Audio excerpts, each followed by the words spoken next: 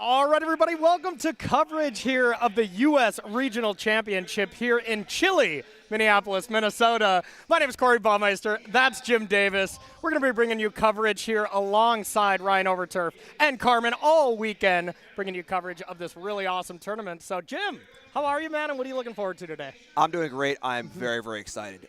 Standard, Tarkir comes into a pretty large standard format. You know, we're on the 3-year rotation. It's one of the larger standard formats we've had in maybe ever, honestly. Honestly, it feels like ever. Yeah. I mean, what do we have, like 14 sets? You know, I mean, that's a lot. And there's a fear where in a larger format, a set will come in and not make that much of an impact. It's a small percent of the format. Yeah.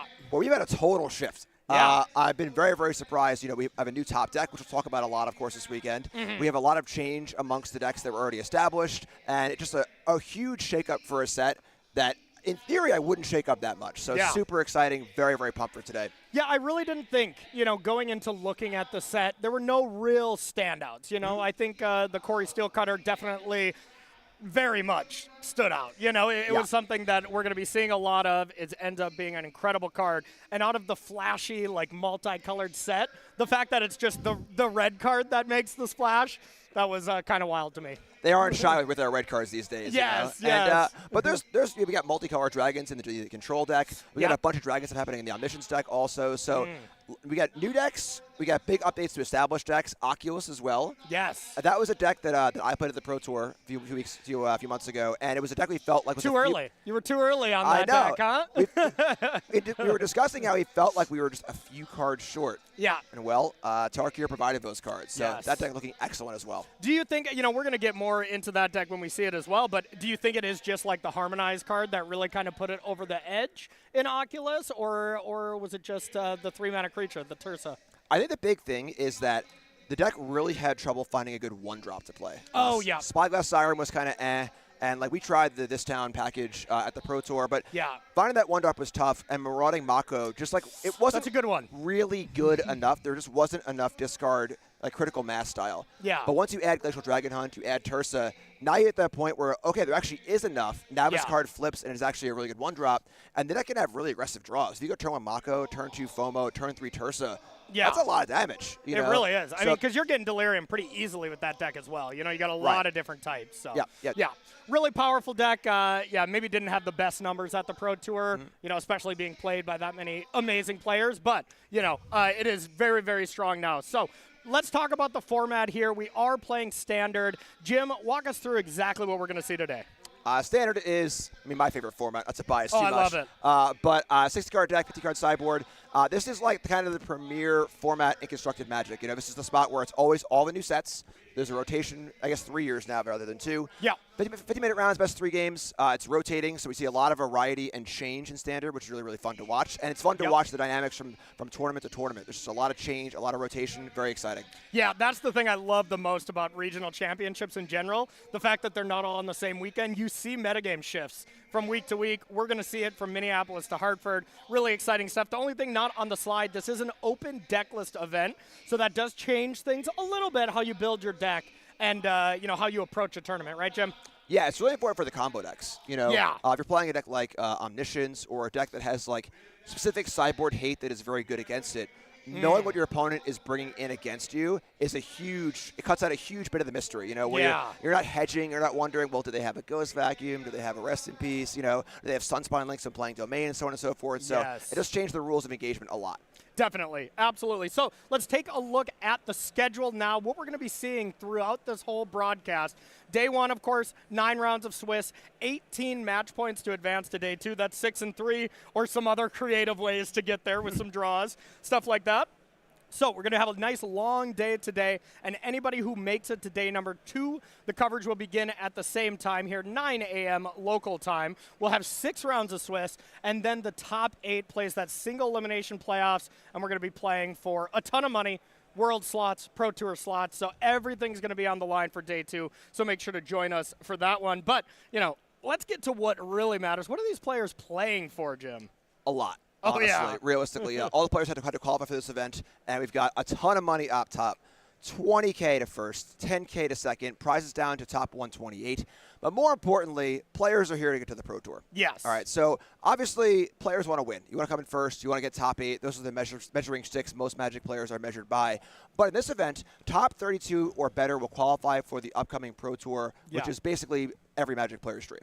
Yes. So that's really, really huge. You get that. And then at the tippy top, as if 20K or 10K was not enough, I also have an invite to the World Championship. So 2 players are going to walk out of this room this weekend extremely happy, going to the Pro Tour, going to the Worlds, and having a lot of money in their pocket. Yeah, absolutely. And someone from, that has the experience of, being a mainstay at the Pro Tour, playing in these regional championships, and then being at the World Championship. How do those events differ to you? Like, is it just another kind of Pro Tour at the Worlds, or is it really... Do you feel that prestige? It's incredible. Yeah. Honestly, it's Pro Tours have their own aura. It's a phenomenal experience, I think, sitting down for the player meeting at your first Pro Tour. And the Worlds is just that dialed up to 11. Yeah. It's a much smaller field. It just feels very exclusive. It feels very like, wow, not only did I work really, really hard to get here, but over a long period of time. And just it's a really, really awesome feeling. Yeah. And, I mean, like, the minimum payment that you get at the World Championship is a huge jump. I mean, it's been around 4,000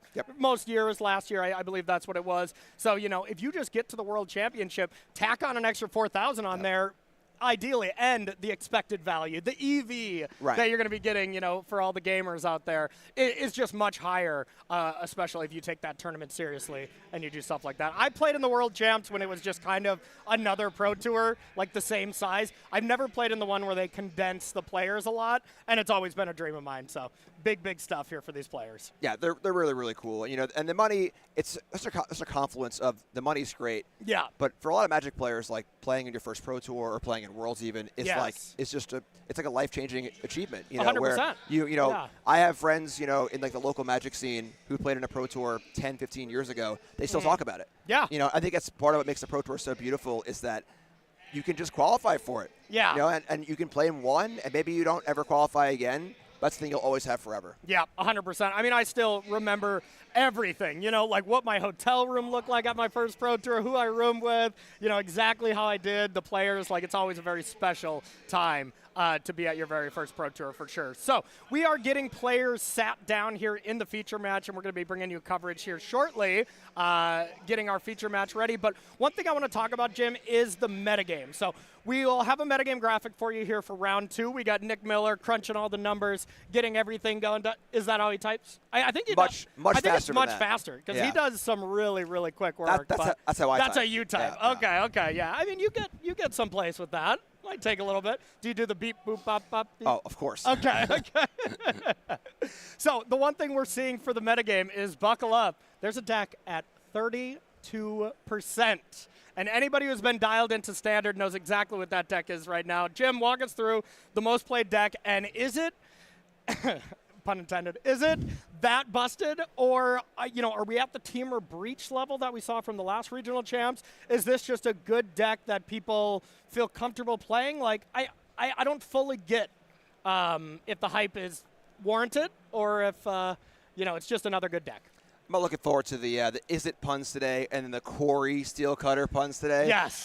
But yeah, Is It prowess? Corey Steel Cutter is a phenomenal card. It's very, very powerful. I don't think we're like even sniffing ban territory, Hogak territory, anything like that. I honestly, I don't want to insult our players, but I think folks have been a little lazy for this tournament. I think that the Is It deck is very, very good. It is a really, really good like baseline deck. It's powerful. It's consistent. It's the kind of deck where it's like almost hard to hate. Where like all the cards are cheap, it draws cards, it does its thing. It's not like it's like using the graveyard or using artifacts or whatever. But it's a prowess deck. It's just 16 threats, some cantrips, some good removal spells, And I think it is definitely beatable. So we're gonna find out this weekend. Sure. I think this is the event where we're hit the peak, and we'll see. Okay, is it a problem or is it beatable? And I think beatable personally, but. We'll see how folks are shaping up today. Yeah, same. Kind of in practice for this. I played the Is It deck. Maybe it wasn't necessarily my speed, not the kind of deck I usually love to play. I recognize the power. I can definitely feel it. But, you know, I was playing just a bunch of lockdowns, and I was kind of doing fine against the deck as well. So it will be interesting. I do think the artifact removal in Standard is not maybe as robust as it used to be, you know, that it has been at different times in Standard's history. You know, we have some Abrades. We have lockdowns. People are starting to bring in cards like Filigree Silex and stuff to deal with the tokens. But, yeah, still proving that the Izzet decks are that strong at 32%. The deck in second made it to Oculus at 12%. So there is that huge jump. And Oculus, the one bad matchup that these Izzet Prowess decks had at previous regional championships, statistically, was Oculus. You know, there might be some of those other decks that are doing well against it as well, but is that the main reason to play Oculus, or do you think that deck is just very good against the field as well? I think it's both, honestly. I think it has a good matchup against Izzet. It's just a pretty powerful deck with the upgrades, like we said earlier. You know, and I think that it's important to note we're still in the evolution stage. Yes. You know, like the I mean, this deck came out, what, like 3 weeks ago? Right. You know? Yeah. The correct Izzet deck has not been found yet. Yeah. There's a ton of dissent on how to build the deck, whether you want to be aggressive. You could be like crazy aggressive and play Bolt Wave. You could be slower and play the bounce package. You could play Slick Shot. Stock up and stuff like that, you know, More card draws, Slick Shot. There's so many possible avenues you can go. Yep. And that changes your matchup spread wildly. Definitely. Like if you're not playing Slick Shot, all of a sudden the slower decks are a lot better against you, you know, and vice versa. So we're still looking for the proper Izzet build, and then also the answers to Izzet. Like you mentioned, Abrade. Abrade's a card it's been in Standard now for a few sets. Forever, I feel, you know. Right. But hasn't really had any targets, so why play it? Yeah. But now folks are realizing, we got to be able to kill an artifact. Yes. You know, if they play a Steel Cutter and get a token and you kill the Steel Cutter, like, it's not a wonderful exchange. Yeah. But, like, now you're not in that Steel Cutter game anymore. You're just playing you play a creature, I play a creature kind of game. So I think that the answers are definitely there. People are still finding them, and they're still also iterating on the Izzet deck. So there's a lot of iteration happening. We're definitely in the living moment of Standard kind of building itself up. 100%. Yeah, I feel the same as well. Like, you know, once a card gets to be that powerful that you have to deal with it and it leaves behind some material, you know you got a really good card. Up the Beanstalk being like the go-to one. Like, people play that, you kill it immediately, and then you like look back and be like, this is not a good exchange, you know? Like, for sure. Of course, spell snaring at something like that would be something ideal, but not in Standard. So here we go. It looks like we got our feature matches coming down, and looks like the top one, we got Jody Keith playing Azorius Omniscience up against Mitch playing Azorius Artifact. So we have a bit of an Azorius mirror, but two very, very different decks here to start it off. So what do you like here? We don't necessarily have graphics ready to go, but we've seen a little bit of Azorius Omniscience, but this Azorius Artifact deck, I saw a little bit at the regional championship last weekend, you know, and it looked okay. Do you think this is more of a meme, or do you think this Repurposing Bay style deck is real?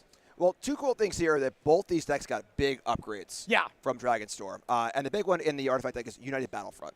Oh, yeah. This is the company for non-creature permanents. And 4 mana to get 2 synthesizers, you know, it kind of solves that. This list from Bologna tries to solve the problems that this deck has had. Where this deck's been around for a long time. Simulacrum Synthesizer is a phenomenally powerful card. Busted card. Allowing you to make tokens of your artifact you play. But the problem is when you don't draw it or you don't get it deployed fast enough, the others of the deck is kind of medium, right? Right. So Battlefront helps you find it. And this deck is super just hell-bent on playing it for the Iron Crag. 4 copies of a legendary mana rock and then Candy Trail, which is like a Ponder-esque, I guess, 1 mana artifact. You get the Scry. It's just trying really hard to say, I want to cast Battlefront on turn 3 or cast Synth on turn 3 every single game. Yep. And we saw it do on Bologna, and now we see it here again. And it's a pretty exciting deck, honestly. Yeah, I mean, it's sweet. I also love Perilous Snare. You know, like, I think that's just such a limited bomb that those kind of limited bombs usually cross over into Standard pretty well and makes sense to have that one doing well. You know, you got to also think, though, all the artifacts are just in direct, you know, fire for this weekend. Your Candy Trails are, you know, in rough shape. Abrade it. Get it out of there. That is true. And that's an important metagame consideration where it's always important you say, well, I'm not going to play Izzet. You still need to take into account the effect that Izzet has in the metagame. If folks are main decking Abrade, that is going to hurt your artifact deck to an extent for sure. But there's definitely a bit of overloading here. You know, we've got the Battlefronts, the Kalos Reconstruction, naturally drawing the synths. You should be able to overload an Abrade or 2. There's no Shatterstorms in Standard right now that are being played. Yeah. They would definitely be played, though. That'd be good. Good Vandal Blast? Let's go. I mean, there's Brotherhood's End. There's yeah. a Cease Desist and a mythic green season that I can't recall the name of that kills all artifacts. There are ways to do it. So if the artifact deck became really, really good, there are some nasty tools out there to keep it in check. Leave the artifacts alone, though. Come on. I know, Come on. All right, and then looking at Jody Keith's side, and, of course, Jody Keith just did very well here at some of our recent events, and kind of a mainstay, that we have seen on the Pro Tour, these type of events.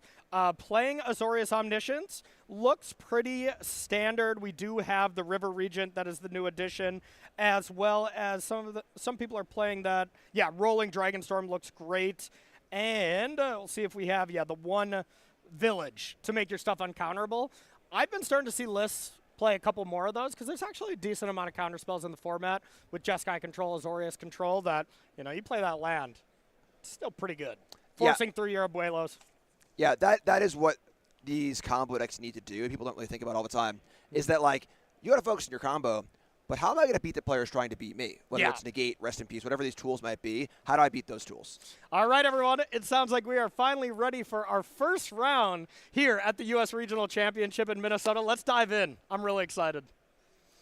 All right, so getting it started, we have Mitch on the bottom, Jody up top here, both playing Azorius decks, but two very, very different decks. Jim, we got a long day on our hands.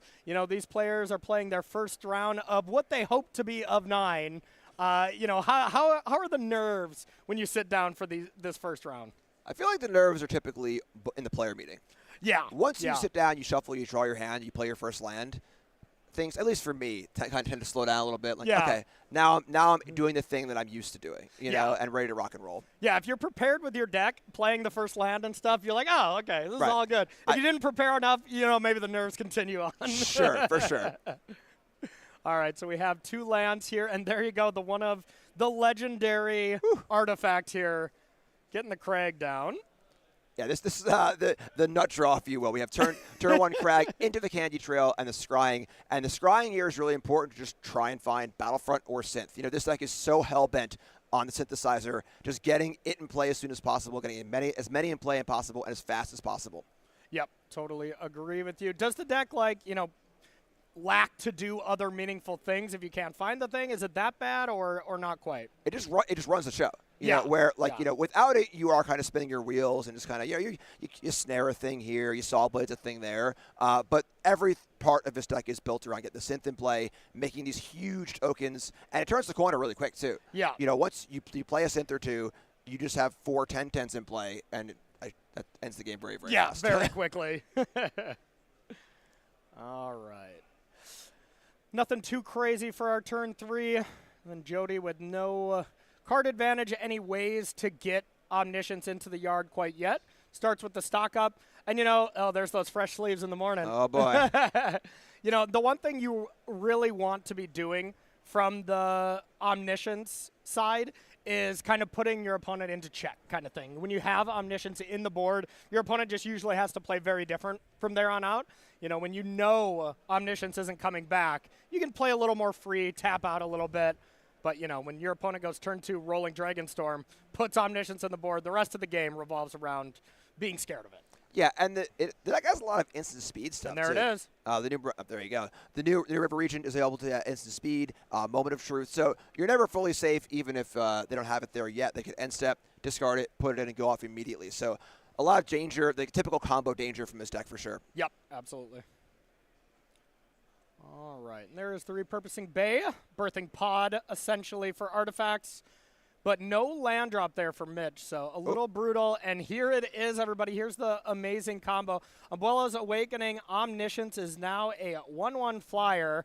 And most of the time, the game is just straight over. Now, some lists, Jim, have went away from the combo, the invasion. And that is what Jody is doing here. Why would we do that? Why not play the win? You can just win the game with enough River Regents, I guess?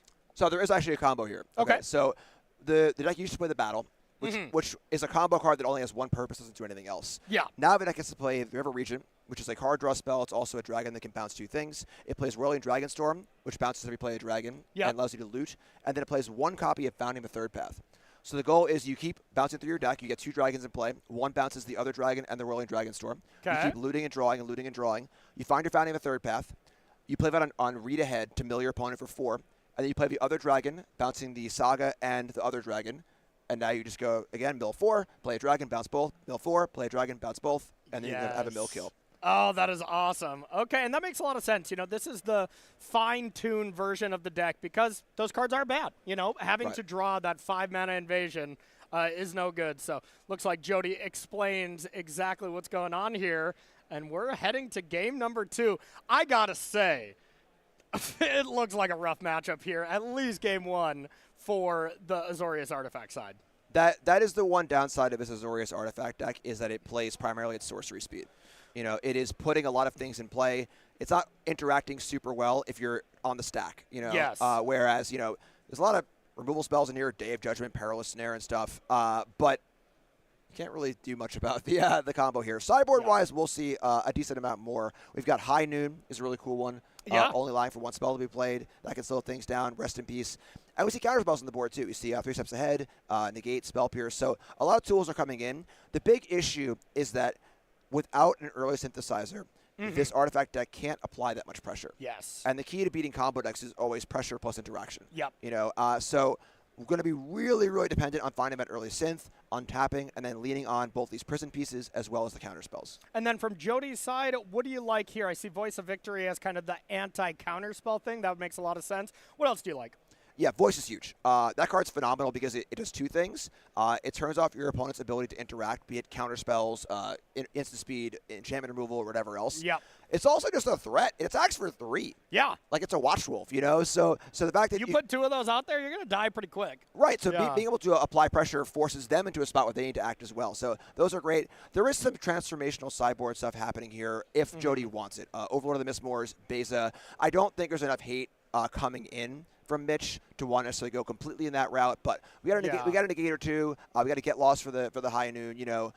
So I think mostly going to be hedging here, bringing in the voices, bringing in a few counter spells if you get lost, kind of stuff like that. And then, again, this is where open deck lists are really, really huge. Yes. There are a wide variety of cards Mitch could have here. You know, we see the High Noon, Rest in Peace, the permanent base stuff. We can see Ghost Vacuums. You can see counter spells. We can see a whole bunch of different things. And Jody knowing exactly what is coming in is very important. Yeah, so I want to ask about the transformational sideboard as well. Does this kind of plan lose a lot of its luster in open deckless tournament, or, you know, I can see it going the other way as well, where your opponent leaves in maybe too much removal and you don't bring it in? Like, is it an advantage or disadvantage for a transformational sideboard to be open deckless? It's a really, really fun game of chess. It is a game of chess, right? Yeah. I think that, like, you know, we're not seeing the full transformational side. It's just a few threats, you know, where, you know, you might leave a good part of the combo in and bring in bases against mono red, or maybe you bring in the overlords against a more mid-rangey matchup to have a threat that can win the game by itself. The goal is almost like to distract your opponent. Be like, yes, you see this overlord? Look at this for a little bit. Don't die to this. While shiny red ball over here. Exactly. Well, look at the ball while I set up my combo over here. Yes. So, you know, so I don't think we're really going full transformation here. I think that in a spot where if Jody sees an opponent with, like, you know, 4 negate, 3 spell pierce, 4 rest in peace, 4 high noons, you can do that. But we're more of like a little seasoned to taste here. Okay, I love it. So this is, of course, the first U.S. Regional Championship here in the United States. We do have a second one that's going to be a couple weeks from now. This is going to be SCG Con Hartford. So this will be our second stop for Standard for the Regional Championship. So show up in this city. Whether you're qualified or not, there's a ton of cool things to do. You might be seeing Jim in the Friday Secret Lair events. If you show up, we can't get Jim away from these Secret Layered Seals events, so you love them. Mystery Bush is really, really fun. Yeah. I opened a foil Goblin Charbelcher yesterday. Oh, yes. Just cool. I don't know, just fun stuff. Give the Goblin Guide the Goblin card, you know? Yep. I love that. But yeah, Hartford is going to be the second regional championship, so make sure to go to starcitygames.com/SCGCon if you want some more information on that. You'll see us there. We'll be in the booth together, chatting it up, talking to you about, well, is it became so good that it took everything down and the percentages grow, or, you know, maybe if another deck came up to prominence and ends up dethroning it. It'll be really interesting to see how the meta shifts between this one and Hartford in 2 weeks. Yeah, I love having these events, you know, event week off event. Like, they're in close enough proximity where we can see a lot of development, but they're not so close where like it's going to blend together, you know? Yeah. Like the 1 week break is perfect. We'll see some online results. We'll see people reacting and trying to figure out how to beat Izzet and how to change the format. And then I'm super stoked to come back and do it again in 2 weeks. 100%. I mean, we saw it from the last one. Our last RCs was really all about Breach. Was it too good? You know, can it be beaten?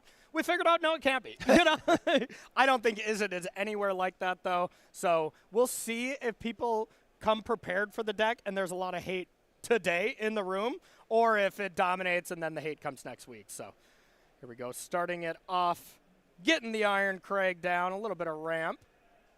Play 4 for a reason. Yep. And just the land pass here from Jody, maybe representing some kind of counter magic, but Mitch more than likely just has to jam anyways here before Jody will have access to 4 mana. Yeah, so this is Mitch's best possible draw. We have Battlefront here on turn 4, and Jody has Spell Pierce on the board, Jody has Negate in the board. Yeah. This is not a matchup where Mitch can wait. Mitch has to get in the board, has to get going, and be able to put a threat in play and then lean back on the interaction that Mitch does have. Ooh, Synthesizer and Rest in Peace. That is nice. Woo. That is a combination. So Rest in Peace will, of course, get rid of the graveyards right now and any future graveyards. So now Jody not only has to set up the combo by getting it to the graveyard, has to first free the graveyard. Yeah, I assume we're asking right now, where does the Battlefront go at Rest in Peace? So if a spell is solved, I believe it would go to Exile, but doesn't really matter too much. Doesn't matter because then it's going to go to Exile with the trigger on the stack anyways, right? Correct. So I would assume that's what we're asking, but maybe not. Yeah. And that's kind of the cool thing about this Battlefront card is the they were not randomized. Okay. Gotta keep things in order here. Don't want to get too out of line. All right. Yeah. That's going to be very important when we draw our next 48 cards. Yep. And then it's not even in Exile. Love it. All right, so we got Synthesizer down. We got Rest in Peace down. So we're kind of all ready to go, huh? Yeah, this is great. Now, typically Rest in Peace against the Omniscience deck and other graveyard decks, you at times want to wait on it and try and, like, play it so you can get some things from the graveyard, have like a Tormod's Crypt effect. Then if they destroy it, you got some value off it at least. Yeah, you can eat an Omniscience maybe, yeah. Right, whereas Jody could like end step get lost this and kind of move on with his day. Yeah. But obviously on the Battlefront, you're still taking it. You know, 100%. Like, it's fantastic. And the synth in play is huge. Now, we see Mitch go next turn play a creature or two, get an artifact in play or two, and now that's the clock that Mitch needs to close this game out. Yep, absolutely. So, and of course, Synthesizer only triggers off artifacts entering that are 3 mana value or higher, so Rest in Peace would not trigger it there. But hey, that's the nice thing. If you get 2 of these, you get 2 constructs along with them, huh? Yeah, that's the big part of breaking serve on this card, where Synth has been like a little too slow on the draw. You cast Synth on the draw, you kind of just like fall too far behind. Oh yeah, a 3 mana do nothing essentially. Right, being able to put a Synth in play with another artifact, make the tokens immediately. Yes. is it breaks parity on the card phenomenally. Yep, 100% agree. So we saw the get lost. Rest in Peace is out of there, so Jody can start filling the graveyard once again. Moment of truth to try to ideally get Omniscience into the yard. Doesn't find it, so no matter what, Jody will need at least 1 more setup turn.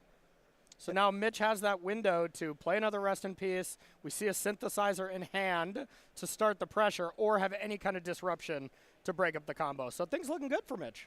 Yeah, the big thing for Mitch to notice here is, of course, Jody main phase that moment of what's it called? Moment of truth. Moment of truth, yeah. Probably looking for a land, Probably, yeah. So that means Jody might not have the counter spells in hand, and also might need to find some lands. And if Jody needs to find lands and combo pieces, that's a lot to work towards. Normally, I would totally agree with you, but when you have a meticulous archive, you just want your scry to be true. So if you scry first and then moment, that's probably not ideal. I guess you get 1 more look at Omniscience, but Jody could have also been trying to do that. That's fair. The one thing that's pretty nice about get lost on your Rest in Peace, of course, you'd rather have your Rest in Peace, but getting 2 maps, these are supercharging these constructs. Yeah, a lot of extra artifacts in play. And now Mitch did do something that I think players should very much take away from here. Only sacked 1 map, left open 1 blue. Would your Spell Pierce senses be tingling now, or? Absolutely, yeah. The choice of, it's funny, the maps give you the ability to tap any amount of mana you want in your turn, spend all your mana. Yeah. And when you don't do that, you are certainly telegraphing certain things. Yep, absolutely.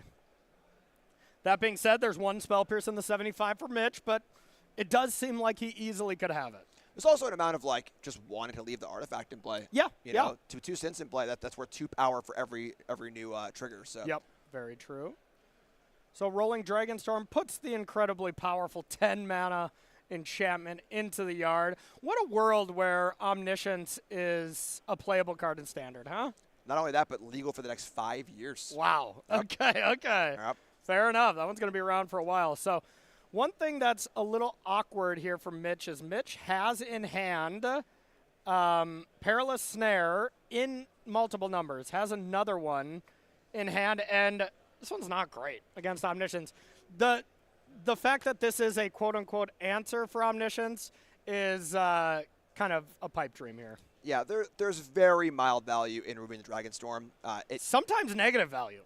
I mean, it gives Jody like a slight chance to whiff. I mean, I maybe not. I don't even know. It's just. But it can also get lost, and they get to draw cards again. You know, that's true. That's true. So, oh wait, no, artifacts can't get lost, right? Right. I mean, it can be bounced by the dragon or whatever else. Sure. So for sure, it's pretty thin. The most important thing is here: 2 more constructs, a lot more artifacts in play. Let's end this game. Yep, 100%. So this is going to be the big turn for Mitch. If Mitch has a negate, you know, and Jody doesn't even have 2 mana available to pay. Nope, doesn't look like it. So if we have a negate for this Abuelo's Awakening and there's no Spell Pierce, we're probably heading to game 3. But if not, here we go. We could be all done here. All right, there it was. That's the formula, pressure plus interaction. And, I mean, there is that Spell Pierce, y'all. So, I mean, those kind of, you know, lessons that you can take away from watching a player play, from recognizing, you know, why would you not sack the other map? You learn a lot about, you know, what your opponent's doing. Players bleed information constantly, so if you can pick up on these little things, they'll make you a better Magic player at the end of the day. And the next level of that is like, well, what if I don't sack the map so they think I have spell? Yes, you know? yes. And that's where Magic gets really beautiful. Agreed. And I think, you know, you see those plays a lot when we get to the Pro Tour, you know, from the top echelon of players. Your average player that you play against, you should take the information they're giving you at face value is kind of the thing I've been learning. But, yeah, if they next level and get you, those are the stories you talk about at dinner, you know? Oh, yeah, absolutely. All right, Jim, any changes, play, draw, or is this a matchup where you're like, you need X in, you need X, Y out? I don't think so. For Mitch, that game went to script perfectly. You know, turn three Battlefront, finding a hate piece and a synthesizer, had a little bit of interaction. That's exactly what Mitch wants to be doing. So for Mitch, do the same thing. Now on the draw, a little bit harder. Yeah. Because, of course, the threat of a turn 4 Abuelos looms large. But for the most part, just more of the same. More of the same. Perfect. Yeah, I really like the look of this Omniscience deck now that it doesn't have to play Invasion. You know, when you're playing a A plus B combo deck like this that relies on the graveyard, you can just naturally draw too many Abuelos, too many Omniscience, ends up being not great. But when you add in the fact that you're playing a 5-mana Invasion that realistically is a 5-mana cantrip, you know, when you don't have the combo, when you can't get the Season of Weaving and stuff like that from the board, I end up liking the deck a lot less. But this looks nicer to me. This deck looks sweet. Yeah, the dragon is huge. Meringue River Regent / Coil Catch. Sift as an instant. Yeah. Like Rainer Revelation, I think it's called in the Modern Horizons set. Sure. It's just like a pretty good card. And then when you attach that to a 6/7 dragon, pretty good body, bounces 2 things. Like, it is possible for Jody to just win games normally. You know, play a dragon, play some kind of control stuff, play a dragon or 2, and just win the game like a control deck would, where that was not possible at all with the old versions of a deck. Yeah, totally agree. And the fact that it shuffles back in, you know, you're never going to, like, prevent yourself from decking by design with the card because you eventually will have to draw 3 cards, you know? I guess if you have all 3 river, no, that couldn't work. But, you know, that kind of stuff does help you late game draw the River Regent side that you want to cast after you've been sifting, you know, for turn after turn. That can actually be, you know, really cool. So we talked about Hartford. That is our next event that we're going to be seeing in May. The one at the end of May is going to be SCG Con in Indianapolis. This is our next spotlight. Jim, walk us through this one. Yeah, Spotlight Series is great. Obviously, the regional championships are awesome. Yeah. But you got to qualify for them. They require a little extra work, a little extra investment. Spotlight Series, show up and say, let's play. Let's play some Magic. Let's rock and roll here and try and get to the Pro Tour, get some great prizes. This one has a very unique prize, actually. The first place prize, the person who's able to take down first place gets to consult on a future secret lair. Wow. Now, we don't know like exactly what that means. I would assume choosing the art theme, maybe choosing some cards. Don't quote me on anything. Yeah. But that sounds phenomenally awesome. So aside from all the great prizes, 8 Pro Tour slots, that's a really cool prize too. So we got end of May, the 30th into June 1st, SCG Indy. Of course, all information, as always, is on StarCityGames.com/SCGCon. It's going to be awesome. Yep, going to be a lot of fun. That format will be modern. It'll be our first look at a major modern event since they took away a totally fair and reasonable card, Underworld Breach. Yeah. So it'll be interesting to see how the metagame adjusts for that one. That should be a lot of fun. Make sure to head on out to one of my favorite cities to play Magic in. I love Indianapolis. I also love Indy. I've been there probably 8 dozen times for events. Same. I've been there as a player maybe like 8 times, and quite a few times as a commentator as well. Beautiful city, great convention center, really a lot to do in the area. So make sure to join us, StarCityGames.com/SCGCon for more information. But let's get back into this here at the Regional Championship. Looks like we got Mitch on the bottom taking a mulligan. Jody keeping 7 on the play. Not what you want in what seems to be a bit of a rough matchup here for Mitch. I mean, honestly, I think a mulligan is a very powerful tool for Mitch. Yeah. I think a lot of Mitch's cards just don't matter very much. Yeah. So it's just about, honestly, finding the Iron Crag, finding Battlefront, finding early synths, and then finding some interaction. Like, the deck really, without Synthesizer, doesn't really present much of a clock at all. No. So you got to have synth. You must have that going on as well as some interaction. So I don't think card quantity matters that much here, honestly. If I was Mitch, I could see even going down to 5 and just really looking for a really, really solid hand. Yep. Rest in peace into synth or something like that to really get it going, that's for sure. But the one big disadvantage that Mitch has now is that turn 2 rest in peace can just be countered now in a plethora of way by Jody, or it can still be get lost. So it does get a little bit trickier. For sure. Not ideal. Yeah. But all right, we got some lands. Perilous Snare probably heading to the bottom of the library immediately. I believe that's that Spell Pierce in the middle. Yeah, I mean, then at a Battlefront there too, I think. So. Yeah. So perfectly functional hand. And we're underway here at our first match here of the day. If you're just joining us, thanks for joining us throughout this day. We got 9 rounds today. Going to be a long day of playing Magic, but a long day that I'm very much excited for. Looks like a 3 steps ahead instead of a Spell Pierce there as well. Good news for Mitch here is that Jody didn't just slam Omniscience into the graveyard. Yeah. Whenever a Surveil land gets to Entomb for 1 on turn 3, God. Turn 1, it is unbelievable. So busted. So busted. That's when you slow roll and be like, I guess I'll put it in. Yeah. I want to say we put the Perilous Snare to the bottom, drew it right away. Of course. Classic Moto Bug. And there is the voice of victory. No interacting on Jody's turn, but, that Perilous Snare is going to be pretty solid here. So I think now the big pressure point is going to be if Jody can set up, put an Omniscience into the yard this next turn, while Mitch literally has to deal with Voice of Victory to be able to interact, and then can just get the combo into play. That seems like it's Jody's game to lose if he has the nut draw from here. Yeah, it's funny how, typically the player playing against the combo deck is trying to layer up these, things you need to get through. Yeah. Your combo is steps. I'm going to add a step to it. I'm going to play a High Noon. I'm going to play Rest in Peace. But now Jody's adding a step where, hey, if you want to interact with me to play your hate stuff, you got to deal with my hate stuff too. Yep, 100%. Great card. Great annoying card to play against, that's for sure. So in the tank here, looks like we do have the choice between High Noon and just getting another land.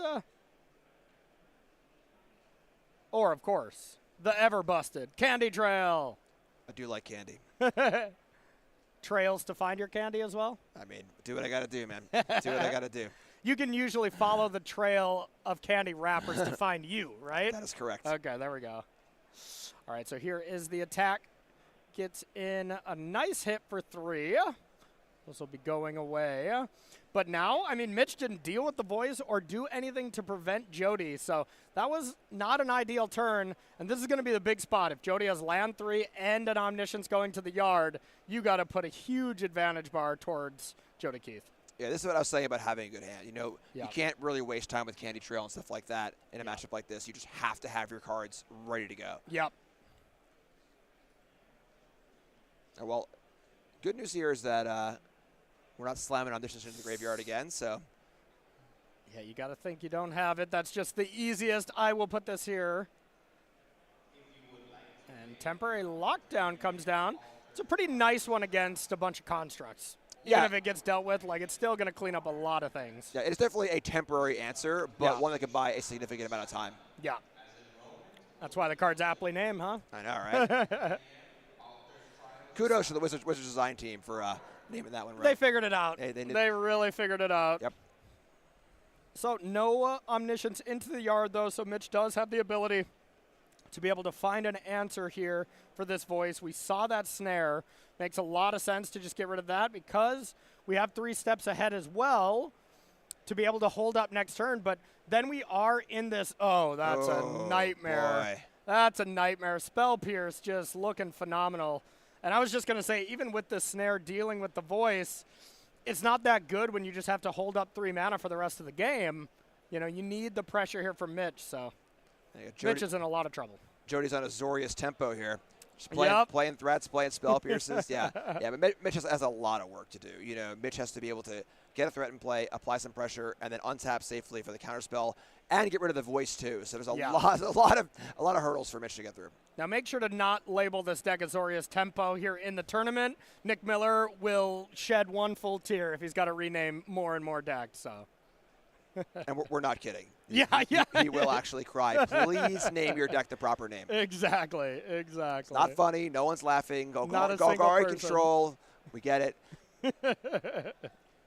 This is what I was saying about the voice being a clock, too. Like, in a game like this where things get kind of messy and slow down, you think, turn 4, turn 5 combo or no, but this is a messy game. And 3 turns a lot. It really adds up. It really is. So we're just sacking the candy trail here. Trying to draw a card and hit a land. We did hit one. We didn't have land 4, I don't think, from Mitch. So Mitch took a real risk here because Mitch has High Noon, has Get Lost. So if you don't hit a land, you just go sack candy trail, go. But Mitch recognized, hey, I'm far enough behind. I need a land so I can not only play a spell this turn that matters and then start double spelling. So I actually really like that risk from Mitch. I strongly agree. Yeah.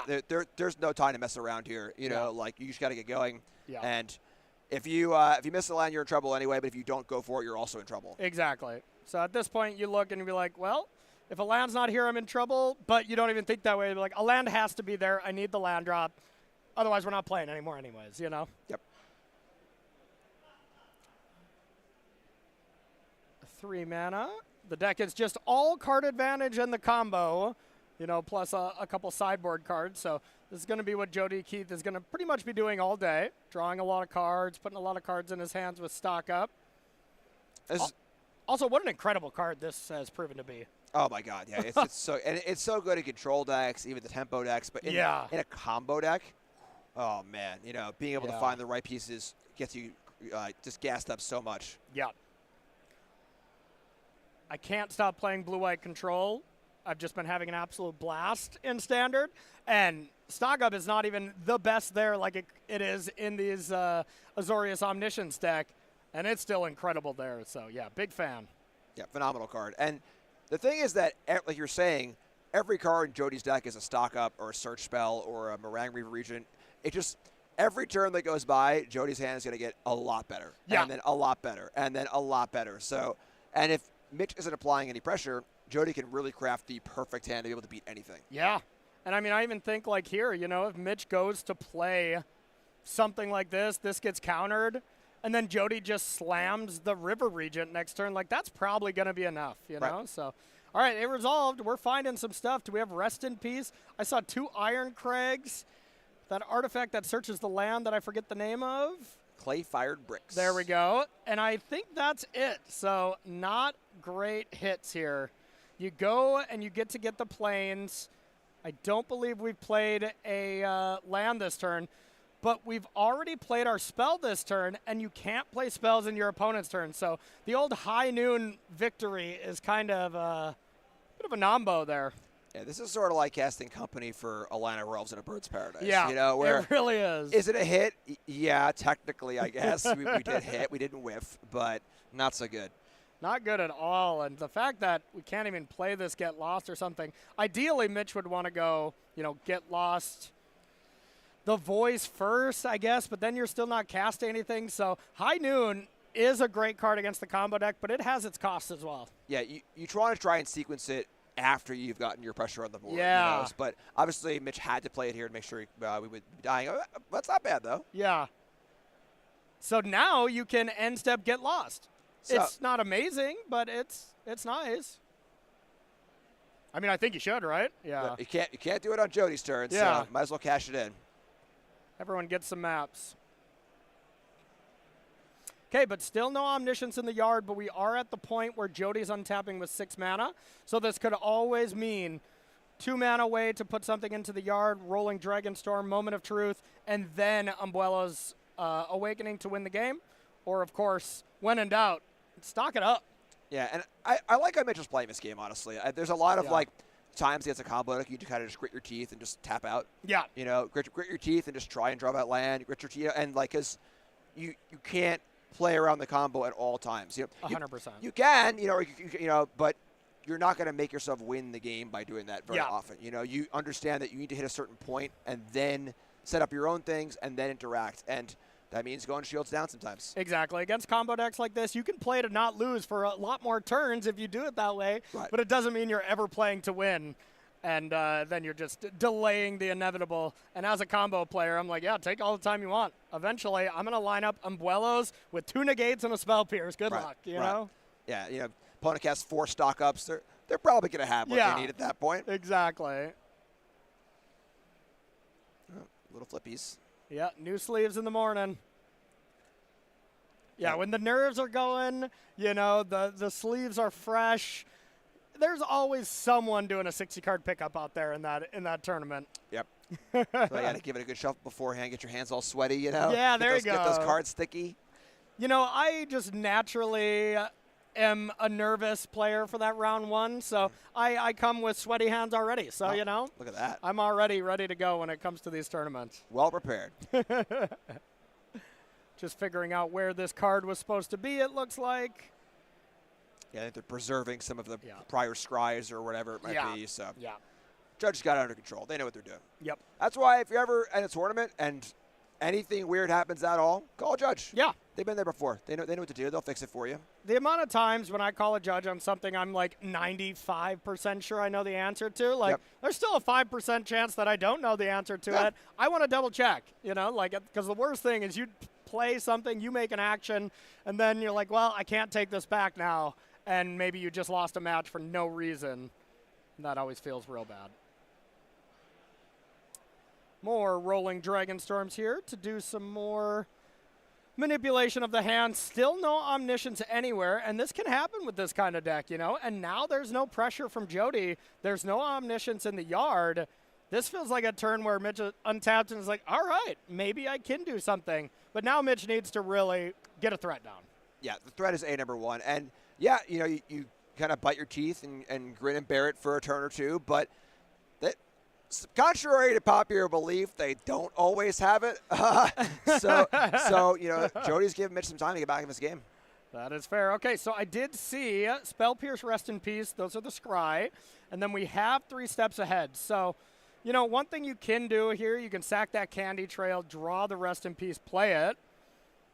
You could still get Spell Pierced, which is brutal. Or you just say go with 3 steps ahead, naturally draw Rest in Peace next turn, which I think I like a little bit more. Yeah, I agree. I think that, if you're not actually tagging an Omniscience with the ETB trigger on the Rest in Peace, and if Jody's hand has a bunch of cards in it that are not Omniscience, it's likely to be more Get Lost or whatever negates, whatever else it might be to deal with the Rest in Peace. So you can kind of wait, have your counterspell up, get a little more set up for next turn, and kind of just keep on rolling here and trying to find that elusive threat. 100%. Of course, for Jody, we see the Blast Zone that was just played is another one of those answers to Rest in Peace and other various hate cards. And that's just a land. I mean, Blast Zone is phenomenal in this deck. Yes. Because you have the time. I think the only thing that would make Blast Zone better in the metagame right now is if it started at 0. Yep. Be able to deal with all these monks that are hanging around. But still pretty strong. So this usually happens when your opponent goes to do something on end step. you get this dragon in while you can, and now Mitch makes the decision to cancel it right now with the 3 steps ahead and, walk right into a Spell Pierce. Wow, this is interesting. This is interesting. So choosing to fight over the card draw spell rather than hold it up for a thing. I think like cashing out of the mana now is very, very appealing. Yeah. Like not needing to leave up their mana for the next few turns is pretty cool. Yeah. But that's tough. Jody's hand isn't made yet, but there's still a lot of cards behind him. There'll be stock ups and stuff. So yeah. And here's the risk too. Like if Jody has just 1 negate and didn't care about this card draw, you cast this Rest in Peace, it gets negate, and now you can't back it up. Like that's the train wreck scenario that we easily could see right now. Now we'll see if that Spell Pierce was left on top as well from Mitch. If so, you kind of have that answer, but nope, Rest in Peace has resolved. Mitch's got to get a threat in play. Yep, and just doesn't have one, I don't think. Yeah. I guess that's kind of a threat. You can craft with the artifact, and it eventually does something that I never see it truly do, but... Yeah, it's I believe it's 7 mana, it turns over, makes 2 1/1s, and then it's a Glorious Hand and Fire Creature. Yeah, so it makes 4 power. Yep. Yeah. And there are the maps in play to craft with. Usually you craft from your graveyard. There are no graveyards, but the maps can do that just as well. Yep. So that is real. That could matter, but when can you tap out against this deck? It makes it a little easier to tap out when there's a Rest in Peace in play, don't get me wrong. You got the old Thousand Moon Smithy here. So this is a one of in the list. legendary artifact that will make one of those construct tokens by itself. Okay. And that's the ability where you can tap 5 artifacts and make it into a land where every spell you cast will make another one of those artifact things. So it is definitely not the this is the bench player. This is the 6-man. Not the primary threat, but yeah, Mitch needs anything right now. Exactly. Mitch will go down to the YMCA and pull a guy off the court there. Someone's got to shoot some shots here. Might even get us in the game, and we're both injured. So. I know, right? All right, gets it down. End step. Jody just cranked up the blast zone. And now, you have that answer to Rest in Peace right now. And then you can try to get an Omniscience into the yard to kind of threaten that. But Jody Keith can't win the game this turn. So, looking pretty solid here at the moment here for Mitch. Yeah, a lot of steps that Jody has to go through here. Get rid of Rest in Peace, get all the missions down. Yep. And then that gives Mitch some time. A creature plays pretty large. And with the amount of mana that Mitch has too, flipping bricks and then having a negate or a spell pierce or something like that is within the realm of possibility. Yeah. Would it tilt you that you have to bring a gnome soldier artifact and a construct even though they're the same? It's actually a gnome? Yeah. I didn't know that. It's a gnome soldier artifact creature token, so it's not a construct. Oh my god. Oof. All right, well, we got no more gnome here. Gnome's going to jail. Okay.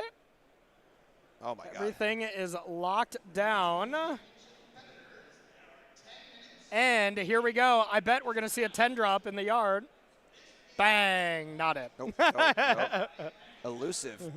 Jody's been through almost half a deck at this point. Yeah, no kidding. So, but again, that happens, in a long tournament, 9 rounds of day 1, 15 rounds total. Yep. Sometimes you're going to have the game where all 4 omniscients are in the bottom 4 card, or bottom 4, 40, 20 cards of your deck or whatever. Sure. 4 cards, 20 cards, whatever. Somewhere down there. Yeah, there's somewhere. But, the one thing, it doesn't happen often, but you can cast that card. You play 10 lands in your deck. Corey, yeah. I hope today somebody casts an omniscience on Jody's 2 lands away. I want to see Jody's at the door, knocking to hard cast this. That is one I have not seen yet in playing a good amount of standards. So bring it on. Let's go. There's nothing that, Magic chatters love more than a hard cast of a very expensive blue enchantment. Yep. Get the Shark Typhoon in play. Get Omniscience in play. Yep. It's what we all live for. And the issue here has been all game is Mitch just doesn't really have a threat. There's nothing really going on. Jody's got all the time in the world.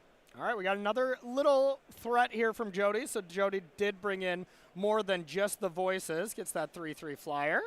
Yeah, Clarion Conqueror will be able to turn off the activated abilities of artifacts, which I think is somewhat relevant here. More of an answer to Ghost Vacuum a lot of the time. Pretty good against the Fabricator, right? Yep. Yeah, that's nice. But yeah, Ghost Vacuum, that's a solid one.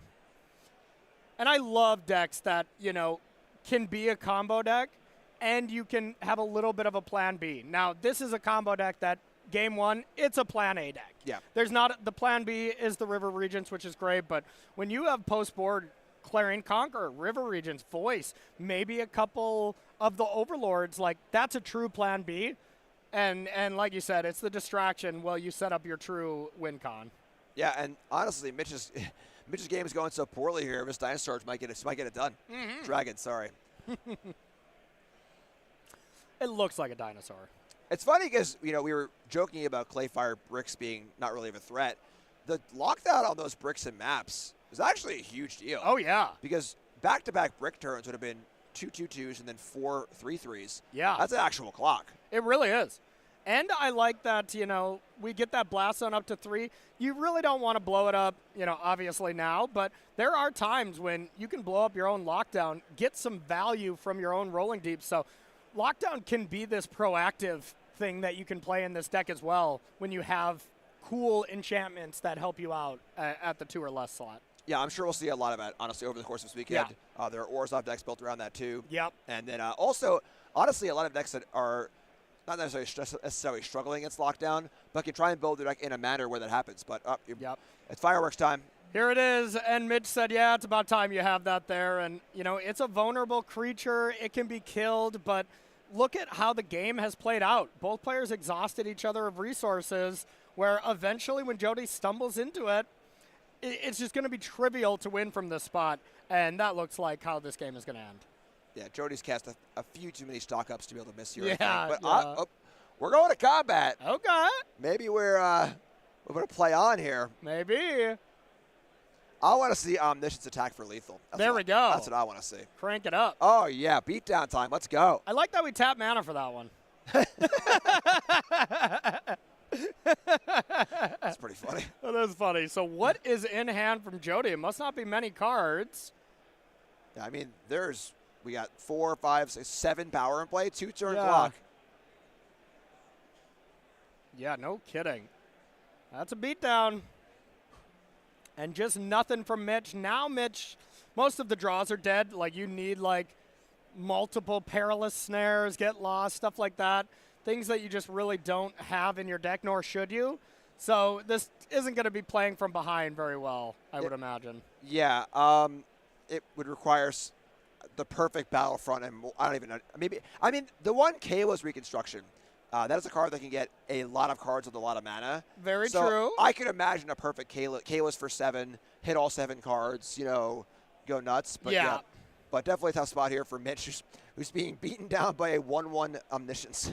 I love it. What a way to start the day. Oh, yeah. All right, probably the last draw step here of the first match. Outside of something phenomenal, like you were saying, from Mitch. And, so far, both players, I think, played this game quite well.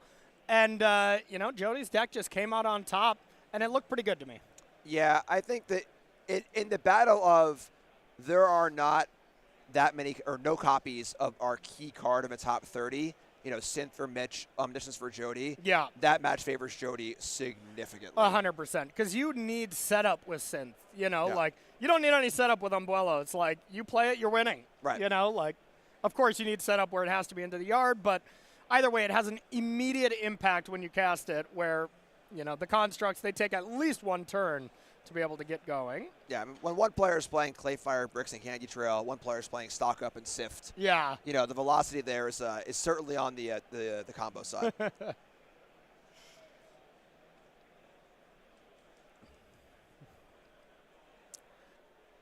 So big think on the snare. There are many, many viable targets. Yeah, I was like, you got to take the 1/1. Get it out of there.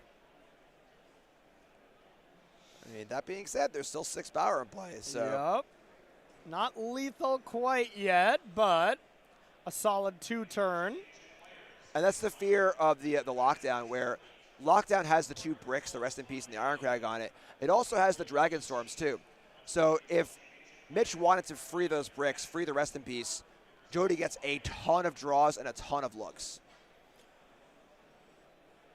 Yeah, if you want to make that move. There is the attack, down to 1. And we'll see if Mitch has that Kayla's reconstruction. That's got to be the number one thing. Yeah, just one big Kalos for the world. And is those 2 cards enough? Stop these 2 threats? Nope. And it was not. Finally found it. It found the synth finally, yeah, but a little too late, unfortunately. A little too late indeed. All right, so match number 1 goes to Jody Keith, an amazing Magic player starting off the day right. You know, of course you want to start your day off with a win, but it's such a long tournament. You know, 6 threes making it in, whether your breakers are bad or good, you got to still be feeling okay if you're half the field here that loses round 1, right? Yeah, I mean, tough matchup too. You know, realistically, game 1, I don't want to say it's unwinnable, but it's pretty tough without it the looked interaction. rough. Yeah. And then you know, and the Omniscience deck is one of the more polarizing decks in the format. It's a deck where it's going to have some of those really lopsided matchups. You know, but occasionally will lose to itself. Yep. And then we'll struggle against hate and strong interaction. So the match played out kind of like you would expect there? Yeah, absolutely. Yeah. Cool. Game 1, no chance. Game 2, we saw, you know, get some clock in play, use some hate cards, but Game 3 just could not apply the pressure, which is tough for a deck that only really has 4 key pressure points. Yep, 100%. So I think we're going to be looking at things like this in the is it prowess lens here throughout day 1 at least, because that's the biggest question mark to me is how is your matchup against is it? How do you like, honestly, both of those decks against is it, starting with Omniscience? Omniscience, they have a lot of tools. Yeah, you know, I think it's pretty decent. It's a good lockdown deck. It's pretty fast. You know, I think it's going to depend a lot on how is the Is It deck built. Yeah. Do they have two Spell Piercers main deck? Or you know? 4, you know, in the 75. Like. Flood Maw. And it's interesting, too, because the way the Abuelos works, it puts Omniscience into play as a 1/1. Yeah. Which means that a card like Burst Lightning is, in theory, a piece of interaction. That they can play around that by having a second copy of Omniscience in hand. So and just replay it right away. So the first spell you cast is the real Omniscience. They can kill your fake one. Yeah. But that one resolves. You just keep going. But that requires more setup. Yeah. So that requires more time to get things going, and obviously the Is It deck is pretty fast. So I think it's probably reasonably close. I think it's going to be based on each player's deck list, how many spell piercers is it player playing, and then how much interaction, lockdowns, and stuff is the Omni player playing. And I mean, Umbuelo's natural enemy feels like Spell Pierce to me, and it's played quite a bit. So, all right, we're going to jump into our backup feature here. We are jumping into game number 3. Ooh, I recognize these players here. We got Theodore Jung up top and Raja Suleiman, both phenomenal players. They are in game 3. Those pips were just left from the last match. Jeskai Oculus up against Orzhov mid-range. Yep. Interesting. This could be the finals. This is a phenomenal matchup. Oh, yeah. Absolutely. Theo's a former teammate of mine in multiple Pro Tours. Raja's incredible also. So good stuff here. Yeah, I would think these players are, you know, within the top 5% for sure of players in this tournament. Absolutely. You know, maybe top 1%. Yep. Played against both of them. They're both very scary. And they both play good decks almost all the time. So these are a little bit of, well, they're not playing Is It. So I would wonder their reasoning not to do so. It looks like Raja is on the team beat Is It. Okay. You know? I think cards like Preacher of Schism and Shieldred, these big toughness kind of powerful anti-aggro cards are quite good in that matchup. Yep. A lot of removal spells. Legion to Ashes, again, it can kill an artifact, you know. And so having a deck that can kill the cutter, kill the artifact, and apply a lot of these threats like we see in Brighton play right now, you know, Preacher, Shieldred, definitely in the trying to beat Is It camp. Yep, absolutely. And I mean, I think on top of that, too, the other sub-game you have to play is what we were kind of talking about. What are the answers that are targeting Is It decks? And Lockdown. Lockdown's everywhere. Yep. So playing Preacher, the Preacher stock has risen tremendously since Tarkir Dragonstorm has come out. So that's a card that was basically a sideboard card for red decks before that, you know, before Lockdown was everywhere. And now it's becoming kind of that main deck all-star once again, and it is a phenomenal card. Yeah, very, very powerful and hard to deal with. You know, a lot of burst lightnings floating around. Can't touch Preacher. Yeah, well, for 5 mana. Sure, I guess. Come on, Jim. Sure, I suppose after it's already attacked you twice, you can spend your whole turn to kill it. There we go. There we go. All right, so Shieldred on the board up against the deck that draws 2 cards often. You know, so this is always really brutal. If you don't have the answer right away for Shieldred, it can be very, very tricky. Yeah, very powerful in this matchup for sure. And honestly, a lot of things we're talking about these creatures being so durable applies a lot here. You know, Theo's deck, the main kill spell Storage Tower, You know, there are a few, you know, there's a Flood Maw here, Destroy Evil there, but these big 4 toughness creatures are hard to deal with, and Shoulder in particular is so good against Tursus, Team Core Scholar. You know, if you are the Prof's Eidetic Memory deck, and you're interested in drawing cards for value, Shoulder will be obviously an all-star. Pretty good against you, yeah, that's for sure. So, looks like players are figuring out, maybe was Preacher used in the wrong thing? Because if you have more life, you draw the card. If you have less life, you make the vampire, right? So, I believe that's how it is. So, they're in no way, shape, or form should be a vampire, right? Yeah, I would be looking to agree. Yeah. I mean, it's possible. It looks like that's the case. Yeah. So we'll see. Once again, and first match of the day. It's early here in Minneapolis. You got to shake those cobwebs off. Even great players can, make mistakes too. Believe it or not. Yeah. Except you. Oh yeah, obviously. Yeah. This is an exciting matchup too, because it's easy to think of a tournament as is it versus the world, Breach versus the world, whatever, but it's only 30% of the field. There are a bunch of other decks, and there are a bunch of decks trying to beat Is It, and when they clash with each other, now you have kind of weird interactions where okay, well, I brought the Shoulder for Is It, but it's really good against the Oculus deck too. Cool, and the Oculus deck, I have these Destroy Evils that were for one thing, but now they're for this, and a lot of thinking on the fly, a lot of adapting, and just it's a lot of things to do. Yeah, no, Standard's great right now. A lot of different decks, and you get into those spots where you're like, so many people are like, I know Is It's going to be the most played deck. I'm going to make sure I'm super prepared for it. Then you lose to Manifold Mouse on turn 2, and then you get Orzhov controlled round 2, and you're like, oh, I didn't have anything for these matchups. Like, this is still a large tournament where you are going to play against everything. You are going to play against people that qualified with their certain pet deck that they're going to play again and you got to be prepared, for those kind of things and not just the go-to deck. Like when we've played at Pro Tours where it's like, hey, there is a deck that is the best deck, sometimes it is correct to play this kind of like pre-boarded game against these style of popular decks. Regional championships, I almost never have that mentality going into it. Agree strongly. Yeah. Magic players are very hyperbolic. Yeah. And, Is It everywhere? Everyone's playing Is It? 70% is still a pretty large number. Yeah. So, and I mean, out of a 10-round tournament, you'd play against Is It 3 times. Right. What about those other 7 rounds? You going to be all ready to go against one deck and then lose to the rest? All right, there is the nice little spicy tech. Legion of Ashes. Yeah, Theo's in a world of hurt here. Yeah. The Scholar is a card that needs help from other cards. Either you're discarding an Oculus or you have a Profs in play. Yeah. By itself, a 2/2 flyer for 3 is not rumbling super well. As you see the jump block here on poor Shieldred. Yeah. And, if you had the Torch the Tower or something, some ability to finish it off here at end step, that would be great. But, oh, man, a helping hand, but at what cost? Yeah. What cost of this help? Yeah, and there really are not many Shieldred answers here in this deck. 2 Destroy Evil, some sort of combo of burn spells, but yeah. Yeah. Wow, just Shieldred went the full distance here. Didn't have any Get Lost, didn't have any, Destroy Evils to be able to answer it. And who would have guessed, Shieldred's still a good card. Yeah, and this is like a lot of what we were saying in the intro, where this format's still in its infancy, and like, is It Brow is great? Yeah, but it's great against the format a week or two ago where, like, nobody was ready for it at all. Yeah. As the format evolves, cards come out of the woodwork. Shouldered, hey, that card wasn't necessarily great a few weeks ago, but now it's coming out and oh, yeah, that card's still really, really good. Lines up perfectly here. So it's a really big format. There are a ton of cards.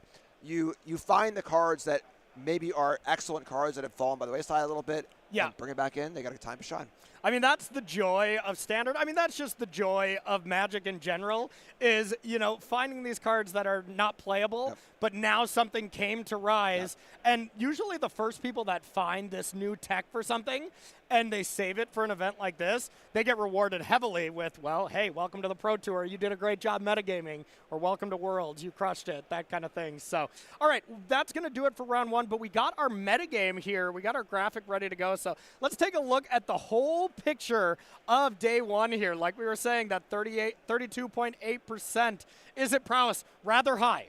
Rather high, and then Oculus at 12, and then everything kind of falls off a cliff. Walk us through all this info, Jim. Yeah, I mean, again, Is It Prowess is great, but the recipe to beat it hasn't really been solved yet, and there'll be huge dividends for those who do solve it this weekend. But 32 is pretty high. I think it's also like, it's a really, really good deck to pick up if you want an RCQ maybe in Modern or Pioneer or whatever else, where it's just really straightforward. It's very pleasing to play. You're just playing cantrips. You're playing an aggressive deck. You're attacking. You have really good nut draws. So it's very, if the big deck was Omniscience or some much more obtuse deck, not playing normal Magic, kind of hard to play, it's a harder sell. But for this spot, deck's very powerful, very, very good. Yeah. Oculus here in second, also a very powerful deck, has a good matchup against Is It. Domain here in third. In third? Yeah, and I think Domain was a pretty good choice for this tournament, honestly. Do you? Okay. I think that... Because doesn't it struggle with Is It, right? I think you can build your deck in a manner where it doesn't. Yeah. And then like we're saying, Is It 30%. 70% of the field's trying to beat Is It, and Domain tends to be really good in those non-Omniscience matchups. Oh, definitely. Yeah, that makes a lot of sense. Yep. And then we got Omniscience we just saw, good combo deck.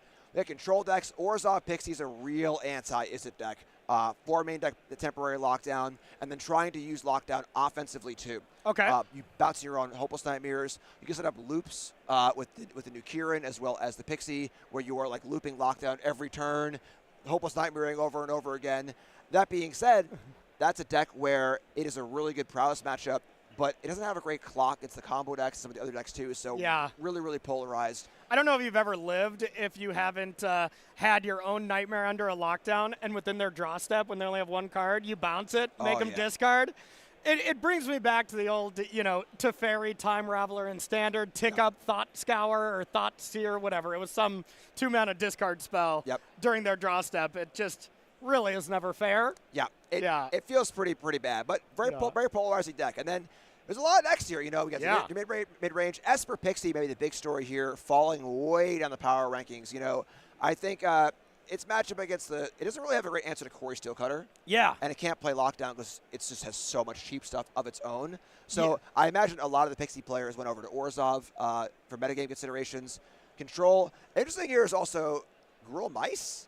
Mono red. 1% mono. Unreal. I mean, this was the card people were clamoring for that, oh my God, they didn't ban anything from Mice. Right. Turns out the people at Wizards, I guess, know what they're doing because, I mean, these are embarrassing numbers for what I could have easily considered the best deck going into this 3 weeks ago. Well, in Bologna last weekend, I'm pretty sure it was Prowess 1, and then it was Pixie and Mono Red 2-3. Yeah. And so this is an unbelievable drop-off. If you asked me, Jim, how much mono red in this tournament, I would have said... Jim, how much mono red in this tournament? I would have said 8%, not 9% probably. Yeah, maybe third, fourth deck. Right, for sure. So very interesting. And again, we're already seeing that dynamic of week 1 was Is It's coming out party. Yeah. Week 2 is everyone, oh, cool, Is It? But we're going to see some growth here, and we're going to see... I'm really excited to see it hard for 2 weeks, So this narrative, this storyline of, oh, this is really, really good. We're going to all answer it now. And we saw Raja right there trying to beat Is It with trying to be the answer person. Creatures, And he is one of the better players in the room. So, everybody is kind of on, most people are on level 1. Is it cool? Let's play it. The people that are on level 2 be like, let's beat it. Yep. That is what looks to be Raj's deck. That's the Oculus players and really interesting stuff like that. So right before we go to break, what would you have played this weekend? I would have played Domain. You would have played Domain? Yeah. All right. I would have played Azorius Control. You would have had a dominant matchup over me. That would have been brutal. And a lot of decks. Yeah, and a lot of decks. So that's going to do it here for coverage for round number 1, but we're going to take ourselves a short break, and we'll be right back for round number 2 of coverage of the U.S. Regional Championship here in Minneapolis, Minnesota. Don't go anywhere.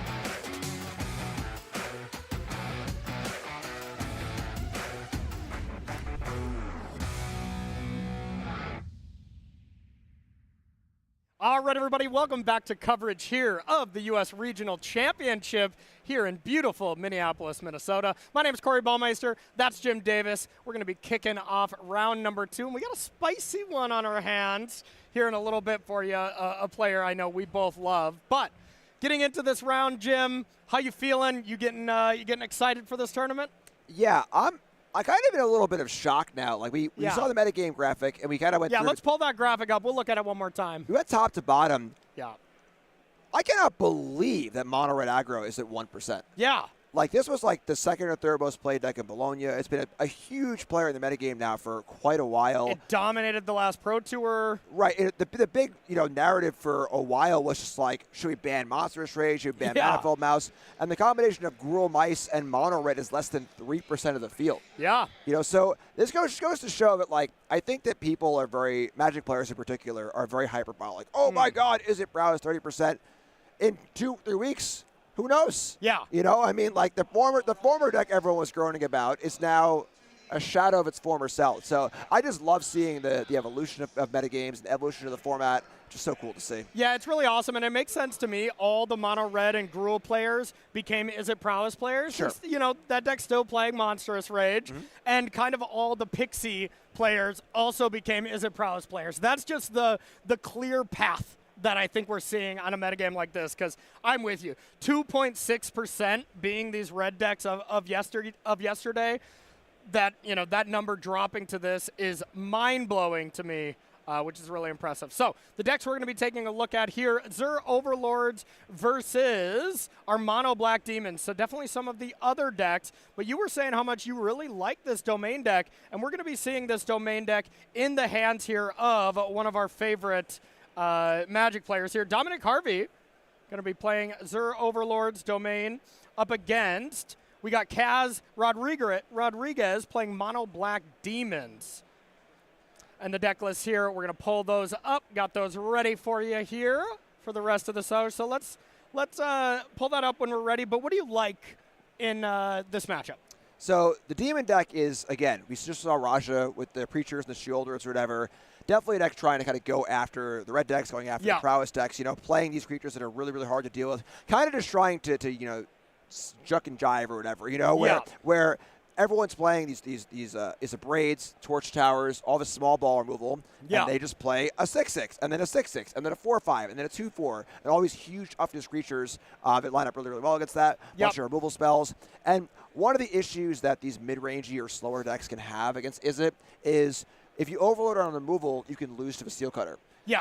This deck can't remove Steel Cutter directly from the board. There is not really. No artifact destruction block. A few filigree Silks in the sideboard, but you just got to go big and go over it, huh? Right. But what you can do is just kill a creature or two, play an Archfiend of Vadros, and win the game in 2 turns. Let's throw up that mono black deck list here so you can all see at home what we're playing here. And once again, I think with 38%, whatever it was, 32% everything's going to be under that scope. Like, how does it line up against that?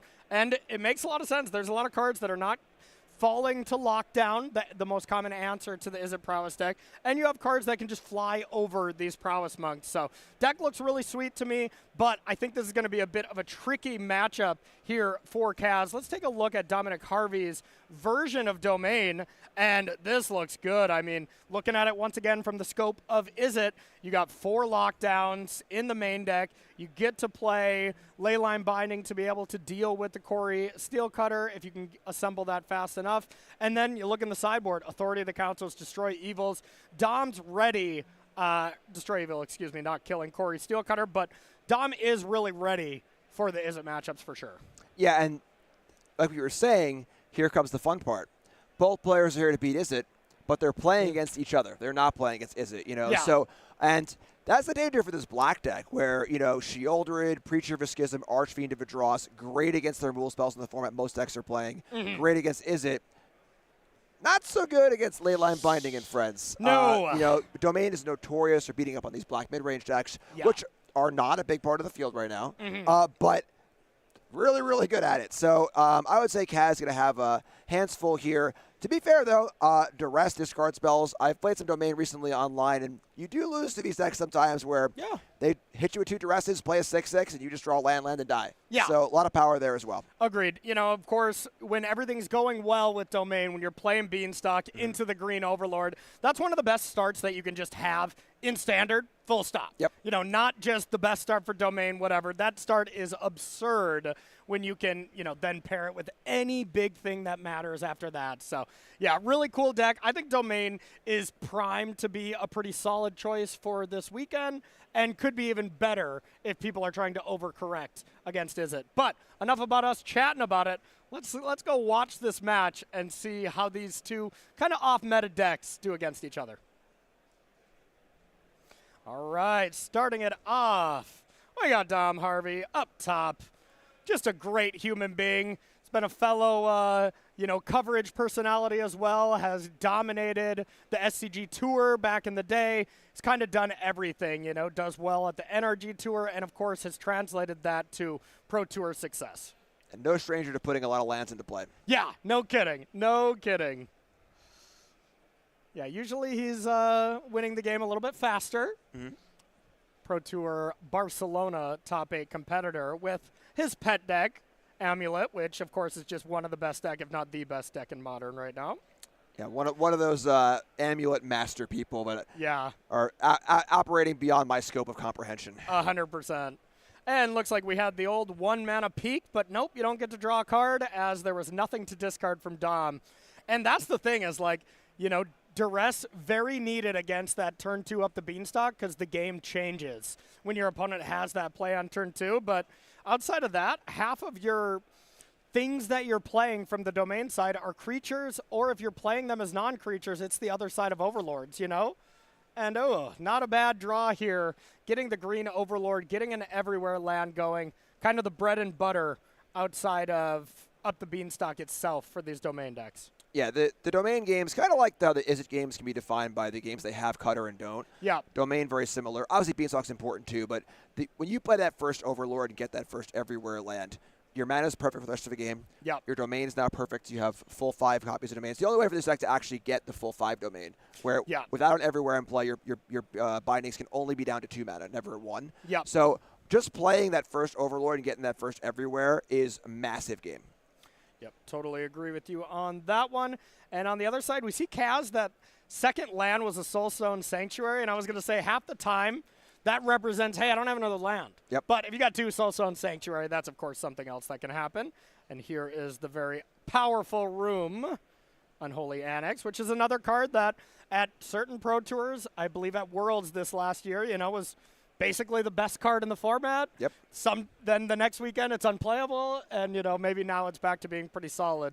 Oh. And here's the combo. This was known by Kaz. This Zur was revealed, and this combination is just disgusting.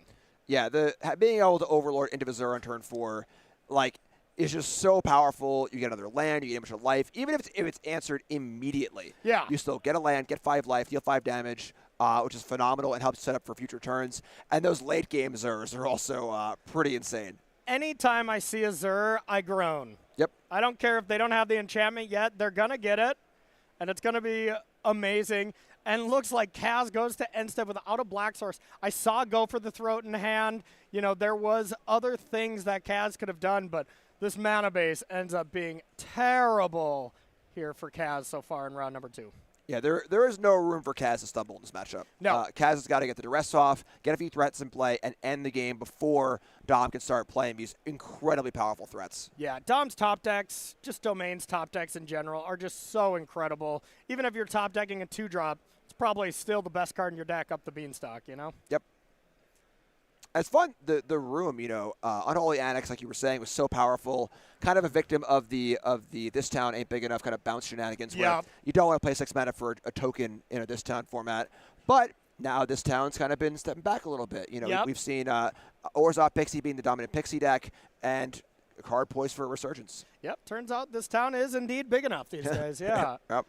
All right, double go for the throats, getting rid of the 2 Overlords. So Dom's out of pressure, and now Kaz will have the ability to get a demon down next turn in some way and hope to, get this draining going the other way, as Kaz is already at 4, but there will be no time off as Dom goes for the White Overlord, gets a couple flyers in play, and going to be really tough for Kaz to neutralize this threat. Spawn more Overlords. Yes. Yeah, Overlord of the Mistborn is just unbelievably powerful card. They're all so good. In any fair sort of matchup, this Grave Titan effect of this huge creature, 2 Rape Bodies, and then that pressure of, like, if I don't kill this immediately, there's 2 more creatures, and it's just going to fall way behind. And you got Alexander Hayne tokens. Ooh, nice. Fellow countryman of Dominic's. Oh, Canada. Yeah, it's not fair. Dom was just, he's like, yeah, I could win in Canada. I want to come down and play these U.S. ones, though. Do some damage here as well. And there's that first attack with the Overlord is so backbreaking. Oh, yeah. Yeah, all the go for the throats look like they've already been answered. Oh, how about the second one? How do you feel about the second one? Pretty good? Yeah. God, I don't know if Dom brought enough Alexander Hayne pro cards. It looks like we're getting into the second tier. Yes. second, first printing and second printing. Yeah. I miss those. I do too. Those are cool. Yep.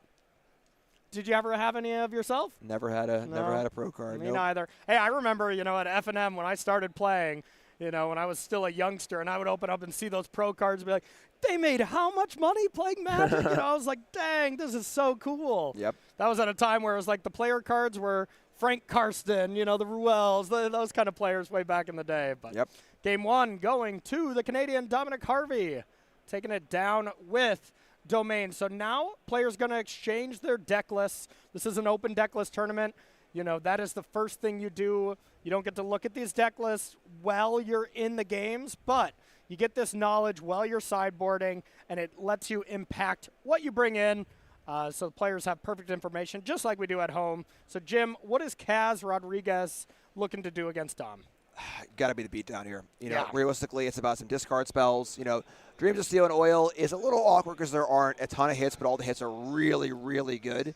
And then Stonebrain could come in. This Domain deck is different than past Domain decks, where these mid-range decks wanted to name Atraxa because that was the unbeatable card of the Domain decks. But now with the Overlords and other various threats, the Stonebrain is probably coming in, but it's not as backbreaking as it used to be. But yeah, the reality here is that we want to see discard spell, threat, and just turn the corner before Dom can get out of it. And yeah, that is crazy. Sorry to interrupt you, Jim, but like the fact that these Dom's domain list doesn't play any Atraxa. Usually you play one or something, but yeah, the Overlords are just so powerful. Yeah. Usually there is one on the board typically for like those slower matchups and stuff. Sure. But for the grindy matchups, as they say, right? Yeah, exactly, right? It's 7 mana is the new 5 mana, Yeah. But yeah, not even bothering, because the Overlords are also powerful. Real cool card in the sideboard too. This is a Reed Duke innovation from the last Pro Tour.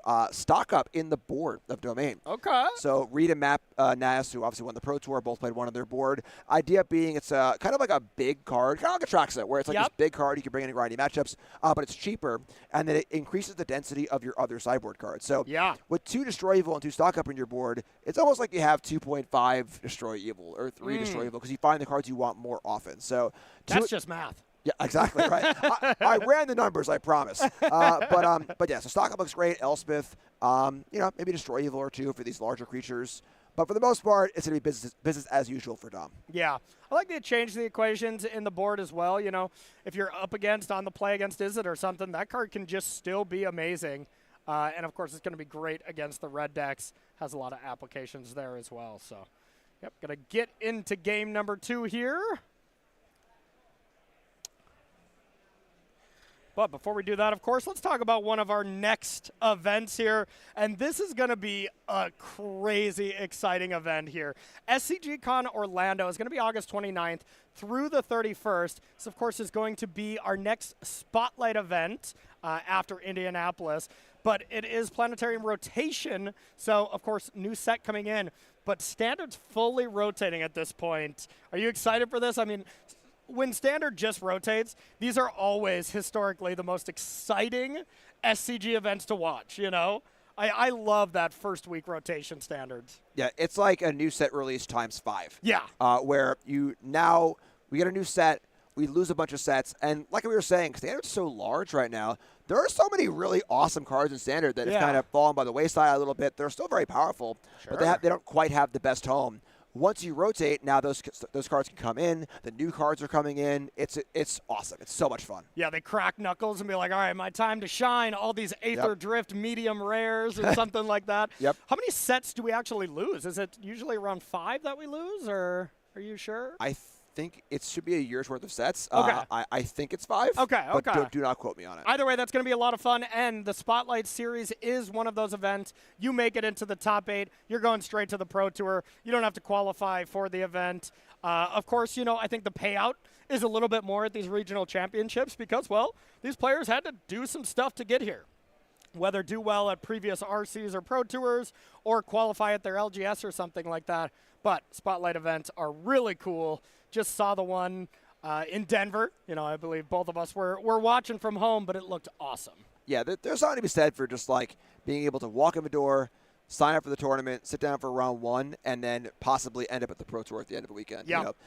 So obviously as folks get older, kids, jobs, a little more busy, it can be hard to commit that much time. But being able to just book that weekend, hop on a flight, and go have a chance at the Pro Tour is phenomenal. Yeah, and I mean, we saw that at the last one. What, like Mike Ron, haven't heard that name forever. Yep. Andrew Beckstrom. These are the exact players like that. They're adults. They got big boy jobs now. Yep. They don't have time to go on the RC grind, but you give them an opportunity to play a sealed event for high stakes, and they capitalize on it. And who knows? These players could be translating that into, getting on the train here at this next Pro Tour. So really cool stuff.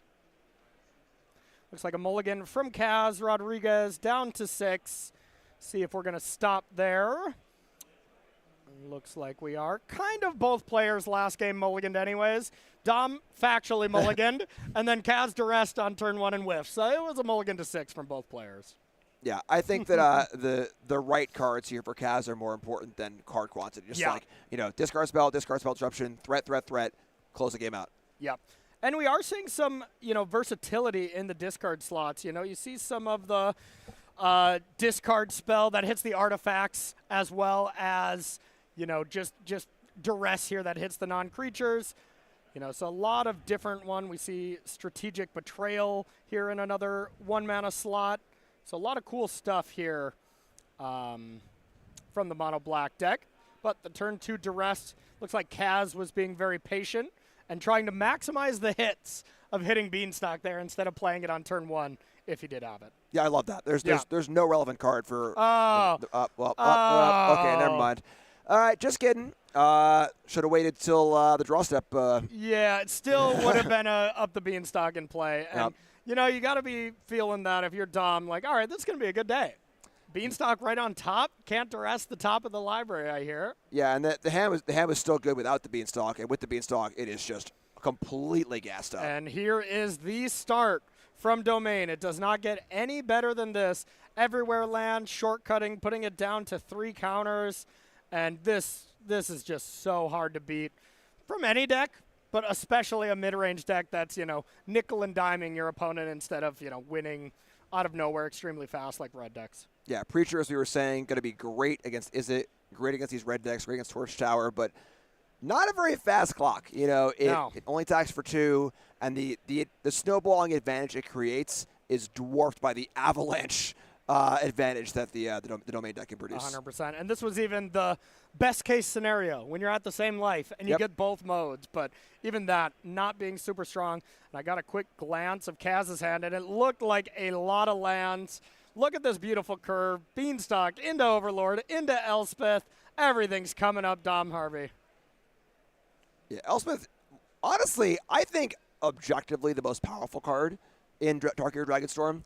Yeah. Elspeth is unbelievable Planeswalker. It does actual everything. It has synergy with other cards. It makes threats. It kills your opponent fast. It kills things. It's hard to kill. It's just an unbelievably powerful card, but the right home for it hasn't really been found yet. Yeah, not really. And, when the most played deck, and Dom knew what deck was going to be the most played here, when the most played deck's going really wide on you, Planeswalkers are not really at that good of a position. For sure. So it makes sense. But, yeah, I mean, like, what? If you put in a white Overlord here, you're getting 4 tokens. Does it work with the green Overlord everywhere lands? It does, yes. Oh, God, yeah. So that extra text there is no joke.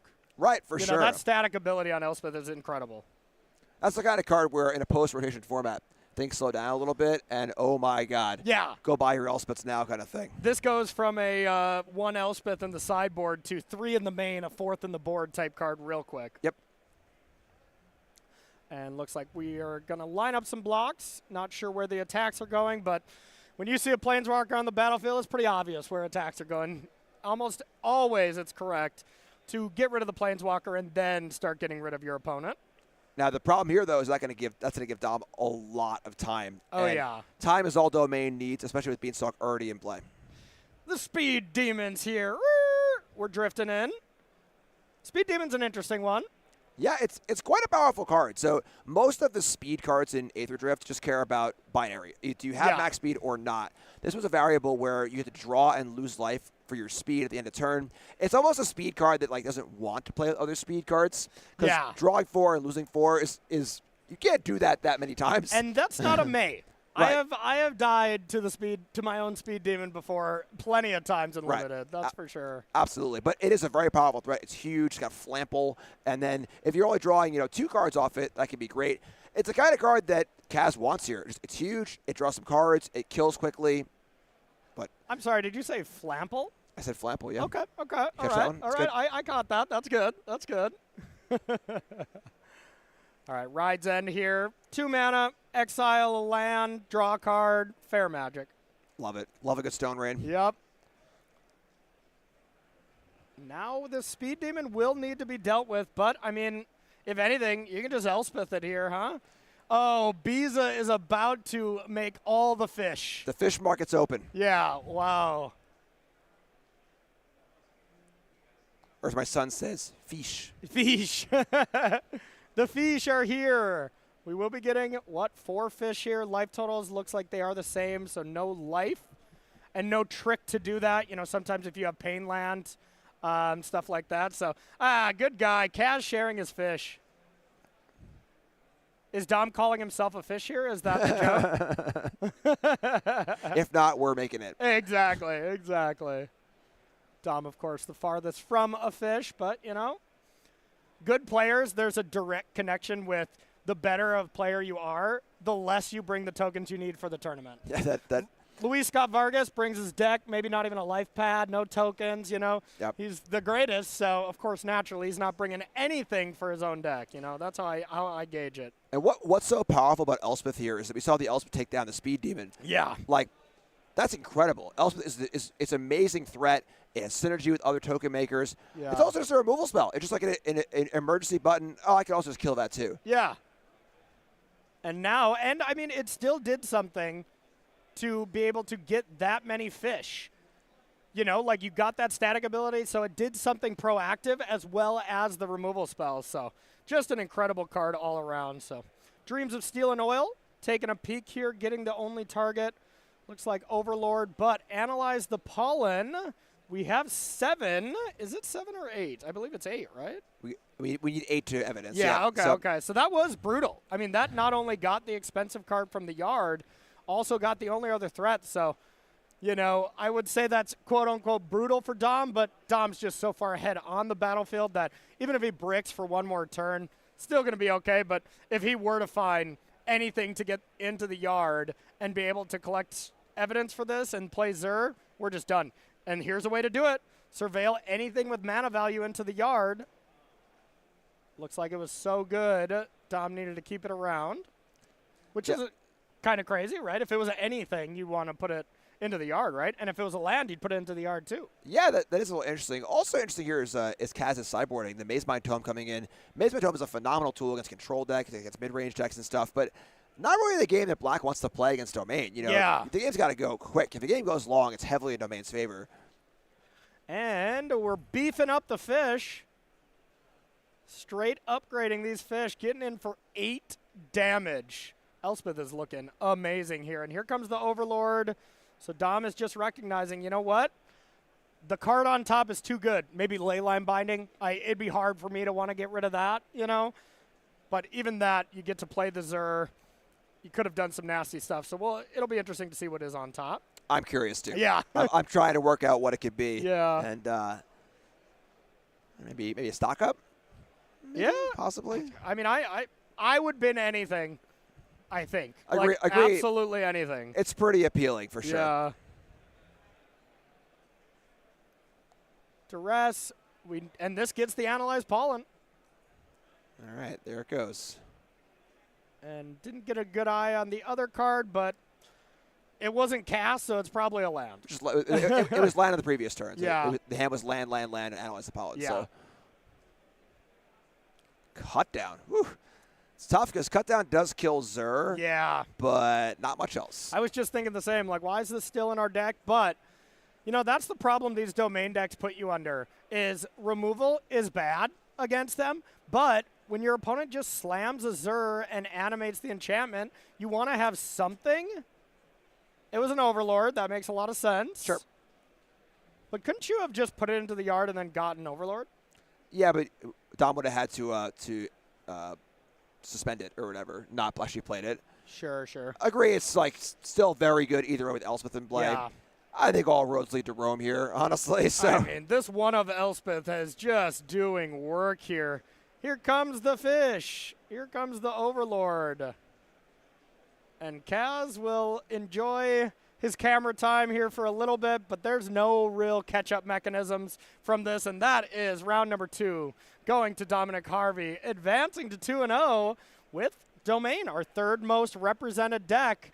And it looked real good here, especially in a mid-range match. I'd be very curious to see him paired up against a great Izzet Prowess player and really put the pressure to that deck. That's the question, yeah. I mean, there's no doubt when you're playing Domain, you want to play against the cut-down Preacher deck. Yeah.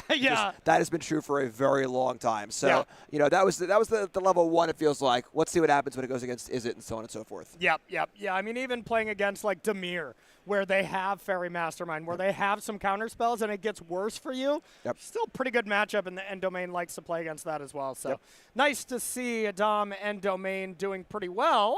But sounds like we're going to have ourselves a backup feature that we're going to dive into. Thank you, Director. Let's check this out, what we got. And, we got that 1% here. Mono red. Okay. We got Lorenzo Rodriguez up against May French on Jeskai Oculus. So, yeah, really nice matchup. We'll head on in whenever we're ready. Yeah, head on down there. This is more the matchup that we've seen in the past, and you were on that team of just absolute killers at the Pro Tour that played the Oculus deck. How did you like your mono red matchup? It's interesting. So we played Oculus in large part because the Gruul matchup was quite good. Okay. But I think mono red flips the script quite a bit. Okay. Mono red's faster, and then more importantly, mono red has access to Sunspine links in the board, which is pretty devastating in the matchup. So honestly, I think red is favored here. The Oculus deck did pick up a few good cards. Marauding Mako being able to get on the board a little faster is great. Glacier Dragon Hunt's also pretty nice, too. That's probably the best card, huh? Right. So, I think that red is favored here, but it is certainly very close. And also, it's a matchup that has a lot of play to it. Yep. And May French, a phenomenal Magic player. I played against her a lot. I believe she also took down that Dark Ritual as one of those really sweet secret layer events. Oh, my God. Yeah. Why isn't she on, a private island in Cancun or something like that? I think she flew in from the island to be here and then back to her, life of luxury after this. Right, jeez. Yeah. There is the removal spell where you get to draw some cards as well. Just really everything you want from a deck, that's trying to put a threat into your yard, and you need to deal with the early onslaught. I mean, this card's phenomenal, and the fact that you can harmonize it pretty easily with a lot of the cards in your deck just kind of really does it all. Yeah, and again, like we were saying in the intro, it helps make Mako a playable card. Yeah. Or Mako was a little short before that, and now it's enough, and having that one drop is huge. And this game has been perfectly to script for May. Being able, Lorenzo missed a one drop, perfect answer for the 2-drop, and a 1-drop of May's own. So on the board and looking excellent here. Yeah, except the bread and butter would be there's an Oculus there and the helping hands in hand, but, that's the god draw from this deck. And looking at the hand from Lorenzo there, looks like we have land number 4, Swift Spear, and a Screaming Nemesis. Screaming Nemesis in this matchup, where all the removal is damage-based, phenomenal card. Certain matchups it's going to be not as exciting, but this one, it's just great. And there is the eye doing what it wants to be doing. in the graveyard chilling, and oh, that's a scary sight when your opponent only discards one.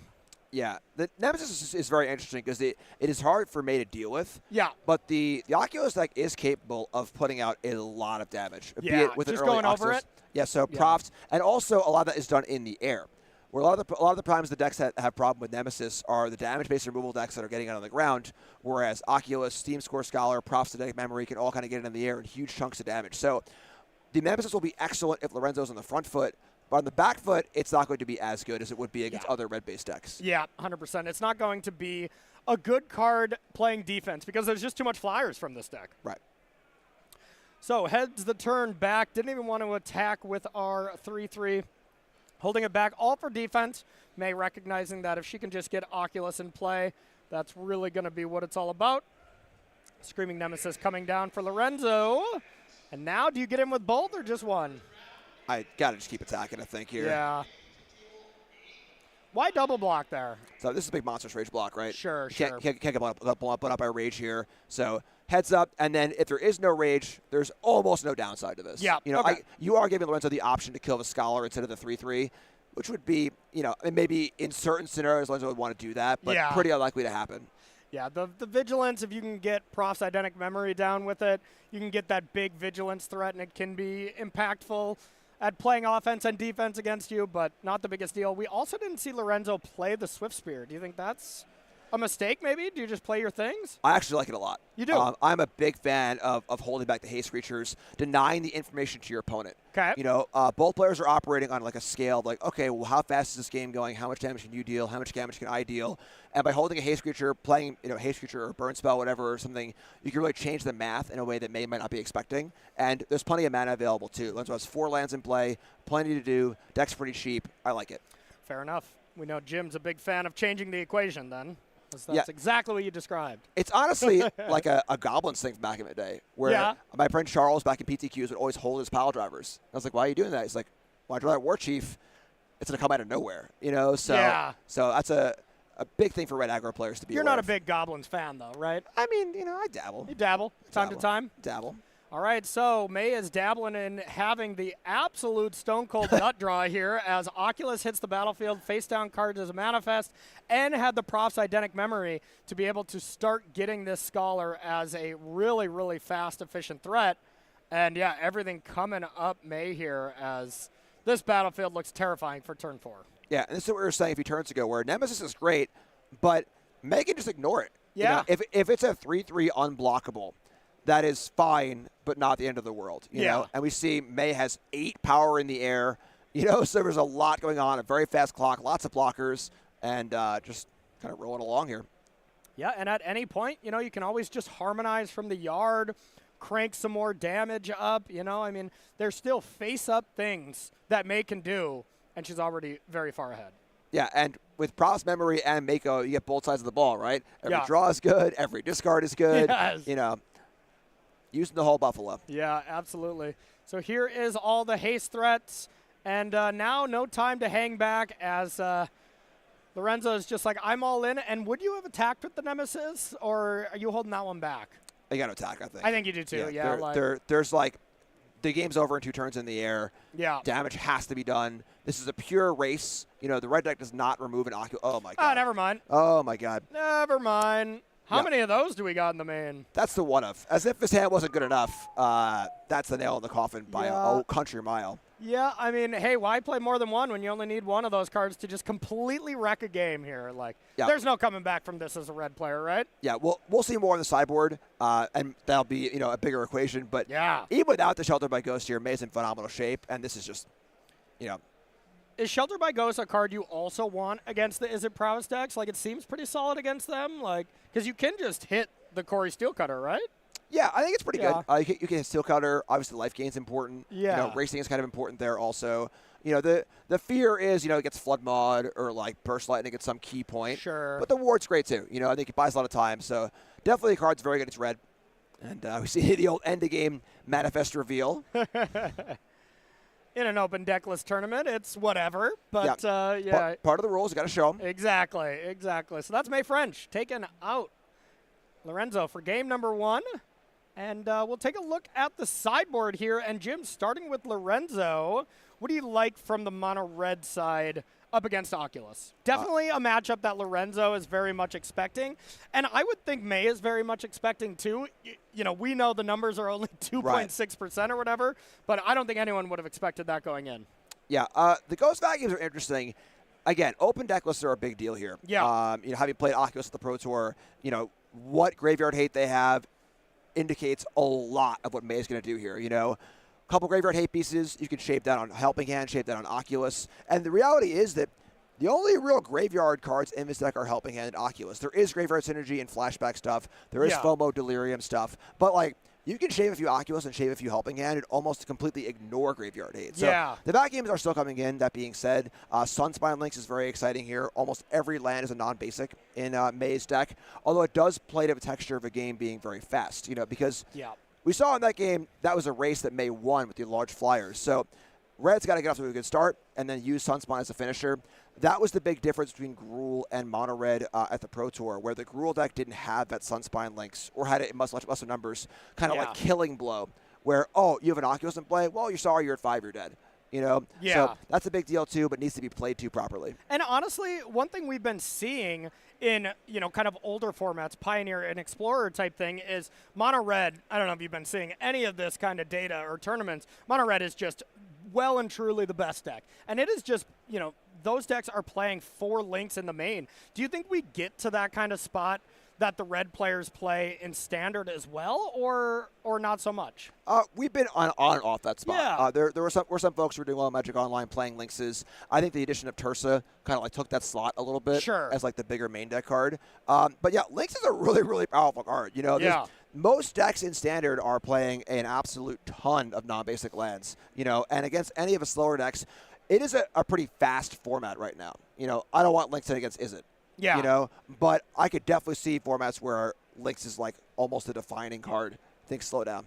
All right, we're going to get to sell our cards here, but I'm curious. I need to scan that QR code and see what's going on that deck box when we come back. But before we do that, of course, we need to sell our cards here to StarCityGames.com. Jim, I know you're a big fan of selling them to SCG, and you know the cheat code of what you should be doing to sell these cards. Like, walk us through it here. Store credit. Exactly. Right, so look, you're buying more Magic cards. All right. And you can spend cash on them. Or you can get 30% more. 30% more. 30% more on your money on when you're selling the cards. So you sell the cards, you get your uptick, put it on your account. Next time you walk up and you say, "Hey, I'll take 4 steel cutter, put it on my tab." Put it on my tab, and they're like, that's not how it works. I'll be like, it is now. No, that's what I do as well. You know, I just always ask myself the question, am I going to buy Magic cards again in my life? And the answer has never not been yes, so I do the store credit option as well. Of course, you can get it for just straight cash and, you know, get rid of a certain deck, pay rent, I guess, you know, or you can just get more Magic cards like we'd be doing for sure. Corey, you're very boring, you know. Thank you. Paying rent. I know. Should just be buying more Magic cards. I guess we'll figure out what was on that QR code on the deck box as well in a future time. All right, so players shuffling up here. Jeskai Oculus looking really good so far. We haven't seen a ton of Izzet on the broadcast as of yet, but believe me, we're going to be seeing it plenty throughout the rest of the tournament, and it'll be the question I'm ready to know the answer to is how much are we going to see it on day 2? What's that conversion rate? But, of course, plenty of Magic before we get to that spot.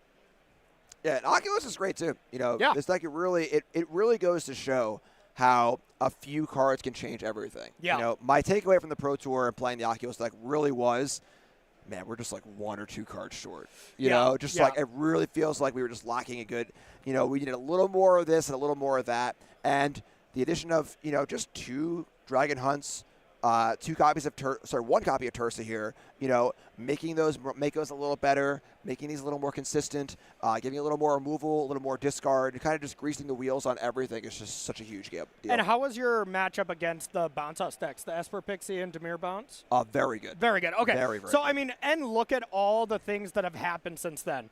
The Pixie decks, the Dimir Bounce House decks fell off a cliff. Mono Red, your bad matchup, fell off a cliff. Yep. You know, and Domain, very much lower than it was at the Pro Tour. So those were all things that were, not great for Oculus. I guess the bounce decks being in the metagame was definitely good for it, but the fact that Red and Domain are lower, and it has a great matchup against the best deck, or at least a serviceable, favorable matchup, leads to Jeskai Oculus being a lot better choice now than maybe it was at the Pro Tour.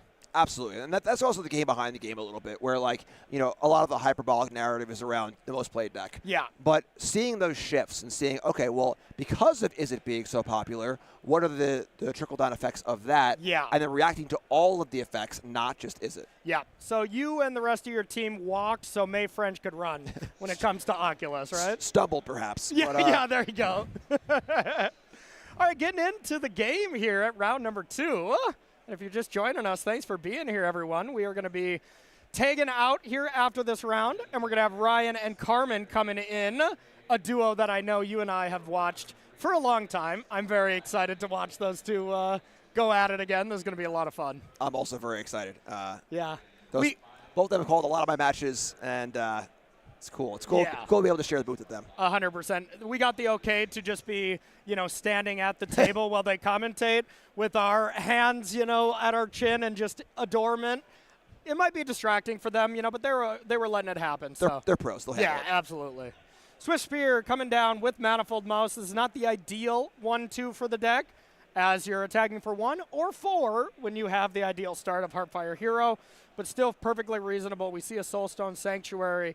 We see Screaming Nemesis and Manifold Mouse. So Lorenzo has the curve of Screaming Nemesis next turn, Offspring, the Manifold Mouse, and, this is great. Yeah, much better than game 1. The 1-drop's so important. One big thing here, too, is that there are 0 copies of Lithomatic Barrage in the sideboard of this red deck. Usually a very common sideboard card. Very important against the Oculus deck, which is able to size up pretty well and have the 5/5 Oculuses. There are 0 copies of that. Had to make room for the Mage Bane Lizards for the Izzet matchup. That's true. And again, that's that ripple effect we see in a format where all these little changes happen, and there's a million different reactions from those changes. Yep, 100%. Here is FOMO, Fear of Missing Out, coming down.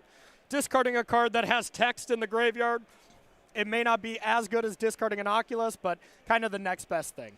Interesting here, because the choice of playing Dragon Hunt to kill the Manifold Mouse may value in getting on the board instead. Yeah.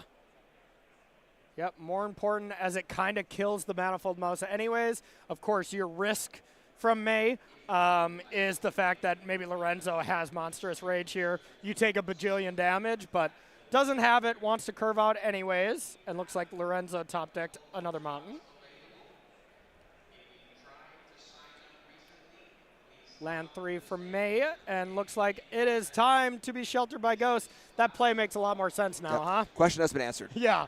And here comes the build your own Baneslayer here, attacking for 3, gaining a little bit of life, and now putting the pressure on Lorenzo to have an answer for this Fear of Missing Out. And, how many removal spells do you leave in against the deck? You probably have to still leave in a lot, right? Yeah, there's strikes, there's frenzies. The Ward 2 is a big deal. We got links going on here. Okay. Honestly, the FOMO being somewhat vulnerable here, where land into Lightning Strike or Frenzy would have killed it. Mm-hmm. The Spell Pierces I could see staying in a Maze side. In these tight mana games are pretty important, but just gonna links instead. Yeah, hey, links instead does deal with the Shelter by Ghost as well. The lifelink being shut off is a big deal. Now, if May just wants to get busy with this Fear of Missing Out, sure, who cares? Not gaining the life. Lorenzo's life is a resource, and he's trying to not block and attack anyways. If had Fez Sheltered by Ghost, yes. Now double lifelink. Now, of course, you're gaining 8. Okay, that's not how Magic worked, but it used to. I was old enough where double lifelink worked. Yeah. Although now, eggs meat basket. There's a lot of weight on this FOMO's back. Yeah. We were saying last turn maybe possibility of Spell Pierce, something like that. It does double up the ward, which is good. Yeah. What removal spell can we even have right now, though? I guess it requires some more lands, too. Yeah, double ward's pretty powerful. Yeah, there's nothing right now. Torch the tower if you had some material around, but otherwise we need land 6 and Lightning Strike. Oh, that's a Witch Stalker Frenzy? That's actually pretty good if you still had these attackers. Right. Yeah, but we don't. Now, Manifold Mouse can make a few attackers for next turn. Sure. But, yeah, Ward 2 is like an inconvenience. Ward 4 is almost hexproof. Yeah, yeah. Hexproof at home, at least. Here's Manifold Mouse offspringed. We're going to be able to play land 5 and then land 6 next turn, but still in a very, very rough spot. But the good news is Lorenzo can, as long as we can make 2 land drops, next turn attack with both of those. Frenzy for 2, pay Ward 4, and get it going. But I believe we need a land untapped to do so. It's also important to note that, like, even if Lorenzo takes a few hits here, it's only 3 damage. And if that... 4 damage, sorry. The extra shelter by Ghost. Yeah. But it... Oh, man, Pyroclasm is God. gross. But if it is unlocked, Lorenzo gets a Nemesis and a Lynx. Yeah. So it's a huge return. True. And put the flip side of May can ever stumble upon Delirium here. Oh, God. Oh, so much damage. Oh, God. So, Monstrous Rage off the top. Frenzy can be cast for 3 mana. You can pay the ward the first time. The second ward will get you. So, I mean, at this point, I would have liked to just see that Sanctuary get locked up, get animated and attack. What else are you doing? But it almost doesn't matter here as Lorenzo is so far behind. And this is a Delirium check. Land creature to the yard, maybe? Those are probably the most 2 populous types in the entire deck, so... I guess they're all instants, right? No. Sorcery. Yeah, that is a sorcery. And Plasm, yep. Cut. Also, props to the Ice Age Pyroclasm. Love it. Yeah. May has great taste. That is Spell Pierce? That's a Spell Pierce. All you were right. It stayed in. Yep, so had the Pierce to defend the first Shelter by Ghost, which I think is super, super smart. Yeah. Lorenzo went to his turn, didn't animate the Soulstone. Minor, because I think it's relatively safe to right-click concede game here, but it's so weird though, because like there's so much riding on this FOMO where if it is killed, the game completely flips. You know, yeah. Like Lynx is in play, damage is dealt, Nemesis is here. Yeah, and you gotta think May has another Spell Pierce if you discarded one, right? Because I feel like that's the only way to come back. Is to deal with this Lynx. And if you have a Spell Pierce, I don't think it's possible to deal with that creature. Agree. It is. Those Spell Pierces seem very, very good at the moment. Yeah. Stacking Spell Pierce with ward payments is huge. Yeah, it's borderline not fair. Yeah. Because then you have to look like, just play the ward. Be like, gotcha. You paid 2 and you paid 2. Can you pay 2? The Scholar coming down, drawing some. Lands are going away. Still no Delirium. And didn't even get the Fear Missing Out in there to not threaten, being able to block and Monstrous Rage it. So May playing very tight here. Yeah, May's doing a really, really good job of balancing, like, the threat of this thing being killed. Yep. Had the Spell Pierce in turn 3 with the Shelter by Ghost to deal with that. Now that Ward 2 is there, cool, but keeping it out of combat, finding all the right spots. So here is the first turn that Lorenzo has had the ability to remove Fear of Missing Out. I'll put that in air quotes as well because it has the ability to happen. You can attack with your 2 creatures, pay 2, then pay the ward 4, and actually get it done. But you have to kill your own Manifold Mouse. You have to just let it die. Plus, you have to hope May has nothing. Looks like Lorenzo is wanting to do this defensively. But for that to happen, May does have to attack with 2 creatures here.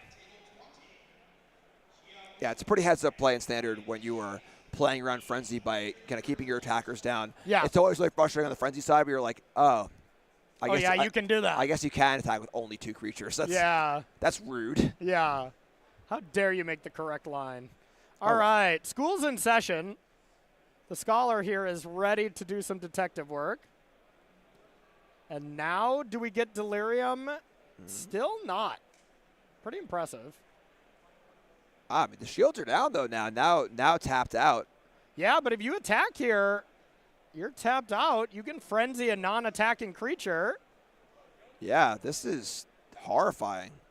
Yeah, because it looks like Lorenzo is going to go down to 2 here. 2 is not 0. And now going to go down to 1 because of the land, but can... Lorenzo threaten lethal on the crackback maybe? It's still pretty tough, don't get me wrong, but it's possible. Yeah, I'm really surprised by this. I mean, it may seem like she was playing so like conservatively and protection-wise around the last like 4 or 5 turns. This time going for shields down, and really, really scary, unlocking for Lorenzo. Yeah, and we'll see. The one card was already Monstrous Rage in hand. If that's like another one, for instance, we could be really, really hitting something serious. But with that land, you kind of have to play it. Target your Heartfire hero, attack all, let May hopefully make bad blocks. That's where my head would be at. Yeah, I don't think there's really 16 here I don't think in there is any either. reasonable way. I think if that draw step had been, a lightning strike, Manifold Mouse or Manifold something. Mouse, Yeah. another rage. So Lorenzo managed to open a window for himself, Yep. So now this math should be pretty easy because Monstrous Rage is the card that deals the most damage here. I guessed Burst Lightning you can factor into, as that could be an option. So if May can do the math where she beats Burst Lightning and Monstrous Rage, she's of course going to do it, and it should be trivial from here. And yeah, if you block the Lynx, you block the 2 Scholars to the Sanctuary. The most damage would be Monstrous Rage on the Lynx, I imagine. That's 8, takes 6. Nemesis makes 9. Heartfire Hero would be 11, and yeah, that. Yeah, I think we're looking at least a few points short here. The May has to go through all the possible combo draws. So there are 2 cards in hand. Assume one has to be rage, or the game's not even in question. How does 2 rage look? No, there's only one card. Yeah. Oh, sorry, one card? Yeah, then? there's only one. So only has to play around sure. 1. Okay, yeah. sure. Gets a lot easier when that's the case. Yeah, sure. All right, and that will do it. Mae French takes it down to advance to 2-0 here with Jeskai Oculus. And, Mono Red, it had a pretty fine draw, but May, especially by sheltering herself by those ghosts, was kind of able to win those games pretty handily. Yeah, for sure. I think game 1 was a product of, the red deck had just not the greatest draw on the draw. Yeah. Made a great curve out, and then really hit the mid-game hard. Yeah. And then that game was, Shelter by Ghost is a great sideboard card. One of those things where Or a main deck card. Sorry, one of the mains, the other side, but more coming in.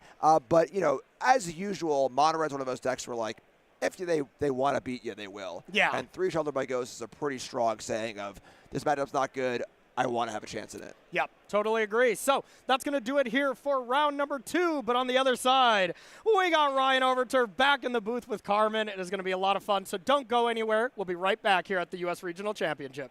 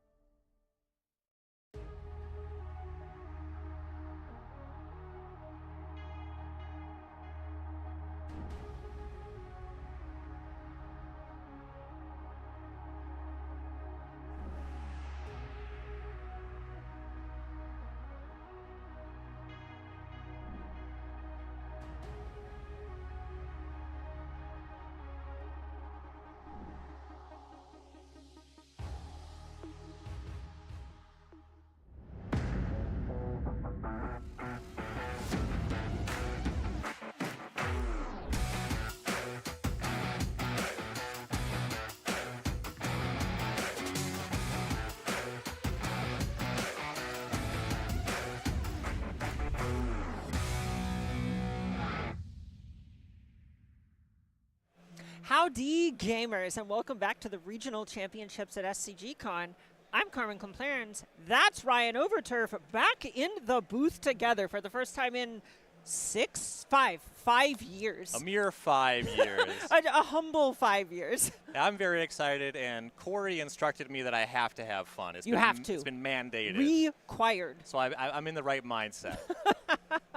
All right, the format is standard, and there's a lot of one deck in the field, but it's not the whole story. Not the whole story, certainly, only a third of it. But is it prowess?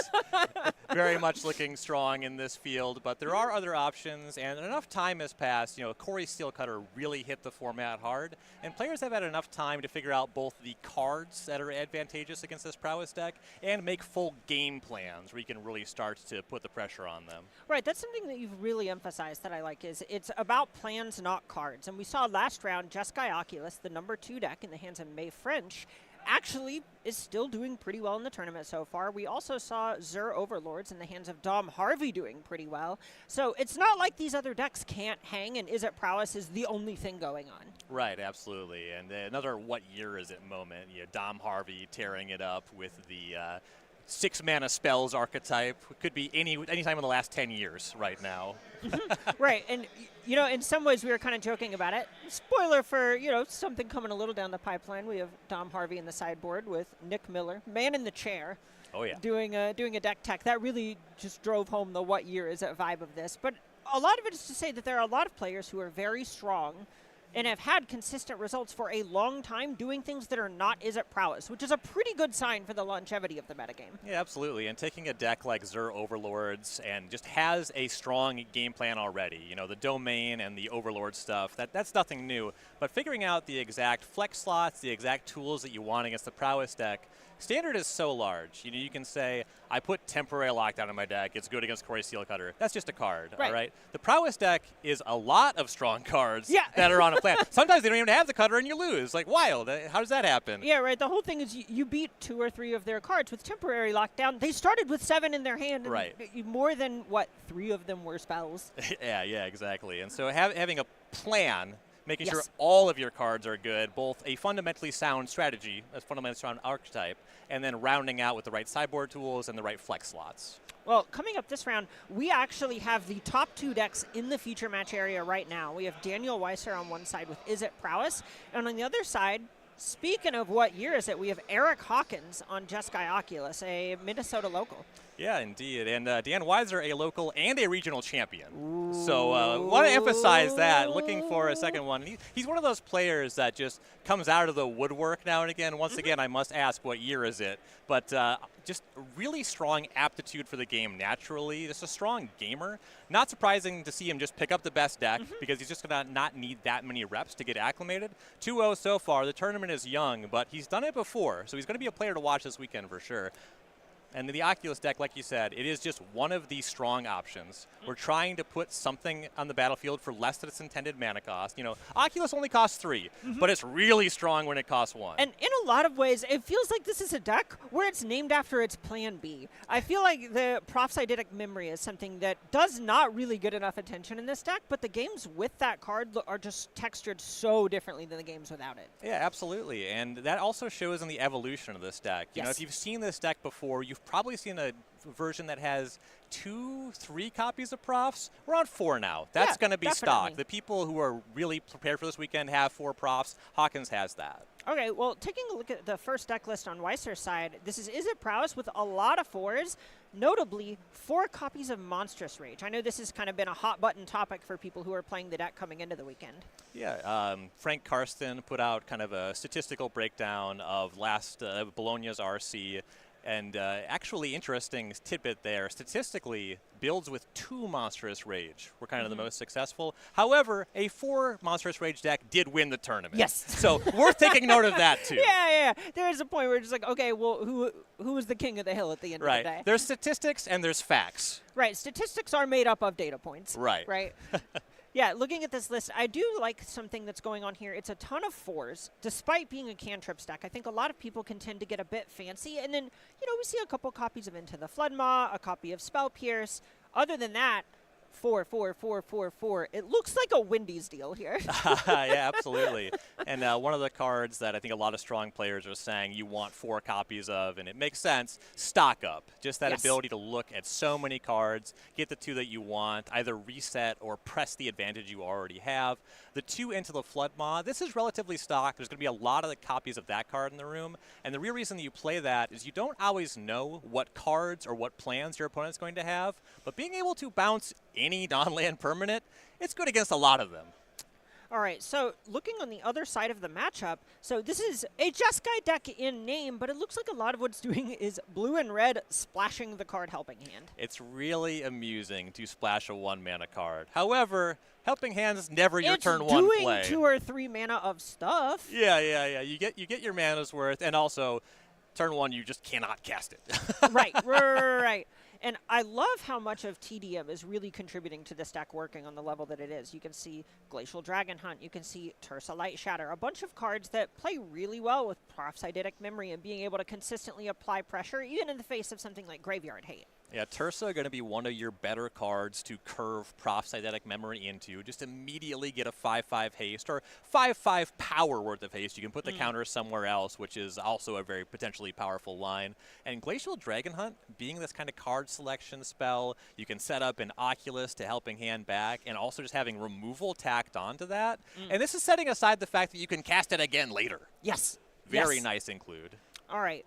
Well, I really am interested in seeing how it is this matchup actually plays out, because I think, looking over on Hawkins' side, we're seeing a lot more seasoning to taste.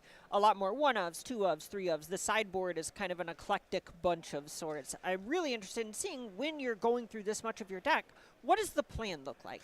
Yeah, and you get to make a lot of choices on what that plan is going to be, because so many of your cards draw extra cards or loot or rummage with your Steam Core Scholars, with your Fear of Missing Outs. You get to dictate what your plan is based off of the state of the game. And a very loud card in Hawkins' sideboard is the card High Noon. Yes. A lot of that's going to be for this matchup. So you're already trying to do something where fundamentally, all right, I put Oculus on the table. That's really big. That's actually hard to cut through with the Monstrous Rage. And then High Noon says, good luck. All right. Well, speaking of good luck, I'm hearing in my ear that we have a match. It is time to see how this actually plays out, what the plans are. Let's head down to the feature match area. Here we are in round 3 of the regional championships in Minneapolis. The format is standard. Up top, we have Daniel Weiser, who's already taken down a regional championship before on Is It Prowess, sort of boogeyman of the environment, against the challenger, Eric Hawkins, on the number 2 deck, Jeskai Oculus, with the perfect opening on Weiser's start, Storm Chaser's Talent. Yeah, indeed. And the Marauding Mako and Hawkins start, this is a decent 1-drop, but it is really outclassed by a prowess creature. You have to put some investment in here, discard some cards to get it going, especially with Weiser on the play. This looks nice so far. Yeah, in a lot of ways, it feels like this matchup is almost just sort of who's the beatdown, right? Where Weiser is so much more lean, and Hawkins is trying to build a sort of engine as the game progresses. Right. All right, so we see a Surfer one with the Otter. I don't think Hawkins is going to take the trade that becomes a chump block. And Slick Shock Show Off hits Exiled. Weiser plotting to win another RC. And on turn 2, you oftentimes just play a Steel Cutter, especially because it pumps your Otter. But the plotting Show Off, that sets up for a potentially really strong turn 3 Cutter turn. Okay, well, here's that Glacial Dragon Hunt we were talking about in the pre-show from Hawkins. This is going to grow the Mako a little bit and probably take down the Otter, as there it is. Steam Core Scholar hits the graveyard. It's not a bad discard. You would like to put an Oculus in the graveyard, but that Scholar is a really nice one to bring back with a Helping Hand. If you see something like Prosthetic Memory Helping Hand next turn, then Hawkins' position looks really powerful. Right, and something that I think is sort of a fail state for this Oculus deck is having too many 3-mana cards against a deck trying to go under you. So I think we're going to see a lot of that sort of thing getting discarded in the early parts of the game. Yeah, absolutely. You don't want to flood on those 3s. The play next turn might just be another Scholar, but even if that is the case, you want to try to get something lean happening at some point. Oh, and you can see Weiser going into the tank just thinking, is this the show-off turn? Yeah, your opponent's tapped out. It means that you're going to get at least 1 hit with the Show Off. The question is that hit for 1? Is it for 3? Is it for 5? Is it for a gazillion? Is it for 10? Okay, here's an island. That's land number 3. Start of a big turn, maybe. Definitely a card that you would think about a lot in these situations. If you have a Monstrous Rage, do you just want to cash it in, Monstrous roll up your guy? Oh, all right. Well, Slick Shot hits the table, brings another show off with it, and another Storm Chaser's talent. 2 pair crashes in for 6 of them. It might sound strange for me to refer to this as a turn that's powerful in a conservative way. Yeah. Weiser came across for 6 damage. That's a lot. But this is just a ton of material that is just good later. It's taxing several axes for Hawkins at the same time. All right, so here's an Arctic Waste, which comes in tapped for Hawkins, takes a point, helping hand on the Steam Core Scholar, digging a little bit deeper, enters tapped. Couple cards for his trouble. Going to see something discarded here in a second. Likely an instant sorcery or creature with flying. Ooh. It's really interesting. I wonder if you want to discard 2 to grow the Mako because of how compressed this game looks.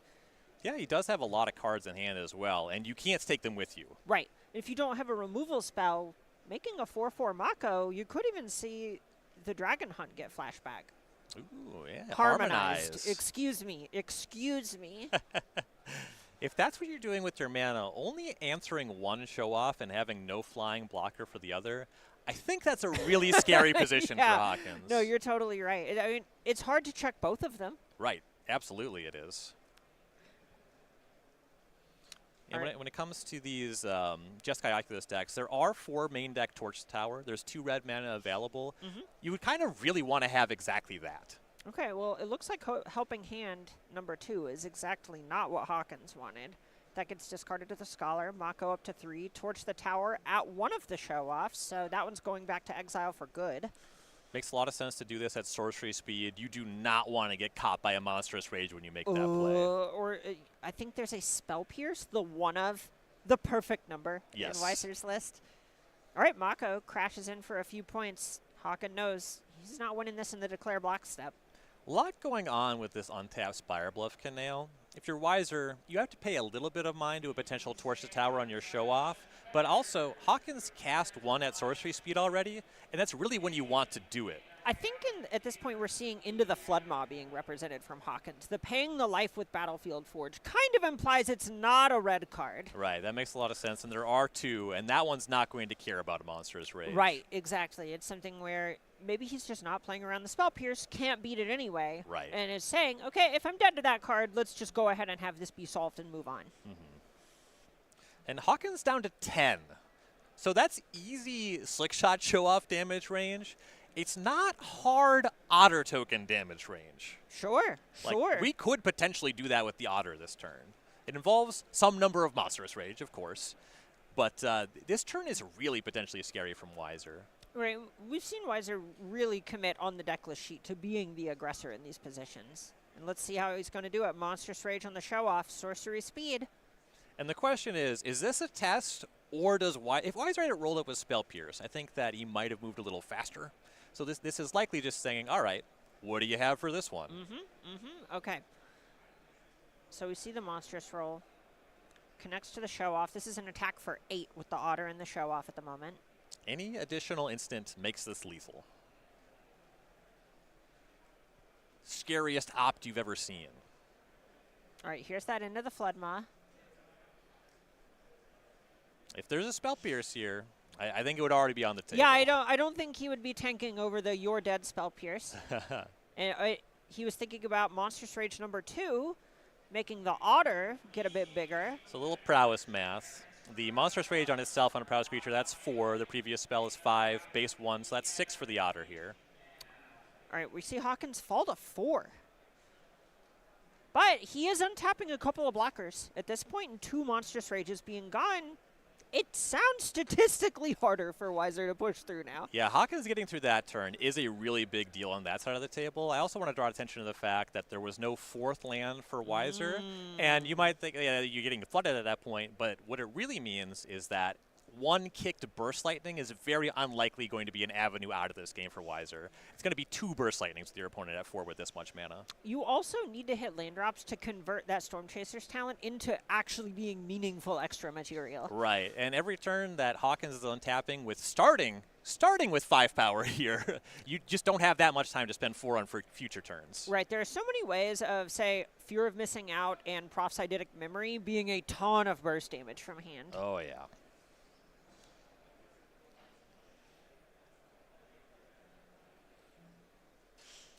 Hawkins is going to have to give some thought to how can I die on the way back. Like, there are possible permutations where he would only have 1 turn. Yes. You probably just kind of can't beat that stuff anyway, so you think about what games that take 2 or 3 turns look like. Mm-hmm. Yeah, and at this point, there is sort of that game of, okay, how do I remove as many of my opponent's draw steps as I can? How exactly can I take some damage from my opponent? We know 2 of the 3 mana could be committed to the Slick Shot next turn. How bad's a 1 mana card from there? Very significant that the Scholar has Vigilance for this equation.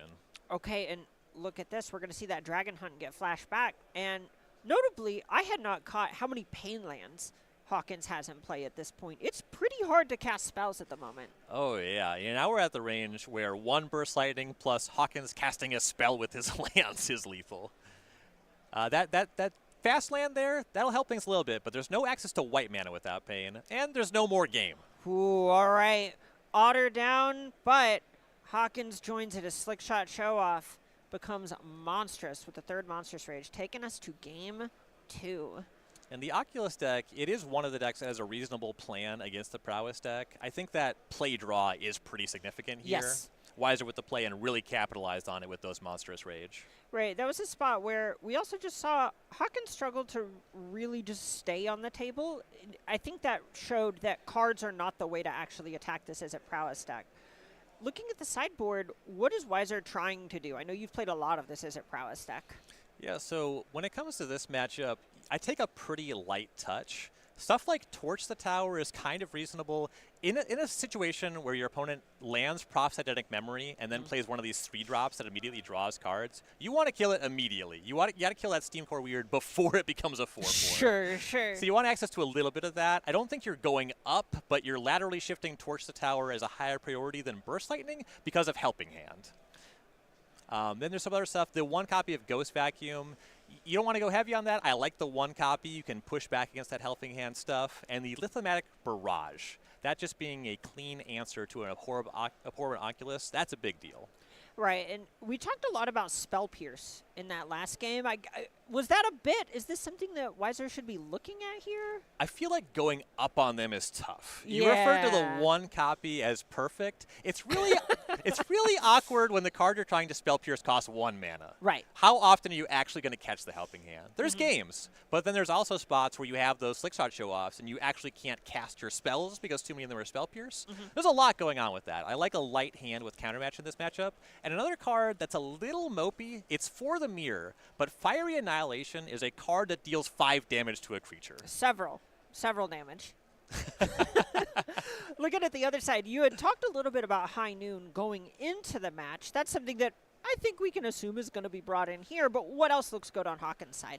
Yeah, definitely the High Noon. There's a lot of stuff that doesn't play great. I think it's fairly likely that you reach for Sheltered by Ghosts here. It's awkward into removal, but if you get yourself into a position where Wiser's mana is a little bit police, you get the Sheltered by Ghosts on the table, you get an attack in, that game might just be over.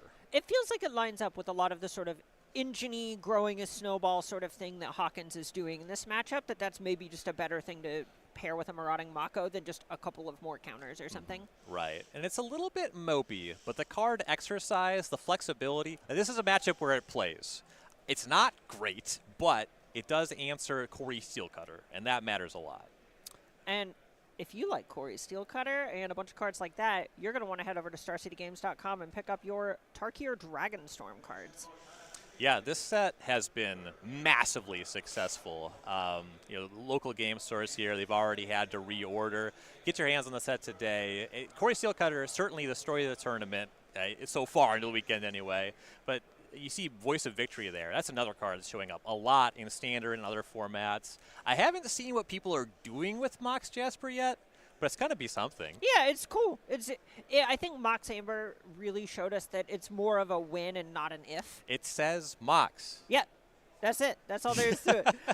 And Craterhoof Behemoth is one of those cards, has not been in Standard in a really long time, but I walked up to a friend, Lou Saldana.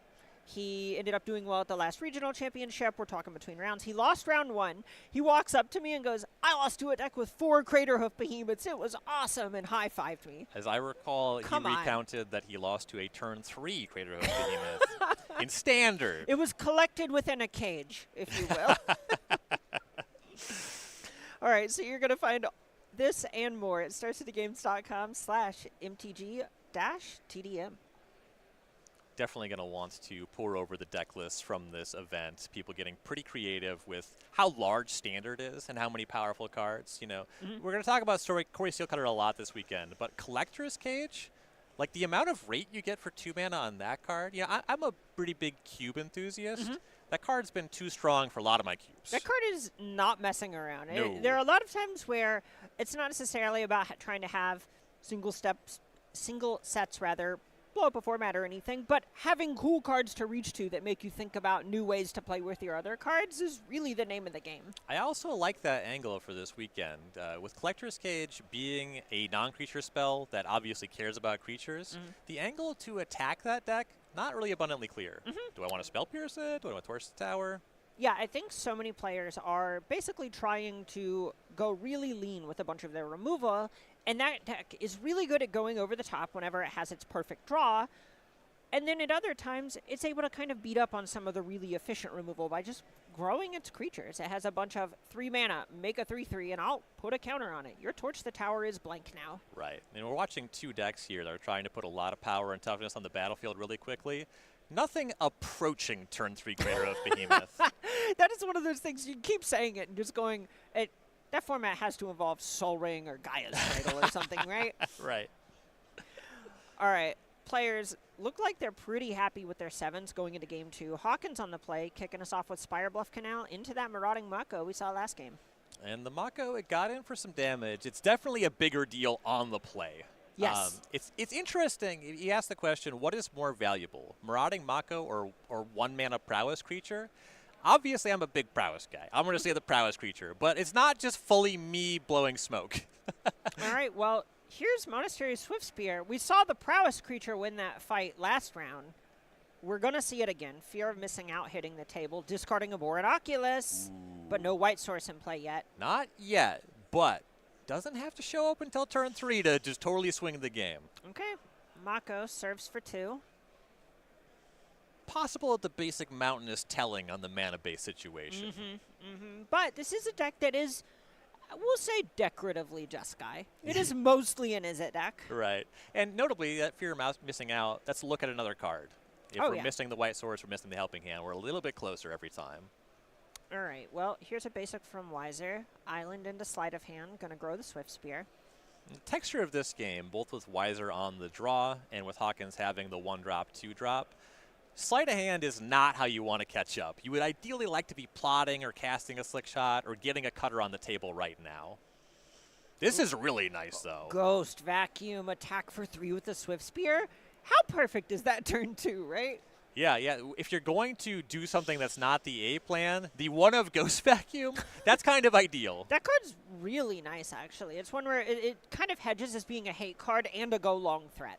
Right. Yeah, once you get to 6 and just make all the creatures, that's a nice way to cross the finish line. Okay, well, here's Steam Core Scholar on 3 for Hawkins. Pretty nice setup. We're getting pretty close to Delirium at this point. I think we're probably pretty far off because of the Ghost Vacuum, but I take your meaning. Notably, the Mako is going to go out of control here. That is true. And notably, cast off Battlefield Forge, which is the white source. We see Hawkins going, well, I don't really need a white source. Maybe Helping Hand is the bin in the face of a Ghost Vacuum. Yeah, it's going to be tough to convert. Couple possible answers to the Ghost Vacuum. With Hawkins sideboarding, there's a lot of emphasis on the Corey Steelcutter, but things like those Sheltered by Ghosts, they can also answer the vacuum. Ooh, and something I want to point out, we see that attack we talked about. It's a lot because Steam Core Scholar, Hawkins chose to discard 2 cards where he would have been allowed to discard just either one of them. Love that decision there. Pushes a ton of damage on this turn. It just speaks to how compressed this matchup can feel. and how much Hawkins wants to put himself in the driver's seat. Absolutely. And from the looks of things, even with this hate card, Coast Vacuum is really good against the helping hand plan, but the Oculus deck both sees so many cards and has so many cards you can just cast. Yes. And yes. what has Hawkins done? He has just cast 3 cards, and he has 8 power on the table. A 1 mana card and then a 2 mana card. And guess what happened on turn 3? All right, well, for Weiser's turn 3, it's another island. I feel like there's a real aesthetic to the draft box basics going on here. Yeah, absolutely. That's going to be a player like Weiser, that really strong player that shows up every couple of years. He doesn't keep basic lands. All right. It's not worth his time. Okay, the Swift Spear keeps dealing. Oh, yeah. Surf for 1, no block with the Scholar, and passes with 3 lands available. Yeah, maybe I'm looking a little silly for saying that I like the prowess side of the 1-drop equation way this game has shaken out. Well, you did talk a little bit about Fiery Annihilation in the sideboards. Yeah, 3 mana here could definitely just take care of that Mako. It's kind of interesting. There's a little bit of pressure to do it at sorcery speed, just because there's a few ways to make the Mako really large quickly. All right, 3 lands, tapped by Hawkins. Ooh, wow. Tursa, Light Shatter. And because you have the Mako, it is still theoretically 5 points of haste here. 3/3 itself, pumping the Mako. So you want to move on a removal spell here. Oh, Fairy Mastermind flashed in from Weiser. That looks so good into this deck. Yeah. 2 mana, it's weird to say 2 mana is inefficient. But if you look at the battlefield, I think you get what I'm saying. yeah, definitely. This is a card that was really popular when we saw a bunch of 4-straw cards like Rafine running around, especially on 3 mana. That card could be poised for a comeback with all the cards like Steam Core Scholar running around. Yeah, totally. And if we find ourselves in a Game 3 situation with Weiser with the Mastermind on the play, if you can get it under that first fear of missing out, then it's just massive. Oh, and look, Hawkins declines to do anything with the Light Shatter. Not going to let Weiser get a card. Just serves for 9 points. Oh, excuse me, 11. And Weiser is forced to trade because that would have been close to a lethal attack with the Steam Core. You can't afford to go that low. Right.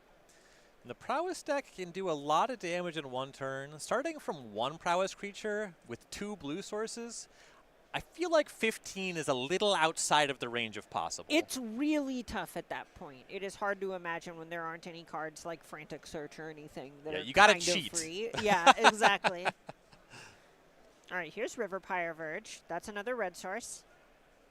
Start getting into double Monstrous Rage territory, but that's tough on just 1 creature. Okay, Steel Cutter Show Off. This is the curve of the format.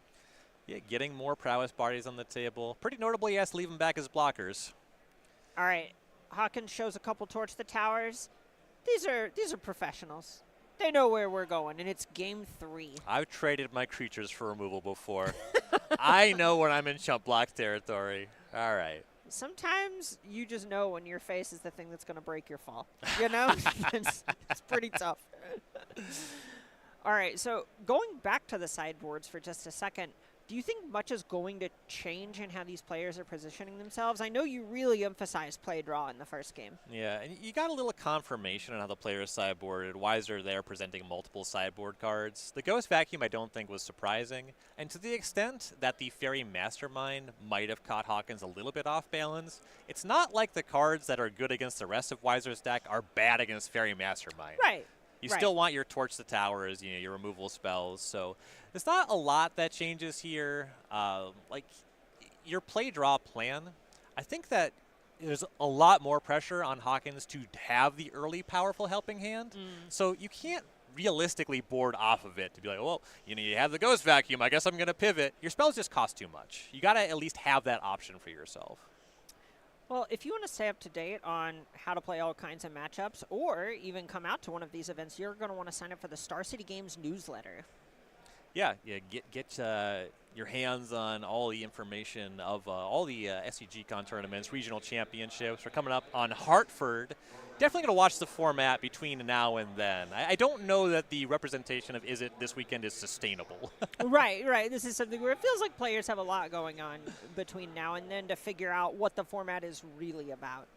Yeah, and also catch up on those flash sales, Spend your money wisely. Right, and you can also just keep up on the news on all kinds of different cards. I know SCG stays up to date on that stuff literally every single day. Happens to be the foundation of the business. So they're a good source to follow for that kind of thing. All right. There is something a little bit interesting. I kind of expect that the High Noon is in Hawkins' deck, play or draw. But he is trying to cast multiple spells on a number of his turns. Sure. It's more effective now that he's on the draw, the turn 2 play. If for whatever reason it wasn't in the deck game 2, it's definitely in the deck to stop from just getting run over in game 3. So something that stuck out to me in that last game was that it's not clear to me if Hawkins wants to keep a bunch of his Graveyard Matter stuff in the face of a card like Ghost Vacuum. You don't really want to be using any sort of interaction on that card, so are you able to just cut cards like Helping Hand? Are we just hoping that Weiser doesn't draw it? What's the story there? I think that your approach to that really is going to vary a lot by how many Ghost Vacuums your opponent has registered. Weiser with the 1. Hawkins knew it was going to happen. If your opponent, say, has 3 copies, sure, I think you really have to start considering pivoting. But especially when you're on the draw, you really have to try to break serve in a way. You need to get the tempo going in your direction. And the easiest way, the thing that the deck is optimized for, is Helping Hand, Abhorrent Oculus. That's really Hawkins' A plan in this matchup. I know you're talking about how Prophetic Memory is kind of actually the strongest card in the deck. It is true. It is true. But the Oculus on the table is the prize here. Sure. That's the path of least resistance. That card is really strong in the matchup in particular. I know it sounds silly to... Yes, Abhorrent Oculus is a very strong card in its own right. But in this matchup in particular, when attacking, blocking, and pushing damage with creatures is the name of the game. That card does more than it normally does. Yeah, and you can start to point to matchups where it's not true. Yes. Right? If your opponent is going over the top, say Domain Overlords, any deck with Day of Judgment, Oculus is a lot different against Day of Judgment than it is against 1 power attacker. It's just not the same equation. All right, so do you think there's a chance we see the YOLO draw up to 8 cards, discard Abhorrent Oculus to hand size, cross my fingers plan? I mean, it's not 0, but I both think it is very unlikely and a losing play most of the time. Sure. You do really just have to use your mana. And the thing about that play is it relies on you keeping 7. So you have to have a 7-card hand that has a mix of lands and spells that says, all right, I'm going to skip playing a land and my hand is functional. It's a really big ask. All right, well, it looks like Hawkins is taking a look at a hand with... I think I'm seeing a bunch of ways to pump up creatures, but maybe not many creatures. I think I saw Prophetic Memory and Sheltered by Ghost and a bunch of lands. I was going to say, being light on creatures is passable if you're heavy on removal, but it cannot be the aura removal. The Sheltered cards by that Ghost. ask you to have creatures. Yeah, right. That one's going to fail the test there. Weiser with a tough opening 7 from the looks of things. Weiser definitely has to consider a few things here. When you're playing the Prowess deck, you probably just keep any hand that is, all right, I have a cutter, I can make tokens, I have some pressure to apply. When it starts to get weird, there's pretty varied interaction here. You have your Spell Pierces, your Torch the Towers.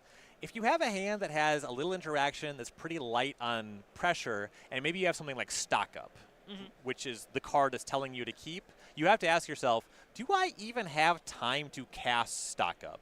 Does this hand cover enough of the range of possible starts for me to get there? Yes. And the strength of the Jeskai Oculus deck, that being able to make the fast Oculus, or just on game 2, what we saw, the 1, 2, 3 curve, there are multiple axes where the Oculus deck can say, no, you do not have time to figure it out. Right, and I think both of those textures of hands that these players mulligan is they were missing interaction to back up that sort of game plan where you need some sort of way to imagine a route to actually getting to play these cards. Right. Yeah, I think that when it comes to the Prowess side and that does Stock Up make my hand keepable, the hands that is true of in basically every matchup are the hands with Monastery Swiftspear and one of your 2-drops. Sure. You can just do that because sometimes your opponent, you don't need to answer any of their cards because they had to pick them all up when they're at 0. Right. You just go, okay, I have Swiftspear, Steel Cutter, Stock Up, 4 lands.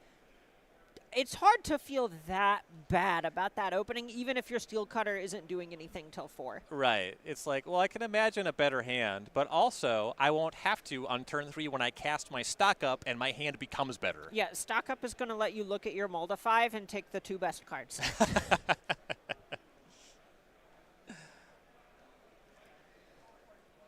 Both players going to 6. Play draw being so important is interesting. I think that it is pretty close in who this impacts more, especially when you're talking about an aggressive deck with access to cards like stock up. The prowess deck can afford to go down definitely 1 card. And the Steel Cutter also a big part of that equation as well.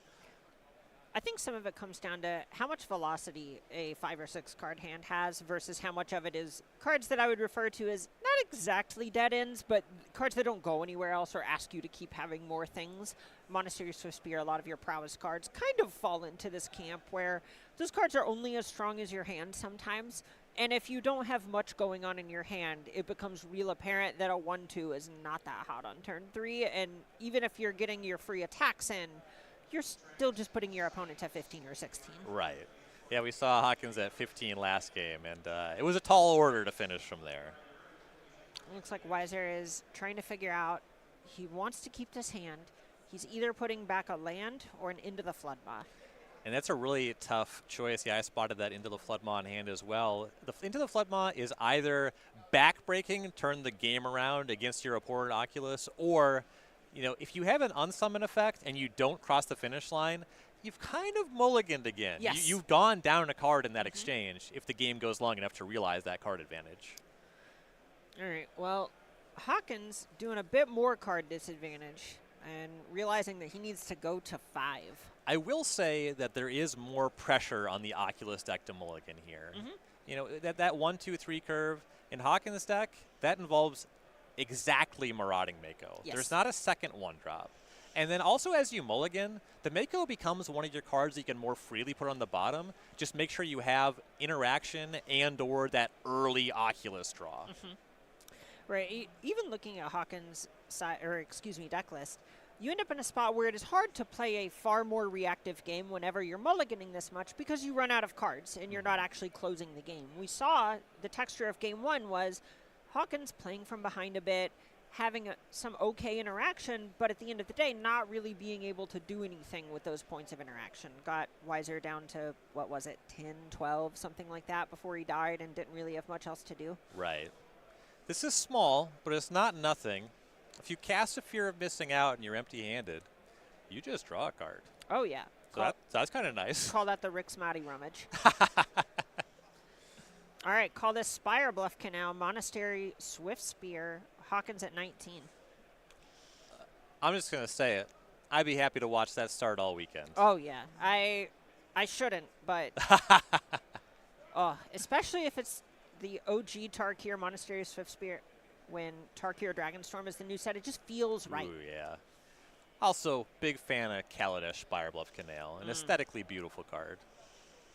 All right, Hawkins doesn't have a 1. Back to Weiser, who has an island and an opt.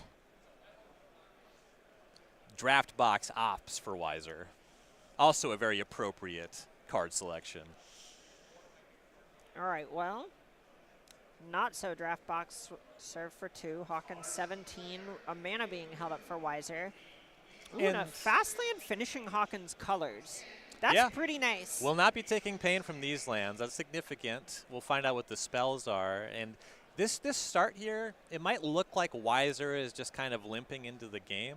But when your opponent's on 5, actually Weiser just has a lot more breathing room. Yes. There's less pressure on him to use his mana proactively. He can take a little bit more time in this shape of game.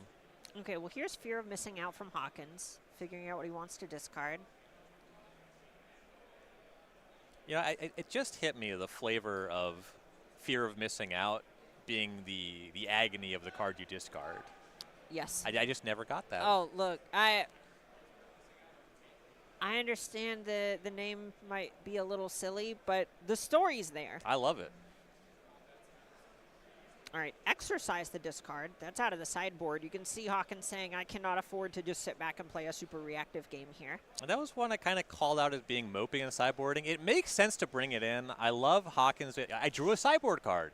It's supposed to be good. A lot of players would be in that mentality. Realizes, all right, on 5, I don't think I can be doing this. Yes. And that's the strength of this deck, is it does have a ton of velocity that's rooted in different versions of looting and rummaging and discarding and drawing. If you do draw this, it's very easy to turn it into a different card. Right. Oh, and here is that start you talked about. We had the Swift Spear on 1, which gets the sort of bluff attack into the fear of missing out, into stock up for Wiser, who's happy to settle in. Love that attack. You know, the thing you're making Hawkins afraid of is your Monstrous Rage. Yes. But it's 2 instants in any other permutation. I like if he just has op to bounce, it's actually really bad for Wiser if Hawkins blocks, right? Yes. Like 2/3s bouncing off, that's a bad exchange. I love that attack. All right. Untap from Hawkins, who is at 16, serves with fear of missing out, decides that maybe some sort, just preserving it for a longer game is better. Torch the tower, the next play from Hawkins. Sorcery instant and yard for Delirium. Halfway there. Limit in a pair or something? Something. Yeah.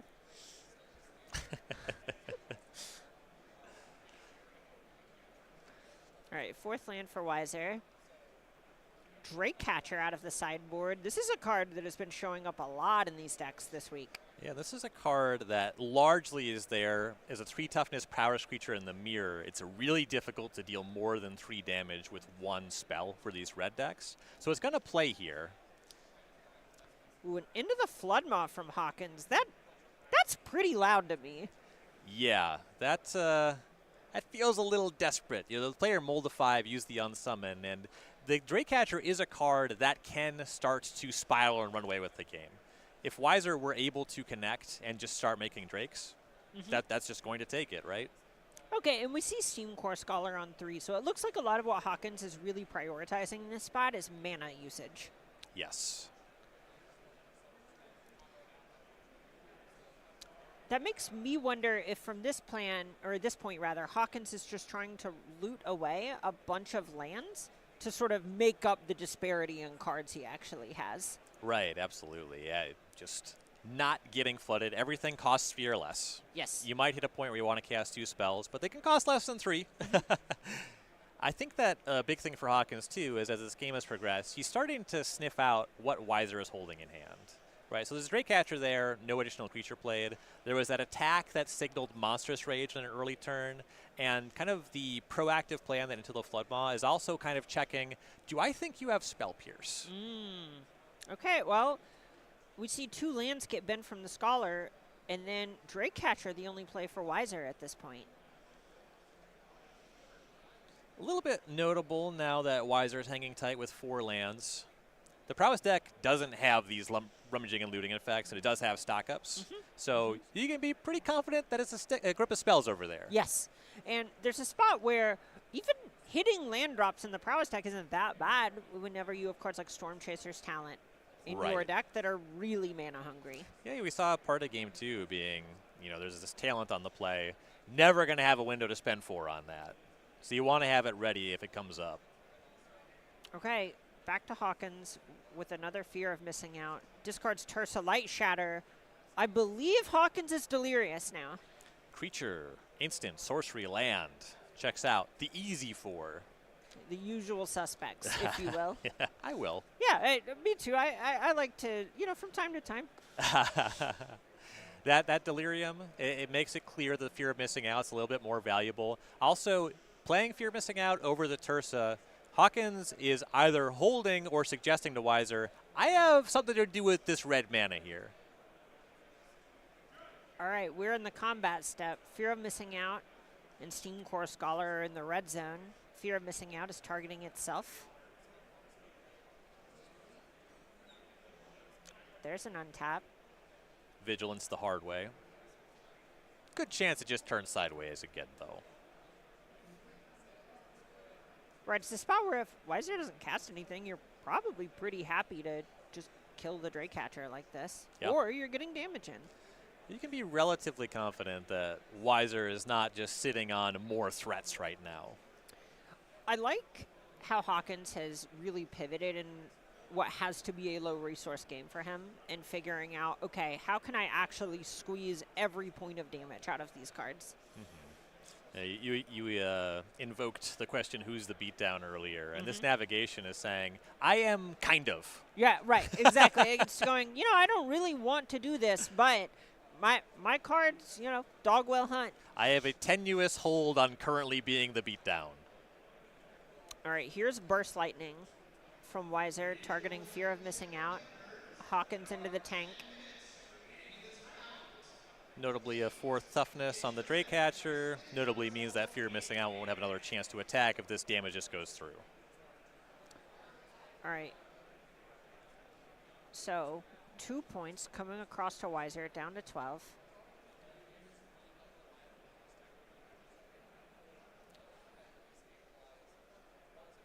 Definitely big going back to Weiser. I think both players are operating under the assumption Weiser trying to sell Monstrous Rage, and Hawkins to this point has been buying it. So this could be a potentially very big combat coming up. Right, so we're seeing a bunch of cantripping. It was Sleight of Hand. Now it's Opt. And if we see Weiser able to get these creatures out of the way, we're going to see a bunch of Drakes come out to play. Having the 3rd power before you attack, that means I am threatening Drake this turn. Yes. You got to block or remove your way out of this, and it's kind of loud to opt at sorcery speed, but I love that navigation by Weiser, both to say, all right, it's already 3, I'm going to get this no matter what, and also more looks at something like a Monstrous Rage or a Spell Pierce, which could be huge here. Ooh. I think we're about to see Fear of Missing Out take one for the team.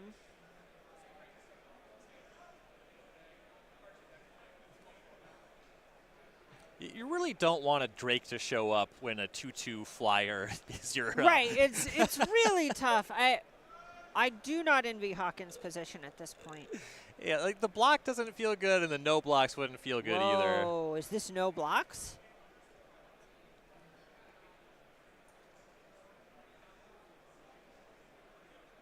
Okay, Torch the Tower on Steam Core Scholar. I believe double block is what we're looking at for seeing this play, right? All right, here's Spell Pierce on the Torch the Tower. Actually, that wouldn't make sense. Forget that I said that. But it could have made sense if Hawkins had, say, a Torch the Tower. Right. Instead, no, it looks like we just see 4 incubation counters going on to the Draycatcher. That is scary. Hawkins still with Delirium. Both players at 12.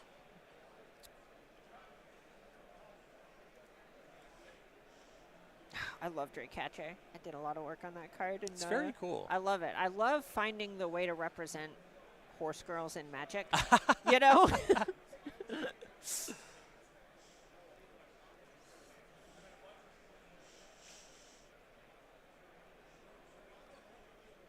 All right, here's a Surf for 4 with Hawkins. Going to go ahead, trigger Fear of Missing Out, targeting itself. Draycatcher. Going to hatch a Drake. Yeah, one of the more significant cards in Hawkins' deck list when you're facing down that big Draycatcher would be having access to Into the Floodmaw. Already 1 burn. There is another copy in the deck. Drawing towards a Sheltered by Ghost. That could be a huge swing. I think this turn would be going a little bit differently if he had it.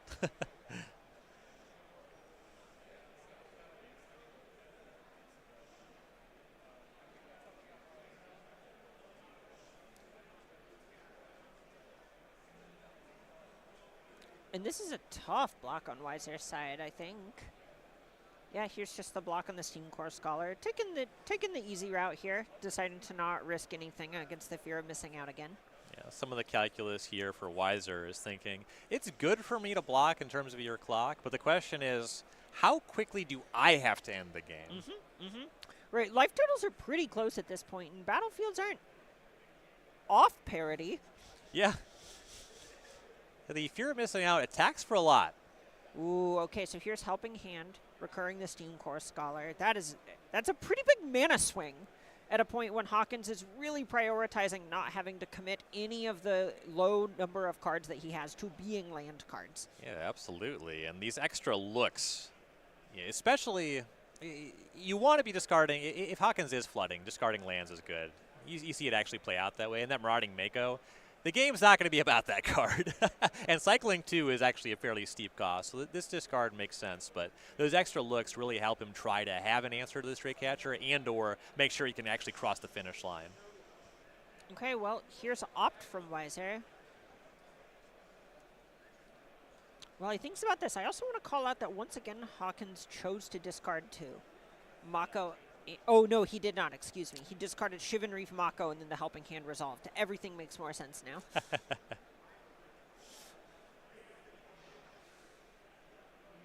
All right, that Opt resolves. Liked what he saw. Storm Chaser's talent hits the stack, and Otter hits the battlefield. Drake Catcher. 3 power, perhaps going to hit Hawkins. And that sorcery speed op, once again, Weiser saying, I know that this turn I want to hit you for 3 with my Drake Catcher. Right, right. I'm going to get some information on the way there, too. Oh, Monstrous Rage. This is big.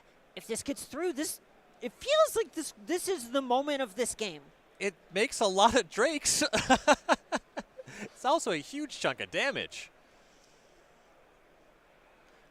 And I love that play by Weiser. It was quite aggressive, but there's just not that much that could break it up. Right, exactly. And look at it, what, 8 counters on Drake Catcher? Okay. That's the current record. We'll see where we get this weekend, but 8 is the number to beat now. All right. We'll have to make sure, talk to our people in between rounds and let them know 8. Right. Well, we'll keep you updated all weekend on the Drake Catcher incubation counter record. All right, back to Hawkins. Just an untap step, which actually means he did not make use of that mana that he left up last turn. Doesn't have a lot of cards, so I suppose that's not surprising. Representing something was good, but at some point the mold of 5 is just going to catch up to you. And you can feel on Hawkins' side this is really getting into the territory where before you were uncomfortable with the shape of the game. This is come into the, I feel like I'm 5% to win this game. What does that 5% look like? Yeah, realistically, you're in the territory where, can I make a game action that can cause my opponent to make a game-losing mistake? Yes, exactly. Okay, so we see a couple creatures in the red zone. FOMO untaps itself. A couple Drakes. One of them blocking. Weiser thinking about blocking the fear of missing out. Already has one in front of the Steam Core Scholar. The Oculus deck, of course, not one of the monstrous rage decks in the format. It makes sense that it's not, but I just want to say, can you imagine? Can you imagine right now a fear of missing out active with the monstrous rage? Ooh, all right. Well, Weiser can't. Goes for the double block, but towards the tower going, oh, it's actually going to bargain away the fear of missing out to target Drake Catcher. And I think at this point, Hawkins can guess that Weiser doesn't have another spell because that would have equated to another Drake on Weiser's last combat. A little awkward with the monstrous roll on a 3 toughness creature, though. We got to do something else, and pick up his cards is what Hawkins has. Oh, all right. That is going to be the match, going to Daniel Weiser taking one more step towards a second regional championship title. Starting off 3-0. What is, I think, right now the consensus strongest deck in the format and one of the strongest players in the field. Really great start to Dan Weiser. And for Eric Hawkins, the tournament is young. And I really liked how Weiser actually navigated a lot of those games. I think we talked about the sorcery speed opts a lot of the time, and there are a bunch of points where you kind of talked about the plays that you wanted to see. If you're in the Is It seat, the turn 1 Swift Spear, the more passive turn 2 into stock up, it just defined that third game. Yeah, off camera, we were talking about kind of a bell curve of a different arrangement, but Opt is one of those cards where I cast it when I have it. When I first start playing, I don't have appreciation or understanding for instant speed being good. I get a little bit better, and I think it's an instant. I cast it on my opponent's turn, or at least not at sorcery speed. Dan Weiser, the master, saying, it's pretty good right now, so I'm going to cast it at sorcery speed. It's really nice. Instant means you can cast it whenever you want, not that you should cast it on your opponent's You turn. have the option. You also have an option to drink a third Mountain Dew. Sometimes you should decline. All right. Well, I'm hearing that we have a backup match, and it's a couple of awesome players, actually. So we've talked a bit about what year is it, a lot of jokes like that, people coming out really wanting to play in these events, and we have Bill Caminos. This is someone who helped get Summer Bloom banned originally in Modern. Dating myself, I think I covered that tournament. Was that, I want to say Cincinnati? No, I don't no, have no, no. I It don't wasn't have Cincinnati. We'll figure it out off camera. We're not doing it here. But Caminos, we're going to go into game 2, is playing Jeskai Oculus against Gwen Thompson on mono white tokens. So this is one that's actually making a lot of use of carrot cake. Carrot cake. I love carrot cake. I love carrot cake at the card. It's right. strong. Okay, this deck also has Caretaker's Talent, which is something that helps you draw a ton of cards. Great card advantage engine. Big update here, the Elspeth Stormslayer, doubling your tokens. That's huge as a static ability, giving your tokens flying. Just massive in both directions. Okay, well, let's see just how massive it is. We're heading down to the feature match. It is game 2, and it looks like Gwen took the first game. Yeah, so far so good. All right, Spyglass Siren, the one drop that you choose to register because you want to do something on one, but you're never that excited about it. The one drop that can. I was talking a little bit about Jeskai Oculus, the abhorrent Oculus, the texture against creatures versus against sweepers. On this token side, we see Gwendolyn with 2 Day of Judgment and 2 Sunfall in the main, so that's going to be scary stuff for Caminos. A lot of temporary lockdown as well in the main deck. So we see the triple one-drop start, which for Caminos normally looks incredible. Post-board, there are a lot of hammers out of Thompson's deck. Right. Yeah, on the play, applying the pressure makes sense. This could be really scary into a lockdown. All right, well, here's a carrot cake bringing its first rabbit friend. It's just so wholesome. I can't get over it.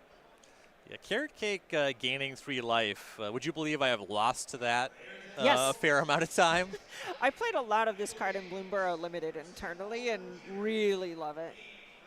Yeah, I like these. Very, very fun card, too. All right, so we're going to see a map get cracked for Caminos.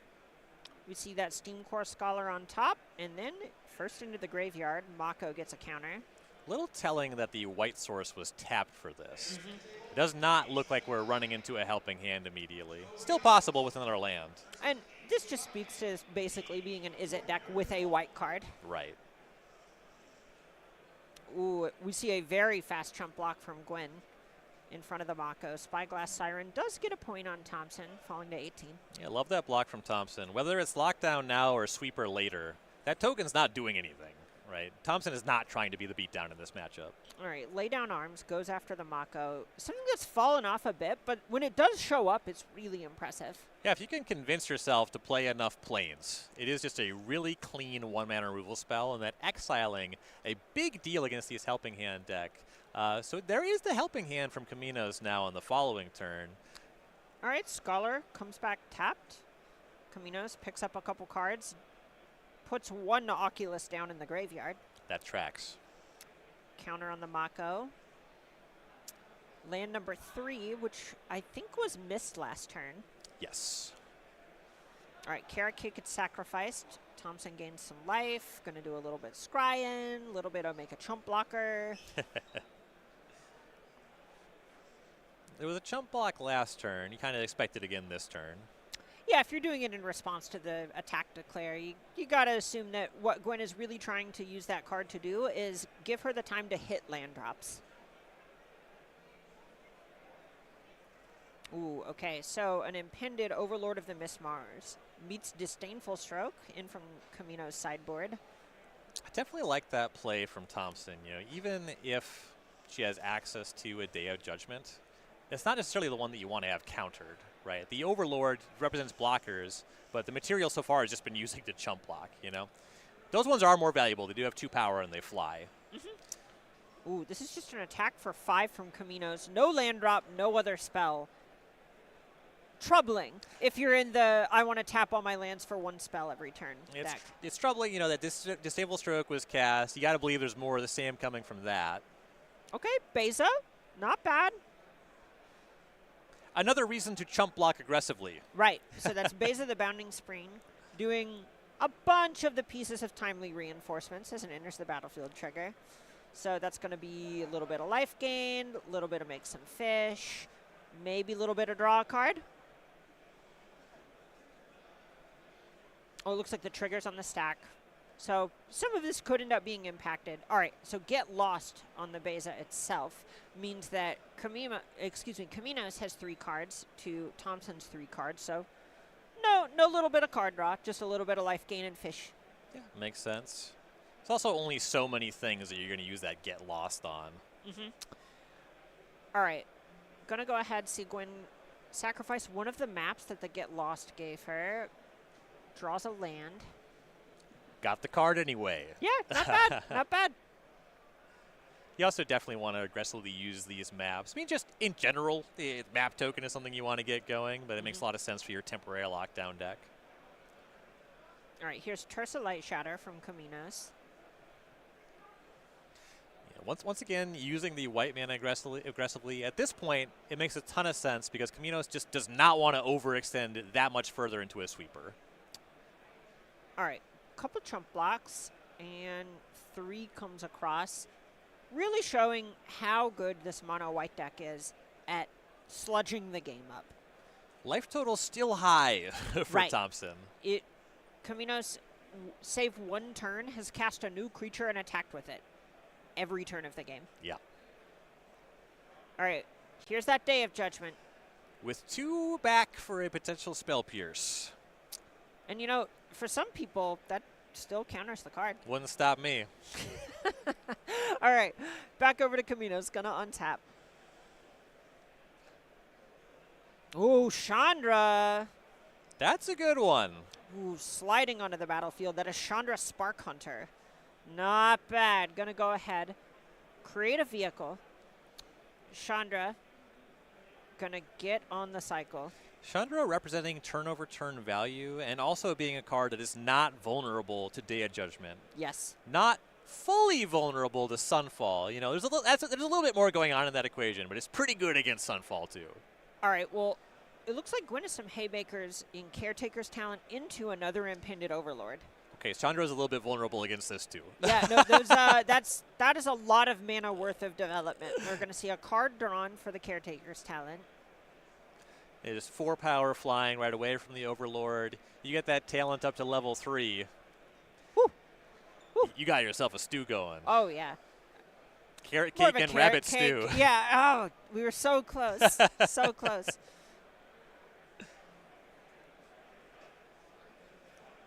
Overlord of the Mistmord is one of the cards that has been really surprising and encouraging to see show up at the clip that it has. It's hard to put a 4-mana card in your deck, and it is also really hard to put a 7-mana card into your deck. So having a card where that is the modality is pretty interesting. Absolutely. It adds a lot of texture to the format, and a huge factor in that, you cannot spell pierce your way out of an Overlord.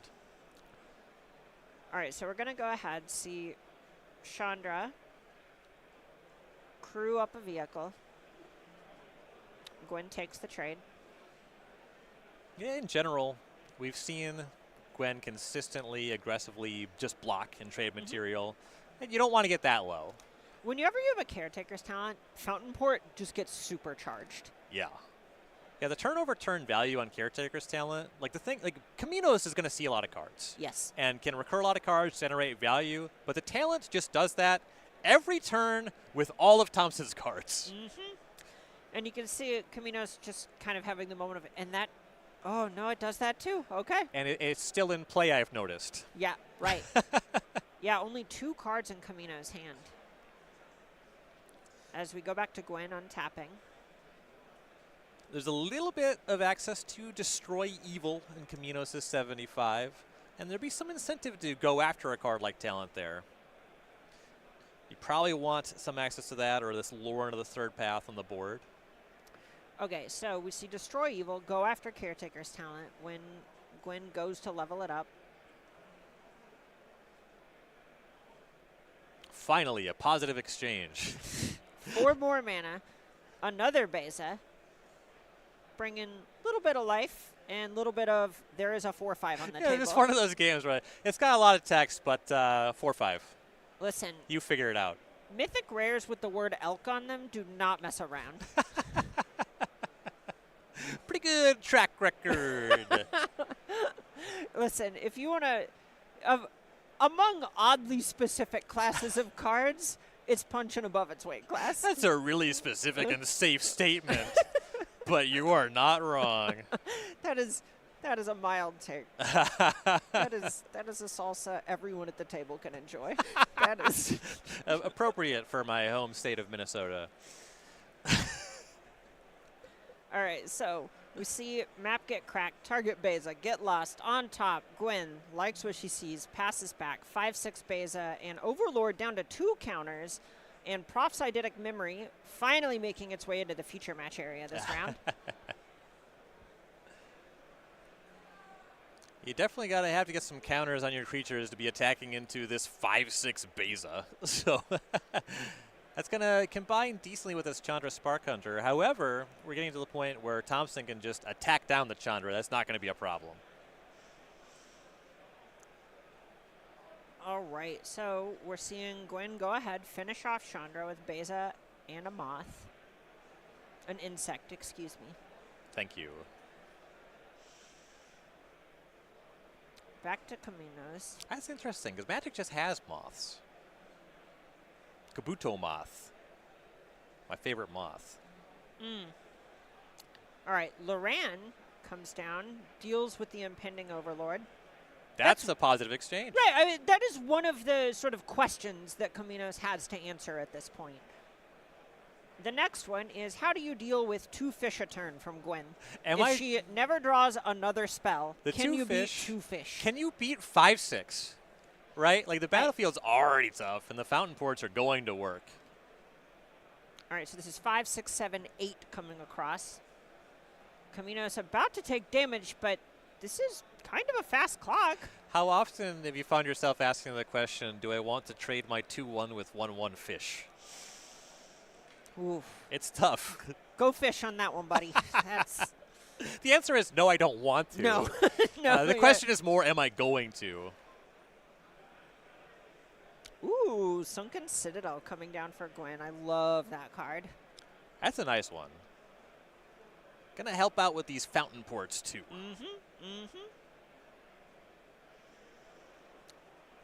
All right, Caminos tapping Loran, so both players draw a card. A synergy with Prof's Eidetic Memory. Not bad. You do what you got to do at this point. It is, in fact, not bad. I think Caminos is in the territory of needing something good, possibly great.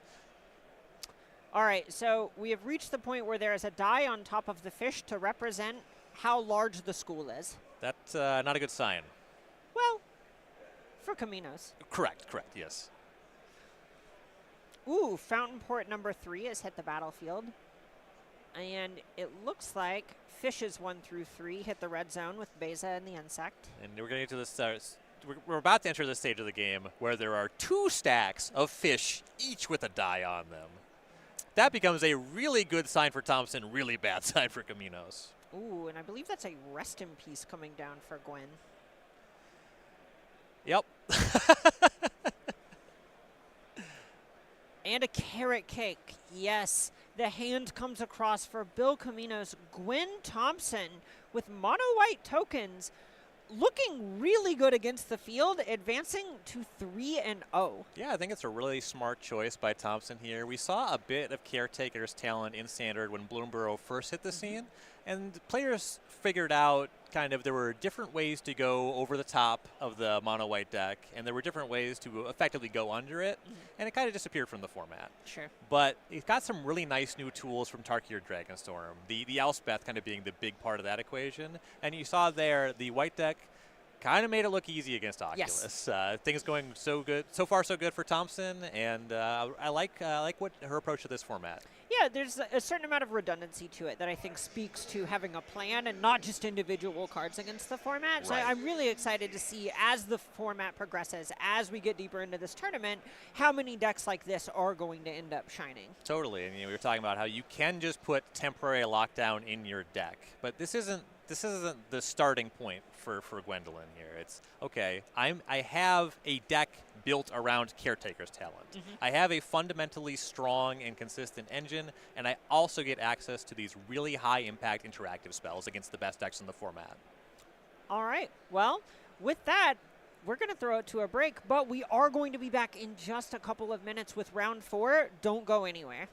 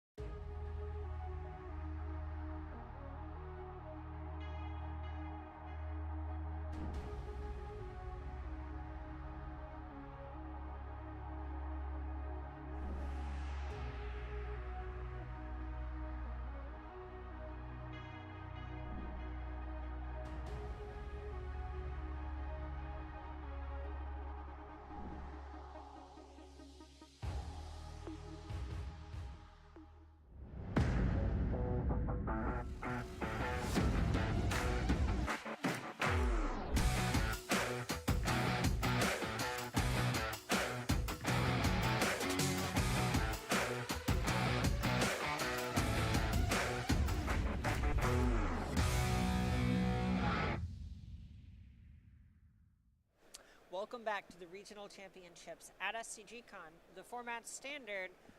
You're Ryan Overturf. I'm Carmen Klumperens. What's good, man? Well, all that information checks out. Really excited to be back in the booth. Delighted to be casting with you this weekend. And we have another match coming up. Coming up on round 4. Tournament is young.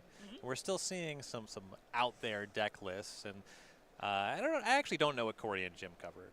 But this will be totally fine. This round we have Izzet versus Black White Pixie, and we have Nathan Stoyer, former world champion, someone who notably was LCQing yesterday. So for anyone who showed up early and was, birding some matches, as people who really like Magic tend to do, you would have caught a late round Nicole Tipple against Nathan Stoyer in an LCQ, where because there are multiple regional championships each season, it does behoove you to get an extra invite here and there. It sure does, but wowie, is that the hardest with those two names, that the hardest LCQ field I've ever heard of. Well, I mean, okay, so in Charlotte, just a month ago, we saw the eventual winner in Jesse Robkin LCQ into the event, went 20-2 over the weekend. It can be done. Killers top to bottom, but it is to say that there's no shame in LCQing. No, right? no, absolutely not. A lot of people roll up to these events just going, no, I actually do kind of think I might be the best person in the room, and the LCQs might be where you find the best person in the room. Yeah, if you have the chops to win a regional championship, you can certainly win 5 matches in a row. Betting on yourself to do that in the LCQ stage, and also, saving your weekend schedule building up. Maybe I can't hit that many RCQs, but I'm going to bet on myself. Can spike in RCQ, can spike in RC. Well, Nathan Stoyer, I believe, is playing Izzet, and we're going to take a look at that deck list. This is something that he ended up playing all the way through that LCQ and is now sitting undefeated in this event. A nice 3-0 to start the day off. Main deck, Draycatcher. Talk to me about this. Yeah, so Draycatcher is one of the cards that players have been reaching to kind of break the mirror. 3 toughness is already kind of a tall order, and then prowess on top of that means it's really tough to cut through this one with red removal. And then also a prowess threat, once you get through for 3 damage, you get those incubation counters, you start making 2/2 Drakes. Both the value, the card advantage of making those creature tokens, and those flyers. If you got to block your way out, you got to attack your way out, kind of does it all. You're right, and there's a lot about this list that I like that it feels like it is approaching the actual format from a higher macro level understanding. We're only seeing 1 copy of Torch the Tower and 3 Burst Lightnings. We're seeing that Draycatcher taking the place of a Slick Shot show off. In some ways, it looks like Stoyer is, I don't want to say half-heartedly, let's say preemptively, sideboarding a little bit for the mirror. Yeah, and also the 3 into the Flood Maw is respect to the rest of the field. It's like, all right, I have a little bit more for the mirror. I have a little bit more for anything else. So kind of a little bit of hedges in every direction, and makes a lot of sense for a player of Sawyer's caliber. All right, well, looking at the anything else, we have Michael Mendez on the other side with Orzhov Pixie.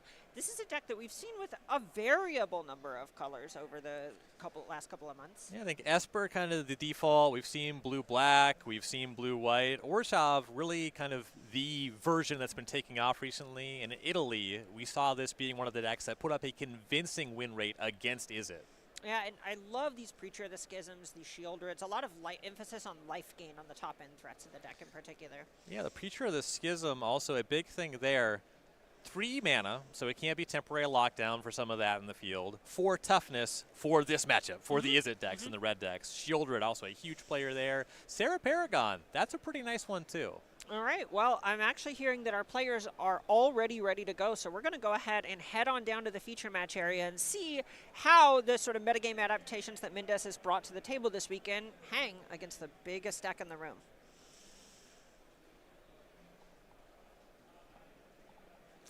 All right, up top, we have former world champion Nathan Stoyer on Izzet Prowess, also on the play with a River Pyre Verge, as well as a Swift Spear for 1. I've said I could watch it all day. Still true. As long as that's the art, I'm with you. All right, Concealed Courtyard for Mendez. Hopeless Nightmare. Legally Distinct Goblin Guide. Love that shout. And Stoyer really quickly just knew, all right, Torch the Tower, that's what I'm discarding to a Hopeless Nightmare. Got to imagine he had that on his radar before it even happened. All right, well, one Swift Spear deserves another. That is what they say. So true. So true. All right, and just to pass back, you can tell with the open decklist format, Stoyer knows his role in this sort of matchup. We see Overlord of the Bailmerk get cast for Mendez, settling in for a grindier game. Notably tapping out. I mean, it's only turn 2. It's 2 mana, but it's a little uncomfortable against 2 Swift Spears on the table. And now the choice is between Sunpearl, Kieran, and Loran. Definitely both reasonable cards. On turn 3, you can Kieran and cast the Nightmare right away, but we're at a point where Stoyer is already really established on the battlefield that Kieran is not going to block very effectively, so you're kind of hoping that you already have something nice in Mendez's hand there. All right, so looks like the Sunpearl Kieran's the get. Overlord to 4. Stoyer, turn 3 is where this deck really starts to fire on all cylinders. You can see a ton of value here. Ooh, you can see a ton of monstrous rage going into Swift Spear. It means there's no Corey Steelcutter, so that's something, but it's a ton of damage. All right, so we have 1 and 2 and 3 and 4 and 5 and 6 and 7 of them. Mendez to 10, halfway there. Indeed. Call that the Bon Jovi. Whoa, whoa. Oh.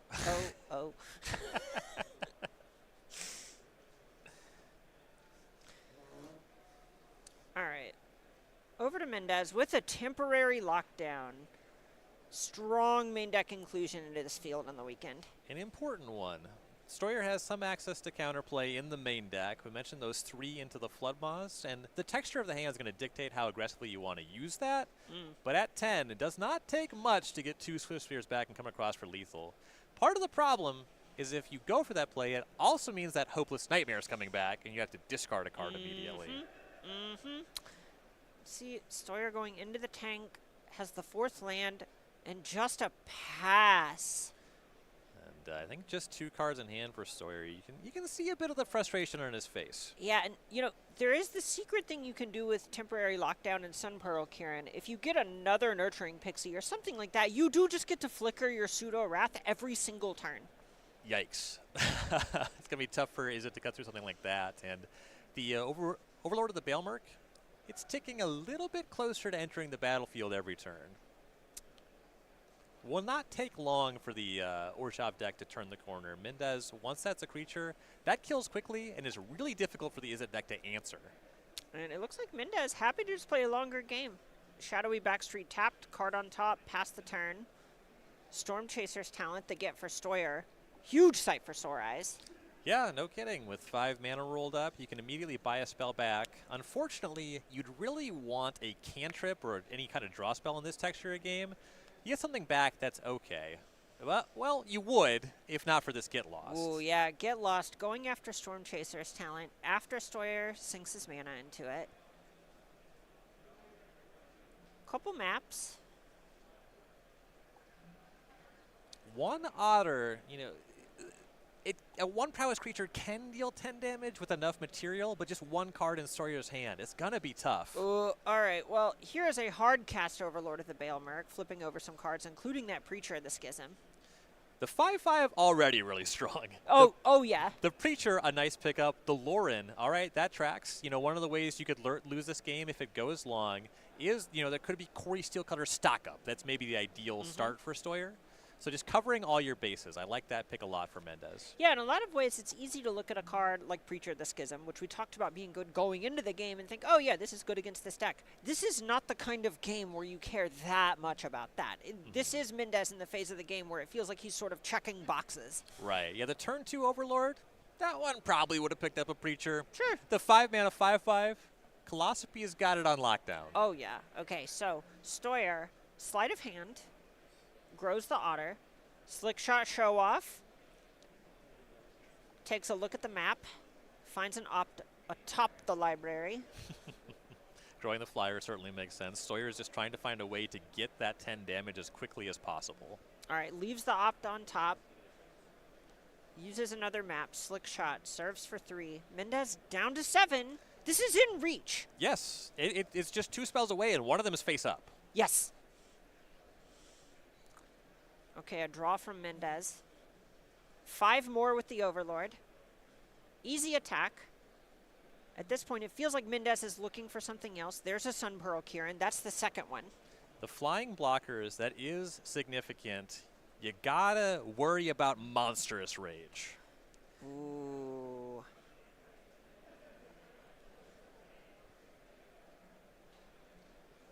All right, Kieran's the get.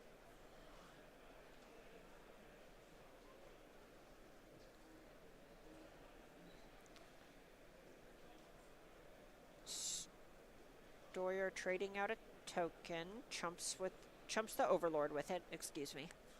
Yeah, the token's probably not going to do anything. The game Right. is on the show-off's back. Yes, this is a spot where Stoyer knows it is some sort of haste juke or something like that.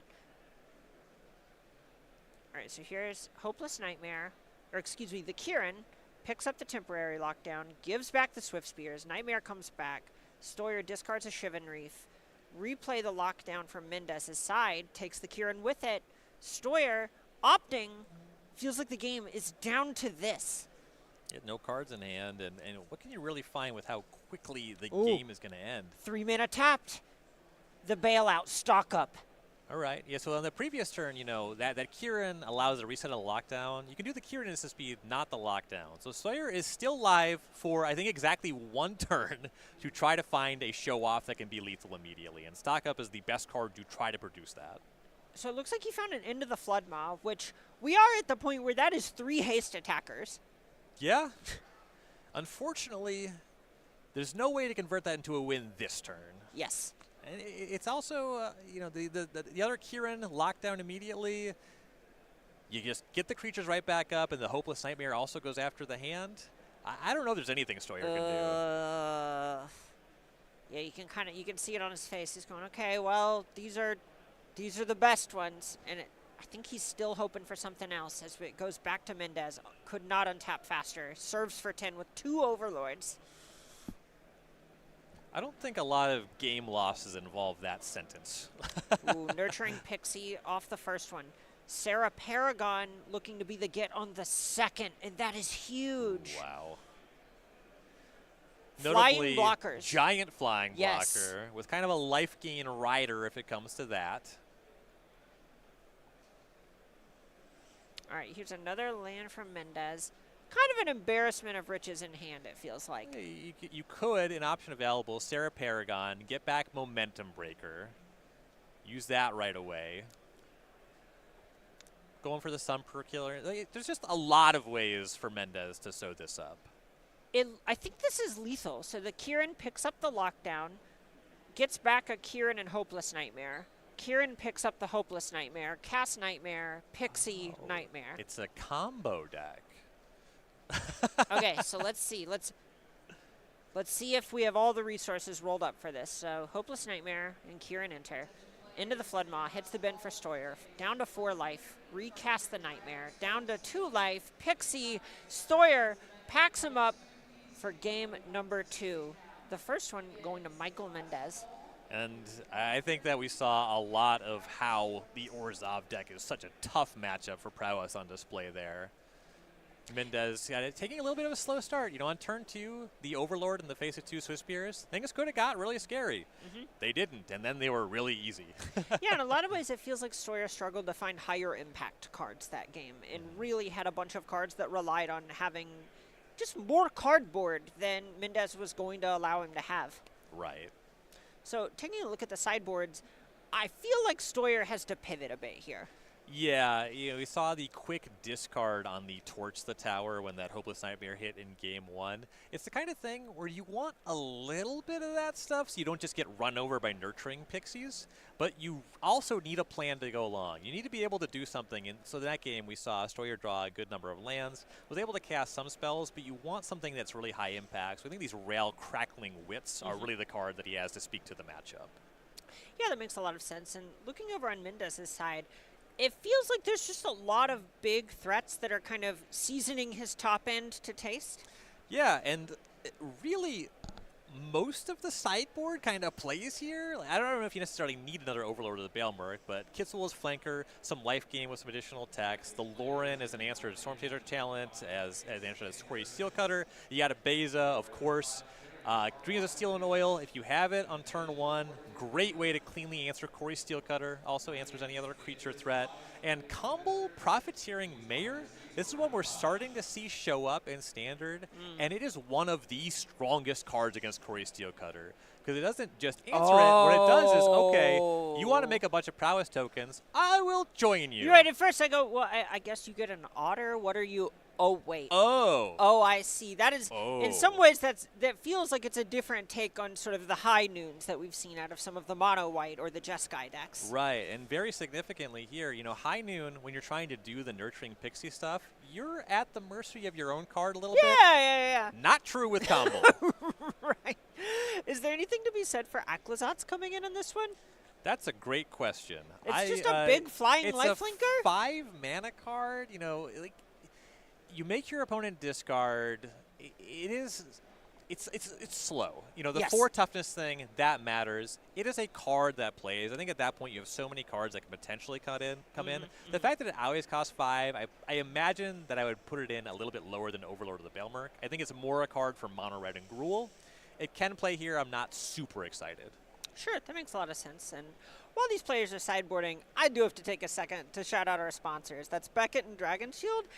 We've been joking about what year is it all day. I'm sure that joke is, we're going to say what day is it, the way we're running that joke all weekend. But these are 2 companies that have really just been part of cards forever, and they are keeping tabletop Magic possible today. Absolutely. Dragon Shield is my brand, has been for many years. So catch me cube drafting with the black matte Dragon Shields. Oh, I'd be remiss if I didn't find a way to bring up how much I love the poppy fields. Naturally. I adore those. I have a cube literally behind the set right now that is just like, oh, yep.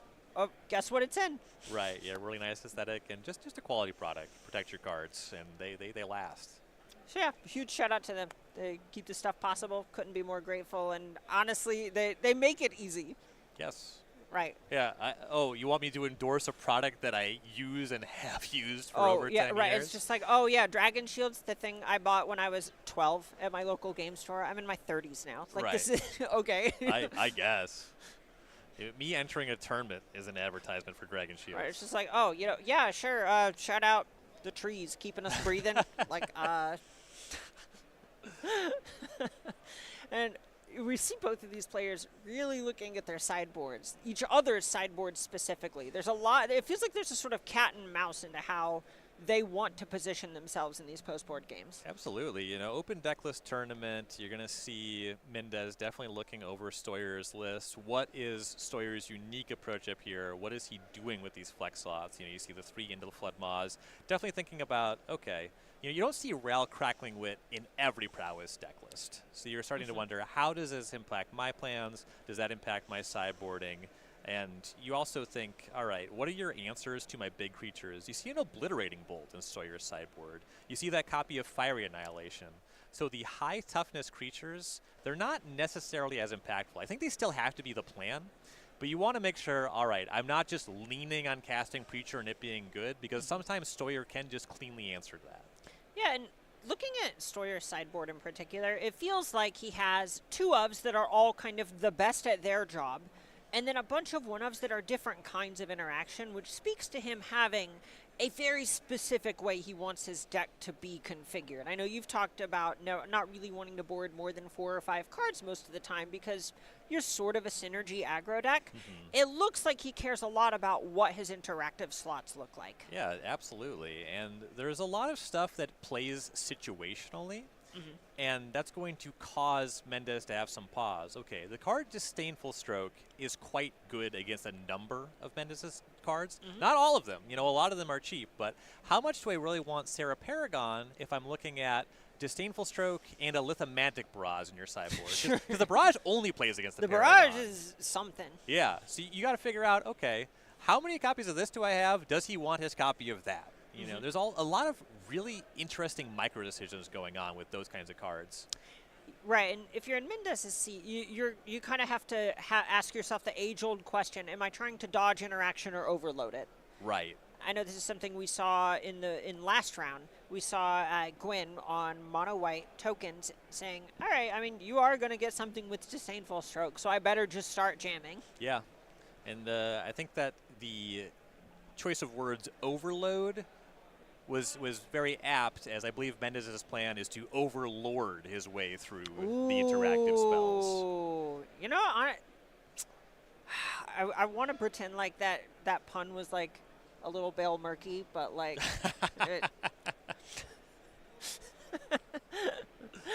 All right, players are presented and they're shuffling up for game number 2. Michael Mendez on Orzhov Pixie, a deck that feels like it does have a plan and is not just temporary lockdown on cross my fingers in the Is It Prowess matchup. It's also really tough on the prowess side because the Orzhov deck can cross the finish line very quickly. We saw that big turn of just, hey, you're at 6, here's 3 hopeless nightmares. Right. Oh, 16? You guys, you hear that? They think 16 is a safe life total. Get a load of this. Right. All right, players, take a look at the opening hand. I think Stoyer is happy with his, as is Mendez. Shivan Reef was Stoyer starting it off with Storm Chaser's talent. Definitely nice to start with the threat here. Kind of no matter what the interactive plan is and how the cards line up, there is a lot of pressure on Stoyer to close quickly. All right, here is Concealed Courtyard, and just a pass from Mendez. Most of his deck really optimizing impact over efficiency. Yes. All right, Stoyer going to 18 off of his own Shivan Reef, opting his Sorcery Speed. I know you love this. Brilliant. A young master. Are you happier watching Sorcery Speed opts or Spire Bluff Swift Spears on one? I know. It's. Do you like peanut butter or chocolate more? But Can we do both somehow? I gotta go with the Swift Spear on that one, but it is close. all right. Well, speaking of going with both, Stoyer adds another Storm Chaser's talent. Serves for 3. And on the play, this is very significant because it means you get a little bit of time to attack with these before you get caught by a temporary lockdown. Okay. Well, Mendez going to try and break a little bit of Stoyer's momentum. Enters the race.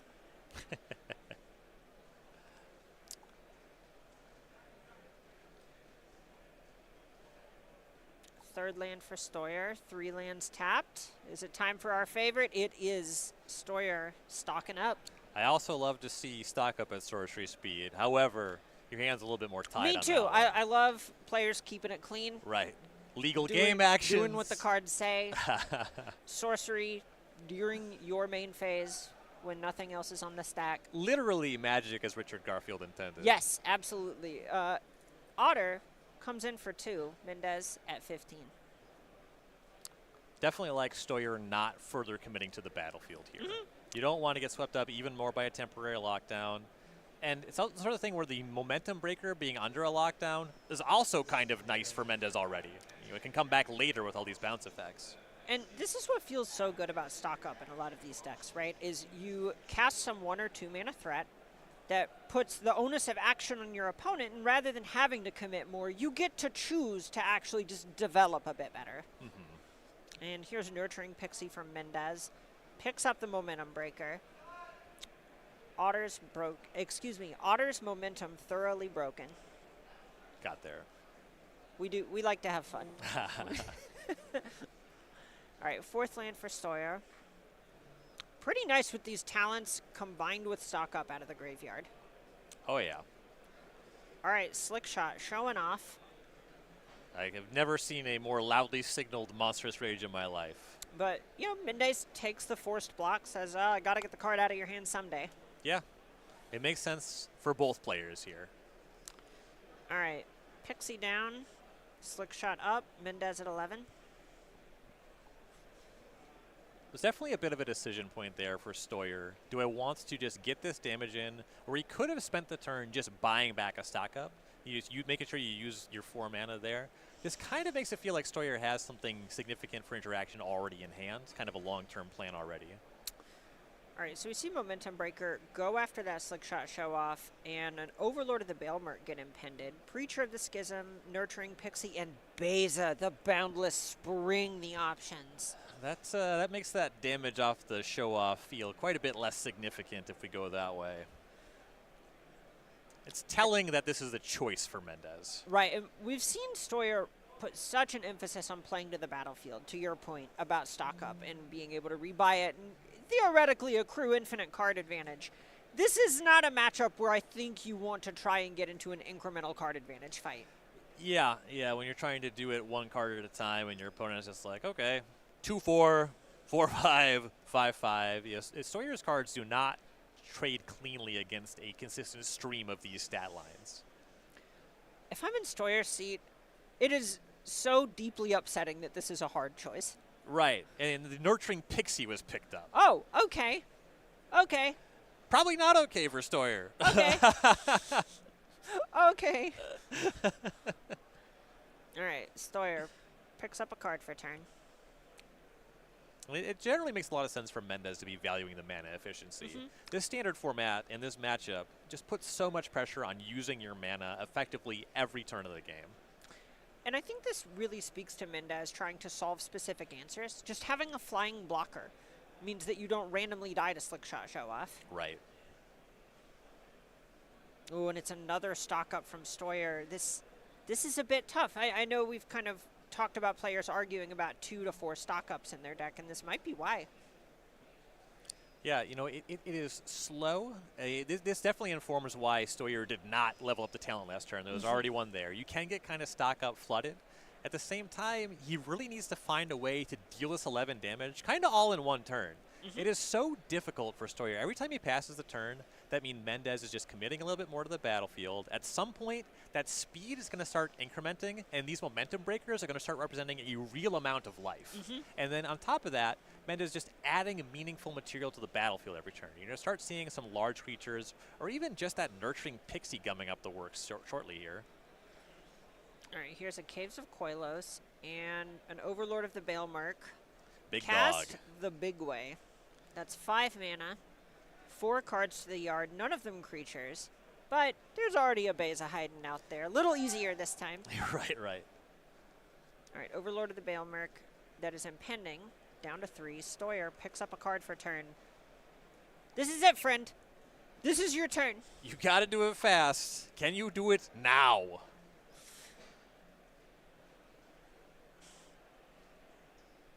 All right, fanning amongst his cards. Is that Spell Pierce hiding out? Oof. You know, it's a card that makes sense in some number in the matchup, but we're past the point of its prime. Right, there are a lot of shapes of games where tagging something like Temporary Lockdown is disastrous and game-winning. Yeah. On the spot. Yeah, if we're talking about spell piercing our way out of those early turns when the otters are still in play, sure, yeah. Plays in a big way.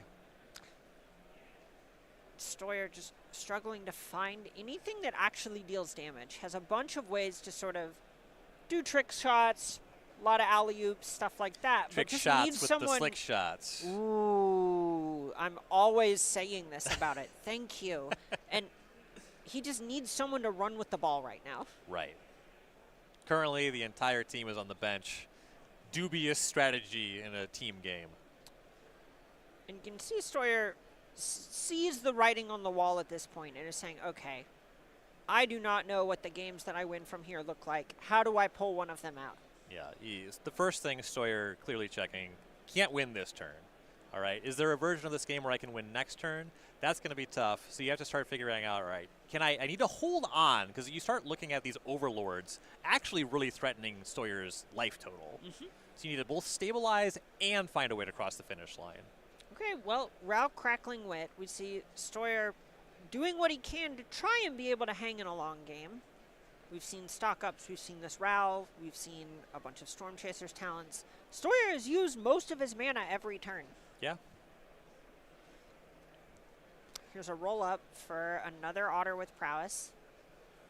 If you can keep the rail on the battlefield, there is a world where you can use that static ability to get rail up to 10 quickly, and maybe you can burst lightning with Storm your way out of this game.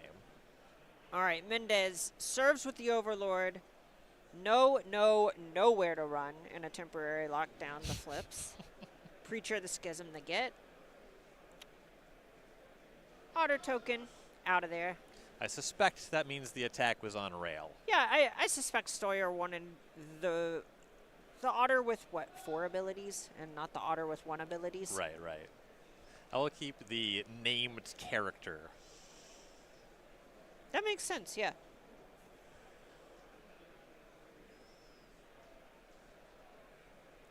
And now at this point, Mendez is saying, okay, I feel ahead, but it is really stressful to play against the prowess deck because it can actually compress so much of a game into individual important turns. You really start asking the question, all right, what does a version of this game that I lose look like? Because it's probably a smaller range of answers. You're like, all right, I just need to avoid this.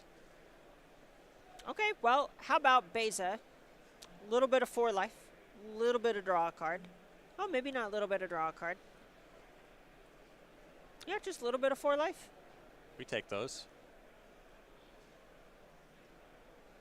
Upcast life goes on in Constructed. Oh, I feel you. It wasn't a 4/5. All right, here's Nurturing Pixie. Comes in with a counter. Picks up Momentum Breaker. Ooh, Burst Lightning on the Pixie. I like this for Stoyer because he's still looking at, all right, one way I could win this game involves Slick Shot Show Off doing it this massive burst. 15 is a taller order, but that Pixie is going to get in the way whenever it's possible. Ooh, okay, we saw a minus from Ral. Drawing a few cards. Sleight of hand among them. Discards that Spell Pierce we were talking about, as well as the Spire Bluff Canal.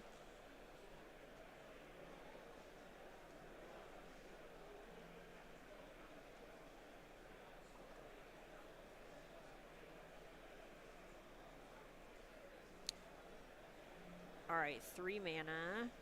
Stock up, counter onto Ral. There's a lot of matchups, certainly in the Is It Mirror match, where you could say a player resolved 3 stock-ups, definitely advantage them. When your opponent is casting Overlord of the Baelmerks, when you're behind on the battlefield, another stock-up here, unfortunately, just a rough sign for Stoyer. And we saw 3 lands hit the bottom pretty quickly. I think the other 2 cards were a Cantrip and an Into the Floodmaw.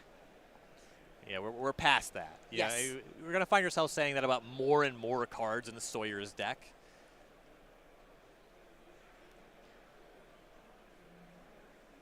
All right. Here's the Spire Bluff Canal being tapped. Sleight of hand. Counter on Ral. Couple cards. Into the Floodmaw among them. Looks like that's the get. If it ends up mattering, having to tap Shivan Reef on Mendez's turn is going to make Mendez's speed go up.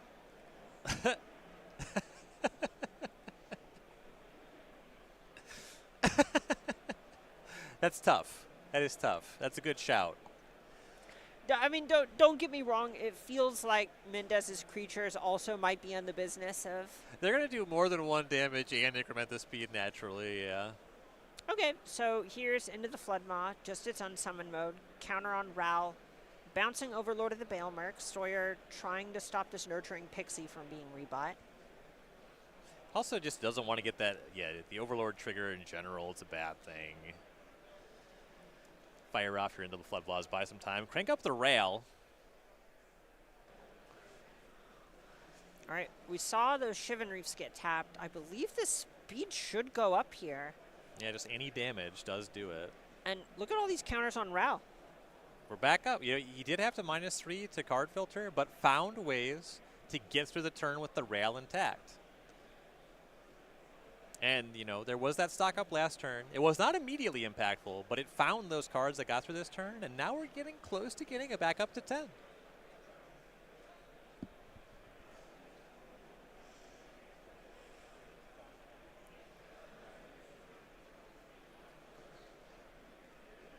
Now, once again, Mendez is sort of in the how do I solve for the worst case scenario seat. That Overlord, it still needs another turn to fully thaw. You really want to do whatever you can. 15, you're probably not able to cross the finish line and just kill Stoyer next turn. So you have to think about managing the rail. Sure. So getting some power on the battlefield is likely a significant part of the objective. I mean, this is a spot where beating a Planeswalker emblem is pretty tough. We've talked a bit about not wanting to get into an incremental advantage fight against Mendez's deck. I kind of think Ral might be able to solo it. Yeah. There's incremental advantages, and then there is just a ridiculous cascading value engine. Having all your spells cast Storm, I called out trying to get lethal Burst Lightning, but the significant thing is you sleight of hand, and then your opt is good for 2 cards. Yes. I mean, the Burst Lightning thing is super real in Vintage Cube. Tell me you have never 1,000-Year Stormed a Bolt for lethal. Oh yeah. All right, so here's that opt from Stoyer. Counter on Ral. Looked like he liked what he saw. Another opt, another counter on Ral. Ticking closer.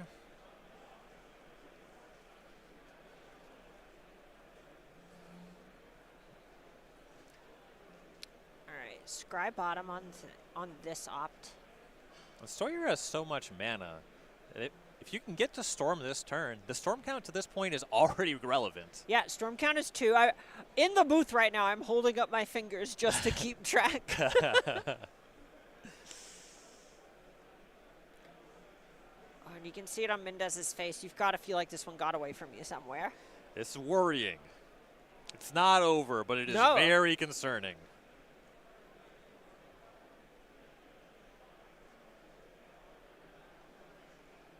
Whoa. Okay, -3 on Ral. It is both scary because this is a lot of looks, but a minor sigh of relief. It is the spot where you kind of have to wonder, am I randomly about to just die? Right. I don't know how. I don't know how, but...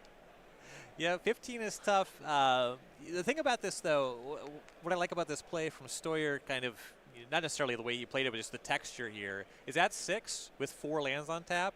Stoyer can still get to 10 this turn. I guess you can't activate it anymore. Right. So that's less of a thing.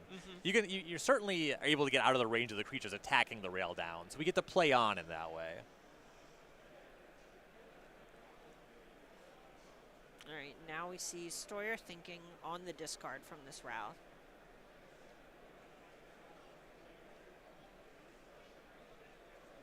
A lot of options in hand. Yeah, not shy on cards here. I think I see a Drake Catcher hiding out, which has got to feel pretty bad in the face of a sort of face-up Momentum Breaker in the opponent's hand. Yeah, the Momentum Breaker, also just creatures that very much outsize the Drake Catcher already. All right, discard Spell Pierce. Was that Corey Steelcutter? Did not get a good look. Kind of makes sense, though. All right, 4 mana. I have a feeling it's a Storm Chaser's talent being leveled up.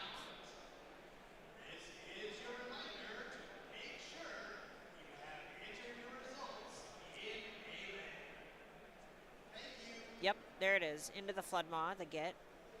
Another way to keep that rail on the table. It has felt like Stoyer has done a really good job of shifting what the game is about. Yeah, a really good job, in fact. Ooh, that's that crackling wit.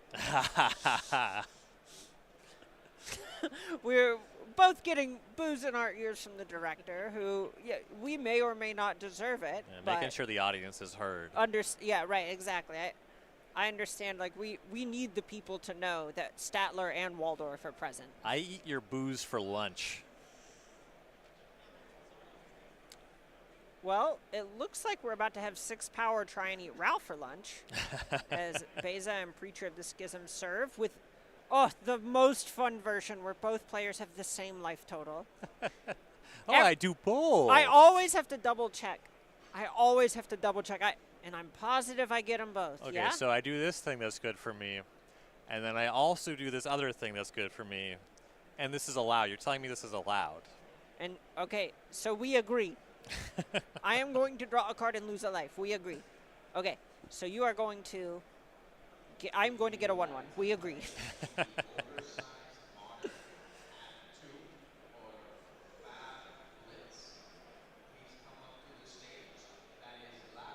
All right, we see life get paid by Shivanreef.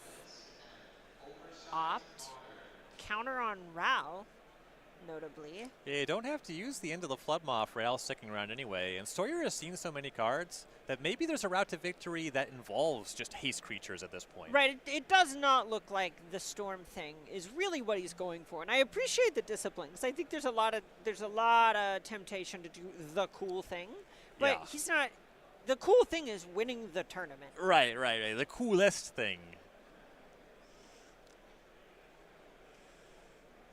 All right, so here's Loran going after the Storm Chaser's talent that still has a level 2 to give.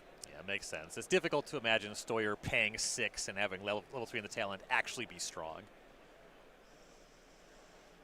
All right, and here's Overlord of the Baelmerk.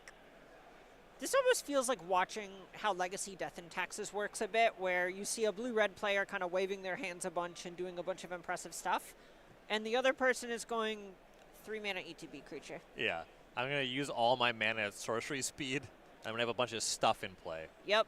Okay, so this Baelmerk came down, and that means it is able to get back a Pixie, which is a flying blocker. But Sawyer is untapping against a tapped-out opponent. Takes the draw, sleight of hand, counter on Ral, finds a Swift Spear and another Storm Chaser's talent. Having a think on that.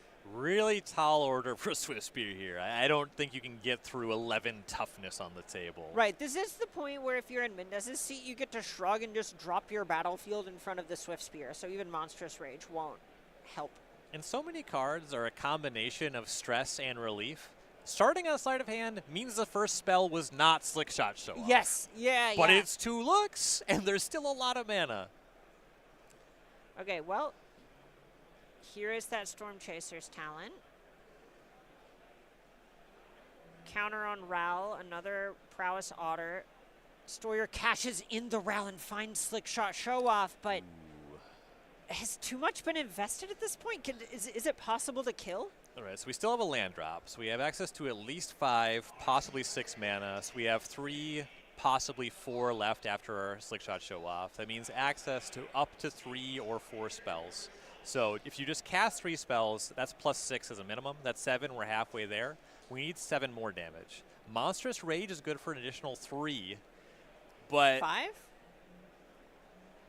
So I was already counting the show off's ability. Everything makes sense. Everything makes sense. Okay. Right. So it has to be like 3 of those, like cards in the Burst Lightning Monstrous Rage space. A 4th mana and a 4th spell expands the range of what's possible. All right. Drake Catcher and Mountain, not part of what's possible. Island on the battlefield for Sawyer. Here's that show off. Tapping a blue. The 4th Storm Chaser's talent. All right, so we have a 3-power show off right now. 3 mana left over. This is the turn, Sawyer. Let's see it. All right, Spire Bluff Canal, Monstrous Rage. That's plus 5. Yep. Up to 8.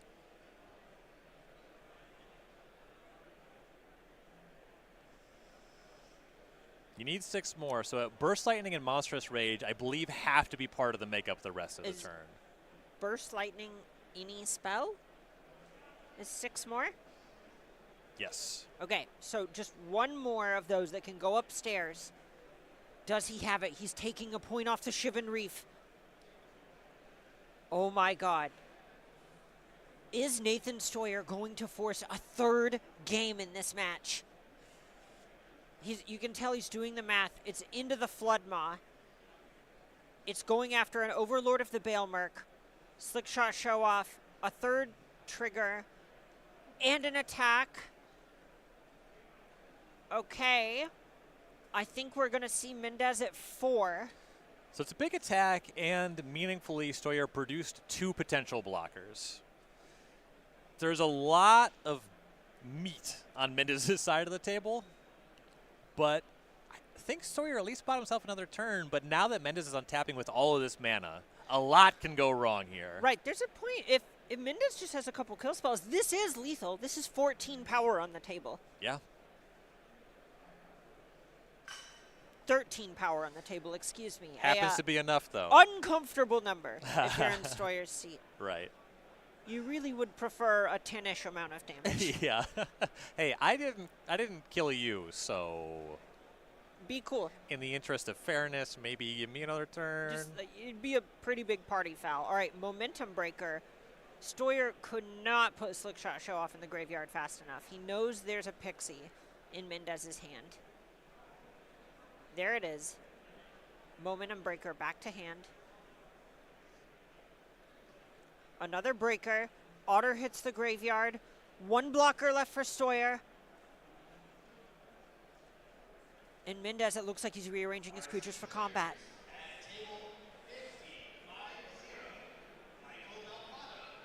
If the removal spell's already there, we could see the Lauren attack and activate before blocks to maybe find an instant speed answer to the blocker. Oh, and there's nowhere to run in the hand from Nathan Stoyer. Michael Mendez, 2-0 over former World Championship Nathan Stoyer with Orzhov Pixie.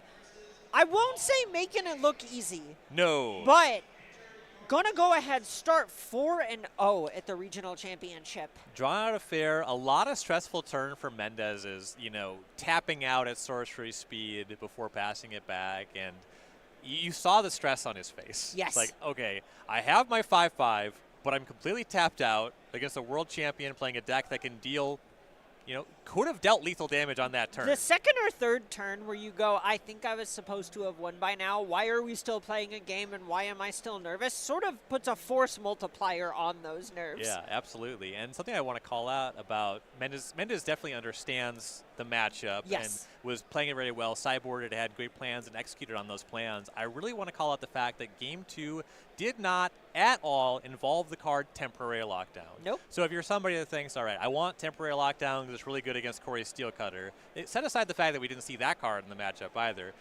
It's important to have plans that don't just care about that. But Mendez, just all of my cards do something positionally advantage in this matchup.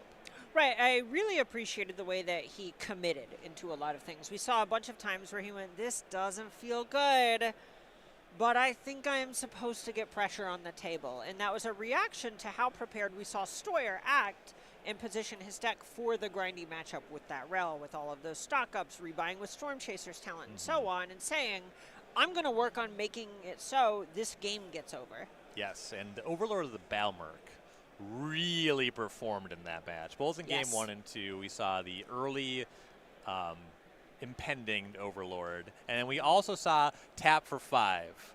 2 good deals in full effect there. Yeah, in a lot of ways, we saw that there was the selection element of it, the recursion, the card advantage, the pressure. The whole package was something that Mendez was able to make use of in a way that I think is pretty hard to do. I know it's a strong card, and you go, oh yeah, it does all those things, obviously, but he used all of them. Yeah, absolutely. And it's not free to tap out on turn 2 on the draw against 2 Monastery Swiss Spears. And Mendez, you know, acknowledging, hey, this is my plan, this is what I came to do, and executed on it. Well, if you want to see even more about some Overlords and going a little bit over the top of Visit Prowess, you saw Dom Harvey do it in the feature match a little bit earlier.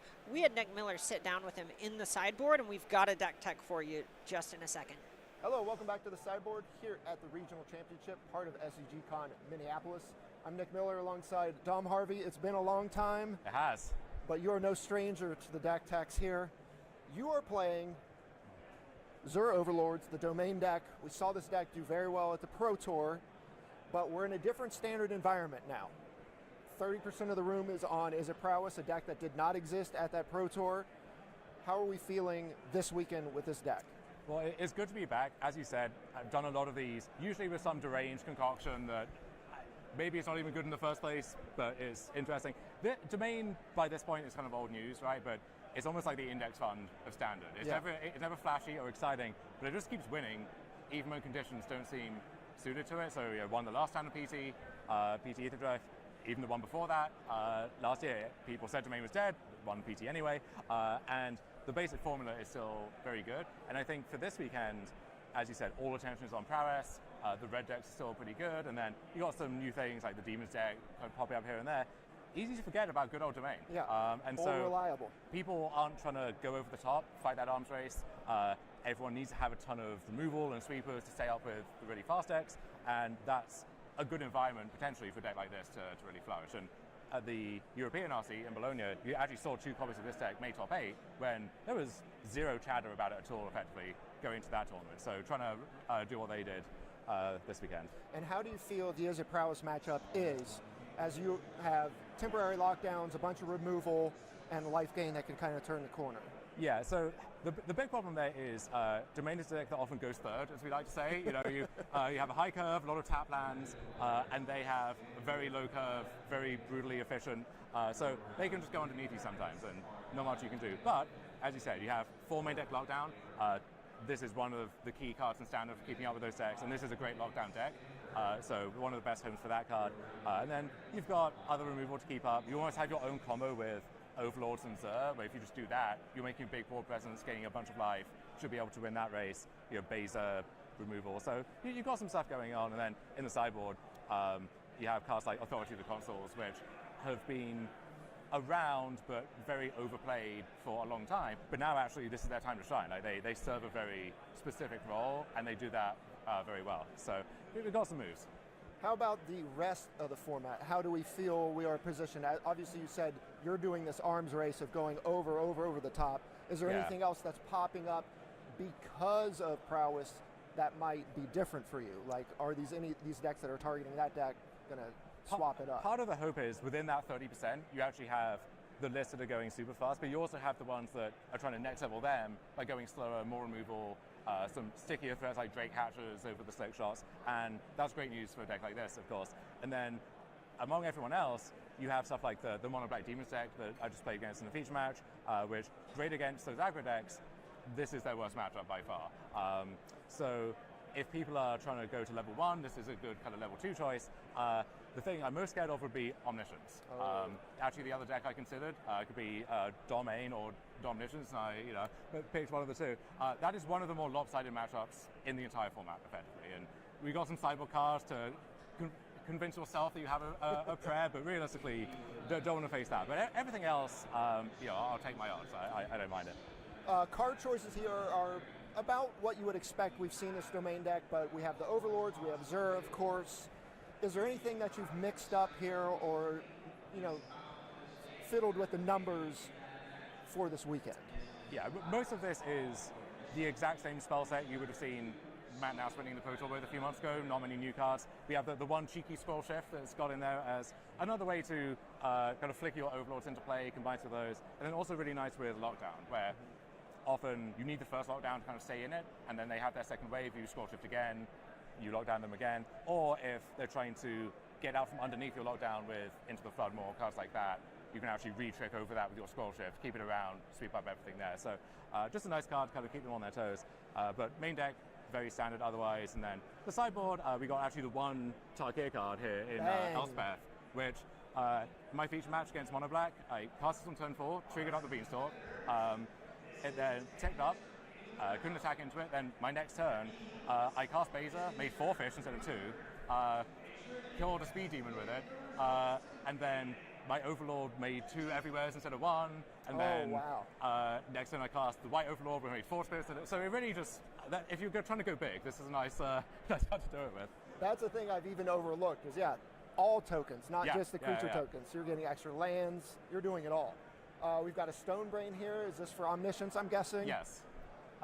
It's if you really wanted to target that, you just play 4 Stone Brain or something and really make your intentions known. But I'm being cowardly here. Nick. I'm hedging my bets, and I might get punished for it. We'll see. What about Keen-Eyed Curator? Yeah. So one of the things you notice looking at the standard format is the Bloomburrow cards are really, really good. And one of the deck's big flaws is there aren't that many Bloomburrow cards. We found a way to sneak a few into the sideboard, but this one is really, really good at its job. So I think just across formats, so Pioneer, Modern, this card should be played a lot more. It's just a fantastic card. And here, the 2 graveyard decks are the Omniscience deck and Oculus, and they tend to have a pile of Destroy Evils and Lorans and stuff, so they're fighting your enchantments and your artifacts, and you don't want your hate to be answered by those. So this is actually surprisingly hard for them to kill in the post-sideboard games, and it's a big threat, right? So against a combo deck, you want pressure and disruption, and if you can combine both in one card, that's a great place to be. Seems ideal. And 7/7 trample is really big. I mean, that's going to close out games quickly. So I think for graveyard hate in this deck, this might actually be the smart choice. Yeah, notably no rest in peace here. So you're going with a different option. We've got 4 counter spells with negates and change the equation. Is this more omniscience, or is this got some other matchups too? Change the equation is pretty versatile. So against the blue-red decks, is a decks and mono-red, this is just a really flexible counter spell. So you can deal with the early stuff. They play a cutter on 2, you change the equation, that's great. But also going long, if they're working towards stuff like Sunspine Links, it's good hedge against those. Or if in a long game, they're digging for the flood more to bounce your lockdown and unlock everything, this gives you another layer of coverage against that. And just more broadly, right, in the mirror, it's a decent card. If there are other fringe decks, some of them are going to have green and red cards, so it's going to be good there too. Lastly, stock up. Yeah, I mean, this is just one of the best card draw, effectively, spells that they've printed in many years. All of the control decks, just 4 copies of this, combo decks, and this is not as reliant. You've got Beanstalk, you have other ways of getting card advantage, but if you're playing a nice grindy matchup, then you want some more card draw spells, and this is the best one on offer by far. So, well, we've seen the meta shake out. How do you feel position-wise now that you have seen the meta? I need to study the numbers for some of those other decks. I don't know if you have the Omniscience figure to hand at all, but 3rd or 4th most played up there. We'll be fine. We'll figure something out. I feel pretty good. These are decks, they're the best deck for a reason, right? So even if you have the tools to beat them, there are going to be games where you stumble, they have a great draw, or just they're a good deck. They're going to beat you going long sometimes too. So no one can say they're super favored against those, but the years of players I've spoken to and worked with, they say they feel slightly unfavored against Domain, and I'll take that. That sounds fine to me. All right, well, you're no stranger to putting a bunch of lands in play. You're here doing it on camera once again. We had you in the feature match. Dom, thanks for joining me here in the sideboard. Anytime. It's good to have you back. Stay tuned to Star City Games all weekend long for the action here in Minneapolis.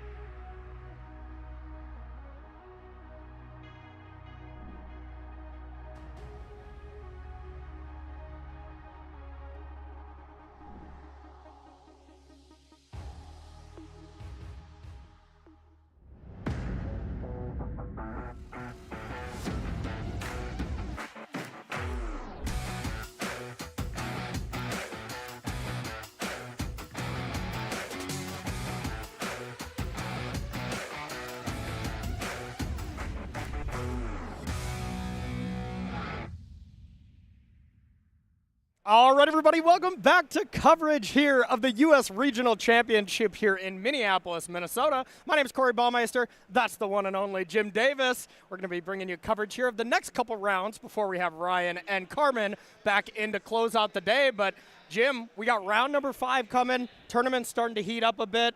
Are you excited? I'm stoked, yeah. We haven't seen Is It ourselves yet. Yes. We watched it in the previous rounds a little bit with Carmen and Ryan. Ryan loves it so much. We wanted to save it for him. Ryan did walk over and say if it's an Is It mirror every round, I'd be happy with that. Don't know if the viewers would be happy with that, but Ryan would be happy. Don't worry, we saved you from that. Yeah. We'll wait for the Is It mirrors until, the top 4 or whatever. Yeah. But yeah, absolutely. We're going to be seeing a lot more Is It, a lot more of the top tier decks as we get into this, really critical part of the tournament. Players in the 5th round here are going to be playing to lock up day 2 already. And let's take a look at some of these players that are already, knocking on the door of day number 2. Jim, any big names stand out so far? We got Chase Masters, that's familiar. Connor McKenzie, I believe, as well. Did you know what Chase Masters' Magic Online name was for the longest time? I don't know. FF Freak's grandmother. Really? Yes, for the longest time. With me and Brad going FF Freak and FF Freak's little bro. And we did not know this for years, which I thought was absolutely hilarious. So big shout out, but a great player. That's awesome. Rob Cedar's a Long Island guy. Okay. He was playing Jeskai Control in one of the things yesterday. He might have grounded actually. Okay. It was one of the LCQs. So excellent. And known control player. Absolutely. Let's take a look at the second slide here. See who else we got. Of course, ton of players at 4-0. So still a lot of work left to be doing in this tournament. Ryan Reynolds. Any other big names? Ryan Reynolds made it, huh? Yeah. Wow, Deadpool himself, huh? I know, that's amazing. Wow. Yeah, that's pretty sweet. So these are the players that are doing quite well. Of course, we still have 5 more rounds left to go, so they've accomplished absolutely nothing. And I think there's a lot of players that, you see that 4-0 start.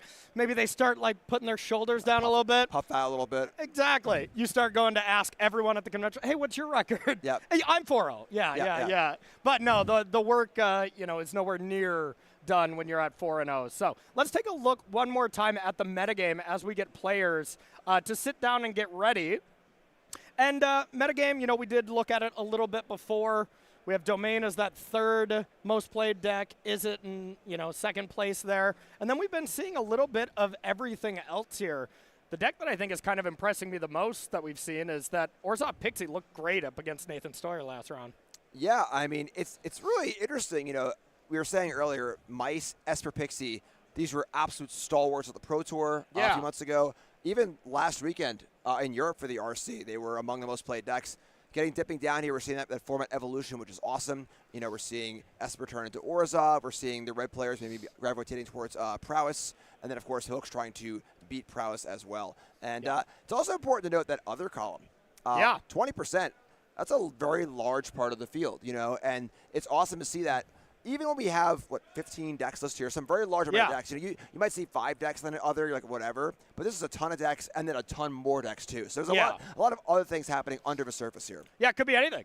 Could be any deck, that's for sure. So, all right, we're going to start shifting our focus to the next round here. And, it's, of course, an Is It Prowess mirror. No, I'm just kidding. It's not at all. This is a very spicy one. Brian O'Neill is playing a Quintorius combo deck. This is something you said you were brewing up, on your 10 new brews? Yeah, so the idea is that a lot of the flurry mechanic in the new set wants you to care about your second spell, Okay. So the obvious way to do that is, I play cheap cards, right? So I'll play a cheap spell, play a cheap spell.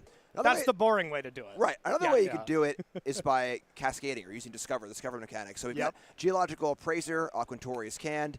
These are cards that do the cascade thing, so you play as well for free. So you can play a 4-mana spell and then play another spell. The dream being to hit Sage of Disguise. It's a 2/3 flying lifelink for 3.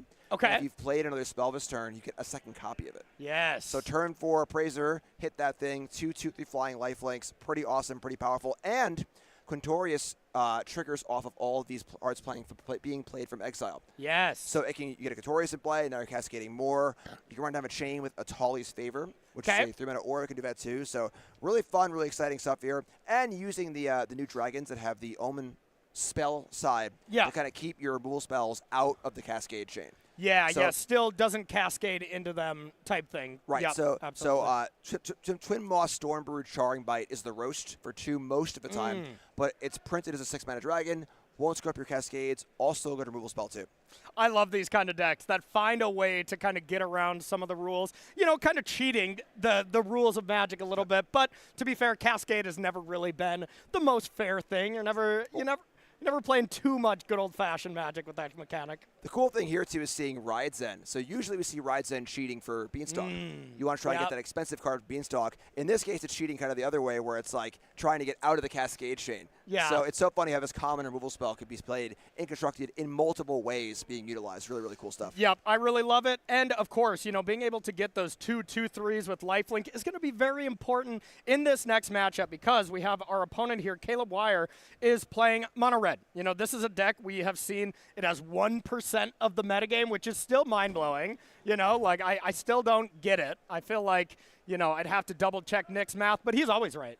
So, yeah. If it wasn't Nick, if it was anyone else, I would have went over there and been like, you screwed this up. Yeah, There's just no way it's 1%. But, yeah, really, really astounding. Still a very powerful deck, very good deck. Yep, another player at the undefeated record here. So how do you think this matchup plays out? Of course, we've seen mono red plenty. Quintorius is something we don't see often, but I don't know. I could see it going either way. My initial reaction is I think this is a bad matchup for Quintorius. Yeah, I think the issue here is that because Brian is kind of cheating on the removal spells, you know, you got to play Ride's End, you got to play Stormbrood, you know, those are functional removal spells that they are a little bit clunkier. Yeah. And, you know, in the faster matchups, that's going to bite you. Yeah. You know, if there's no Torch Tower here, you know, there's no, like, lockdowns, whatever, you know, kind of like 2 mana kill one thing sorcery speed, 2 mana kill one thing instant speed. Is possibly a little slow. However, if the ball gets rolling, Quintorius gains life. You know, Appraiser finding the Sage of Skies, those gain life also. So I think it's going to be very important for Brian to kind of like those first few turns not fall too far behind and then kind of get back into the game, really get rolling. That makes sense. And, you know, the more I see and the more decks that we start to see up against mono red, the more I just want these Sunspine links in the main. Like, I feel like we should really be taking that, you know, page from the Pioneer and Explorer book of just put those cards in the main. Every time we see a matchup, they look great. They're coming in. Just play them in the main. Why not? It's tough with it being 30%. You know, all right. It's tough. But I agree. I could definitely see 4 formats where that would be the case, and the card is very powerful and very limiting, where it's like, this card exists, you need to be aware of this card. Yes. You cannot just lose to this card straight up. Oh, I can and I will. But we'll see if our mono red player is going to win with that powerful cat. Players are ready. Let's head on into round number 5 here at RC Minneapolis. All right, coming on in. We got Caleb down below and Brian up top. And you got to just think, Brian just kind of like smirks when he hands them his deck list, I imagine. You know, like, just like, yeah, here you go, read it and weep. Opponent has to probably ask for the Oracle text on a lot of cards, I would imagine. That's a great feeling. Yeah, It really is so awesome, like playing your own brew in a big tournament like this, and the Dream is doing well, which of course Brian is doing right now at 4-0, sitting pretty. Yeah, absolutely. So the best thing here for Brian, of course, is that Caleb has missed a key 1-drop. You know, without a 1-drop on the play and missing the 1-drop, now we can see those 2 mana removal spells can come in, and we can see a straight exchange here, you know, where 2 mana removal spell, 1 for 1, buy some time, get to the big plays, and, you know, so far, a good start for Brian. Yep, absolutely. And I think just being on the play, you know, is probably one of the biggest things here in this matchup, especially from Brian's side. You know, like, Caleb can do okay being on the draw, but, you know, Brian is going to very much struggle if Brian's on the draw. Yeah, I'm actually shocked by this. So we see Ardenvale Fealty makes 2-2. Choosing not to block the Naked Emberheart Challenger, but now we see the reason why. So a Tali favor here, get the Cascade train going. You know what Discover can do that Cascade can't? Yeah. This. Keep going. Keep going. Keep going. So we're going to hit as many of Tali's favors as you flip over. And then what's the end game? What are we hitting? I think that's it. It's just going to be favors. Oh, it's just going to be all the favors? Yeah, there is no 1-2 drop in the deck, which I think is a little weird, honestly. There we go. We can hit this, of course, to end this. Yeah. I'm sorry. It's not Cascade, obviously. And this isn't the template of if this is your second spell. They've covered their bases on this, right? It can be the third one for this, and you still get the 2/3. Right. So if you played a spell this turn. Gotcha. Just making sure. Right. So I'm sorry. I apologize. I was thinking of Cascade. You always. You should apologize, I know. Jim. You always hit Sage of Disguise, which is great here. So Yeah. Now you see what looked like an odd non-block, blocking a naked, unprowessed mouse there. Yeah. Turns into this. 8 power. Yep. This is awesome. Okay, Brian is popping off here. Now what do we got to do from the mouse side here to get over this stuff? Like, the 2/2/3 lifelinkers here is terrifying. Yeah, the small bully stuff's not going to play here. We're going to need Manifold Mouse. We're going to need some bigger stuff going on. The lifelinkers, the red deck is capable of dealing a lot of damage at once. So, like, these smaller lifelinkers can be, okay against it. Cards like an Obstinate Bailout, the card you would think would be good against red on average, is often just not big enough. But looks like we got to push through here. So, Monstrous Rage. Wow, attacking with both? Okay. Yeah, finding a way to get through these things and kind of mitigate them. And one of the things that has made this mono red deck so good is that blocking is really hard against it. I mean, don't you just put the 2/2/3s on one and then just 1/4/4 on the other? I feel like no matter what, you get to eat one of them essentially. That does seem reasonable. Yeah. And it looks like that's going to be there we go. Play. Yep. I was like, attacking with both feels brutal there. Oh. Oh, okay. It's even worse. Okay, so not like the worst exchange. Sure. I mean, I guess Monstrous Rage kind of did the same. It kind of would kill one threat anyways. Right, so clean up most of the board. 1, 2, 3 lifelinker is not that much by itself. There obviously are, Witchstalker Frenzies, Lightning Strikes, ways to deal with that. But now we're seeing Brian get into the part of the game that Brian really wants to get into. I would say almost every turn for the rest of the game, Brian's going to be casting 2 spells. Yeah. Casting the Appraiser, getting up with Quintorius, and really going nuts. Oh, man, I am in love with Brian O'Neill's deck. The more I think about it, the more I think of a 2/2 monk with a Corey Steelcutter attacking me, and I have 2 2/3s.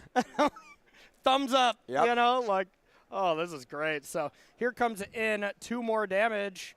We get the Corey land going as well, and we'll see what the follow-up is. How about a draft common? Why not? It's Virtue at home. Yeah, we got signaling Roar here. I had to check my paper for that Yeah, one. there you go. Yeah, you said you've been drafting quite a bit. I haven't drafted as much with this one, but yeah, the Omen half of a draft common that's only okay is pretty deep cut. Yeah, that's a real deep cut. Yeah, we're gonna put you to the test for that one for sure. Yep. All right, so Screaming Nemesis comes on in. That's gonna be a great card in this matchup. Just to, Caleb really wants a Burst Lightning. Maybe not now when the Screaming Nemesis is tapped and you can get Ride's End or whatever, but at any point, Caleb would love to deal 2 to that Nemesis and just prevent the life being gained at all. Speaking of life, there's Quintorius right there. Okay. Quintorius coming on down. And we're gonna. We got a reader. Hey, I mean, this is a card that a lot of us are gonna have to read. Looking for the smirk on Brian's face. It's there. We'll read it to you. Whenever you cast a spell from exile, Quintorius deals 2 damage to each opponent, and you gain 2 life. Can uptick to make a 3/2. Never happens. -3 to discover 4. That's really all the text you got to know on this one. Yeah. So, and then the chain here, if Quintorius hits a Appraiser, which then hits an Atali Saver, you can kind of keep chaining down, and every stop on the chain is 2 life. Oh no! All right. So did we deal the 2 on Nemesis and redirect, or did we just deal to the Quintorius? That's a big difference. Well, I think that this is reasonable. So obviously the goal here is stop life gain. Yeah. Without the static ability of Quintorius in play, it's not nearly as bad. I mean, there's a lifelinker that's going to attack you this turn. That is fair. I mean, leaving Quintorius in play is also it'll make a 3/2 next turn, yada, yada, yada. Yeah, but I'm saying you can still shoot the Nemesis, get the best of both, right? And redirect the 2 damage to the Quintorius. Well, Nemesis has to deal damage to a player trigger. Oh, right. Okay. I thought it was templated where it's Planeswalker, any target, essentially. Nope. Yeah. Oh, okay. All right. You can't have your cake and eat it too. Okay. My bad. I don't know why I thought that card could also hit Planeswalkers. Quintorius is overpowered now, I guess. Yeah. And no, that makes perfect sense then, for sure. So we see, and here's the big chain, right? We Yeah. an Appraiser into a Sage of Disguise, I'm pretty sure that's what that is. I think that's a voice, right? Voice of Victory? Nope. No. Not Okay. not the main deck, yeah. Yeah. I think it's Sage. Okay. Looks good. Yeah, Sage. Checks out. And once again, just a whole bunch of stuff in play. Oh, hit a favor, too. Oh, my God. While we were yapping away about Nemesis triggers, we missed the entire chain. Oh, boy. This is incredible. Yeah. Brian is absolutely popping off. I think I know the deck that when we're off our rounds, I'm going to fire up on Arena. You want to battle? Let's go. Okay. Shotgun Quintorius. Yeah, well, all right, now I don't want to play. All right, heading back to Caleb's turn to see what on earth he can do to an opponent at 24 that's completely outclassing him on the battlefield. And nothing. Yeah, leaving Nemesis back on defense is definitely not super appealing against these lifelink flyers. How do you feel about all of these different mountains? You like it or you hate it? I'm just not going to get into it. Okay. Yeah, you don't want to open that can of worms with me. Ah, okay. Yeah. Okay. Gotcha. He loves it that much, y'all. I can tell. All right, Quintorius number 2 coming down for the fun, and Wow. Caleb has had enough. That was awesome. That was incredible. I am here for this deck. Brian O'Neill takes game 1 and is 4-0 at the RC with a deck I have not seen. You know, maybe a little bit here on the ladder if I'm playing around, just thinking that this is a complete meme, but this looks pretty incredible. So, all right, from Caleb's side, what do we want here up against Brian, Jim? From Caleb's side? Yeah. All right, so the Sunspine Links aren't going to be super effective. The stopping the life gain is pretty important. There are 9 basics in Brian's deck. I think they probably still come in because of life gain I was element. going to say, I think I still want it. But they're not going to be the knockup they are against like Domain or something like that. Yeah, but still pretty cool. And then otherwise, I mean, the cases could come in, try and play that grindy game. I don't necessarily know if Caleb wants to get into that kind of game. The longer the game goes, it's kind of your classic, who's the beatdown kind of scenario. Sure. And it's certainly different than most of those we normally see in Standard, but same sort of idea. You know, game goes long, Brian's going to have a really, really good time. It's on Caleb to make sure that does not happen. So, do you like the case at all? Case of the Crimson Pulse? I think it's a little slow. Yeah, I feel like you can't bring in Sunspine Links and the case. You know, that feels brutal to have both of them. Yeah, I could buy that. But I could be wrong. I don't play a ton of mono red, but yeah, I would think the Links and the Barrages, just having more clean answers for the white creatures. Sure. Can't play Walkers also. And then on Brian's side, Brian's really, not wanting to kind of break serve on this Discover chain. Sure. We see Rest in Peace here. That would break up a chain, but it's so good it's worth playing. But otherwise, like the mono red hate, we're not seeing, Authority of the Console, stuff like that. Yeah. We got 2 Beza, which are going to be very, very good. Those are definitely coming in. The 4th Stormbrood as the 4th Roast for an extra removal spell probably comes in too. Otherwise, not too much else. So I would be a little scared on Brian's side of a very fast clock. Interesting not to see temporary lockdown. Yeah. So one of the powerful things when you're playing this sort of like weird Cascade Discover decks is you can really tailor your spells to almost all be tutors for a certain card. So for example, Rest in Peace comes in, and almost every Discover is going to hit that or Sage of Disguise, which is going to be a great scenario either way. So you're playing a lot more Rest in Peace than you would be thinking otherwise.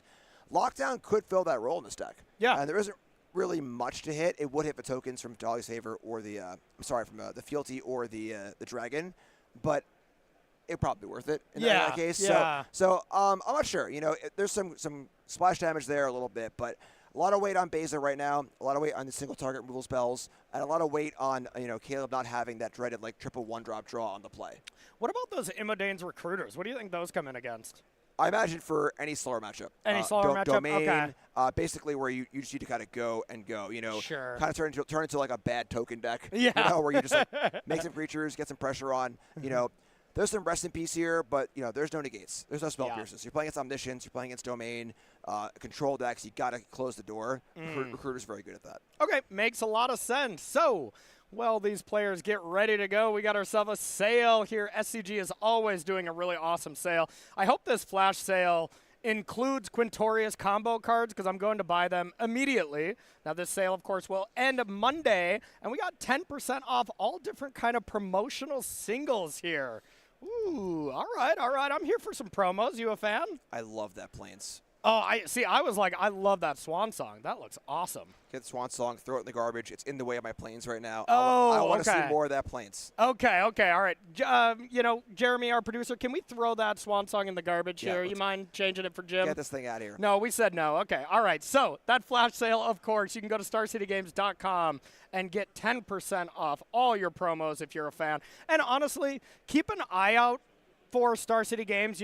Get the newsletter, get all these notifications so that anytime there's a really cool sale like this, you'll always know as SCG, especially every time we do one of these events, has a sale going on, and they just do it all the time. Really good deals at StarCityGames.com.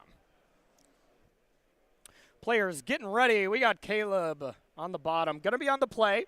And this feels like the game, well, obviously Caleb has to win to be continuing to play in this match, but this feels like the match Caleb should win if you can just have a reasonable draw. If you go, mouse into mouse, Heartfire Hero into Manifold Mouse, and your opponent literally cannot interact with that, that's got to be a good sign for you. Even just like Hired Claw, Manifold, Emperor Heartfire Heroes, my apologies. Sure. All the right cards blend together, How about Mountain Go?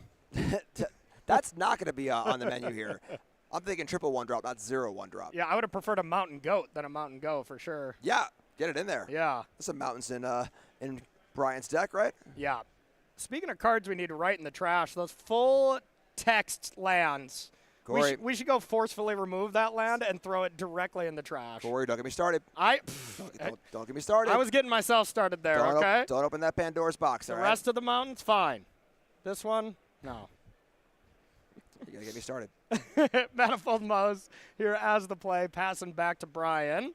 Brian with 2 mana, so of the availability to have a Ride's End, have some kind of interaction here, which has got to be a little scary for Caleb, especially if Caleb wants to go for either a 3 mana 3/3 haster and commit the battlefield, or Monstrous Rage type thing. Yeah, the only instant speed things happening in Brian's deck are Ardent Veil Fealty, which we see here, as well as the 4 Ride's End. So if mana is left open, the number of things it can be is fairly small. Yeah. Oh, my God. Oof. Yeah, is that a burst and a rage? That's a burst and the rage. Gets rid of that 2/2. Caleb just saw, I know what that 2/2 can become. I'm going to get it out of there now before you even have the target for the Atali's favor. But, well, we say that. It's probably better that they have a target, right? And you kill it in response? Yeah, I mean, it's a little weird because the block's probably not happening, and if it does, it's great for you anyway. Yeah, and you can Monstrous Rage through it anyways. So that Burst Lightning was slightly aggressive, I think, but, totally reasonable. I'm going to get roasted. So while that was a good turn for Caleb, not adding to the board, like we were saying, there's a lot of single target removal. It's kind of clunky in Brian's deck. Yeah. Being able to overload that would be very, very strong, but we're on a 1 threat per turn basis here. Yep, absolutely. And if we did wait a little bit and that 2/2 was still in play, like how nice would it be to now Burst Lightning your Nemesis and then kill the 2/2? Yep. Would end up maybe patience here for Caleb would have yielded him that emblem, which could be very important in this matchup. Still, Brian down to 9. Yeah. So interesting to see Brian let on 2 basic lands. So the Sunspine Lynx is looking, maybe a little iffier, but we have a few basics there, so still pretty good. So we are going to hit this 2/3. We got 2 2/3s now, going to be able to have some life gain, and we'll see if Caleb has the follow-up, because this is the type of game where this can really slip away from you pretty quickly now. Okay. Torch the Tower actually being able to deal damage upstairs is pretty nice. Yep. Don't see that one too often. Yeah. So we got Emblem for Brian now. No more life gain for the rest of the game, period. But no cards in hand besides the one Caleb just drew, which was a Soulstone Sanctuary. So, not looking amazing here for Caleb, even with that emblem hanging out. Yeah, Brian needs to decide if this is going to be an unblockable Nemesis or I get 2 for 1 Nemesis. Yeah. Also important that Virtue of Loyalty is sitting there too. This random board of creatures has the potential to grow pretty reasonably. Definitely. And we might even see it next turn. Caleb's about to play Soulstone Sanctuary, then be Hellbent. Imagine if Brian attacks for 4, plays the Virtue, untaps with 2 3/4s. That feels pretty good. Yep. Then you're not really that afraid of Monstrous Rage, which is usually the scariest card. Now, of course, that emblem is huge here. You know, Yes. that 4, you know, it's final. It's 4. That's it. Yeah. It is never, ever going up this game. You know, and playing against a deck with Burst Lightning, Screaming Nemesis, Lightning Strike, you know, there are a lot of options here. Quintori is normally a great stabilizing element because it usually gains 2, maybe 4 life. But now it's still going to be good, but not absolutely fantastic, that's for sure. And flipping over, seeing what we're going to find. See, no lifelink is tough here. Yeah. And I mean, eventually we're going to end with 2 more 2/3s after X amount of Atali's favors. But if they had lifelink, we're done. This game's over. Yep. But the fact that we don't, we are definitely still playing on. Now, do you think Brian is going to get aggressive at all here, or do you play as defensive as possible? There's got to be some attacks, you know. Maybe just one?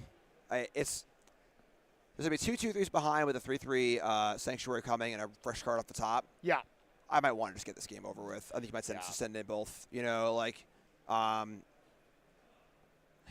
Yeah, because, I mean, you're still dead to a Burst Lightning and will be for the rest of this game. And we already saw that Caleb didn't side those out. You know, you probably don't side that card out a lot, but sometimes for sure. Right, and then most removal spells that would break up a double block on the Soulstone Sanctuary also would go to the face anyway. Yeah. So, like, I think Brian's got to end this game. You know, Yeah. The inevitability that this deck would normally have with Contorious and this life gain and stuff and the life linkers has been removed. So now things change. Got to be more aggressive. Got to end this game. Yeah, and I'm wondering if Brian forgot to do the triggers off Quintorius. Maybe he kind of shrugged there. Like, you don't gain the life, but you do still deal 2 damage to your opponent, right? That is correct. But you can miss it? Yep. Okay. Bummer. And now, yeah, I'm with you, though. I think the only thing I would have a plan for is, okay, do I have a block that doesn't die to Monstrous Rage? That's all I'm leaving back at the bare minimum. So I think the 2 2/3s is enough for that. Like, you're going to get up to a 6/4 with the Soulstone. You still deal with the Soulstone, take 2. I'm jamming. Yeah, and then the Virtue's still there, too. So next turn, you can keep being aggressive and then untap these monstrous creatures with the favors on them. And, I mean, wouldn't have this Quintorius just dealt 8 damage if we remembered him? I wasn't going to say nothing, but, yeah, I think so. That would certainly help in the race. Yeah, 8 damage does impact. Oh, the lizards here. That's hilarious. So very helpful. Probably didn't have Quintorius Discover in mind when building the sideboard with Caleb. But it's been for Is It and stuff, but honestly pretty good here, too. It's okay. It would have been better last turn. That is very true. Oh, too good. So we are able to just make a 1/1. But, hey, one thing I do see that might be a mistake, depending on the draw for Caleb. Brian just played his 4th non-basic land. Sure. Yep. So that the is Lynxes are lethal as well as the Burst Lightning. Yeah, these are the little things that are easy to miss when you're actually like, in the game playing, you know, where you're not thinking about a card that hasn't really appeared yet. You're thinking about the board. There's a lot to take out of this board, obviously. And then with the Quintorius thing, it's easy to just shortcut to, oh, now that thing doesn't work anymore. Yeah. When it does, it still works. It just tries to do everything it can do. Exactly. Yeah, and I mean, hey, these are the spots that sometimes you never get punished, and you look at the end of the day and be like, oh, I didn't play great, but I absolutely, got there at the spots I needed to. Or it's the flip side. You look back and be like, I made this minor mistake and got punished all day, and now I'm not in day 2. So playing some clean type Magic here obviously is the way to do it. So Lynx, Burst Lightning. How about a mountain? That is a nice mountain. That is a nice mountain. That's a nice one. I prefer that full text one, but other than that, that's gonna do it with Brian O'Neill. Gotta not get myself started here. Yeah, now I'm just baiting you in on this one. Yeah. Right? All right, Brian O'Neill with this incredible deck that I want to see more of. Advances here to 5-0. Jim, that was awesome. Yeah, really awesome stuff, honestly. Yeah. It's a deck that kind of feels like a meme a little bit, but then you watch what just happened in those games, and that was awesome. Yeah, sometimes your memes can become your dreams, and that is definitely what's happening here with that Quintorius combo deck. That looked really, really awesome. But that match got done so fast, we're going to queue up. A break, and then, of course, we'll be back for more Magic. But any last thoughts on that deck, or are you just like me and you need to see more? Just awesome. Yeah. It's really cool, seeing the mechanics from different sets come in together, you know, where the flurry mechanic from the new set, it has things in the set from Tarkir that want to facilitate it. Yeah. Right? Yeah. But then we have this totally different mechanic from a totally different set, Discover from Ixalan, that just perfectly melds with it, you know? And they're even the same similar colors, where Jeskai wants the flurry. Yep. And then the Boros was the Discover stuff for the most part. It was like heavily situated in Boros. So really cool to see the cross-set pollination, you know? That's part of the exciting part of like a new set coming out where it's not just the new cards. Yeah. It's how they interact with the old cards and how they can take old cards that might have been just there but not quite over the edge. 100%. And when we see rotation here in September or whatever, that's when we lose 4 sets or however many it is, that you really see some of these cards unlocked. So Standard's great. I mean, we could be preaching that, you know, all weekend, and we will be, because Standard is really, really awesome. So we're going to take ourselves a short break, and then we'll be right back with more Magic coverage. Don't go anywhere.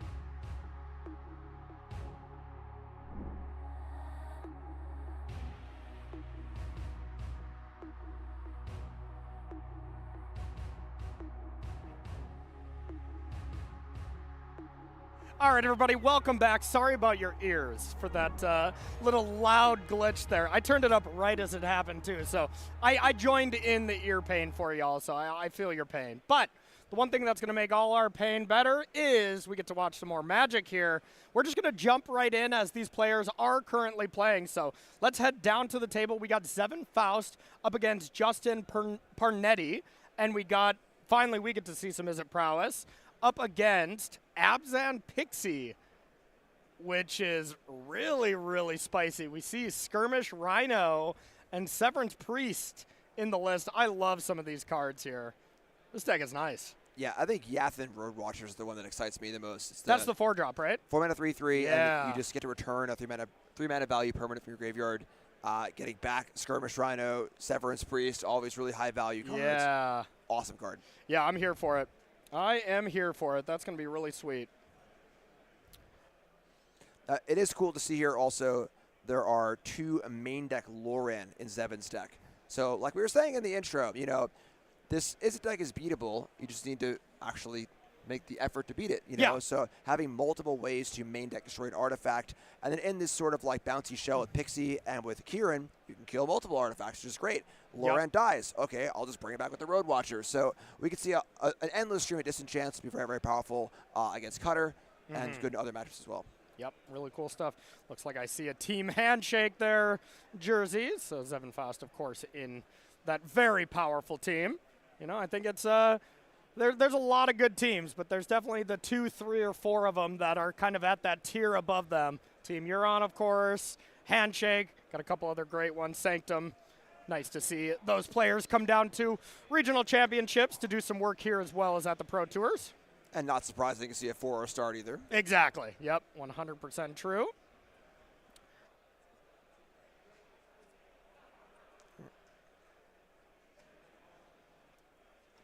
All right, so we are heading into game 3 here. And I'm excited for this one. This should be good. Who do you got for game 3? Honestly, I mean, the Orzhov, the Abzan deck does seem pretty well situated in this matchup, Yeah. A lot of good tools. I just love the Lorans. I'm a big Loran fan. Yeah. You definitely there were times where artifacts and enchantments were almost indestructible in these standard formats, where like people just didn't main deck these sorts of hate cards for them. But they are so prevalent in the standard format. There are so many good enchantments, and now there are so many good artifacts as well that. These effects are awesome. They're just really powerful, like we're at a point where you could almost main deck disenchant, Yeah. So Loran is that, but, in 2025, a little more powerful. And then again, the fact that it has synergy with the deck is also great too. Yep, it definitely seemed like it was just Urbrass Forge for the longest time, and that was always a sideboard card, so you could leave this kind of, anti-artifact or an enchantment hate in the board, but yeah, now it is a completely different story, and everything's really in the main. So it looks like Justin's taking a mulligan. Zevin has kept. And Zevin's just got the look of pure focus. Just ready to game. Locked in. Locked in. Love it. Absolutely. I like all the smiles from our Boros opponent, our player from the last round. Yeah. Which is cool too. But they're both very, very valid ways to enjoy your tournament experience. Exactly. Hardcore serious, or I'm playing a cool homebrew. I'm crushing. I'm having a great day. Yeah, it's the players that can manage to have the I'm having a great day while being, these players that don't make mistakes and they're always locked in. Corey Burkhardt, I think, is my go-to for that. He's always having fun, but he's always playing some tight Magic. He's a very good one. Yeah. Good guy, too. Good guy, yeah. Love Corey. Yeah. Hopefully he didn't get injured this time around. He had a rough Pro Tour that hung around with that injury for his thumb for quite a while, but he was still dominating tournaments. Took second at the last U.S. Regional Championship with Teamer Breach. Can't hold him down. Can't. Could smash your thumb in a car door, but no problem. Yeah. Keep playing. Yeah. He's got it all. So, looks like Justin did decide to keep. Justin on the play. And the Otter is loose. What are your thoughts on that basic land, Corey? I like it. I like it a lot. Big fan. Did it get the Corey Cutter? It sure did. This is exactly what the card wants, huh? Yeah, pretty cool card where it's actually seen a decent amount of play just for the creature half of things. Yeah. On sideboards, but now that artifact half being very relevant too, and one of the things about this Izzet deck is it is fairly threat light. Yeah. If you can answer the Cutter, maybe have a rule spell for this Drake Hatcher, You put them in a spot where they're trying to stock up to draw more threats, but they aren't applying any pressure. That's a really very good way to beat this deck. And there you go. There it is. Eliminate the threats, and then all the remaining things are just not that exciting. So stock up here, of course, a very exciting card, but looks a lot better when you can connect with your Drake Hatcher, or you already have Corey Steelcutter in play, something like that. This is a very tame draw from Justin. So, I mean, it's a good draw, but it's been a very tame game, and it could have been a lot worse for Zevin. Right. To be fair, this was a great draw from Justin, but it got picked apart. Definitely. You know, Zevin had both answers on both streets, which was great. You know, and then stock up in these Izzet decks is not really a 3-drop. Stock up, you want it to be a 4-drop. You want to be able to stock up on 4 and play another spell, trigger cutters, double prowess triggers, you know, and really kind of utilize that. You know, this divination effect it's obviously a bit of a divination, but you want to get more out of it by using the double spells and so on and so forth. So not as good of a stock up as you'd like it to be. Yeah, you definitely, the play patterns when Izzet's doing its most busted things is obviously one of the 1-drops, and then turn 2, maybe one of your creatures. Turn 3, Corey Steelcutter plus card, then stock up plus card. Right. Yeah. There's Rawl. Ooh. The Otter Planeswalker coming to help out the Otter friend. And this is actually huge given the context of his draw, where Zevin was able to slow down the initial rush, but Raw is the perfect card to play in this kind of grindy, well, you killed my thing, maybe discard kind of game. Because it's just there, it's hard to remove, and there really aren't a ton of ways to remove Raw from the board here. I don't actually see a single direct way to remove the Planeswalker from the board besides just attacking it. Yeah, and Zevin, the main thing we haven't even brought up, been missing land drops left and right, so this game is basically over. Yeah, from a phenomenal start. Yeah. I mean, you couldn't ask for a better turn 1 and turn 2 for Zevin. From both players, yeah. It was kind of all cylinders, but then the big stumble, and we're going to see this Izzet deck looking pretty well positioned. Whenever you can just get this brainstorm going off, you know, draw 3 cards, discard a couple, get these loyalty counters going up when you're casting all your spells. I mean, we saw Nathan almost win a game, which looked really, really rough for him, pretty much on the back of this Raw Crackling Whip. Yeah, and this is also, you know, the issue with these 3-color Pixie decks, whether they're Abzan, Esper, whatever else. Mana bases are, they're fine. Yeah. But they're not amazing. You know, basic Swamp here, you know, no white source. You know, if that was a Concealed Courtyard, maybe a different story. Yeah. But a little tough here. Yeah, and just a little frustrating there from Zevin. But, of course, you know, a player of his caliber knows these kind of games happen. And you know Zevin's probably not going to regret this at all because kept a 2-land around the draw. You didn't get there. These are the hands you got to keep. Sometimes it just doesn't work. Yeah, with all the tools, too. Yeah. You know. Yeah, 3-color mana bases can be a problem for sure. You know, we don't have the triomes like that version of Standard where, you know, the mana base felt free, and it felt free forever, you know? But now it is not that way. Yeah, buyback on the stock up. I feel like when you're buying back stock up with the talent on a relatively stable board, feels pretty good. Or a board when you're ahead. You know, I mean, when you're ever ahead and you're doing this kind of play, like, you feel like you got to start looking at the game like, how can I lose instead of, like, what do I need to do to win, you know? Yeah, and then Planeswalkers, of course, obviously unopposed Planeswalkers are, doesn't matter what the format is. Yeah. You know, if it's a play for a few turns, the advantage becomes somewhat insurmountable. And, I mean, they don't make them like they used to make them back in the day. You see Chandra, Torch of Defiance being, like, the best card in that Standard format forever, you know, for so long. Planeswalkers aren't as good as they used to be, but they're still good enough. And Elspeth is still very, very good, just not seeing enough play. That one is, yeah. That's a spicy one. Corey Steelcutter, almost Planeswalker-esque. Yeah. You know, it's a threat, sits there, the game goes on. Longer the game goes on, the better it gets. They spelled the Corey part wrong, but whatever. We'll get into that later. I was waiting for it. I'm amazed we got this many rounds without it. You know, I couldn't resist. I couldn't resist. I'm the king of going for the low-hanging fruit, you know? It's easy to grab. Exactly. All right, seeing some more Otters here. By the way, I got to give props to Justin's Otters tokens, you know? Except that last one. The first one's super cute, super adorable. Oof. Yeah, I mean, you know, it's easy to watch that game and be like, Magic sucks. We should fix the land system. This is so stupid. You know, but that's the cost of doing business. You know, where 90% of the time, the choice of keeping a 2-lander, you know, like that was almost assuredly a keep. Yeah. You know, just like had great 1/2, good removal spell, good slowdown mechanic.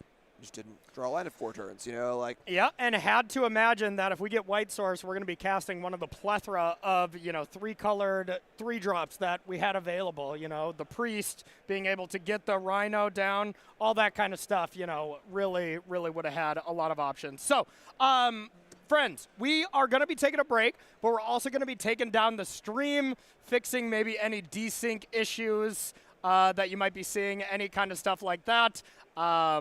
You know, that's actually just how we talk. We're getting very good at ventriloquism, where we don't say anything a lot. All right, we'll stop messing with you. We're going to take a short break, and we'll be right back with round number 6 here on the other end. Make sure to refresh your pages that you're watching on. Don't go nowhere. Don't.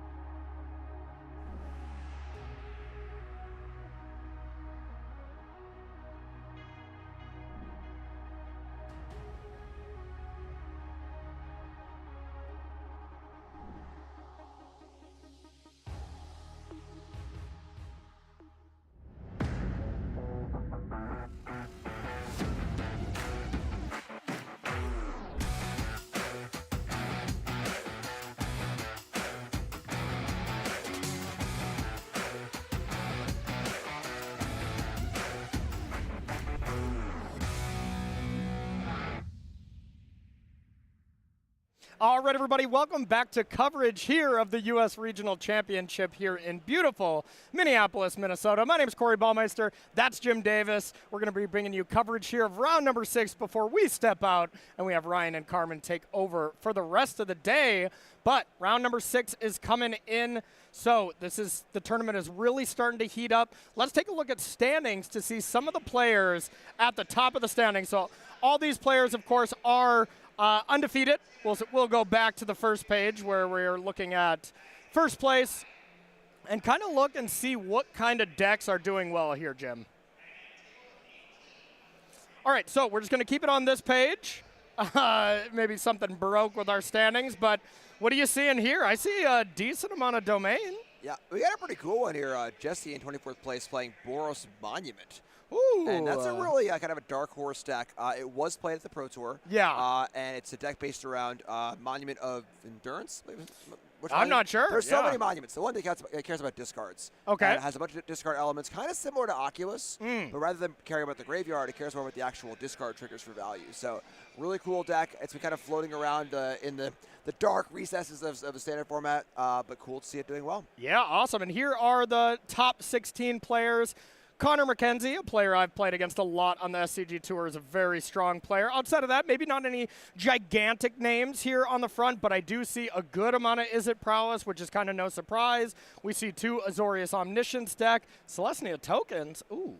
Yeah. Maybe a little collector cage action. Yeah, I like that. I've been still waiting for someone to collector cage Crater Hoofs. I mean, come on, I did that right away, and I was like, wow, I felt the power, but of course, a little high variance there as you're not casting that one too easily, but...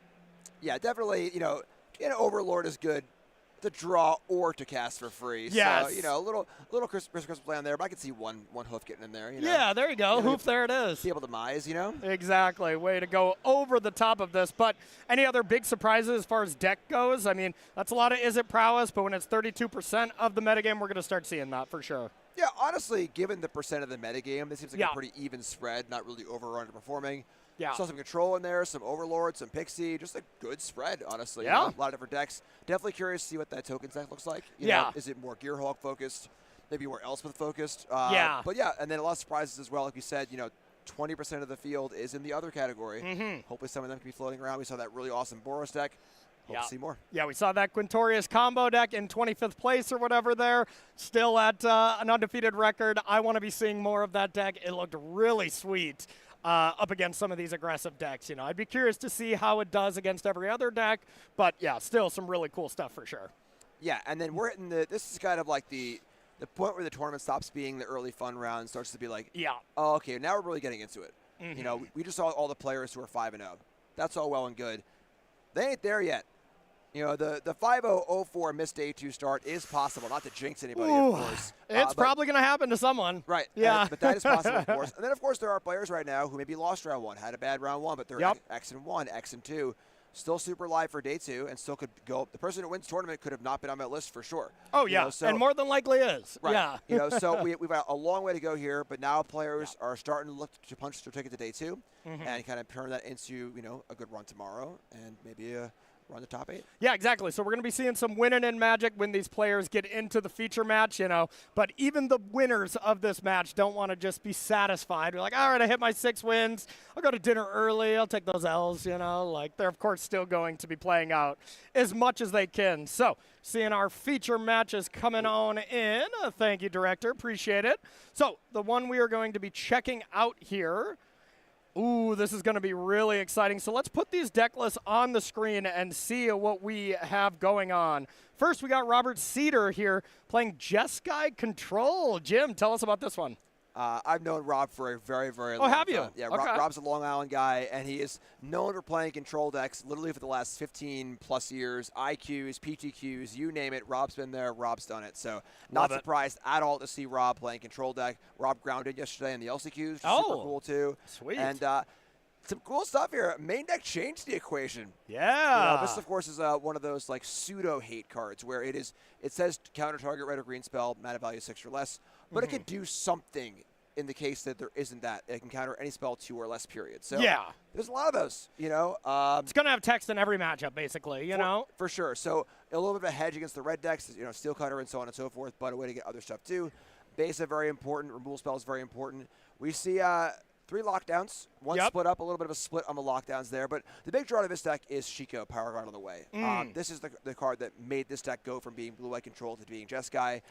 It is a Mega Snapcaster Mage, 4/5 Flying Vigilance Dragon that can cast a spell from the graveyard 3 or less.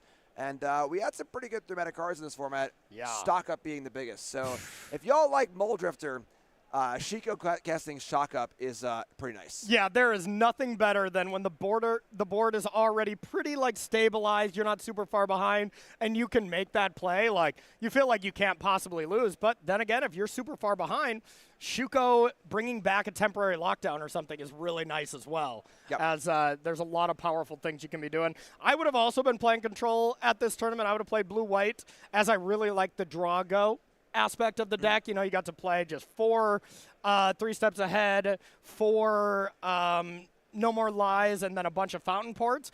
But there are definitely some positive trade-offs, and maybe this deck is just full stop better than Azorius as well, because Shiko is just really incredible. So let's take a look at Robert's opponent here.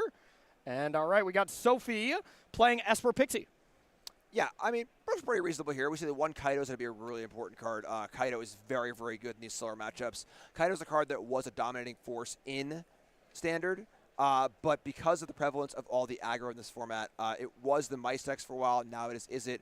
Planeswalkers are not nearly as good in very on-the-board kind of formats. So that being said, still an extremely powerful card in these kind of control matchups, you know, the combo matchups. One copy there going to be really, really important.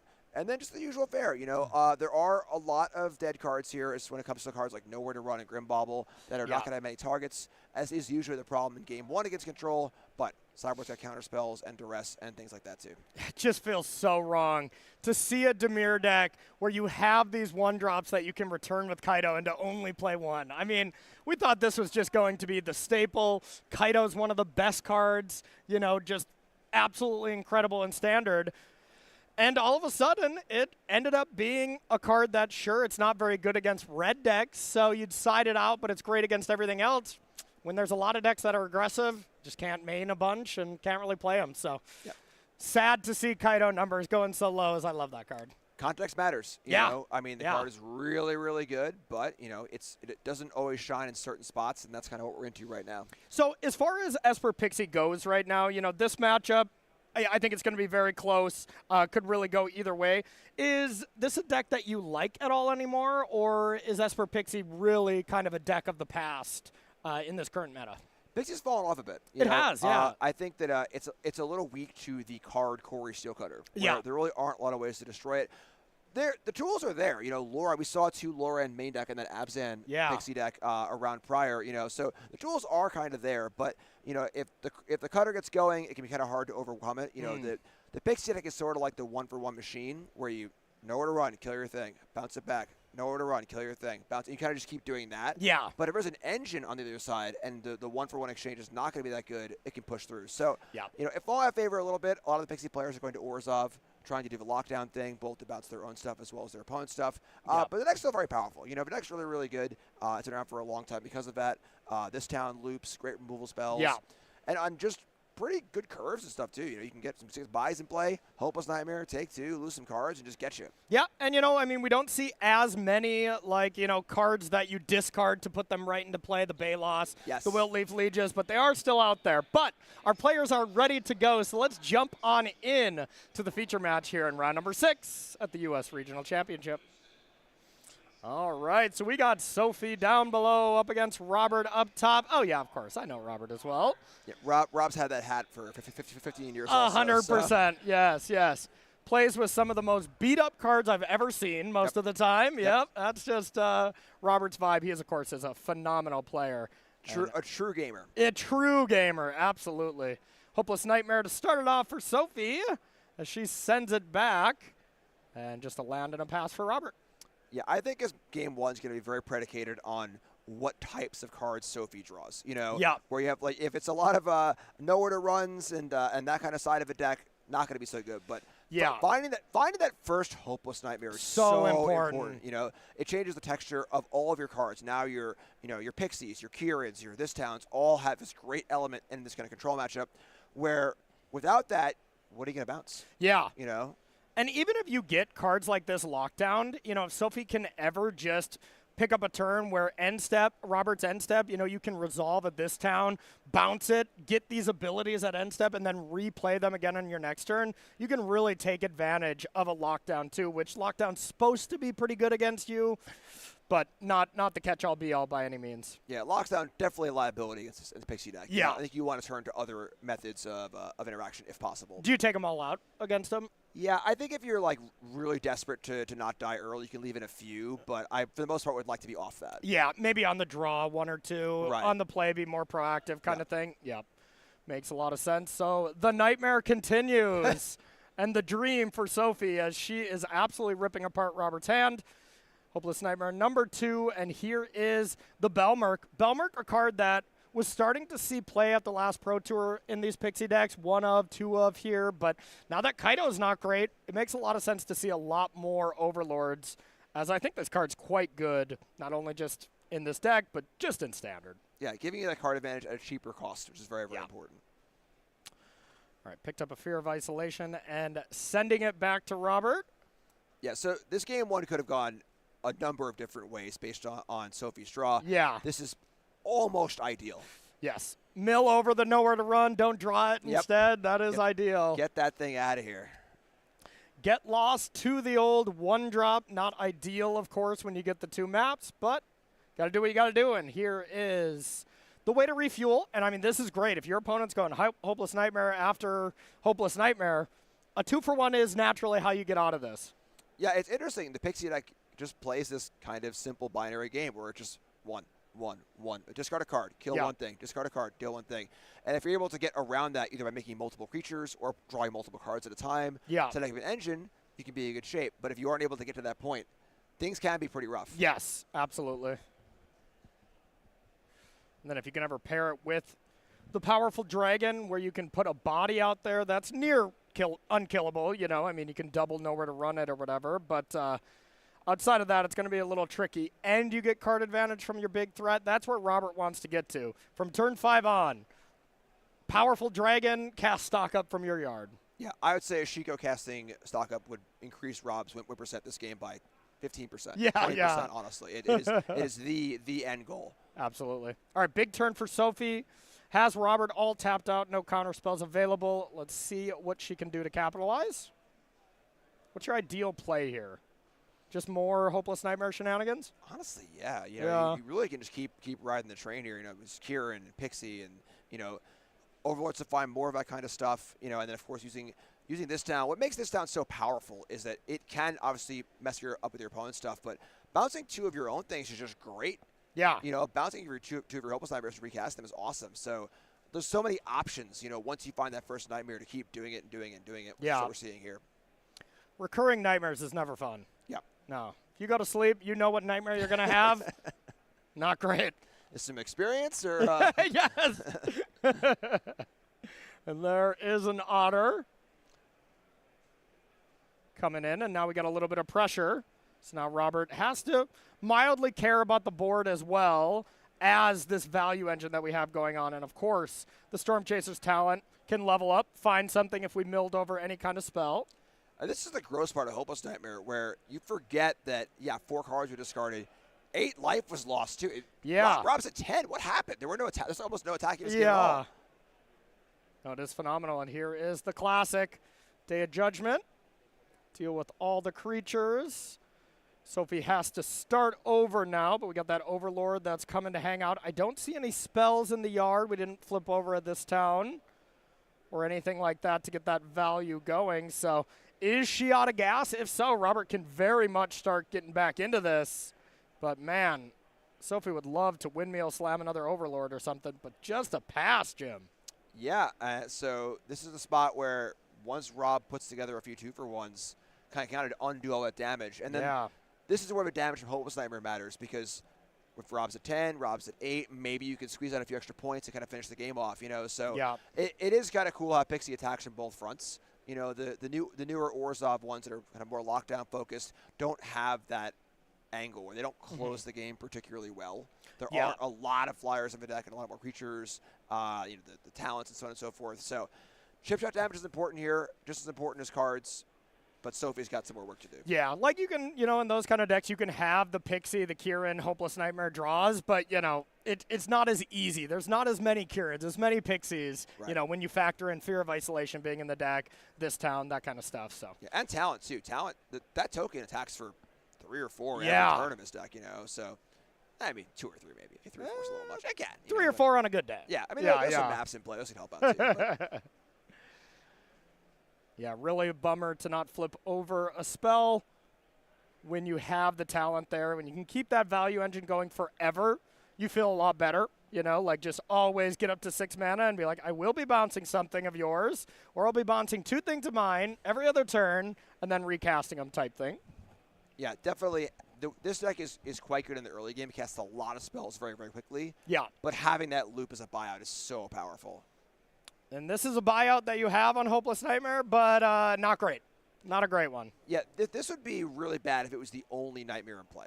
Yeah. Because with 2 Nightmares in play, you really want to maintain that Nightmare and keep having the option to bounce it over and over again. Like we were saying, finding the first one's so important because it stays in play. Yeah. Having one in play is really important, too. And it looks like she did very much think about that, whether to sack this Hopeless Nightmare. And she drew a land, which, you'd think, and maybe she's thinking, like, all right, maybe I should have sacked this. But I love not sacking it as, I want you to keep that Nightmare in play so you can bounce it. But here's the play. It looks like Robert got too excited about it and wanted to cast that stock up right away. And there is the final card in hand for Sophie. It's just a go for the throat. And the powerful play from this Jeskai deck just happened. Yeah, this is the cool part, too, where, one of the things about control decks is they don't want to play a lot of creatures necessarily because part of the allure is you can turn off your opponent's removal. So I'm not playing that many win conditions. I'm just going to draw cards, kill things, and when I finally cast a creature, I'll have a counter spell up, or I'll be so far ahead in cards it won't matter. Yeah. In this case, the exchange is just so good. Yeah, go for the throat the dragon, whatever. Sure. I got the stock up. Now it's a 3-for-1. That's fantastic, So Yeah. seeing the dragon near die, I'm sure Rob's not too sad about that one. Keep the stock up going, keep the cards flowing, keep doing it. Yeah, absolutely. Plays the Quarry Monastery land, I believe. Yeah, Quarry Mountain Monastery. That's also just a really nice one. Robert's playing 2 of those. The fact that you can go end step, on your opponent's turn, activate, and play it until your next turn, like, that adds a lot of value with that land.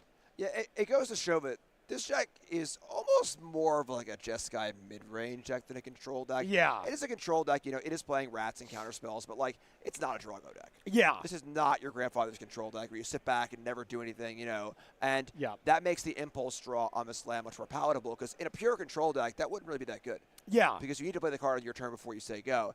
But in this deck, we could see because of the fact that we're playing dragons, we're playing removal spells, we're playing more sorcery speed things, quite good. Yep, absolutely. It's kind of a fountain port, but that adds some mana. You cannot really play fountain port in this Jeskai deck. The mana just isn't good enough. It's fine, like we've been kind of talking about. But, the Jeskai mana base is not perfect by any means. Now, it is cool in standard. These are the 2 mana bases facing off, right? Yeah. If you're a fast 3-color deck, you play the fast land, pain land mana base. If you're a slow 3-color deck, you play the surveil land verge mana Verge, base. yep. I love it. I absolutely love it. Or if you're a 2-color mana base, you play Fountain Port because that card, that land is absolutely incredible. So that one is nice. Yeah. Give me those instant speed fish all day, Jim. All day. Fish. Fish. Sorry, excuse me. As my son says. My bad. My bad. Comes walking in with a bag of goldfish. Fish. Fish. There you go. Oh my God. The double helix. Love it.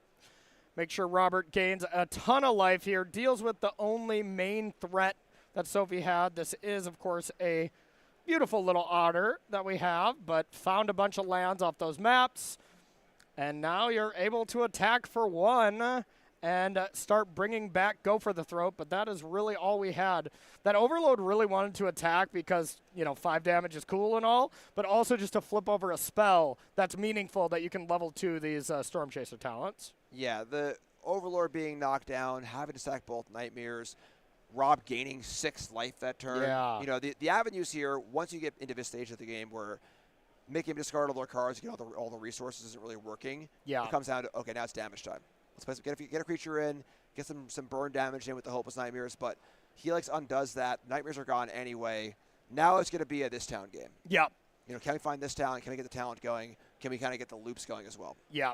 Or if Robert doesn't have any pressure, whatsoever, Storm Chaser's talent on level 3, it doesn't come up very often, but this feels like one of those games where it could be meaningful if Robert is left on just, reactive elements here. Not the case as we get this powerful Jeskai Saga into play. Yeah, the 5th stock up. Yeah. The Jeskai Saga. I mean, returning Sagas with your dragon is pretty cool. But yeah, stock up just seems better to me. Yeah, for sure. Yeah. Although the Double Strike Chapter 3 is not nothing. Yeah. In the matches where you do need to close the game out against omniscience or whatever, it's a decent chunk of damage. Yeah, for sure. All right, let's see what we got here. Fear of Isolation. Interesting which one to pick up. Yeah, I think at this point I pick up that one too and just level up the other talent and kind of hope for the best here.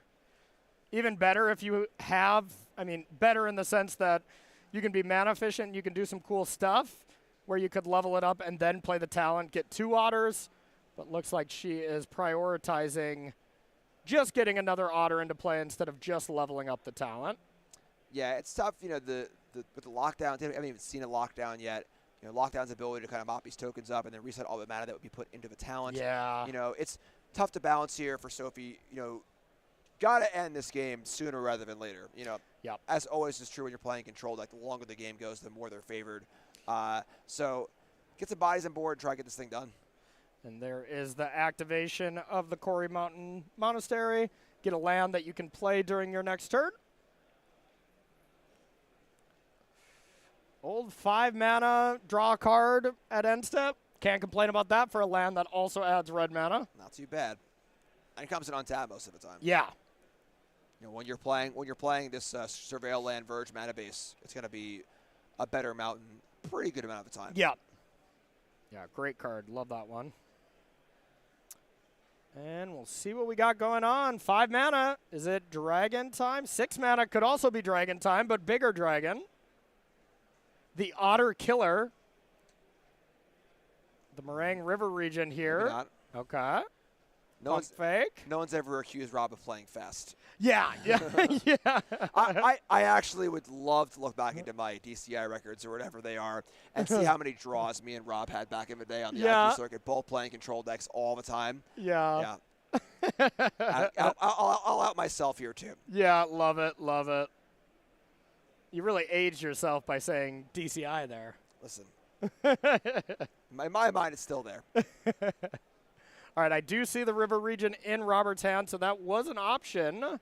But looks like we are, instead of cleaning up the otters with the regent, cleaning it up with the lockdown. And now maybe the river region. Okay, if Sophie does have a this town, bouncing the river region and the lockdown here is not so bad. Yeah, this is a little scary. There is a significant amount of risk to putting a lot of stuff under a lockdown and then tapping out. Yeah. Where like all of a sudden 3 creatures come in, the talents are reset, buy back a spell immediately, cast a spell immediately, cast another spell, attack for 8. Yeah. So now there's a little bit of tension in this game with this lockdown sitting there. It looks good for Rob, but it can turn pretty quickly. Definitely. And if Sophie didn't have the otters in play, then I think this play looks a lot more sketchy. Right. But at least this way you're dealing with the otters no matter what, and that's not the absolute worst, but regardless, I'm with you. Yeah, Rob valuing the card draw over just playing the big body. Yeah.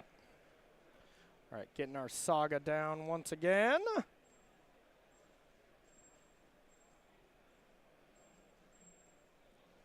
It's a nice one to be able to just bounce with your river region. I like it. Yeah, not too shabby. That card's great. Yeah, it's a great card. It really is very good. Yeah. All right. And Biza comes down, gains some life. More than likely, that's all the things we're doing. But hey, that's good enough. 4/5 that gains 4 life. Sign me up. Yeah, the life gain is so important right now in this format. There are obviously a lot of aggression going on, and being able to stabilize, kind of get back up, start going in the right direction as far as your life total is concerned is very, very important. Yeah, I love Biza right now. I think this is a card that has been great pretty much since it was printed, because it was printed to fight these mice, basically, you know? And absolutely love it right now. The combination of 4 Biza, 4 Lockdown is a good recipe for controlling the battlefield right now, and leads me to really like these control decks quite a bit.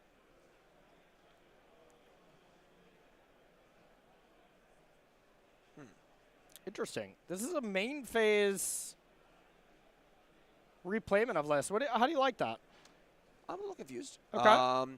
You know, bouncing this down. Does this down have to have 2 targets, or is it up to? I believe it's up to, but this bouncing the saga is resetting it for another card. yeah. And just gets lost.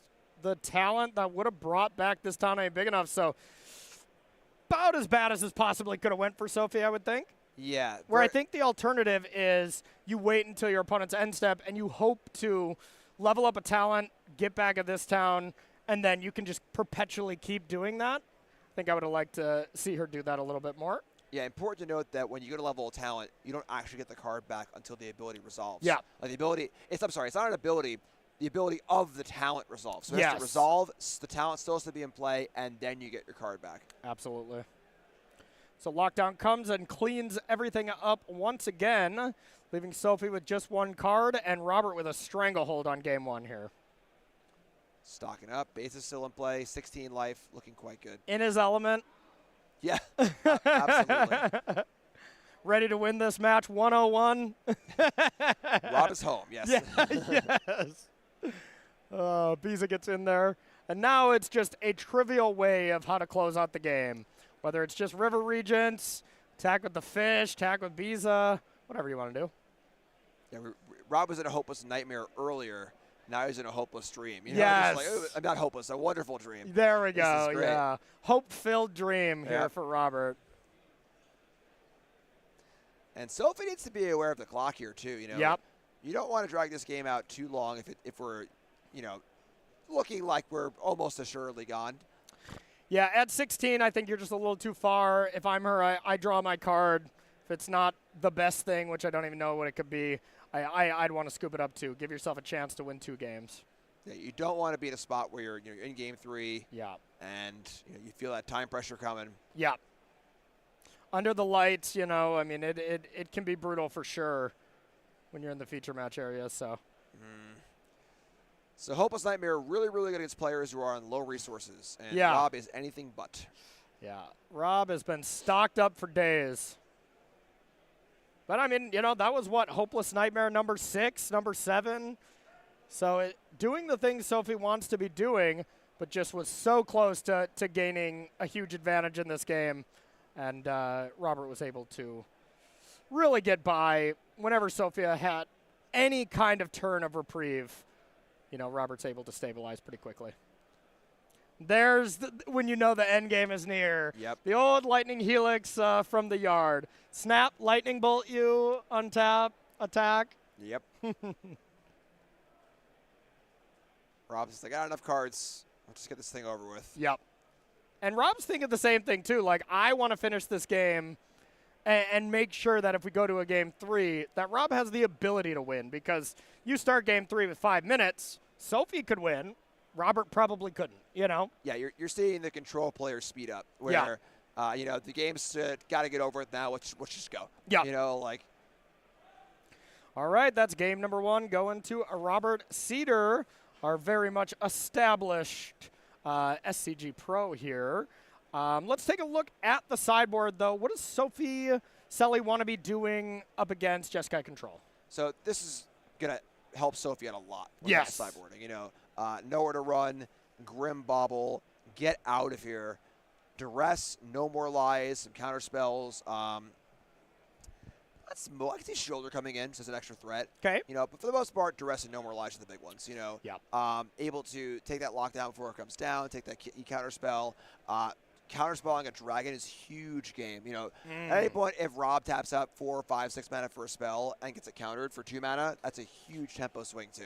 Do you ever want to Ghost Vacuum against the dragon with that just being the only thing? Like, it feels kind of medium, but I feel like, you know, it could do a thing or two here. It's interesting where I wouldn't want it just to stop the Snapcaster effect of a dragon. Yeah. However, in a longer game, Ghost Vacuum's second mode does matter. So Yeah. 6 mana, pop the vacuum. All the creatures come back as 1/1 flyers. So that can be just, an army in a can. 4 flyers. Maybe you get a pixie, bounce one of your nightmares. Maybe you get one of Rob's dragons and flash back into rest, something like that too. Yeah. So honestly, I don't hate vacuum here coming in. I think it is more of the case of how many cards does Sophie need to take out than really how many that comes in. One thing that Sophie would love and, I would love to see for this matchup is maybe some of the Kaidos that you can play in the main. Yeah. They would be phenomenal here on the play. I think I'd play 6 Kaidos against a deck like this when I'm on the play, For sure. That one Kaido is definitely load bearing. But yeah, no order runs come out for the Duress of them and no more lies. I think there's a little more room here. The Grim Bubble, maybe the lockdown's got to come out. So I could see a Ghost Vacuum or 2 coming in. Yep, sounds good. And then from Robert's side, what do you want to bring in against Pixie here? I don't see any of the best sideboard cards against the Hopeless Nightmare deck. The Balos, the Wiltleaf Lieges, the old one where you say, I'll play this, and you're like, great. Smash that 4/4 into play. Yeah, not a ton, honestly. Realistically, more of the same. Just trying to kill things, stay alive. Do you like Tidebinder to shut off maybe going to level 2 or? I think it's okay. The fact that it can't block a lot of the flying creatures makes the body a little less relevant. So yeah, I don't know. I think it's all right. For the most part, though, I don't think much is going to change for Rob. Hear me out. Rob brings in the Ghost Vacuums to counter the Ghost Vacuums of Sophie. Before she targets something, Rob says, "I'll target it." 2 vacuums fighting it off. I would love to see a Ghost Vacuum game of chicken. Yeah, absolutely. Or you can activate. Because I'll activate if you can activate. Oh, you're not going to? Okay, I won't either then. That's fine. Yeah, sure. fine. We'll just sit here. Fine. Whatever. These vacuums won't be doing any cleaning whatsoever. No problem. Oh. Dirty house. Yeah. No big deal. Too bad. We're not cleaning it. All right, players getting ready here. But before we get into that, Jim, our next event's in Hartford. Tell us about this event.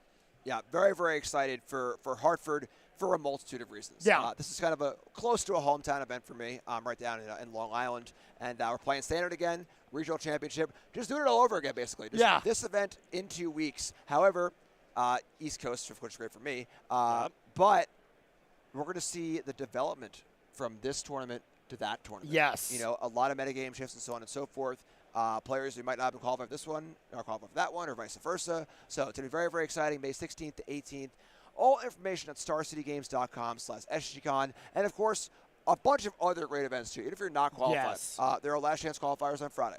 We're going to have a command zone, right? Yeah, always there. You can play some Commander anytime. At the command zone, various events. You can win big cards, play various formats, different games. Yeah. Just so much going on. And just come down and hang out. Absolutely. Hartford's going to be a lot of fun. And, like you're saying, we're seeing the adjust from Bologna right now. I hope I'm saying that right, y'all.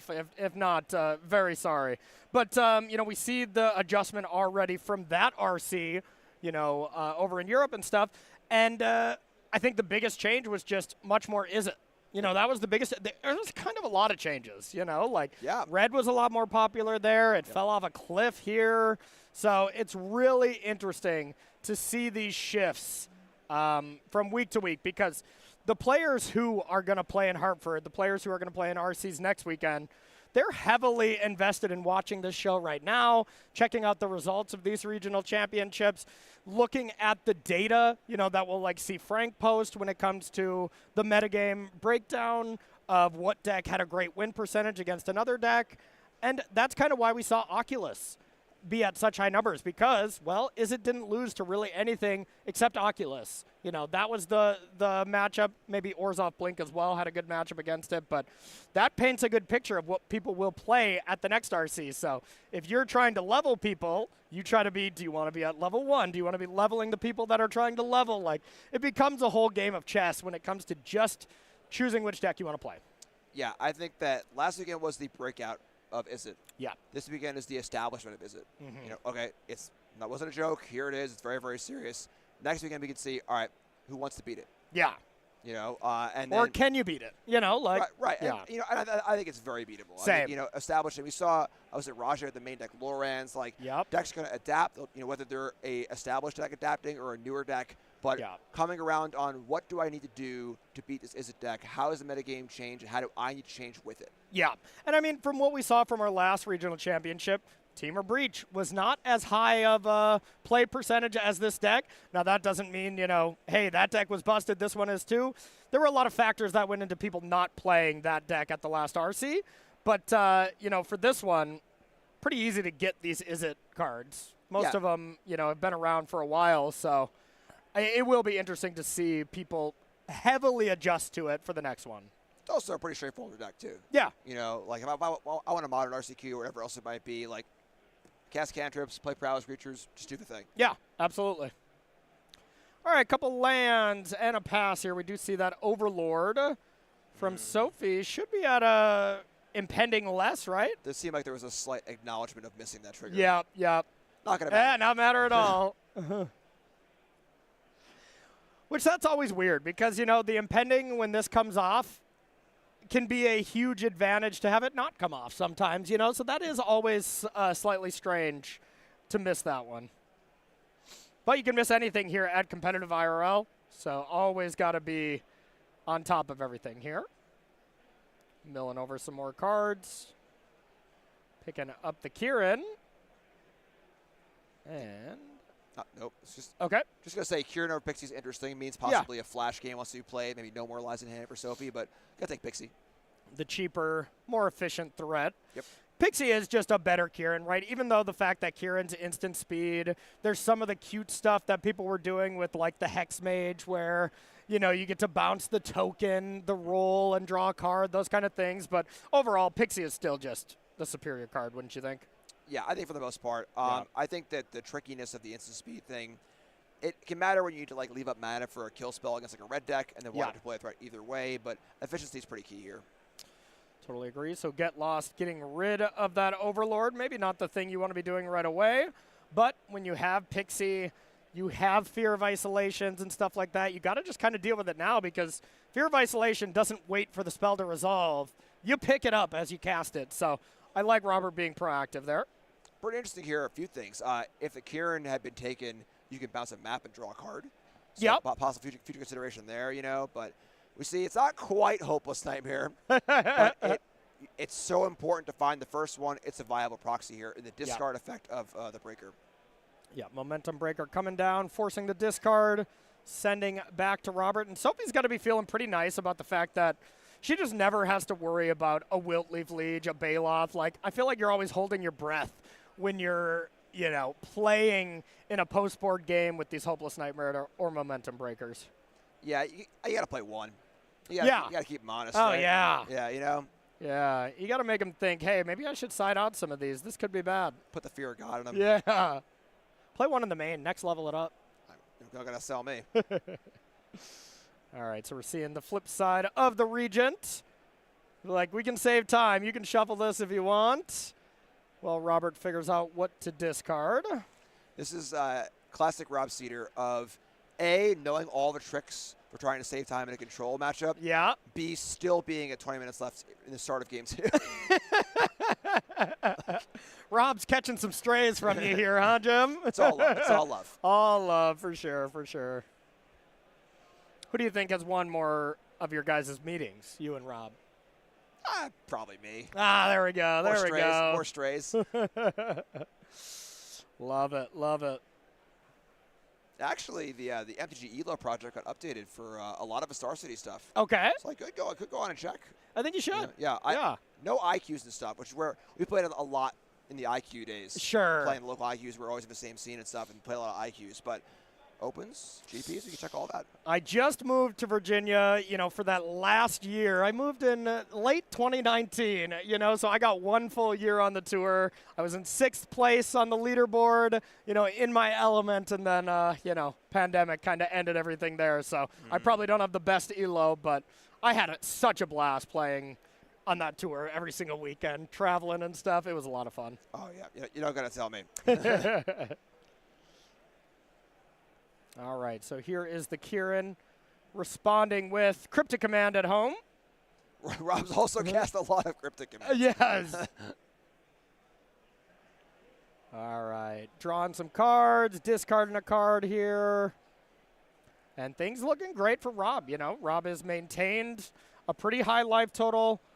This Momentum Breaker not being a Hopeless Nightmare has saved Rob 6 life And discarding a lockdown, number one, we know that they left in a little bit. And number two, that's got to be kind of a bad sign for Sophie, as lockdown doesn't look horrendous right now. But also, the Dragon gives access to it also. So like we could see next turn Dragon and Lockdown True. for 2-piece of play a threat and kill all your stuff too. That is very true. That is very true. Now some fear there with Lockdown against these Pixie decks, what you put under the Lockdown can be quite scary. So if the Breaker goes under the Lockdown, now this town would kill the Dragon too.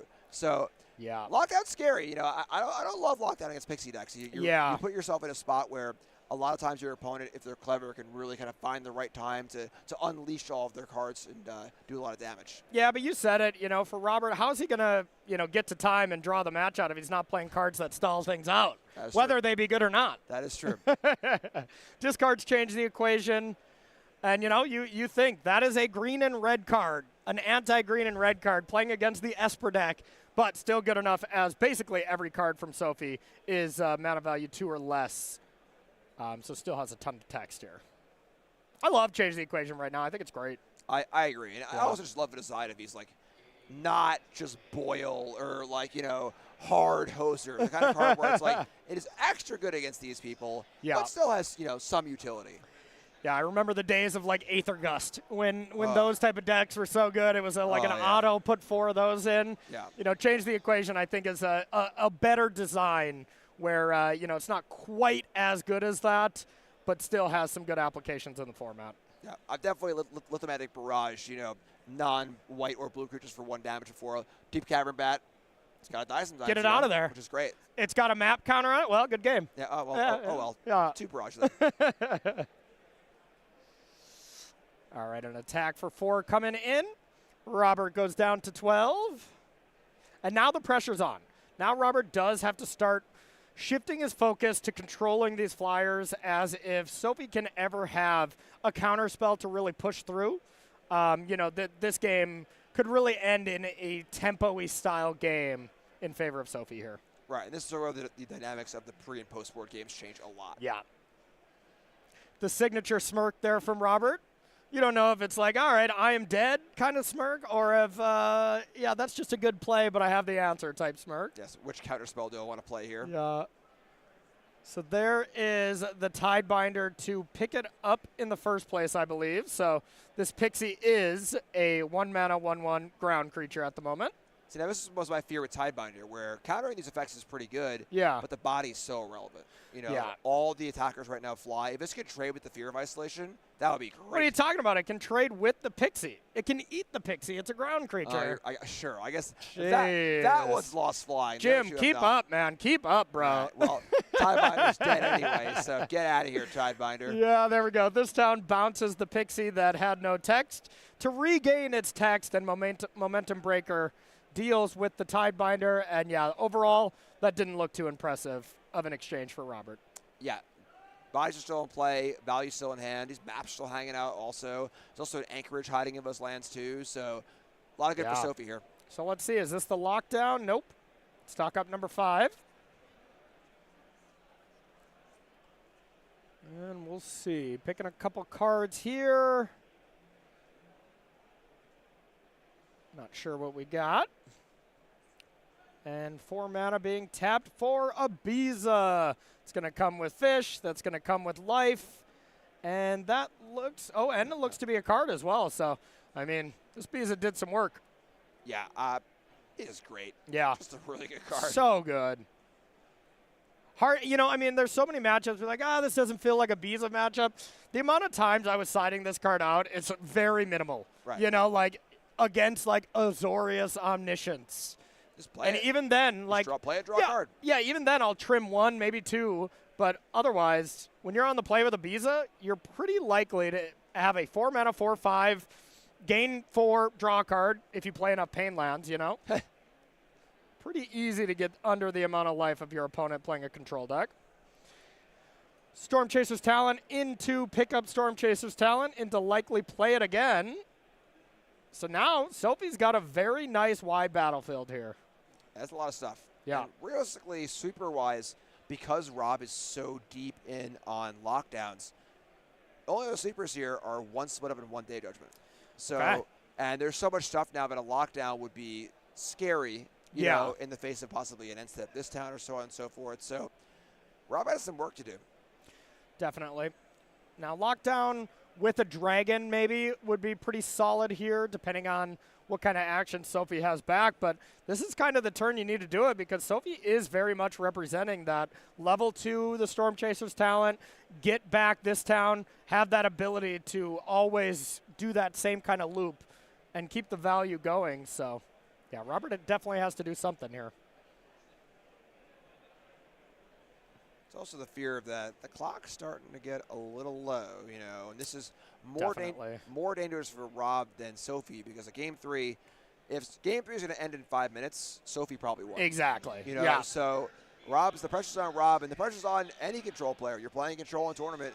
The clock is also your enemy. Yep. The classic dynamic of a control player fighting the clock. Always difficult. But if anything is going to help out, it's going to be Chico bringing back temporary lockdown. Okay. Ooh, good play. Now, this doesn't go to hand, right? Because it's a copied token. Right. The lockdown, yeah. So it makes a token. Also important to note that with the trigger of a stack, the lockdown will never actually work. So nothing actually will leave the battlefield because it was never actually in play when the ability resolves. So this will not kill the otters. Everything else will stay in play. And this is a big game. Is it better to let the lockdown come into play, though? I guess, no, you still have to, because you won't have any permanents left to be able to bounce, huh? That is true also. But even then, you would still lose an otter in the exchange. You only get one otter back. True. So definitely worth it here. So Get Lost at least is breaking up the loop, you know? Right. Robert will be able to keep the fish. Those are the 2 dice there for anyone unsure on that. But now there is still a dragon. Oh, my God, the Ghost Vacuum was brought in. Yes. All right. That's one half of the Ghost Vacuum battle. Now, did Sophie bring in the battling vacuum? Okay, but now there still is a big dragon problem. Yep. You know, it's funny that the fish are there, too, so they can chump block the otters a little bit. Yep. Dragon's huge. And, you know, the Pixie deck is notorious for not being great at killing larger creatures. It can bounce them. Yeah. But as far as outright killing them, you know, you have a few. One go for the throat. Right. You go for the throat. You know, Breaker would work if they're for fish in play. But for the most part. An exercise in the board, yeah. Well, there is the one of go for the throat. Sure. Okay. Why play more than one? Yeah. Only one dragon that needs to die? Yep. Love it. That is big. That really is huge, because now we have 6 power, maybe 7, 8, 9 power. Oh. Hopeless Nightmare. So that's a counter. You could turn those 2 lands into +1/+1 counters too. 5, 6, 7, 8. That's 9 damage, putting Robert to 3 with a Hopeless Nightmare on top. That's pretty good. Yeah, it's not too shabby.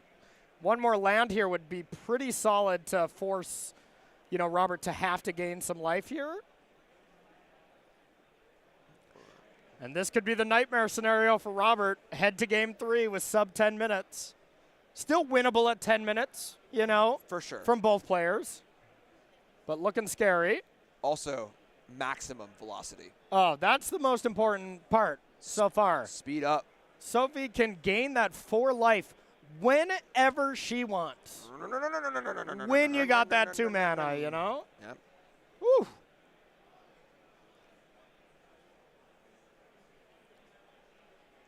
Okay. Now that's pretty spicy. Dragon underneath the Ghost Vacuum. Now there isn't the lockdown anymore. Those get exiled. You don't get to just keep doing that. But now for 6 mana, you can get a 1/1 that does something. A Braid, Get Lost, stock up. None of the options good enough, though. Yeah, still a lot of flyers, you know. So that'll be a future plan. Yeah, the actual dragon itself is not really a viable blocker, given all the flyers have 2 toughness. Yep. So, a lot of work for Rob to do here. Yep. But hey, if you're not going to win the game, might as well get some light vacuuming done, you know? I hate dust. All right, separating our mana off here, figuring out what we want to play, and Yeah, against these Pixie decks, you just don't want to leave in a ton of sweepers. Sweepers are not that great, but, you know, Robert's Kingdom for a Day of Judgment right now would look phenomenal. Yeah. Honestly, it's funny. Split Up would be the best one here. Yeah. Because the only threatening creatures right now are the flyers. You know, the otters are blockable with the Besa or the Fish. I said Fish. But so Split Up would be ideal. There's one copy there. But yeah, something to mop these things up is going to be very, very important. I think Robert will be okay if it's Day of Judgment, not Split Up, but I'm with you. That would be a little bit better. Yeah. All right, that doesn't look like the face of someone who just drew Day of Judgment as we're scooping it up. Heading to Game 3 with 8 minutes and 45 seconds left. Woo! Rough. I'm getting a little nervous. Yep. I'm starting to feel those control player, anxiety. Yeah. Just look at the seconds tick away. They'll probably start this game with maybe 7 minutes left. Which isn't too bad. But it requires some pretty fast, crisp play. Yeah. And does favor Sophie, obviously. I do think you summoned this to happen to Robert here. Listen. He did it to himself. Okay. I like it. All right, looking at the sideboards, play draw. Is this the type of match where you want to see those differences in? Or, the new variable that entered the equation here, does Rob try to sideboard in an aggressive manner now? Do you just get every card that can attack? Or are we not quite that low yet? Yeah, I think that I would slant towards more bodies, creatures, kind of things, whatever. Get those lockdowns out of there, more 3/1s into play kind of thing? Maybe, yeah. Okay. I think that also you don't want to spend too much time doing that, though. Because if it takes you an extra minute and a half to change your deck to do that, have you gained or lost in that exchange? Okay. And realistically, I don't think, it's not like there's, Geist of St. Trout or some, crazy, crazy, like a Voice of Victory kind of card. Where it's not really for this matchup, but it does attack for 3. I don't think we'd be going that deep if it was there. Flanker can be a 4/2. It could maybe be a 5/3. Depending on how many creatures have died, you can get that creature nice and swole. I feel like I have never seen that mode used. I have never seen that mode. I literally have never. Yep. But. You said it, I'm like, what in the world's pumping this? Oh, right, it has a third mode. It does have a third mode, yeah. Let's get that text off there. Unneeded. All right, Game 3, big game for these players. Winner of this game, straight into Day 2. Of course, when we are talking about Round 6, that's not the most important thing, but still a factor. Parlor, get that Tidebinder into the yard. Yeah,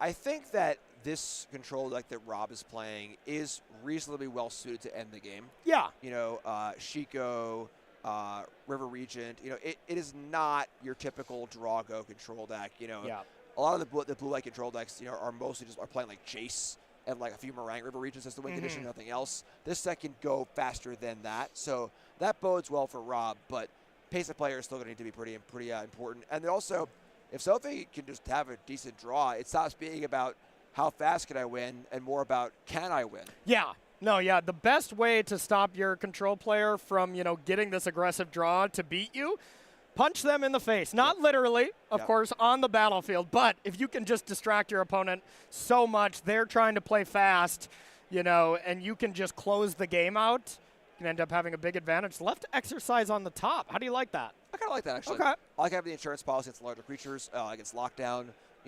Already have a pretty good board right now. We've got multiple power in play, a talent in our hand, maps ready to go to. So I like it. Good insurance policy. I like playing Magic tournaments and not having to exercise, but whatever, I mean, still sometimes needed. Yeah.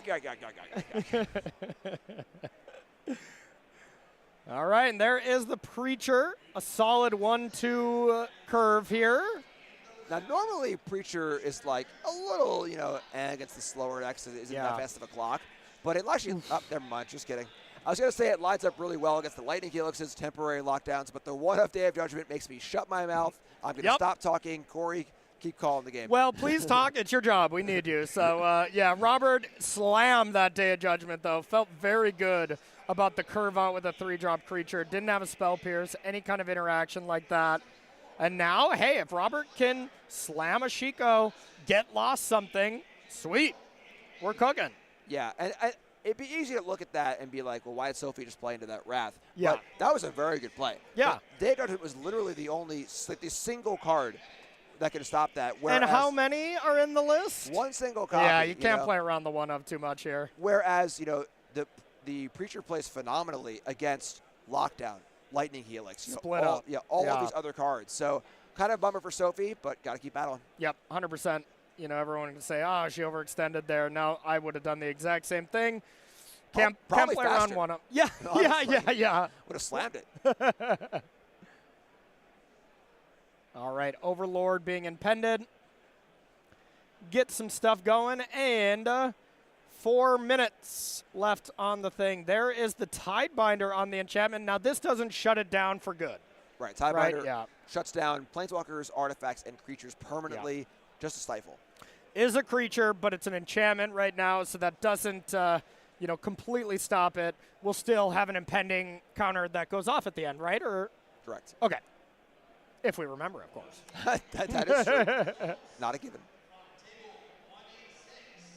All right, Otter coming on in. This is currently a 1/1 Otter, correct? Yeah, looks to be. Not okay. for long. Yep. There is the bounce. Gonna trade with this Tidebinder. Rob, we can't be taking notes right now. Right? Yeah. And there's the 4. Now, if Rob wants to have any hope of winning this game, you got to feel like this is River Regent time, this is Shiko time. Yeah. Or, at some point, if we're really out of time, Robert will try to be like, I'm a control deck, let's play for the draw.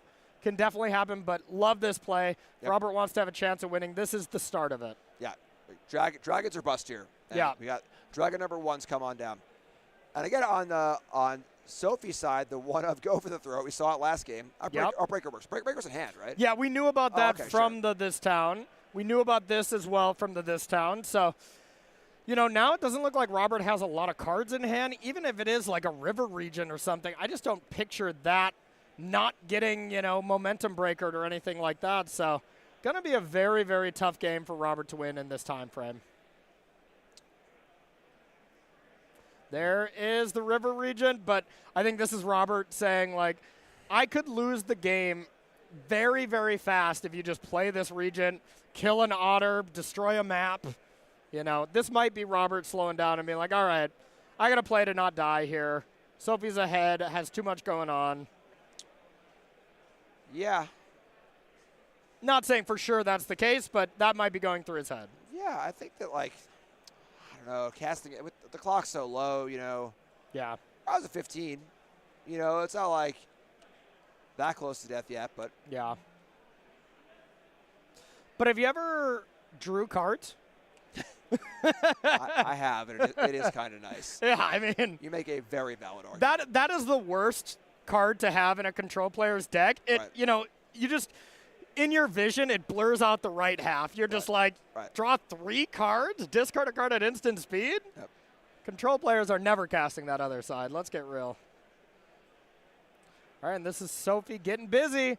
Get lost on the land. Looks like we were already in combat, so you're not like you're going to float it, sack a map or anything like that. Otter's coming down. A lot of maps. Yeah, a lot of resources on Sophie's side here. Yeah. The maps, some good value this towns and stuff. Has a threat in play. Most importantly, speed 1. That is also true. Yep. Which I feel like we should be at max speed already, but it matters so little. Yeah. Both players are like, whatever. It's not worth wasting the time to get more max speed. Counter draw, Cryptic Command here. And we're facing down that 20 seconds. If we can, whoever's turn it is when time gets called, gets those 3 turns, right? Yeah. All right. There it is. The clock's coming down. The spotter's about ready to tell him. Diving in. This should be time, and this should be Robert at turn number 1. And that's got to pretty much mean that Robert can't really win, right? I guess with 0 resistance, you can drop a dragon, attack, Shiko, Helix, those kind of things. But any resistance from Sophie here should guarantee she's not going to lose this match. Now she just still wants to be able to win and keep that perfect record. Yeah, it would be really tough, right? It would need to be 6 Power Dragon this turn, and then attack for 6, and then attack for 6, and then like some sort of double Helix. Yeah. Something. And I think it's going to be tough for both players, to be honest. Like, it's not looking super obvious for Sophie to be able to get this going. I mean, the otter's pretty big, Yeah. Pick This up otter's swole. Yeah. It's been hitting the weights. Looks like they're double checking, make sure. Oh, I think I know what happened. The time got called over the intercom, but the feature match players have their separate clock, so they're like, was that the time or is this the time? Got it. It's the classic, come on, give us one more turn, Judge. Yeah. You heard it. I don't know if Rob wants another turn at this point. Yeah, good point, good point. All I got to know is you really summoned this, potential draw here. I mean, I wasn't making stuff up. You weren't lying in the I booth. wouldn't lie to y'all, Yeah, Jim keeps it real. All right, there is Robert doing some exercising. It's not often you get to exercise a otter token. Yeah, no kidding. That might be the first exercise on an otter ever. Yeah, like sorcery speed. Yeah. Destroy evil, sure, but exercise. Yeah, no kidding. Kept that on top so long ago. Or no, sorry, Sophie kept hers on top. All right, turn number 2. Sophie will get one more turn to attack, so, the avenue for her to win is sure, maybe get threat going here, and then on her final turn, it's the, I need to find Hopeless Nightmare, I need to bounce it, and I need to do that often. A lot of lava spikes. Yep. Or bolt waves, I suppose, for any standard tournament. Yeah, there you go, there you go. Here is the Preacher. And playing another land. Let's see if Sophie has any follow-up. Nope. And now Robert is well and truly playing for the draw here. Impossible for Robert to win the game. Yep. There's the get lost on the Preacher. And that's got to pretty much lock it up, huh? Yeah, so with one more attack step for Rob, not even close to enough. And then Sophie would need to pull out 4 Hopeless Nightmares here. Yeah. Which maybe, boss? Yeah, okay. Man, if this Momentum Breaker was a Hopeless Nightmare, there is no getting around with it. Robert would be dead. Yeah. Robert would be in REM sleep, getting nightmare after nightmare on repeat. But instead, this Momentum Breaker just did not matter. The Momentum Breaker is Hopeless Nightmare 5 and 6. Yep. Of course, it can have its application as well. But looks like a draw between these two players. Bad news, they drew. Good news, they're both still undefeated. Yeah, the draw, as far as making day 2 goes, the draw is a loss. Yeah. But in the greater scheme of the tournament, the draw, it is not a loss. It is obviously better than a loss. Yeah. So, as far as making top 8, making the Pro Tour. Yeah. It's not too bad. Now, of course, the nightmare scenario with our 3 rounds left is one of these players loses all of them, and that is the worst kind of scenario where, if you go 5-4 or you go 5-3-1, you are still not advancing to day number 2 regardless. So let's hope these players do a little bit better.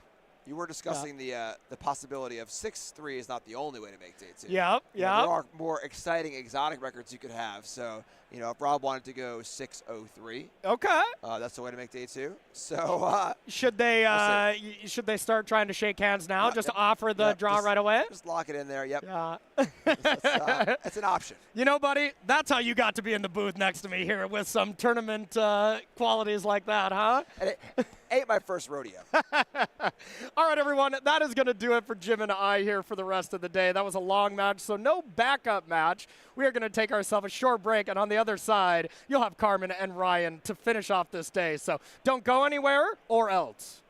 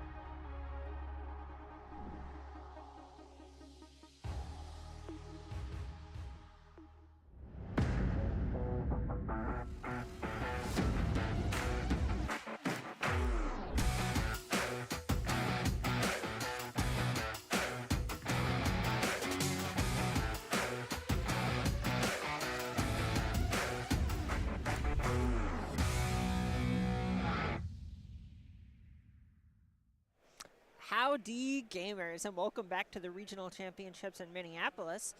You are joining both of us here, and who are we? I'm Carmen Glimperds. That's Ryan Overturf. I appreciate the polite giggle there. We got there. I mean, we're in Minnesota, so being polite about everything is Minnesota nice. It's what we do here. Yeah, of course, of course. A lot of cool stuff going on today. So I think coming into the weekend, everyone just sort of expected this to be a one-deck format. Right, there's a ton of Is It Prowess around the field. We see Corey Steelcutter doing a lot to make a name for itself. It did really well in Europe last weekend, and players kind of thought that was going to be the story this weekend. But that's not the case, especially in our feature match area. Yeah, not monopolizing all of the top tables. We have some pretty innovative and cool decks on display. Two players 6-0 with... I bet that if I gave somebody 5 guesses, they would get to neither of these decks. Yeah, no, it would take me a lot. It was one where Nick Miller told us the matchup, and I said, and those are the 2 matches, each of those, right? And he said, nope, that is the pairing. So we have Jesse Pyland on Boros Monument. This is a deck built around Monument to Endurance on one side, and on the other, Gryffindor Mishlev on Selesnya Tokens. A lot of overlords, a lot of cool stuff going on in this deck. Yeah, definitely. So we got to cover a mono white tokens deck earlier in the tournament. A lot of similar texture to that. Going into green for some stuff. Up the Beanstalk, kind of the big aspect of that. And then you get to go into Ride Down as white removal because it plays well with your Up the Beanstalk. Some nice thing going on here, of course, Elspeth's Stormsplayer going to be the big new card, and Caretaker's Talent, sort of the card that really makes this deck possible. Okay, all of that stuff you said, really cool. And we'll talk about it in a second, but I want to see this Boros Monument deck. This deck is nice. Yeah, look at this. We see a bunch of different ways to discard cards, and then that lets you trigger Monument to Endurance and really get a lot of different kinds of effects depending on the matchup. Yes, a Monument to Endurance. Every time you discard a card, if you haven't, you get to do one of the 3 things it hasn't done yet this turn, which are draw a card, create a treasure token, and each opponent loses 3 life. Conveniently, Phyrexian Dragon Engine is a really nice card to put 3 cards in your hand. That's good at drawing and discarding cards. If you're able to get that out of the graveyard, which this deck is doing both with its Earth ability innately, but then also using Helping Hand and Recommission to just get it out of the graveyard. So this deck can really go off when you get a Monument or 2 into play. This is one where, I work for Wizards of the Coast. I'm on the play design team. This deck list is a play designer's dream. There are so many cards in here. Scrapwork, Guardian of New Benalia, where we just love to go, oh, what a card. Oh, yeah. What a card. Scrapwork Mutt is a perfect design. That is a working person's Magic card. Absolutely. And also just things coming together. We see cards in this deck that are part of other successful archetypes, a number of the cards that are part of the Jeskai Oculus deck. But then some stuff that deck would not touch at all. Phyrexian Dragon Engine, for example, gets to really shine in this shell. A card you might be able to stump a lot of players in the room, whether it's legal and standard or not. Right, and something, because this deck, it looks like it's applying a ton of pressure. We see Screaming Nemesis as sort of a reaction to all the red in the room. Monument to Endurance is actually able to make use of its each opponent loses 3 life mode. Oh, yeah. I know it sounds silly, but it sort of does have the trifecta of mana, life, and cards on one, and most games of Magic tend to be about one of those things at different junctures in the game. And I actually really like Screaming Nemesis here just as a card. This is a very disciplined aspect of the deck building here. This deck is built around Monument to Endurance, but there's an acknowledgement here that some of your cards just have to work always. So just 4 copies of this 3-mana Strong Threat goes above Lockdown, which is an acknowledgement of what's going on in the format. I like this construction quite a lot. Yeah, a lot to like here. And taking a look over on the other side, this is a Selesnya token stack. Pretty similar to something we saw earlier, but it looks like it's borrowing some of the seasonings from Domain. Yeah, if you go up the list here, why are we going into green? Well, Overlord of the Hauntwoods is one of our cards, but that's double green, so we got to really be justifying that somewhere else, and that is just Up the Beanstalk. We're going so heavy green to play our double green Overlord because it draws a card when we have the beans. It's kind of a token thing. It plays with some of the other stuff going on in the deck, but really it's just so we can have Up the Beanstalk and Caretaker's Talent and have 2 solid enchantment draw engines. And something I really like about this deck is as you play decks that are just trying to cast big spells as the game progresses and aren't necessarily about double spelling and sequencing a bunch of 1 and 2 mana cards, you do just get to play a lot of basic lands. So this mana doesn't look very painful, and most of the time it looks like it's going to be able to cast all of its spells. Maybe the double green on the Overlord is a little tough early, but outside of that, it feels like most of your lands are going to enter untapped and you're going to get to play a game. Yeah, you'd be able to cast your spells, and then on top of the mana base being relatively pain-free and stable, you still get to also play 4 Fountain Ports. So you just have a land in your mana base and heavy access that just generates more value over time. So if you're trying to play a long game against this deck, there are a lot of angles that this deck will take to go over the top of you. And looking at the sideboard, something we talked about a little bit going into this, 4 Market Gnomes and 4 High Noons. This is someone with really specific plans on how to attack different matchups. Yes, yeah, Market Gnome being a great blocker. Well, maybe I'm using the word great loosely, but it's a serviceable, strong blocker against the red decks. For 1 mana, it's hard to get more than that. Right, right. Yeah, you'd be greedy to ask for much more. And then High Noon just being a card that says, all right, I'm playing 1 spell a turn most of the time. Yeah. Would you like to join me? Notably, it's a Celestia deck, but the Overlord of the Hauntwoods, that gives you access to red mana. There's also the ability with the Fountain Port to make treasure tokens. There's a few different ways to make red mana in this deck. So the 4 copies of High Noon, it's not full diminishing returns. You can start firing those off as 5 damage spells. Yeah, there are a lot of ways to just kind of fall into red mana, but really the important thing going on with High Noon is the sort of rule of law mode. Yep, definitely. You want to turn off your opponent's Corey Steelcutters fully and largely embarrass their prowess creatures as well, though that won't really be coming up in this matchup. So you talk about what isn't going to come up in this matchup. What is going to come up in this matchup? I think we're going to see a lot going on these marquee build-around cards. So, of course, the Monument deck really wants to get Monument to Endurance on the battlefield. I think getting 1, certainly getting multiple, is going to be a way that you can really generate ridiculous amount of value, and not just value, but the damage output. The fact that the Monument you lose 3 life every turn, and there's some ways to kind of do it on both players' turn as well, so that can really get scary. And then our Celestia Tokens deck, maybe we could call it Celestia Caretaker's Talent. You know, once again, we are looking at the Up the Beanstalks, the Caretaker's Talents. Both of these decks, they have cards that do just work. We can see kind of a normal game of Magic, but both players are trying to do something really big around one of these fundamental cards. Okay, well, it sounds like both players have their own form of inevitability on their side. Let's head on down to the future match and see who the match points go to. Up top, we see Jesse Peeland on Boros Monument against Gryffindor Mishlove on Selesnya Tokens. This is going to be a fun one. I am really excited about this. 2 sweet decks as we see Gryffindor kick it off with a Razorverge Thicket. Ooh, Elegant Parlor over on Jesse's side. Bidding a Torch the Tower. Not for this matchup. No. We've seen a lot of Magic today that has been around cascading from the turn 1 play. Not that kind of scene here. Torch the Tower is not going to play. And just a Verge from Gryffindor. This is one where both of these players are targeting really specific kinds of the metagame, and I don't think it's each other. Right, right. That is going to be something that, as far as these main deck more narrow cards, is going to advantage Pilland a little bit because all these rummaging effects. Fear of missing out can just say, all right, if I got a card that's situational, I'll just discard it. Okay, well, and Fear of Missing Out does discard that Phyrexian Dragon Engine. A lot of way towards Delirium being an artifact creature, and over on Mishlov's side, there's an Overlord of the Hauntwoods coming down right on time. Both players starting to go to work. We have yet to establish any of the marquee cards, but the game's shaping up. And there's that Everywhere token. Mishlove just has perfect mana this game. Yes. Did not cost any life. Yeah, you were talking about how this is a pain-free mana base, and really the only way that this could go sideways in terms of mana would be Mishlove flooding, but we're a long way from having that conversation. Okay, well, here's land number 3 for Peeland, as well as the namesake and Monument to Endurance and an attack with Fear of Missing Out, knocking Mishlove down to 18. First blood. And Monument's big. It's not going to be massively impactful yet, but really as early as next turn. If you have that helping hand, you get the Phyrexian Dragon Engine back. Maybe you have too many cards in hand to really start going for that, but a second copy?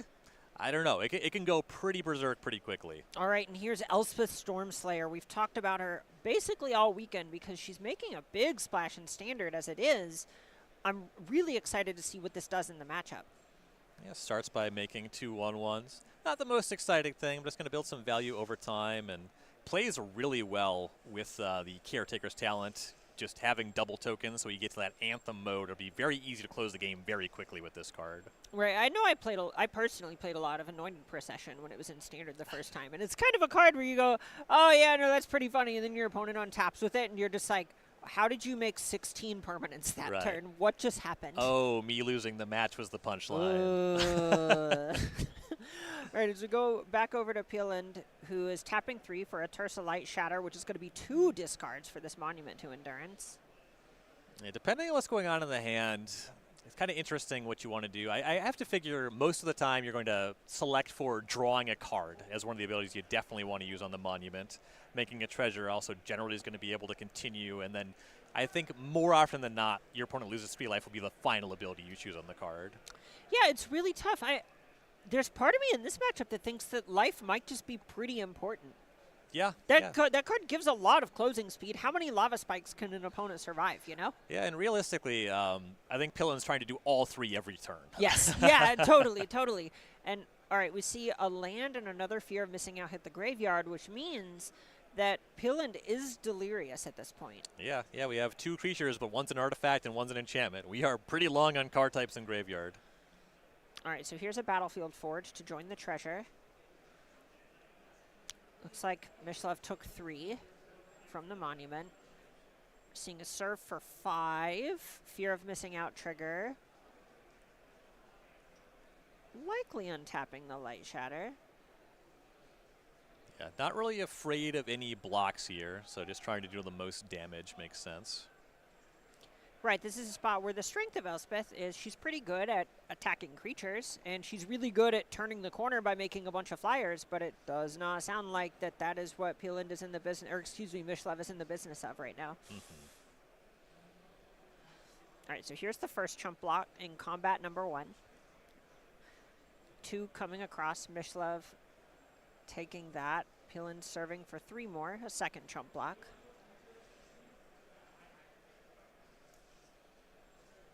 All right, treasure sacked, forge tapped, Guardian of New Benalia on the table. Let's see if Peeland goes for the free rummage. So the Guardian of New Benalia, this is actually pretty significant card here. Just being a discard outlet that works all the time, because it means now we can start triggering our Monument on our opponent's turn. And notably, it looks like Peeland did not choose to discard on his turn, which implies to me that he did not just want to rummage. He had already done treasure and he had already done life, so he could have just discarded to draw a different card. Interesting. In fairly short order, we're definitely going to see that Phyrexian Dragon Engine coming back to the battlefield at some point. You know, that Monument is going to do a lot of damage very quickly. All right, here's temporary lockdown from Mishlav. And the lockdown, this is kind of putting on display something pretty fundamental about the marquee cards in the matchup. The fact that Monument to Endurance just costs 3. Similar to Caretaker's Talent, it gets around the lockdown. All right, we see Peeland respond, discard a Battlefield Forge, rummages it away. Putting some cards in the graveyard is also going to be nice because we're getting close to threshold for the Tersa. And flashing back the Phyrexian Dragon Engine, Right. unearthing it. Yes. And even if that happens, there is still Delirium in graveyard between the Fear of Missing Out towards the tower and land as another Phyrexian Dragon Engine gets binned. Looks like for 3 points of damage. I think it's also pretty telling the way that Pilland is just going after Mishlav's life total. Pretty confident that this Monument to Endurance is going to cross the finish line, and Elspeth cannot really do anything about that. Right, and this is starting to look like it's threatening lethal. Yeah, we're getting very close. So Beans is the next play for Mishlav. Cards in hand don't feel like the thing that Mishlav is shallow on. No, and you cannot take them with you. You're a Celestia player, one of the better cards for Mishlav to draw here will be starting to get some of these carrot cakes. But even then, you're really just treading water. You have to actually start looking at ways for you to turn the corner and start applying damage. Okay, so an untap with Tersa Light Shatter and Monument to Endurance. Another Fear of Missing Out, discarding another Phyrexian Dragon Engine. There is a solid stream of redraws in the graveyard here. All right, and you can see Pylan figuring out what Monument to Endurance mode he would like to choose.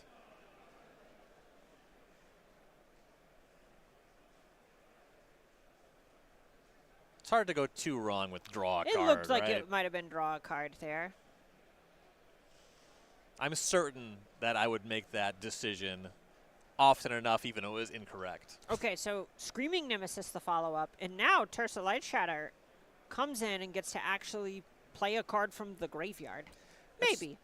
The Screaming Nemesis, you know, in addition to just being a nice 3-power haster, it also kind of subtracts from the live draws Mishlav has to try to claw into this game if we can get that trigger off.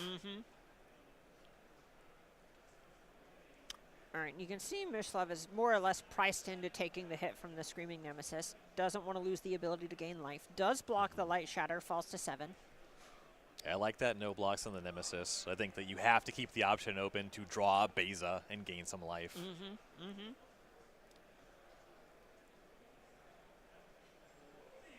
All right, land number 7 for Mishlav. Overlord of the Hauntwoods, about to be done impending and just be here. Right, that 6/5's not nothing. Ooh, the attack for 1, the hallmark of Day of Judgment. Wrath of God, here it is. Good beats.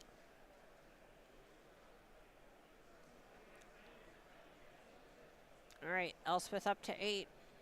Yeah, the Elspeth still being on the table is fairly significant there in terms of Unearthed Dragon Engine having, you know, haste and double strike. Right, it is at the point where it kind of does feel like unearthing the Dragon Engine is just to get a bunch of discard triggers with Monument to Endurance. Right. If at any point there's a second Monument, it'll become very easy for Pillin to cross the finish line. Okay, Pillin, let's unearth that Dragon Engine. Discard a couple cards. Looks like a Torch the Tower and a Sheltered by Ghosts. Not what the doctor ordered here. Oh, we don't need interaction with anything but our opponent's life total. All right, well, couple triggers on the stack for Pilland here. The nice thing is that with most of these effects, you do get to see the cards before you choose with the Monument. That is not true of cycling within the Aetherdrift set for the most part, but all of these discard then draw things, you do all of that at once, then you choose your modes for Monument. A high agency construction, you might say. Listen, it's a Monument to agency. It's better in my head. Yeah, well, I'll allow it. It's game 1. I'm gonna be polite about it. Aww. And say that you did great. I'm gonna give a quick read to Elspeth. When you see a Planeswalker with that high a life total, you might be thinking, what horrible thing is about to happen to me? You see the third ability is a -3, and you realize, oh, not that scary. Well, there is something to think about here because Elspeth is able to grow and jump the whole board. With Overlords, that's kind of a lot of damage. Yeah, it certainly is, and especially with, you know, Pillin's already used so much mana on this turn. Those soldiers are going to stick around. We're in a position where Mishlav could realistically assemble lethal over the course of 2 turns. Okay, and it looks like Pilland actually went for a draw and a treasure. So that 3 damage not going to be enough at this point. Makes you wonder if there's some way to have access to a 3rd discard this turn. It's a little tough. And now you can see Mishlav figuring out what kind of blocks they want to be lining up.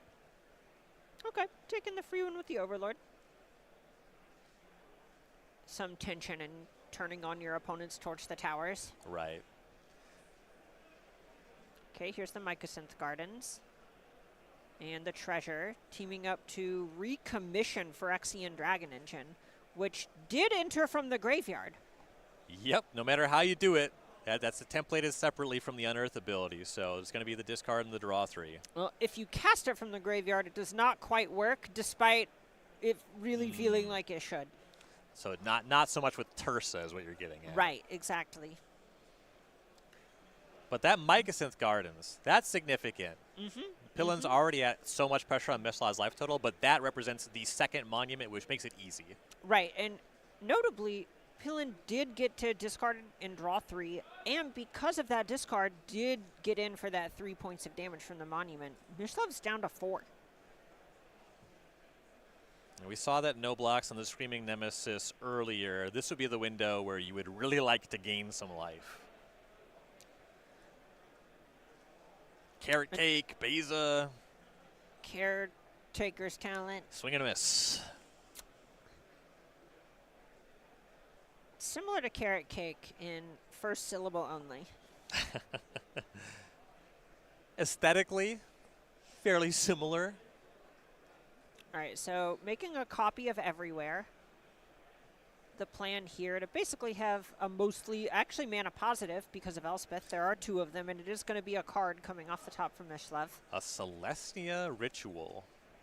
I guess it's more in the Soul Ring territory than a ritual, which is maybe overselling the position.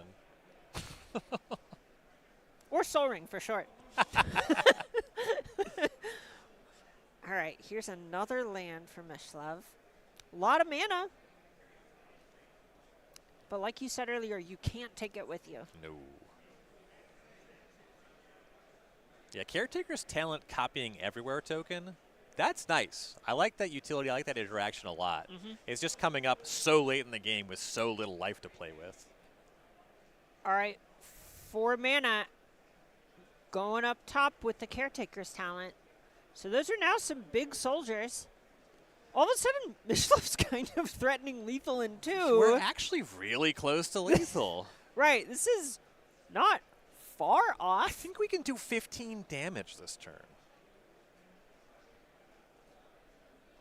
In the words of the late and great Billy Mays, that's a lot of damage.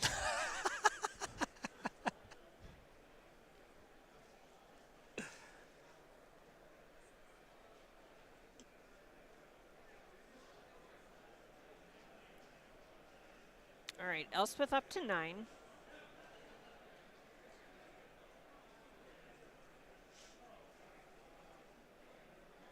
Whoa, no attacks. Okay. So this position does just allow Mishlav to lethal in 1 turn. There's just so much damage output with the fully leveled Caretaker's talent. The Elspeth flies everything next turn. Okay, but Pilland is going to copy the Monument to Endurance right now. And another copy of Recommission from the Graveyard is going to bring back Tersa Light Shatter, giving Pilland a couple more discards. And I have a feeling it's going to be a couple 3-balls upstairs. And we are going to game 2 with the first one going to Jesse Pilland's Boros Monument deck. Yeah, Monument to Endurance really showed off, why Jesse Pilland built this deck around the card. Right, so we talked about it a little bit in the pregame, but it having a mode for mana, a mode for cards, and a mode for life, most Magic games tend to be about one of those things. At least right? one of those things. Right, so having that versatility of you saying, okay, early on I kind of want cards, all right, I've got my engines off the ground, it's time to start actually killing my opponent. He did a ton of damage with that card over the course of the game. Yeah, absolutely. And just being an artifact, costing 3 mana, getting around a card like Temporary Lockdown, it just got to stick around and really do some impressive work there. And just in terms of the synergy, the speed, I think, is really what you're seeing on display with the Monument to Endurance. Once you have that on the table, you start threatening lethal pretty quickly. If that Elspeth wasn't part of the game, the creatures would have closed the game in very short order. So looking at Mishlav's sideboard, is there much really to be done about that? We see Paw Patch formation. Yeah, kind of unfortunate to destroy an enchantment and not an artifact. That's a tough pull. Okay, Terra Asunder. But that one, if you play it for 4, it's pretty nice. It always hits the Monument. You can hit all the creatures, so it's just the kind of card that always plays. I do think that there is some merit to this Rest in Peace. We saw a lot of that engine as it went being on the back of the Phyrexian Dragon engine, right? You're totally right. There's a little bit, it's not huge, but interacting with the Tersa's Graveyard ability, it's not nothing. I don't know if I love 3 copies, but the first copy seems significant. It would have been significant in that game. Yeah, that makes a lot of sense. So looking over at Peelin's side, are you changing much? You don't really want to mess with success, but that exercise, the Caretaker's talent was going somewhere. I believe we were just 1 turn off of Mishlav presenting lethal. So exercise can really push back against that. And you can use Sheltered by Ghosts for the same kind of thing. You don't want these torched towers. So that makes sense. Lauren of the Third Path, awesome. That seems excellent. And I also like Chandra's Sparkhunter a decent amount. That one's into the territory where you ask how many cards am I boarding out, but again, it's a lot better than Torch the Tower. Yeah, I can imagine worlds where Peelin's going to be a little bit less reliant on the graveyard and maybe even reaches for like Voice of Victory because of how strong it is against cards like Ride's End. Yeah, that makes sense. And of course, Destroy Evil looking quite strong against this multiple enchantments matter deck. And if you like Voice of Victory and want to get some cards like that, you're going to want to get your hands on new Tarkir Dragonstorm product. That is a really strong card, Voice of Victory, just turning off the opponent's ability to cast spells on either turn, and just one of the many strong and really cool designs from Tarkir Dragonstorm. Not surprising to see this set being really successful, really popular with players. Right, this is one where it's made a splash on a ton of different formats in a way that I understand I'm pretty biased, but if it's pretty cool because it just feels like organic Tarkir stuff going on. Yeah, really excellent execution of a return to a block. Hey, it's Tarkir. There's dragons. Really kind of what a else backbone do you a lot. want? Yeah, here's a Mox that references dragons. Yeah. You are welcome. No. You are welcome. I am welcome. Well, if you want to pick some of this up, you can get it over at starcitygames.com/MTG-TDM. So our players shuffle up for game 2. I'm really curious, your point on Rest in Peace out of Mishlev's sideboard, I can't help but wonder how much Peeland is going to pay credence to that, because I feel like these are two kind of off-meta decks, and they're takes on decks that are trying to prey on some specific things. So they have a lot of really good cards and bad ones. So I can imagine a world where you go, I don't know, I go so far over the top of Peeland if he's just not able to do his synergy stuff. Maybe it's worth drawing or tripping over an extra copy of Rest in Peace here and there. Yeah, and there's some stuff that you're just not going to move away from. Your Rest in Peace turns off of Delirium on Fear of Missing Out. Okay, good beats. But to your point, I think Peeland could relatively easily move off of the Helping Hand recommission stuff. There's enough ways the deck just plays without that going on, and you don't want to get caught just unable to utilize them at all against a Rest in Peace. Right, and a reason I think we see both of these players having so much success, both at 6-0, if memory serves correctly. All of the wins. All right, I'm getting confirmation. Both of these players undefeated already into day 2 with their current records, is because they're basically just taking a twist on something that is proven and known and adding their own version of why they think it is better this weekend. At the end of the day, Jesse is playing a red aggro deck. Gryffindor is playing a go big green-white tokens deck. We know these are good things to be doing in the format. Yeah, Peeland playing in space very similar to Jeskai Oculus, but taking an approach that is much more difficult to interact with.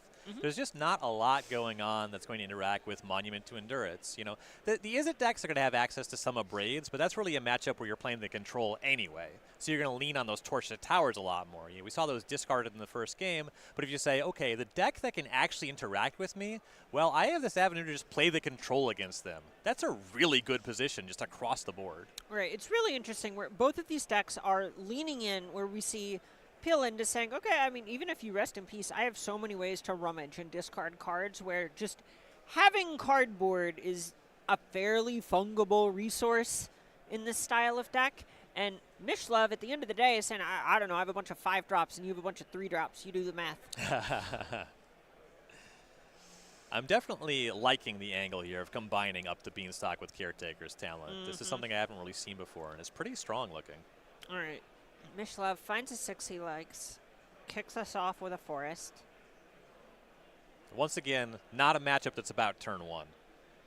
All right, well, turn 1 Mountain means turn 2 Plains. Whipping up the Beanstalk, back over to Peeland. Now we're getting somewhere. Slowly. Okay, well, how about a Verge into a Guardian of New Benalia? Still going pretty slow. Yeah, the Guardian doesn't do a ton, really, until you have the Monument in play. But once you combine them, you're really starting to do it. Right, this is not the matchup where the protection ability is doing much. Though, No. It's not bad against Day of Judgment. Yeah, that's definitely true. Getting indestructible there. You're still just playing Grizzly Bear. I mean, there's a lot of extra text on this Grizzly Bear. Totally. It's not the most thrilling. Okay, well, this is pretty thrilling. A Mycosynth Garden casting a Monument to Endurance before Guardian serves for 2 more, with Mishlev spending their 3rd turn on another Up the Beanstalk. I've cast a lot of Looteril cores in my time. Ooh. And being able to attack for 2 and then rummage with your monument here, like this interaction. I'm envious of Pillin. This is very cool. Oh, the scrapwork mutt hits the graveyard. Just firing on all cylinders. A draw from the Monument of Endurance. This is peak. This is magic. All right, another discard, a treasure. Are we going for the high score, Pillin? I want to see it. I want to see it. It makes sense to not go for the 3 life right away. If the hand's a little gummed up, though, absolutely jam. Consider the memes for those of us in the stands. There you go. There it is. There it is. Exercise to the yard. 3 to the face for Mishlev. Already down to 15. I do also like, you're facing down 2 up the beanstalks. And so that discard of exercise is acknowledging, I'm not really keeping up on cards. I got to kill you. And it's also saying, I'm not going to exercise an up the beanstalk. Come on. Okay, so rides in on Mishlev's turn, targeting the Guardian, couple beanstalk triggers, Pillin responding, discards a Phyrexian Dragon Engine, second unearthed creature in the yard, going to pick up a card for his trouble off the monument. That's 1 trigger off that use this turn. Rides end up the beanstalk sure is nice. I feel like this was possibly intentional in the design of the card, but there's no way for me to know. Yeah, no, time will tell. You can see Pillin thinking, all right, are any of these cards better if they're just 0 mana Lava Spike? Or Lotus Petal? You are really speaking my language this round, Carmen. Oh, listen, listen.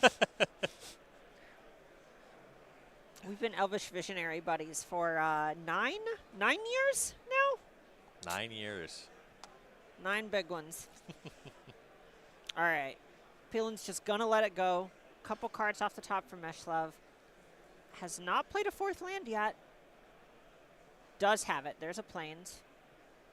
And a Carrot Cake. That's a sight for sore eyes if you're rooting for Mishlev. Oh, yeah. Still comfortably at 15. Carrot Cake representing 3 more life. Game as it is now, you can tread water for a while before you need to turn the corner against that monument. The sound I just made about this rabbit token is inhuman. That is the cutest token I have ever seen. Pillin, you got to throw. I'm sorry. What do you do? Let that chump block? You need to fall in the 3rd game.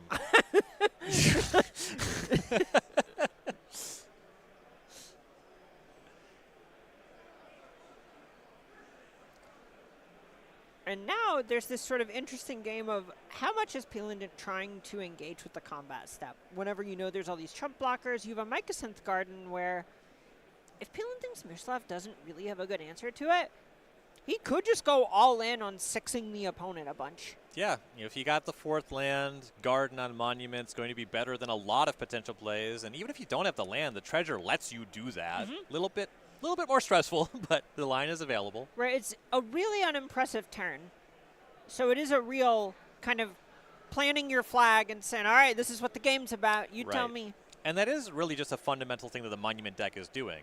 You are always taking the turn off of the battlefield to play the Monument. Yes. So, just registering this deck and building the deck around the card, it's saying, I think that is a good thing to do. So you just got to figure out if this is a game where it's the line. All right. We see Pillin reaching for a couple lands.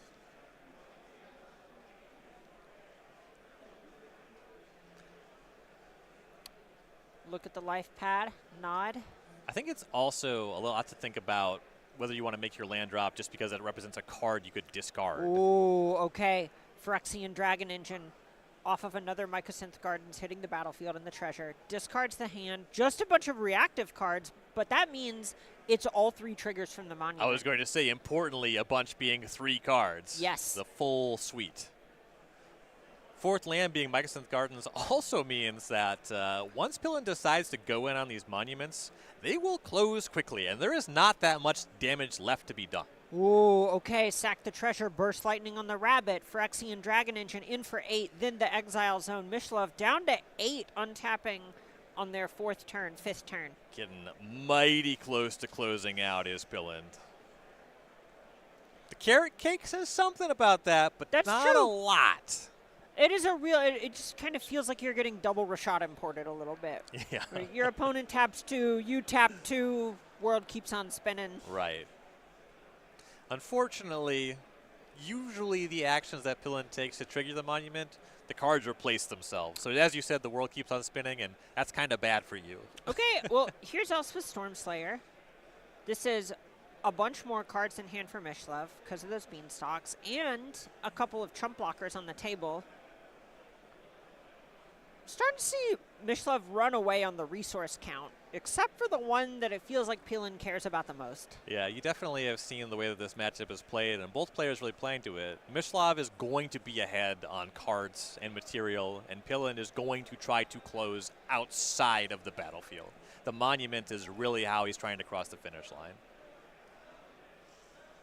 All right, so we saw an untap, lining up 3 lands. This looks like a Tursa or maybe a Screaming Nemesis. Ooh, another monument. I think we're past the point where we will see all of them activated. Or excuse me, a Mycosynth Gardens, then another monument. That Like, is the normal strong. way. Then unearth the Scrapwork Mutt, which, whew, Putting in an honest day's work. The Mutt has clocked in right on time as always. woof. All right, 1 discard, 2 draws. I've been thinking so much about how having 2 monuments means every discard can make your opponent lose 6 life. I'm just now connecting that you get to draw 2 cards in your first discard. Oh, yeah. Without the fact that your other cards are already built around replacing themselves. Yeah, it is the spot where all of a sudden it looks like Pillin might actually end up with more cards in hand. I don't even know if the beans have the advantage on the card draw anymore. That's wild. That's heavy. Yes. It slices, it dices, it makes your opponent lose 3 lifes.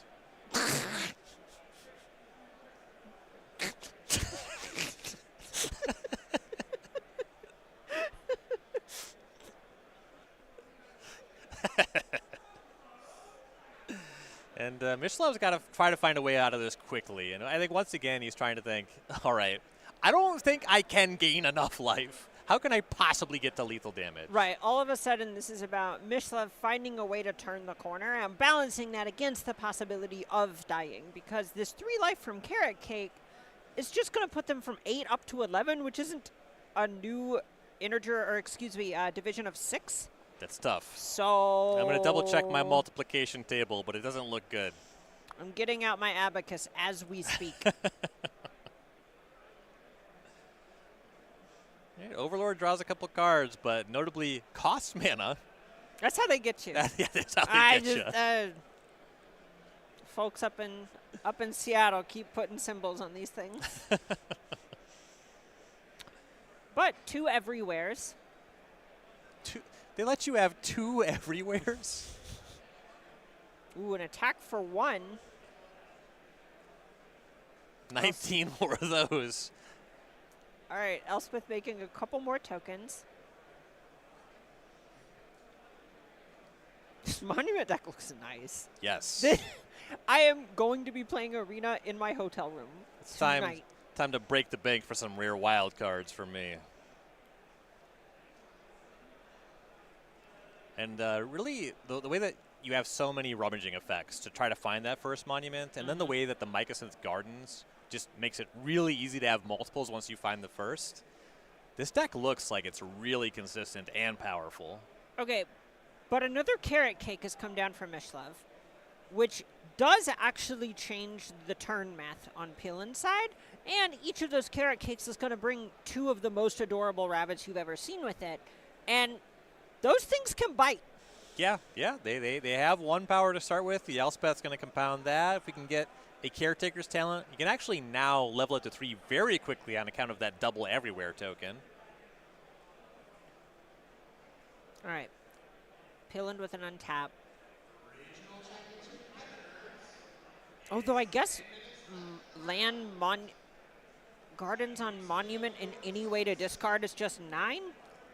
That's my math. Good math.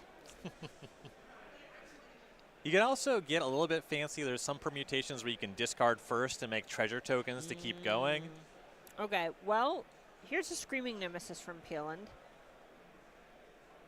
That one's going to keep going into the red zone, which that's this is so scary if you're in Mishlov's seat. I cannot block nor not block. Ooh. It is a really tough call in either direction. You go down to 5. Any discard means those monuments end the game of this turn. It's so hard to make that block. Yes. It's so hard to, what do the games that you win from there look like? Yeah, if you can no longer gain life, what is happening? I don't know. It's so tough to just say, I am dead if your discard deck can discard a card this turn. Right. Where you don't have lethal on the way back next turn. You do kind of wonder. With a Caretaker's Talent, maybe. Yeah, maybe. You do kind of wonder, okay, Peeland started with Screaming Nemesis. Given that double monument can give you 2 cards, can give you treasure tokens, if there were a discard outlet, you have to think, why would you start on the Screaming Nemesis? Right. And I was talking about, I was giving some praise to the fact that Peeland's deck, you play some cards that always do something. Once you have this big monument set up, the Screaming Nemesis is starting to look below average in the spread.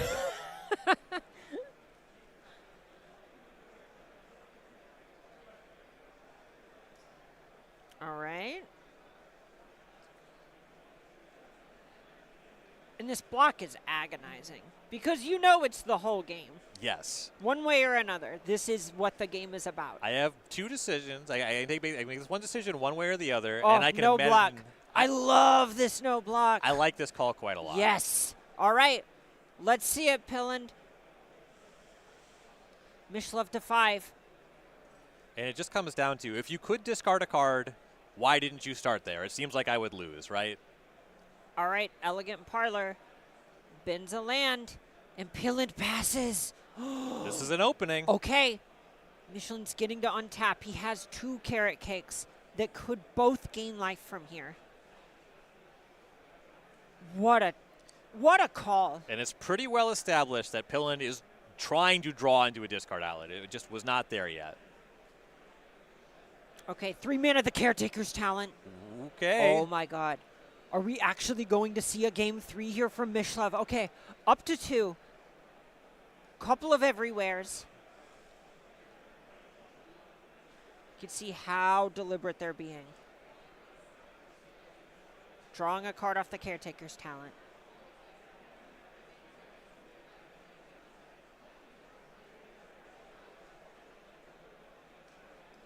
All right, level 3, creature tokens get +2/+2. We go from 5 power to 15 on this.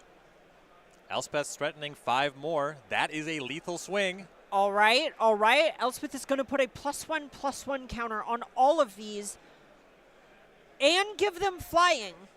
This is a clean 20. It is. This is 20. Oh my God. Okay. Oh my God, destroy evil on one of them. Oh no, those 4/4s are evil. Oh my God. They got too strong and have turned evil and are now turning dead. Okay, Peeland, tell me you did not target one of these rabbits. You didn't. Yeah, targeting the talent. Target yeah, the talent. Yeah. This, okay, that is the thing that makes sense here. Perfect. Right. All right, so now it is 10 damage. Peeland to 9.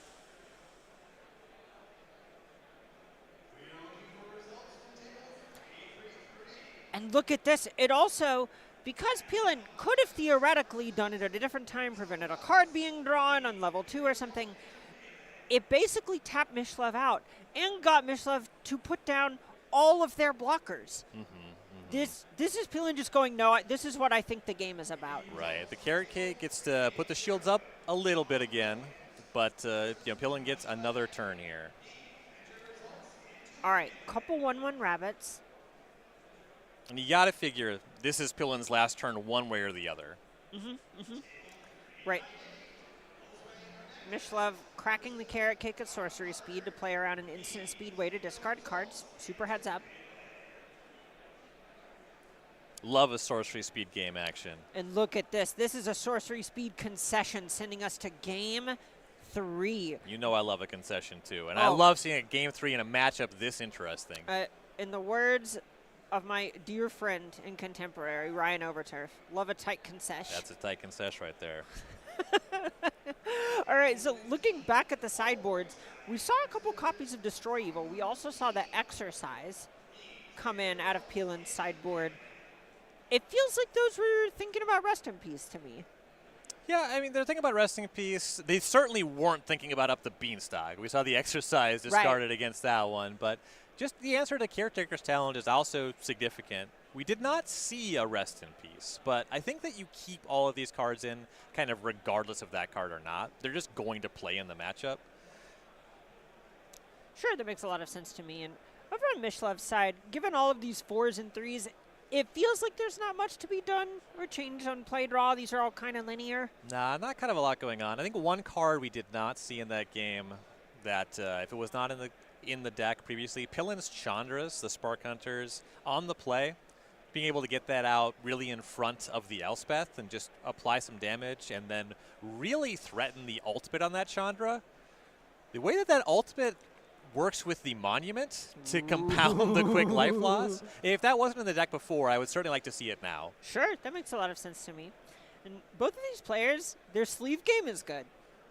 We see Mishlev at the bottom, ton of different sleeves, a lot of nice foils and the like. And then up on top, Peeland actually has, it looks like some of the Picture Dragon Shields, one of our sponsors for this event. Huge shout out to them. Both Beckett and Dragon Shield help keeping tabletop Magic alive in 2025. Yeah, Dragon Shields, this is my brand. Their players have good taste, and they will protect their cards well. They're tough as scales. Oh, yeah. Oh, yeah. All right. Do you read the little blurbs on the back of the Dragon Shield box? You know I do. Yeah. I love the dragon on the back of the poppy fields. His name Hank. And that brings me so much joy. So this is a little bit of dark humor, but the joke I like to make is that the dragon on the box is the dragon that the sleeves are made out of. Oh.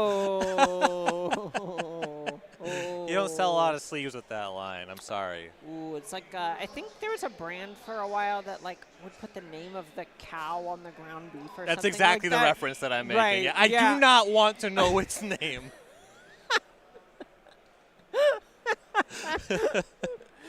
Ooh, okay, so we're going into the post-board games. It looks like Peeland has found a hand that he likes, while Mishlev having to get a bit more creative with their opening hand. I gotta say, the Up the Beanstalk deck, with the Caretaker's Talent, there's a lot of way to draw extra cards. Mulligan, not the most punishing thing. Making sure that you have a plan, very important for a deck this heavily built around a small sampling of cards. Right, in a lot of ways, it feels like Mishlev isn't exactly playing a sort of combo deck in the sense that you need A plus B for your cards to do anything. But these plans are mostly, I want a couple of interaction spells, and I want one of Beanstalk, Caretaker's Talent, something like that, a card advantage engine to actually allow me to play this reactive game for several turns. Mm-hmm. And when you talk about your marquee card being your card advantage, your card selection, when you don't have it, it's hard to find it. You're just drawing one card every turn. All right, and love someone who marks how many cards they're going to with a die. We see Mishlev go down to 5. Had a Rest in Peace, a bunch of lands, and not much else. And we saw last game that Peeland's deck can attack. It used the graveyard some, but it mostly was on the house because of the unearth mechanic. Mm-hmm.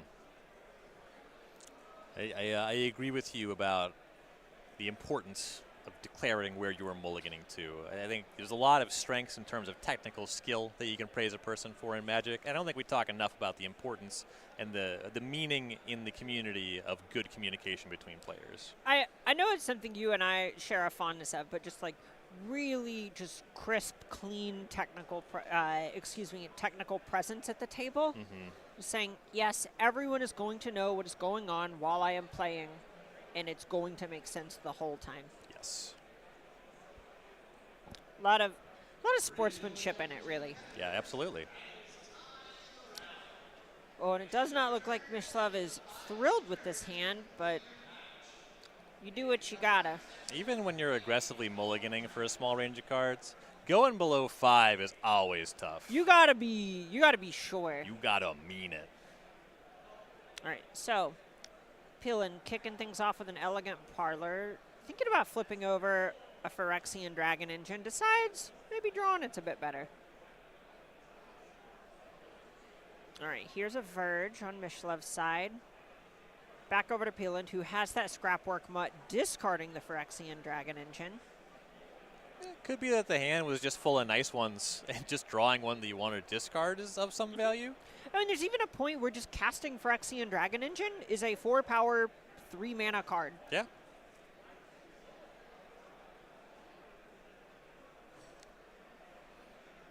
There are a lot of sleepers like that, it feels like, in Standard right now as we move into the 3-year paradigm where you go, oh yeah, I guess that card's actually just pretty strong. Game 1 really highlighted the strength of Phyrexian Dragon Engine. With Recommission, which is also just from Brothers War. Yeah.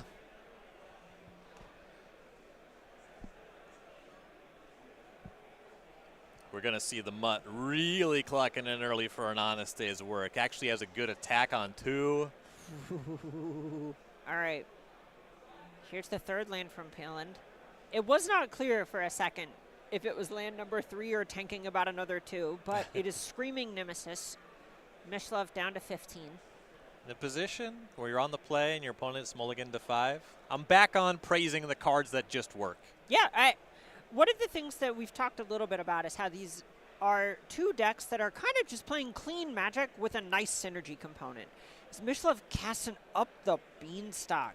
Not what you want to do. No, you know, eventually those extra cards we saw in Game 2, the beans over time eventually gave Mishlev the material needed to kind of get into it, but looks really rough from this spot. Right, we're hitting the point where lands are good draws for Peeland because they represent Unearthing Phyrexian Dragon Engine, and spells are even better on account of them being spells. Yeah.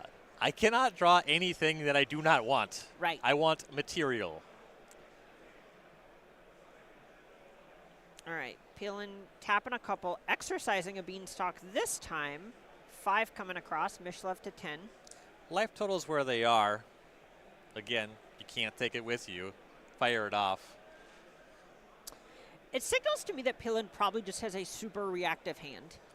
Is that? I was actually going to say that I think that there's being a little respect paid to Day of Judgment. Sure. No monument, don't want to commit another creature. Yeah, that makes a lot of sense. And last game, it felt like if Mishlev just had 1 or 2 fewer cards, maybe that Caretaker's Talent play doesn't happen. Maybe Peeland gets a couple more turns to try and find a way to discard some cards. Right. All right, here's Rest in Peace from Mishlev. The Gideon signature spellbook version. I like how that one looks, actually. Yeah.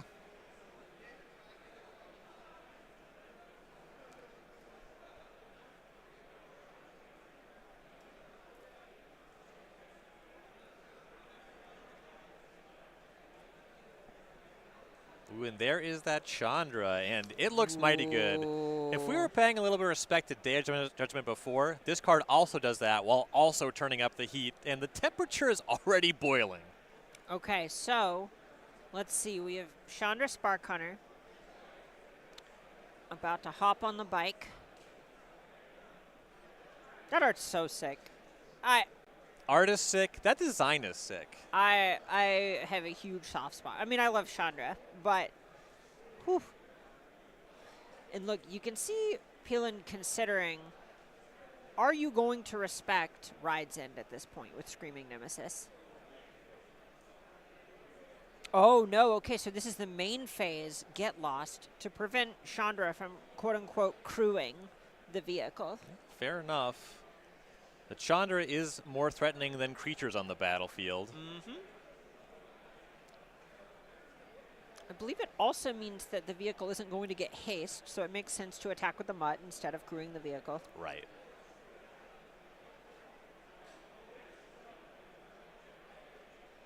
And now we're in a spot where a Day of Judgment would be, I'm not going to say great, but it would be essential in turning the corner and starting to right the ship here. It's really tough because this is a spot where Chandra produces 2 different permanents that are strong against sweepers because it leaves behind a 3-power vehicle, which is just representing 3 haste power. Right. And look at those maps. They can get it up to 5. Maybe. Oh, my. All right, we just saw an elegant parlor from Peeland. Exile a land from the top. Back over to Mishlove, who does still need to make something happen here.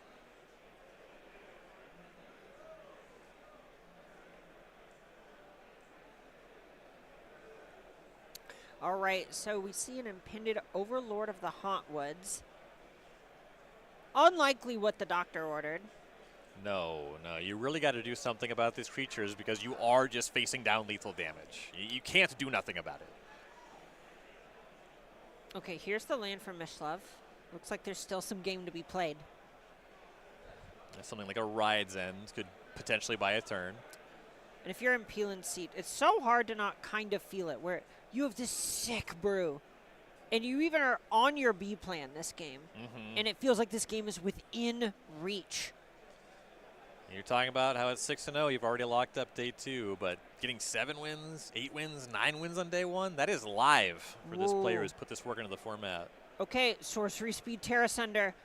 And then we see the Light Shatter going to be the last bit of damage needed for Jesse Peeland to go ahead and win this match, advancing to 7-0. Both of these players going to play tomorrow, but Jesse, couple steps closer to the 9-0 on day 1 with a deck that none of us were expecting to see. Yeah, really cool, really impressive stuff, and it was highlighted in this matchup, but I think it also speaks to a fundamental strength of the Monument deck, that it is just more proactive than the Caretaker's talent. The fact that your Monument and just your deck's full of haste creatures, you have ways to say, you figure it out. Yep. You know, in addition to having sort of a really strong engine built into your deck as well. Yeah, in a lot of ways, I think it speaks to the sort of framing that we give a lot of aggro decks versus go long decks, where it's some of them have a bunch of questions and the others have answers. Both of these are trying to attack the format in their own way, but the player who is doing it by asking really hard questions is the one that came out ahead. That's another dating myself old piece of magic wisdom. There are bad answers. There are no bad threats. Literally. All right, so that's going to do it for us for this round. But we have round 8 going up pretty soon, so you're not going to want to go anywhere. We've got tons of awesome decks, awesome players, and awesome magic. See you soon.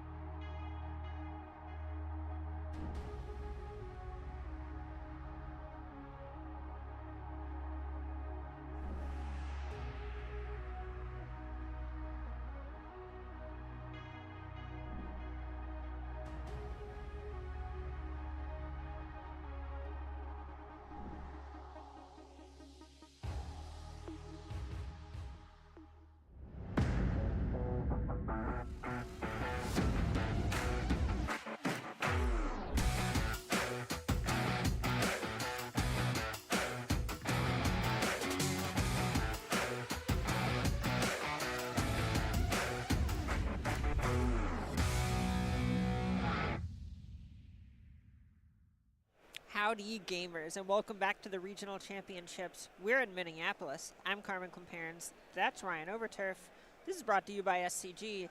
And we have players already in the feature match area getting ready to play, and we have something that sounds like it might be a mirror, but it's not. 2 Jeskai decks, but relatively different flavors. A lot of different going on here. Yes. So we have Jeskai Convoke as well as Jeskai Oculus. Jeskai Oculus being the #2 biggest deck represented in the field today. Yeah, that tracks. It's a deck that players have identified has a passable, favorable matchup against the Is It Prowess deck. Makes sense to try to tackle the most represented deck in the room. And you're largely a deck that just works. You know, you have sort of a combo set up. You want to put a Abhorrent Oculus in the graveyard, get it onto the battlefield, but then you just also have a lot of creatures with power and toughness that you can cast for 1, 2, 3 mana and have that natural kind of aggressive curve. Right, and in a lot of ways, both of these Jeskai decks touch 3 different colors in their construction, but it feels like they're both 2-color decks kind of reaching out for 4 to 8 copies of maybe a 3rd color card. And also, they're kind of going into that 3rd color, and both of them for a 1-mana spell for a lot of it. No, but like in a good way. Like a good way. In a good way. All right, so let's take a look at Jeskai Convoke and see what colors it is that it's bringing onto the table. I believe we're going to see a lot of red and white cards. There it is. We have Andrew Rexroth's Jeskai Convoke deck with some cool new additions from Tarkir Dragonstorm. Frontline Rush, a great get. Yeah, nice to kind of go wide, obviously more creatures to convoke with, and then having that kind of pump spell to cross the finish line. That's a nice new tool for sure.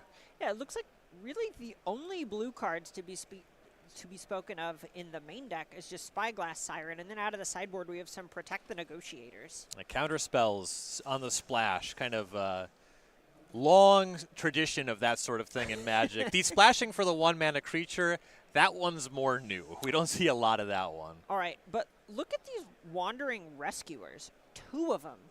This is someone who it looks like that they might have been struggling to get across the finish line before and wanted just one more haymaker in the Knight Errant of Eos space.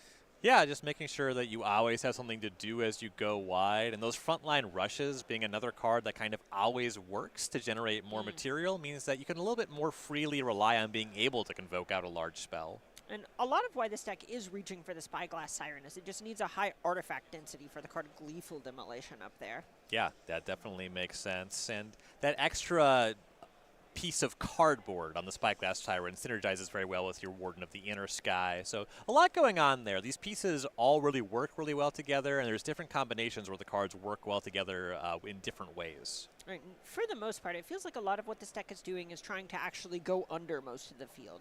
We see a bunch of decks that label themselves as aggressive, but cards like Corey Steelcutter, the ball doesn't really start rolling until, what, turn 4-ish most of the time, and this is killing people possibly on turn 3. Right, and it does struggle a little bit more with that longevity, which is the other side of it trying to really go under. You have some nice value tools. You have those Knight Errant of Eos, but if you're really not doing your thing on turns 1 and 2, the last match we covered, turn 1 and 2 was setup, if that. Right. Turn 1, 2, very important for this deck. All right, well, taking a look at the other side of the matchup, this is one that we've seen at least a time or two on coverage. That is Jeskai Oculus in the hands of Sam Moritz. Yeah, this is the deck that's trying to put the Abhorrent Oculus on the battlefield early, but as we've been talking about, Prof's Eidetic Memory may be actually the A plan. You draw a lot of extra cards, and the reason that you want to put the Oculus onto the battlefield is because it's so large. Of course, the value over time matters as well, but what you're really trying to do with either of these plans is just making a creature that is just larger than anything going on, and so much of the interaction of the format is something that can only target smaller creatures, whether it's the more obscure cut down or on the screen, and in this matchup you're going to see Torch the Tower, which is not going to work against creatures with 4 or more toughness, and sometimes not even 3. And to that end, I think this is going to be the first matchup where we see it, a lot of it be actually defined by Sheltered by Ghosts. We see 2 copies of it in Moritz's deck. We saw 4 on the other side of the matchup, and like you said, it's just a bunch of small ball removal trying to tax stuff, and that's going to be pretty good at going over the top. Yeah, catch-all answer, and that can just cleanly deal with any of these large creatures. Lifelink, also a fairly big deal. On that On that front, I will say that the Jeskai Oculus deck is leveraging the lifelink on Shelter by Ghost quite a bit more. That's going to be where you can really close the door against a very linear aggressive deck. But the catch-all removal aspect on the other side is going to play in a bigger way.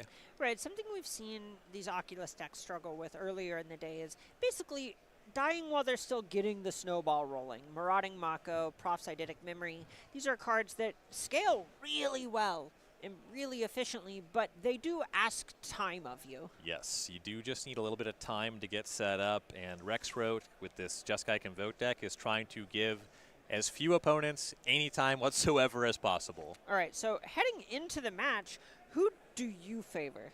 So if we're talking about both decks just actually functioning and executing their game plan, I like the Jeskai Convoke side. I think that the deck would be a lot more popular if that happened a little bit more consistently. There is some amount of Jeskai Convoke feeling like you're playing kind of a weak Pioneer deck in a sea of standard decks.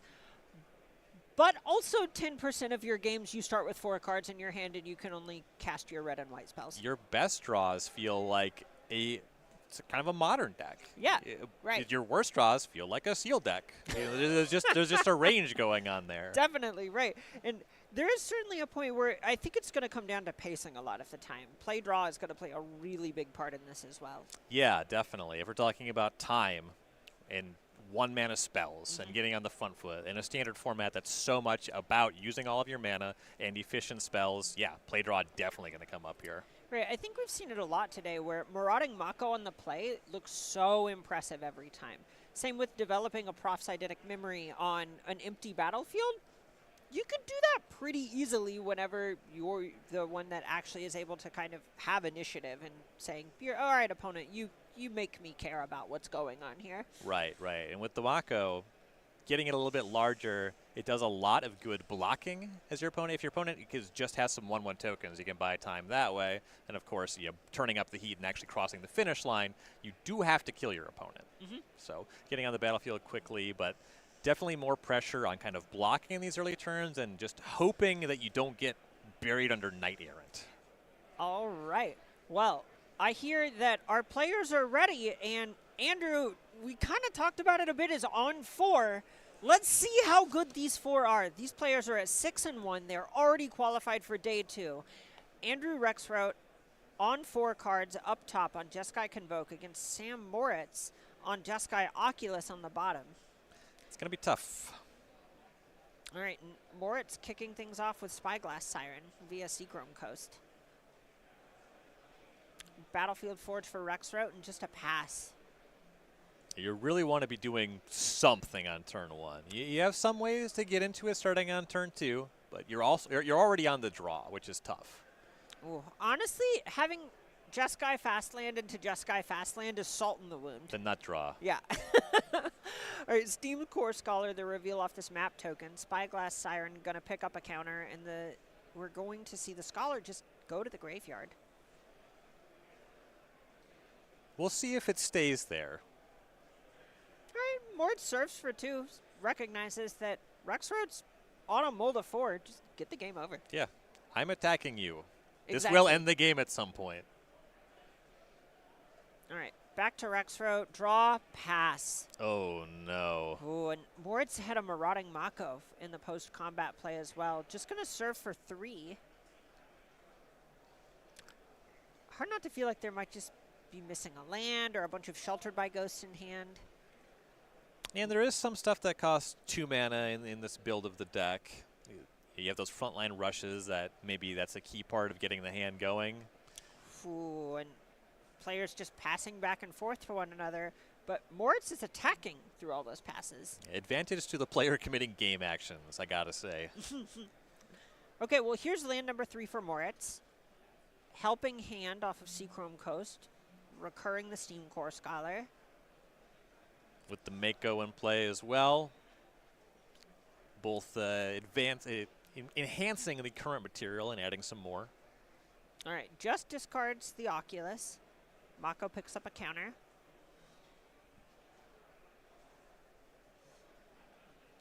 And we're on a 3-turn clock already. Right, in a lot of ways it feels like Moritz is just thinking about how to most efficiently deal damage at this point. Right. Gotta be happy dealing 4, send Rexroth to 11. He draws another card for turn. Pass, smile. I appreciate whenever you mold a 4, you're kind of mana screwed and you can smile through it. Yeah, definitely. It's not going to do you any good to be upset about it. If you're playing Jeskai Convoke, you kind of know this is the range of what you have signed yourself up for. Yeah, you know, I talked a little bit about the deck has to function. This is more extreme than what I meant, but, you know, this is part of the range. All right, and it looks like Battlefield Forge could not stave off all of the cards that Moritz played. So or any of them. Right, we're going to move pretty quickly to a second game. And taking a look at the sideboards on Rexroad's side, not much really happened that game, but I would guess this is a matchup that he has a plan for. Yeah, you have some options here. You have those Rest in Peace that can push back against any way to put an important Oculus onto the battlefield. Soul Partition is okay in terms of interaction. The Torch the Tower seemed nice. Destroy Evil targets a number of meaningful cards in the matchup. I would be a little bit surprised if we reach for Protect the Negotiators. I think we are largely playing on the battlefield here, but there are other good options. Yeah, I'm pretty curious to see how much Rexroad wants to pivot into a grindier game and actually lean into these reactive cards versus hope to just get a little luckier. Yeah, I was going to say, the important thing, you know, however much interaction you have, you'll want some, but you have to have a hand that does something. Yeah, That's our first box that we need to check. Get some creatures on the battlefield, please. All right, well, looking over to the side of the battlefield that did have some creatures on it just a second ago, Moritz's sideboard, I would not say is really tuned for exactly this matchup. And that's kind of another thing that the Convoke deck is trying to tackle. How much stuff would you realistically have to tackle this? You know, we see some Pyroclasms in 75s right now. We do not see that option available from Moritz. You see more one-for-one stuff, and you can cleverly leverage this where if your opponent is committing another creature, you just do some quick math about convoking something, and you can buy a lot of time that way. But we're really looking for very small exchanges in the sideboard here. And nothing looks excellent. You know, I'm pretty into the extra copy of Sheltered by Ghosts. Just putting that on any of your large creatures and gaining life. The other stuff, I mean, mostly I like Into the Flood Maw because it costs 1 mana. But even then, I don't love the effect that it does. Yeah, I think I maybe bring in Loran in Moritz's spot when you know there's Sheltered by Ghosts on the other side. Yeah, I'm into the Spell Pierce. Again, it costs 1.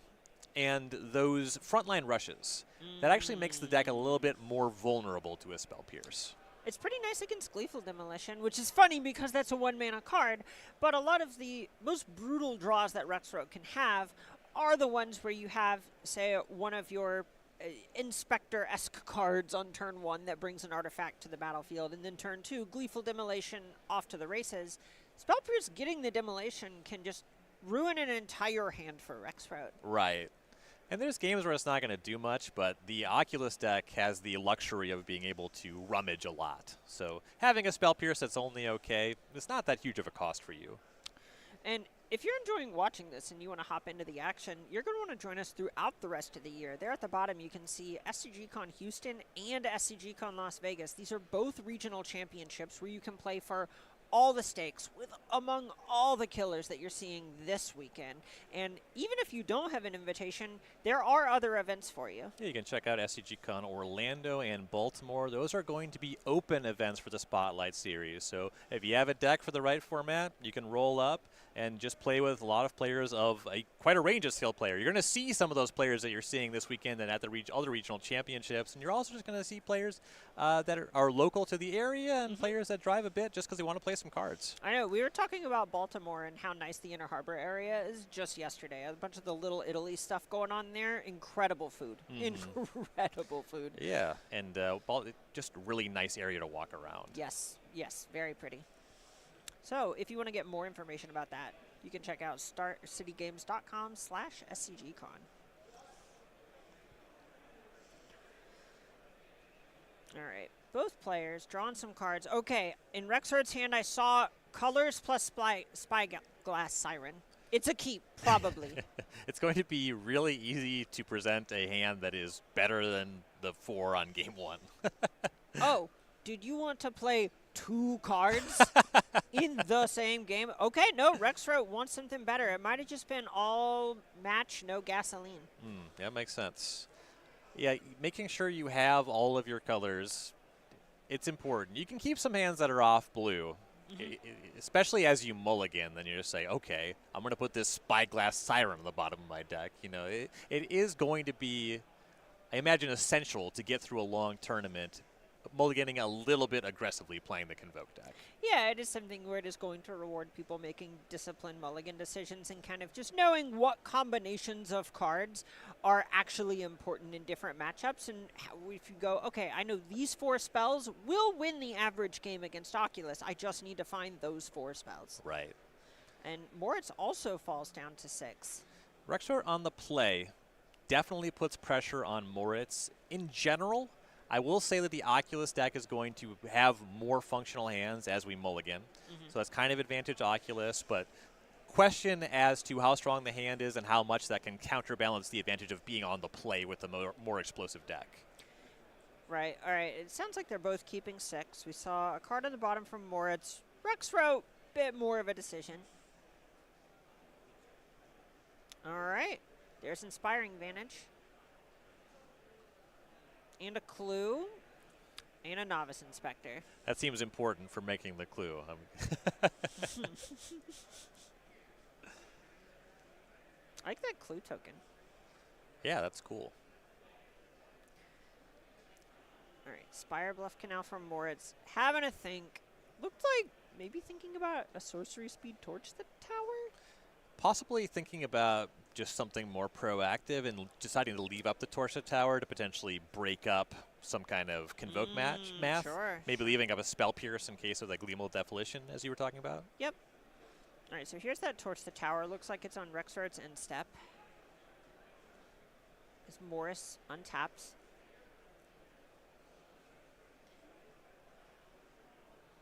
I believe I saw an Imidane's Recruiter hanging out in Rexart's hand, which does a pretty nice job of being a 1-card plan if things go long.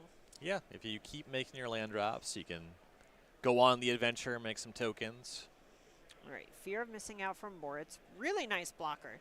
Yes. You don't say that about red cards very often. No. 3 toughness. Can you believe it?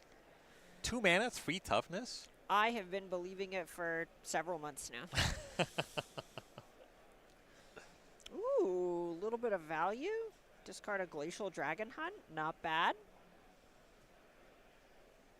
All right, and we're going to see the in-step frontline rush doing its Raise the Alarm impression for a couple goblins. Definitely stronger than just cracking the clue. I was wondering about that. Yeah, there was certainly a point where you go, well, I guess you're still doing better than last game, but that's all I can say about it. Right.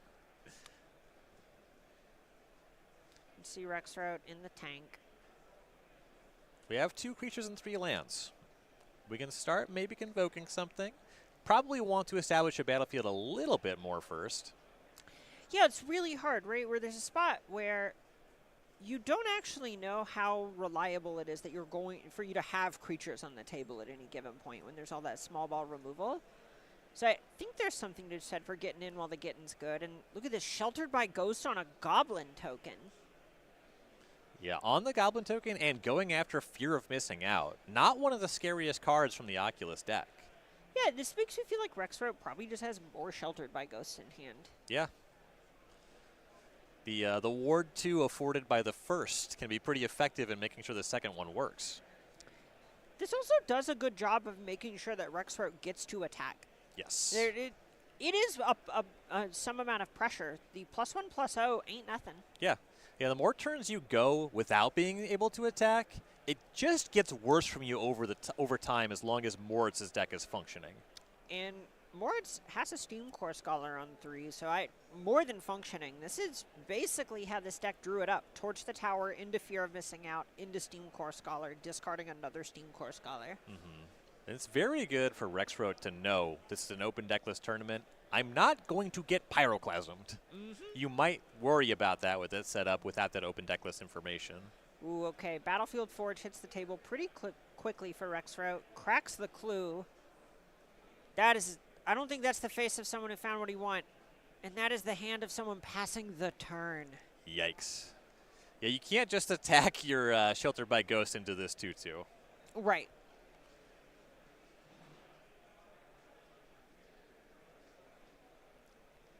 And that probably means that there's not a frontline rush in hand as well. I mean, maybe there is, and you have a Convoke card, and you're going to take your time building up to it. I suppose that you probably would do that over getting a little bit of damage in, so I'm going to correct my statement. It's really tough. It's hard to figure out if the games that you're winning from here are the ones where you're going 1 or 2 1-for-1s at a time to nickel in for 3 damage. I don't think that type of game is sustainable. Right. And even then, you're not really converting your frontline rush into damage. It's just going after the Steam Core Scholar and gaining you some life. Right. And you suspected, and I think I agree, there could very well be another Sheltered by Ghosts in hand. But if there's just one, you do not want to fire that off against a 2-2. Right. Right.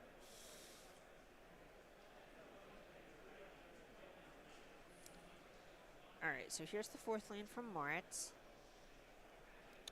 Takes a point for white to Sheltered by Ghosts. On the Steam Core Scholar, Rexroth says it resolves. Targets the Goblin. Ward trigger. Moritz has 2 for it. Yikes. Sheltered by Ghosts on Rexroth's side of the graveyard. Fear of missing out from exile onto Moritz's side, binning an Abhorrent Oculus. I was talking about how Moritz's Sheltered by Ghosts are more valuable than Rexroth's. And I wasn't even talking about them exiling a token. Right, right. All right, and the lifelink is just so huge here because it undoes some of the strange plays that you don't expect to see a lot just because Rexroth wanted to chip in for some damage. And now Rexroth has drawn a Night Errant of Eos, which isn't bad, but it's just convoked with 1 creature. And that 3-2 Vigilance Flyer, putting the Sheltered by Ghosts on the Steam Core Scholar, that means every turn Moritz is just going to chunk in, gain 3 life, and just have the option, if it's needed, which I will point out, we are not close to needing it, to just block at some point. Anytime something like this is going on, I always refer to it as building your own Baneslayer. Yes. Just I played a lot of the RTR limited format with Dagger Drome, and you just scavenged on it a bunch, and you're like, all right, my whole game plan is I make a 5/5 flying lifelink, and that was good enough, kind of a lot. Yeah. I have more experience in that category of putting a Cranial Planing on a Vault Scourge. And, you know, that's the easy way to do it. Yeah. The strong way, if you will. Your taste is, of course, more refined than mine. Well, it's worse, but I appreciate you. All right, couple Spyglass Sirens added to the grip for Rexroth. Back over to Moritz. Fans out the graveyard. Couple relevant things. There's Steam Core Scholar and Abhorrent Oculus. Oculus a really nice helping hand target. And there is still that copy of Dragon Hunt hiding out there. I think Moritz is, at this point, thinking less about optimizing his deck's output and just thinking, okay, this is a good position. Can I lose this game, and how can that happen? Yeah, less stressing about actually crossing the finish line. All right, Spire Bluff Canal being tapped. Marauding Mako being deployed. Cycling the second Marauding Mako. Draw a card, counter on Mako #1. It does come up. Oh, it absolutely comes up. This card's nice. I have been talking about my love for Marauding Mako for longer than it has been legal. All right, 3 of them from the Scholar. Moritz to 21, Rexroth to 16. Excuse me, Moritz to 20. Helping hand post-combat, bringing back the Oculus, and this is the nightmare scenario for Rexroth. Yeah, the thing about helping hand back Oculus, it both provides blockers and significantly advances your clock. All right, upkeep. Moritz manifesting Dread. Torch the tower, hits the bin. Rexroth draws. And one of the interesting things for the Jeskai Convoke deck that Rexroth has is it is really good at pushing a ton of damage in one turn. So I know things look pretty bad here, but somehow this doesn't feel out of reach. It's not over, right? So you make this map token. Ideally, you would want to go wide. That's kind of step one. Like a Gleeful Demolition there. You get a lot of material on the table. Looks like we're looking at cracking map to explore. That's the wrong direction. It's tough, but we do know there's another Spyglass Siren in hand. Okay, okay. And this would make sense if you had all those pieces. All right, picked up a Seachrome Coast off the map. And you can only play the cards you have. You know, it wasn't like, oh, I'm not going to Gleeful Demolition. It means it's just not there if it doesn't get cast. Right, okay, so here's the second Spyglass Siren. That's everything Moritz knew about, spells-wise at least. There's a Seachrome Coast in hand. Top card, Resolute Reinforcements. Going to put a counter on that Spyglass Siren. 2/2 flyer gets in the way of the Scholar. That is a surprisingly important piece of the puzzle right now. Yes. All right, Reinforcement hits the bin. Hard to know what good that's doing here. Yeah, that would only mean anything if there was already a way to enhance that card in hand. On its own, 2/1/1's not helping.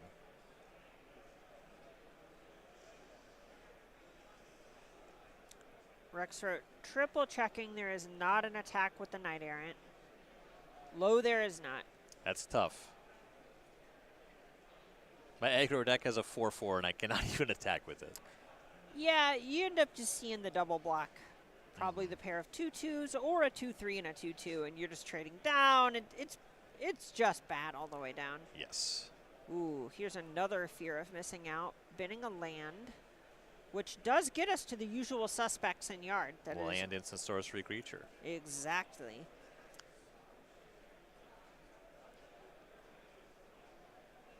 And now Moritz is likely thinking, is throwing one of these fear of missing outs in the trash worth it to get an extra Oculus attack?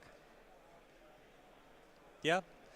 You also got to think about whether you want to attack with your Scholar now that there is a potential trade on the other side. Sure. I say potential, I mean likely. Of course, of course.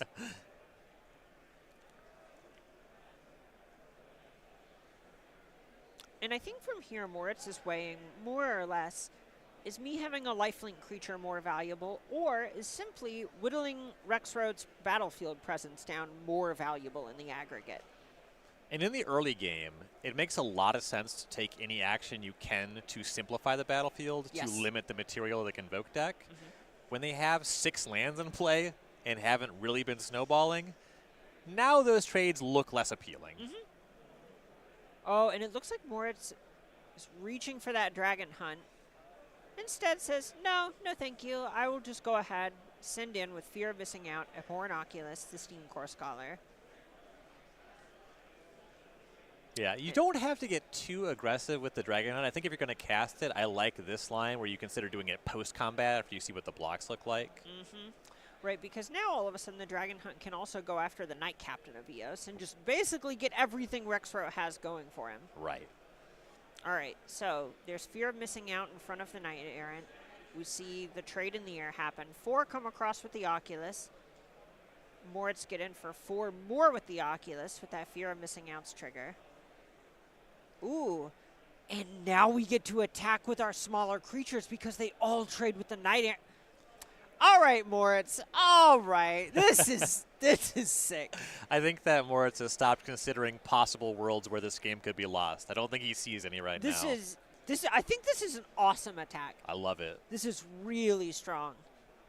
Creating a lot of sort of damned if you do, damned if you don't scenarios. Yeah. What are you going to do, block me to death? All right. Marauding Mako trades with the Knight Errant. Oh, okay. It's not a Dragon Hunt. It's another Oculus. Oh, of course. That's really good.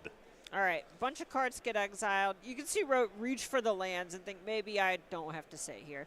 Nope. All right. Untaps. Manifest Dread #1 coming up. Fear of missing out hits the bin. All right, and then a land hits the bin on the other. Rexroad takes a draw. The fear of missing out hitting the bin on the Manifest Dread, if things weren't already bad, that's a demoralizing sign as well. You see Rexroad draw, and 23, you got to be really set up to have that kind of damage output in one turn. And I don't even see a way that Rexro can block to earn another turn. All right, how about Imidane's Recruiter creating 2/2/2 knights? 2/2/2 from one card? All right. I appreciate the players also kind of, you see Rexro smile as he does it, kind of knows the writing's on the wall at this point. Yep.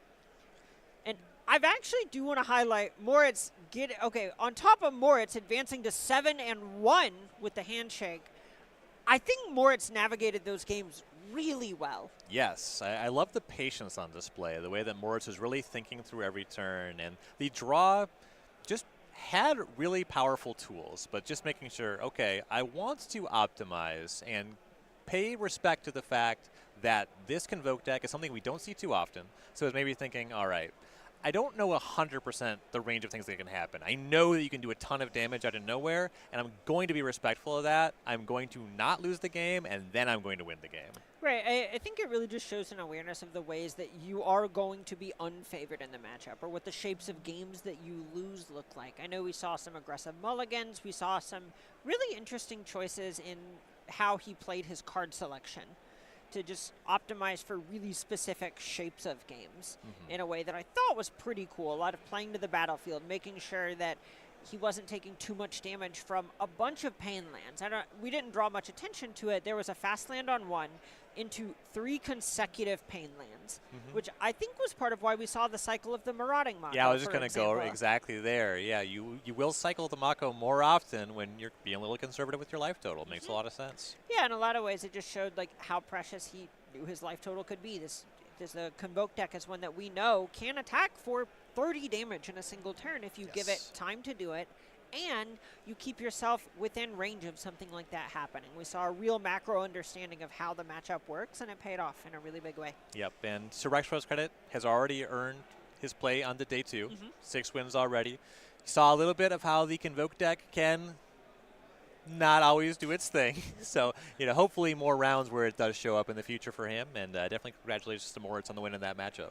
All right, well, I am hearing that we have a backup match already ready to be available, so let's go ahead. I just want to see more Magic. These games are awesome. Yes. All right, here we are. It is round number 8. We have Rayton Espiritu on Is It Prowess at the bottom against Greg Johnson up top with Azorius Omniscience. This is one we talked about a lot coming into the weekend. I am a huge Omniscience fan. Yes, so there are some players that are playing more of an Azorius control deck. That deck had a negative win record against Is It Prowess in Italy. The Azorius Omniscience deck demonstrated a favorable matchup. I believe it was about 53%. So actually having kind of a combo to close the game makes the Azorius deck have more play here. And both of these decks gained a lot from Tarkir Dragonstorm. We see the Corey Steelcutter come down right on time for Rayton, and then we see stock up from Gregory, where that's just from Aether Drift, makes the deck pretty nice, but also we see a bunch of stuff in Meringue River region.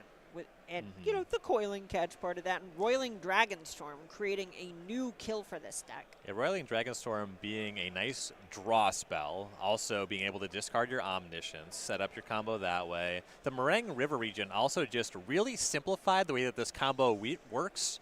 We're no longer going our way with inefficient tutors. We have a giant dragon that can really cleanly close things.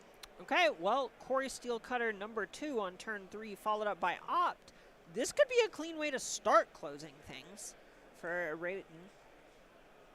This is the setup. This is the draw that you want more often than not. All right, Scry top with Opt, 4 coming across. Gregory down to 16.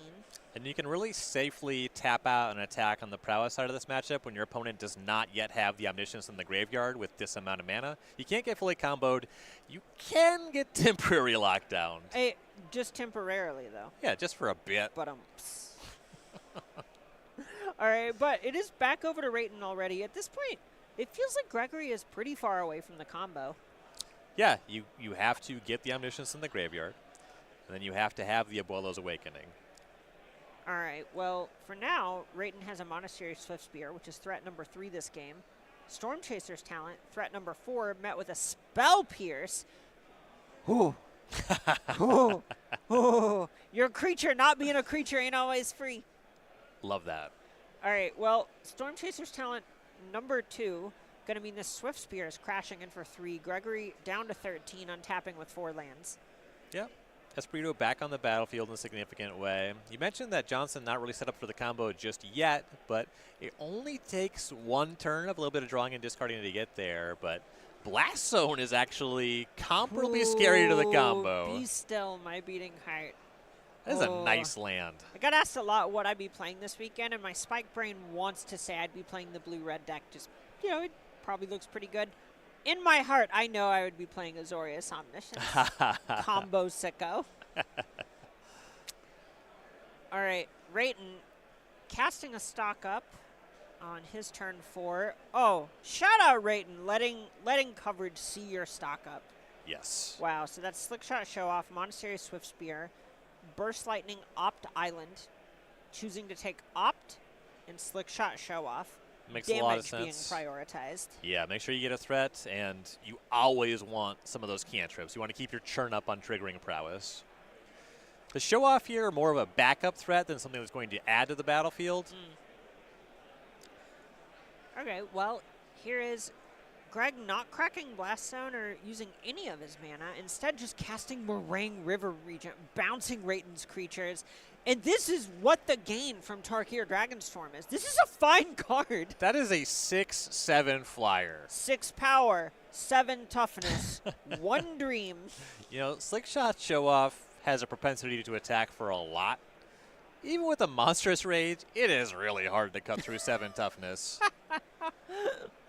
Ooh, yeah, this creature is huge. Meringue River Regent, just such a nice get out of Tarkir Dragonstorm. Yeah, this deck gets to play it as part of a new aspect of the combo where you can use 2 Meringue River Regents once you have an Omniscience in play, and then using a Founding the Third Path to mill your opponent. Or it's just really good to cast. Yeah, perfectly serviceable. Look at this. Slick Shot Show Off just being plotted by Rayton, who is missing land number 4 for a couple of turns now. I'm into this plot. Like that quite a bit. You're not exposing the show off to another temporary lockdown, and you do not have a good attack. Yeah, you know it's not dealing this turn. Right. All right, redeploying the Swift Spear. Can't let that one hide in exile. Right. And with only 3 lands, you do kind of just want to cast it. All right, Meticulous Archive for Gregory is going to flip over to a Cavern of Souls. OG Cavern of Souls. Nice. Ooh, okay. The 1 main deck Voice of Victory coming out to play. Not a bad blocker. Not a bad blocker. Turns off Spell Pierce as a potential combo interaction, though Johnson has so much mana. We're unlikely to be at that phase of the game. The nice thing about this is you also know that it most importantly plays around into the Flood Mob, bouncing your Omniscience, which is just kind of devastating when it comes up. Yeah. Also, Burst Lightning, if you have Abuelo's Awakening, it's a 1/1. You turn that off. All right. Slick Shot Show Off. Clocking in. Opt. Having to think about his top card. Johnson is at 9. It's a number that Slick Shot Show Off has dealt in one attack many times. Getting through the 6/7 is hard, but if you find an into the flood maw, you could maybe do it this turn. It's not impossible at all. Yeah.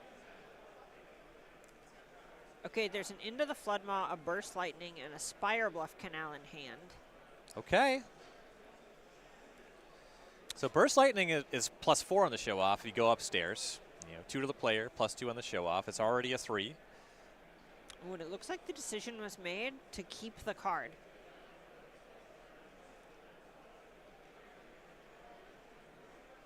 All right, here's Into the Flood Maw on the Meringue River Regent. Unsummon on a 6-drop. Tale as old as time. Show off up to 5 power. Swift Spear's at 3. Uh-oh. Is this just lethal? Making this play, I think you got to shove on that Burst Lightning. It's scary, but I think this play makes sense. Okay. If it works, you win. Okay. All right, Rayton burst lightning upstairs. And it works. Gregory Johnson picks them up. Incredible. Taking us to game 2. Wow. Wow, wow, wow, wow. Yeah, Meringue River Regent's really good at blocking, but it does have to still be in play to accomplish that feat. Yeah, really tough. It's hard to imagine. I think the blast zone was something to look at there, where there was a turn. It could have been cracked or rolled up, and neither happened. Yeah, getting it to 2 could have been a way out. Right, really tough. But taking a closer look at the sideboards, it looks like there are some pretty nice answers on Gregory's side if you want to maybe tune how your deck looks against Rayton's. Yeah, we'll get that on the screen in a moment. You see some of the usual suspects. 2 copies of Beza the Bounding Spring, of course, gaining some life. Change the Equation is definitely a card you see in sideboard games. Get Lost. Grand Abolisher is kind of a funny one. It's another kind of card in that Voice of Victory space. I think it's quite a bit weaker in the Burst Lightning matchup. Yeah, but, you know, you play the cards you have. Day of Judgment, you know, just more answers, creatures on the table. And I will say that Overlord of the Mistmoors is actually quite strong, just producing blockers. You can't spell pierce your way out of it. Right, right. It has it's one of those cards that does a really good job of both helping you gum up the small games and then go over the top when the game goes long. And I don't think that Clarion Conqueror is a 0. It's a 3-mana 3/3 flyer, blocks all day. Not going to be really doing anything as far as its shutting off abilities in this matchup, but, you know, just a good rate is fine to have. All right, well, if you want to throw your hat in the ring and play in an event like this one, we have an amazing Spotlight Series in Indianapolis coming up in just a couple of months. That is going to be Spotlight Secret Lair. Yeah, the winner of this event gets a really cool and unique prize. You actually will have a hand in designing a future Secret Lair release. Yeah, this is going to be super sick. Indianapolis, just one of the all-time great tournament series, too. Absolutely.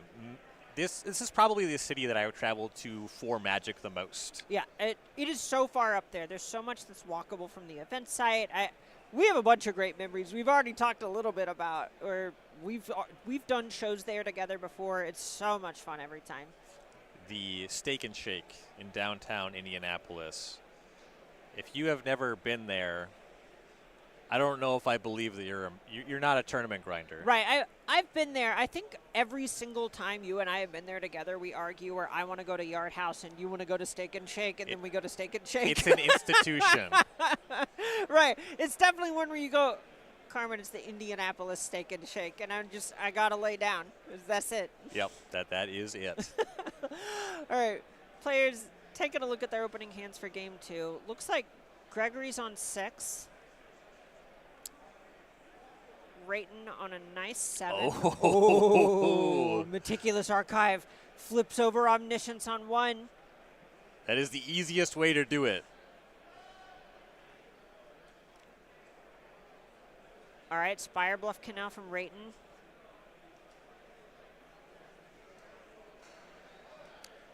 Ghost Vacuum on 1. All right, one good draw deserves another, and this is the reason to have Grand Abolisher over Voice of Victory. Grand Abolisher does not just turn off spells. Turns off abilities. Yes. All right, so Meticulous Archive number 2 from Gregory. Ghost Vacuum goes after Omniscience number 1. Land number 2 for Rayton, plotting a slick shot show off. Love it. I think there would have been some temptation to play it and get in for 1 there for a lot of players. Yeah, and you walk a little bit into an Afara's Dispersal with that. So just kind of taxing the opponent's mana and an attack for 1. The show-off's going to attack for a lot later. All right, Clarion Silencer from Gregory. Pretty nice. Blocker, hate card all in 1. Yeah, 3 toughness is huge. Yes. Right. The red burn spells in this format, they are shocks. They are not lightning bolts. All right, just a quick little judge call. Making sure that everything's as it should be. Oh, and of course, the Clarion Conqueror, I was talking about it, there's not much in the prowess deck that it shuts off, but this very relevant sideboard card on the table, the Ghost Vacuum, that's a nice one to shut off.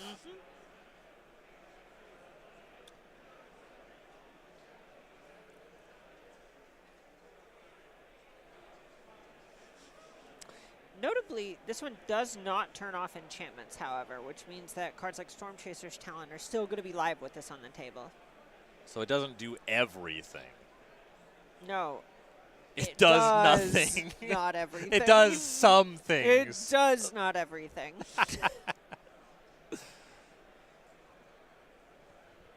Shout out to Null Rod and my favorite flavor text of all time. It's just got to be the most fun ones whenever you're hanging out with a bunch of Magic boomers to just say it. And you watch everyone kind of smile at each other. It's just, everyone just knows. It's kind of a trite joke at this point, but it's our joke. Yes. It's in the space of kind of groany wordplay, but you cannot deny the beauty of the statement. It's really nice. It is really nice. I think a lot of the good flavor text from that era might not all hold up or have some reason that it wouldn't end up on a card today, where, you know, it might be referencing real-world text. Like, I know I love OG Caracas because it has Emily Dickinson on it, but that isn't really going to happen all the time. No Rod's flavor text is just kind of timeless. Yes. If I show that to you and you don't appreciate it, I know that the problem is your taste.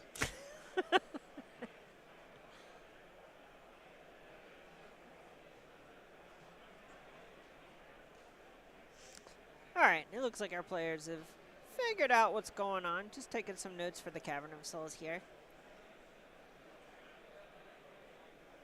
Cavern of Souls is a card with a storied history of judge calls.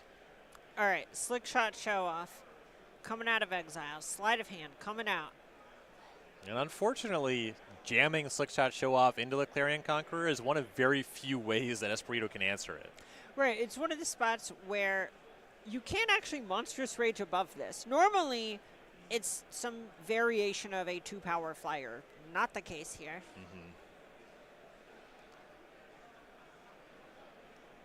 Ooh. Raiden's table demeanor is awesome. I actually have a lot of respect for the board attack. Yeah, okay. Just, all right, I'm attacking with Show Off. You knew this was coming. Why is it taking you so long to pick if you're going to block? Come on. No blocks there is interesting. Johnson is saying, all right, I have something for you. And it was quite a something with the temporary lockdown. All right, and that means that the Clarion Conqueror going to go ahead and get in for 3. You know, it's pretty loud that Gregory's decided it's time to get busy. This says as far as Dispersal to me, maybe? Yeah, there's just some interaction already available. As far as Dispersal certainly makes sense there, because this is a deck that does not win with chip shots. Well, it can. That's what Tarkir Dragonstorm has brought it. You actually just have this Dragon's game plan. I refuse to acknowledge Meringue River Regent as taking chip shots. They're large chips. They're family size, okay?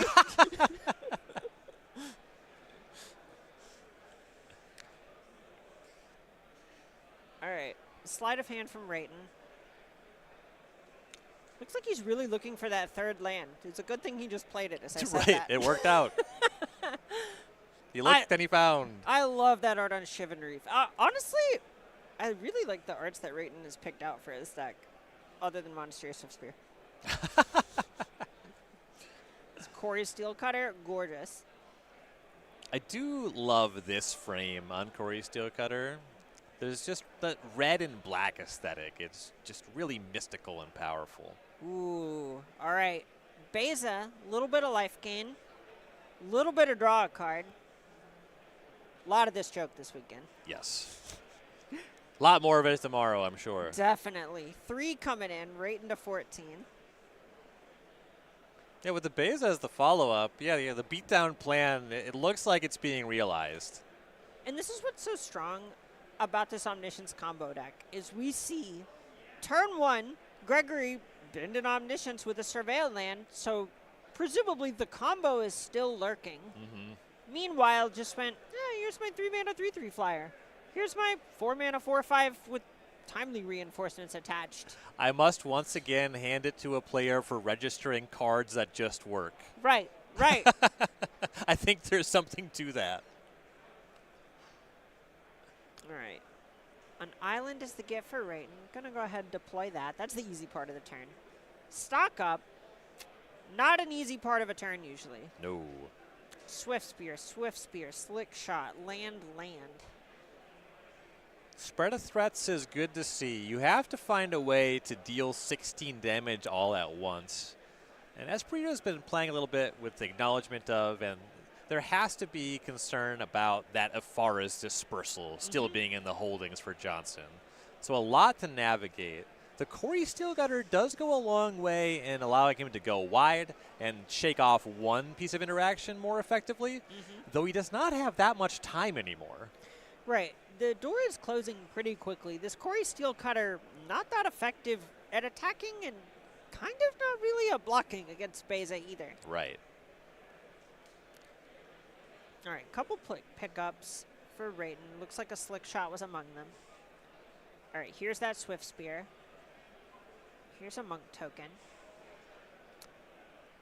Oof. Swift Spear, trigger, get a Monk with Prowess, pass. Among the sadder versions of game actions you can take with this deck. They're not, they're just waiting, Carmen. All right, well, Gregory is impending. So Overlord of the Mistmoors, bringing a couple of 2/1 flyers with it. Clarion Conqueror, dealing 3. I love hanging the Beza back here. I think there's some temptation to try to close the game with these extra blockers hanging around, but you have so much flying. The Clarion Conqueror is going to get there, and you do have to think, okay, I still might be able to just die in one combat. And with Gregory's body language, it feels like the times that he has chosen to tap out, he knew there was a big risk there, and now will just very fluidly go through the motions of saying, okay, here's my turn where I get to have 1 or 2 mana left over at the end of it. Thank God. You're right. I get to both commit something additional that's powerful to the battlefield and leave up my interaction. Exactly.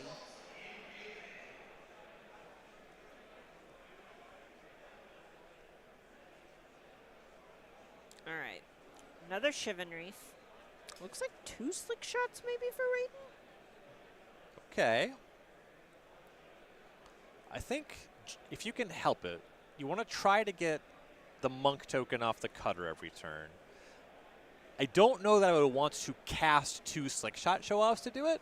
I'd be more inclined to plot at least 1 copy.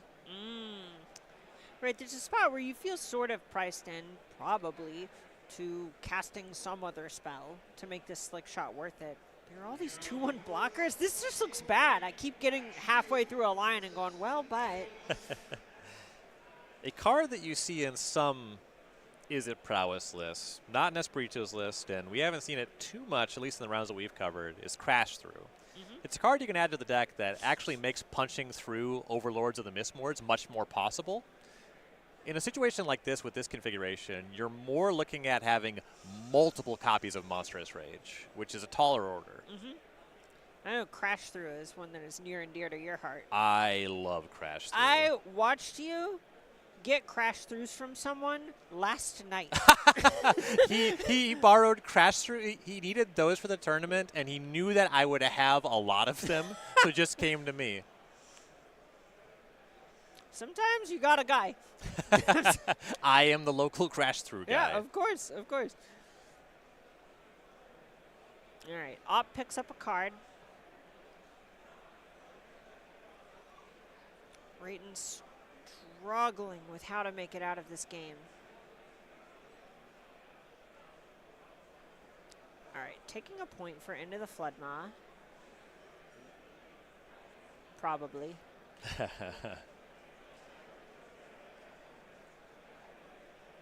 And if you get that Beza off the table, you can make some attacks into the insects, but bouncing it is...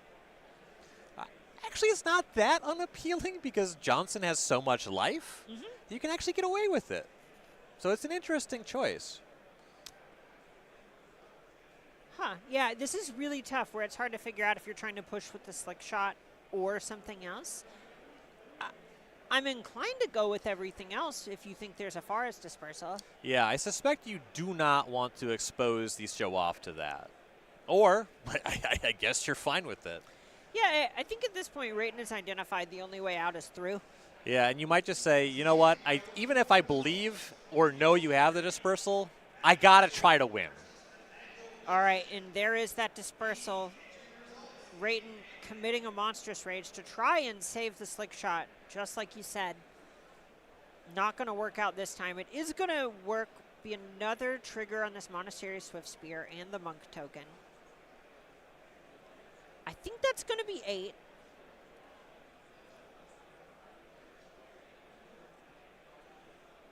A little bit unfortunate, not the end of the world, but a little bit unfortunate to turn the life gain on Beza back on. Which I think was some of the arguments to maybe even hold the show off back and make a smaller attack this turn. It's possible this was a big committal to try and play around the fish from Beza. That is fair. And again, if you have to get trampled through multiple monstrous raises, Right. those fish are going to be a problem kind of no matter how you slice it. All right. So Clarion Conquer in for 7.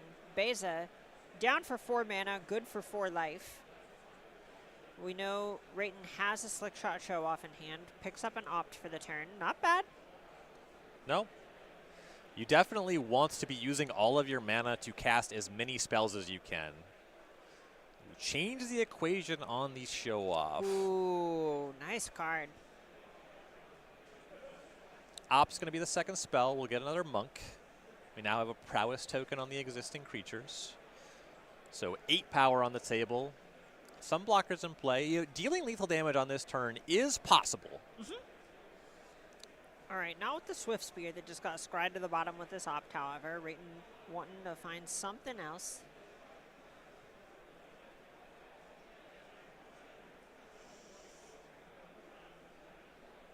And Rayton's life total is becoming a problem for him. Yes. At least fortunate that 7 is not possible through flyers on the table on the following turn. Should be able to contain the Beza at least by blocking if he can't find lethal.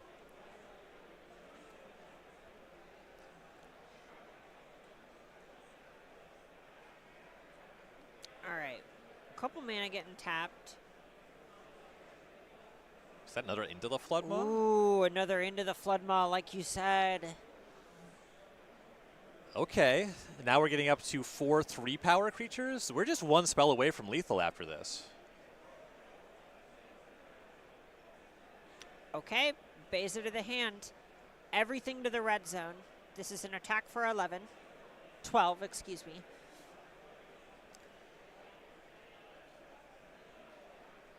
All right, we see the Moth hop in front of a 3-power Monk.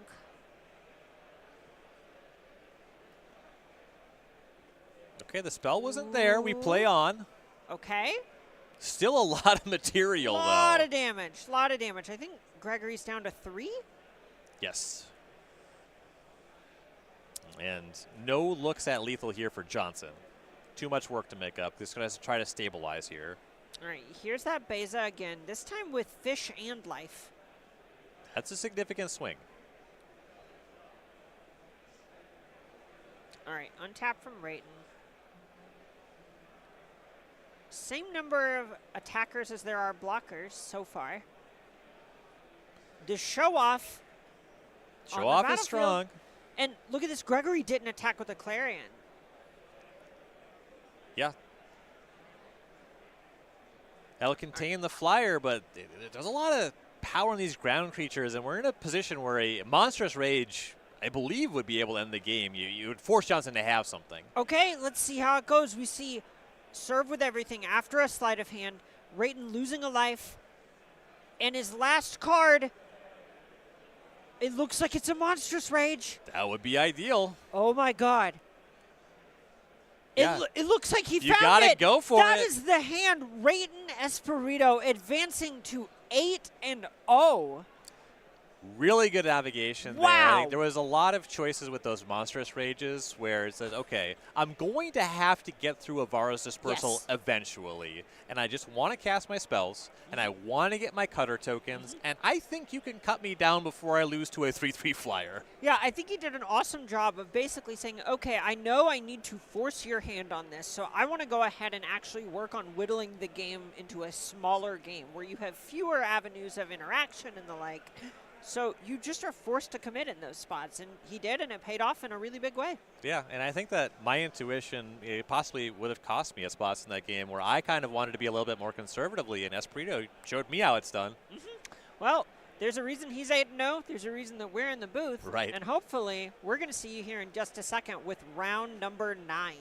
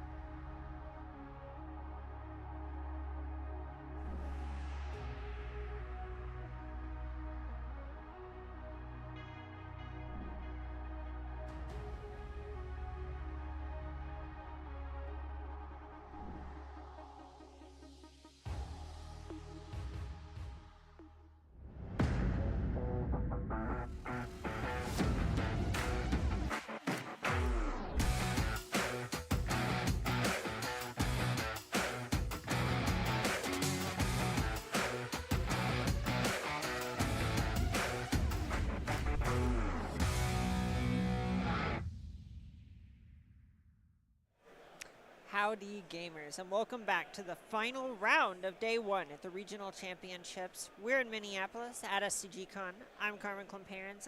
That over there is Ryan Overturf. And we get to see maybe my favorite deck we've seen today on camera playing for 9-0 this round. Playing for 9-0. You did not say playing for day 2, playing to be undefeated. All right. On the first day. I want to see it. This is Jesse Pyland's Boros Monument deck. This deck just looks awesome. We've seen it be really successful today. Yeah, of course, built around the namesake card Monument to Endurance, a deck that is trying to draw extra cards and discard cards for value, and also just kind of a little bit of a mid-range is the wrong word. It's an aggressive plan, but it's not as lean as other aggro decks, but you can just kind of curve a 2 into 3 and apply a lot of pressure that way with your Tursas and your Screaming Nemesis. Right, it's an aggressively slanted mid-range deck in that you have a bunch of things where you're kind of casting a lot of 3-drops, you can play like a slower game or a longer game, but most of your games do slant proactive. Yes. Yeah, you are very much trying to get your engine online, and the Monument to Endurance, we saw it this engine really line up very well against a green-white tokens deck in a previous round. It's going to be facing a much tougher test, certainly the test of the weekend this round, though. Right, so on the other side is Rayton Espiritu, who we actually just saw in the backup match win 8-0 against Azorius Omniscience, and this looks pretty good. We saw Rayton play, I thought, really well in the matchup, doing a bunch of stuff that we weren't so sure about in the moment, but it paid off for him in a really big way. Yeah, definitely. Played very well. Got the W, is playing what is the consensus best deck in the format, and there's some interaction that matters a lot against this Monument deck. You can Spell Piercer on the way down. You can into the Flood mod to put it back in the opponent's hand to buy some time that way, and the Prowess deck is just faster. You're lower to the ground, and then, yeah, just on the topic of being faster, this deck can remove all of your cards when it kills you.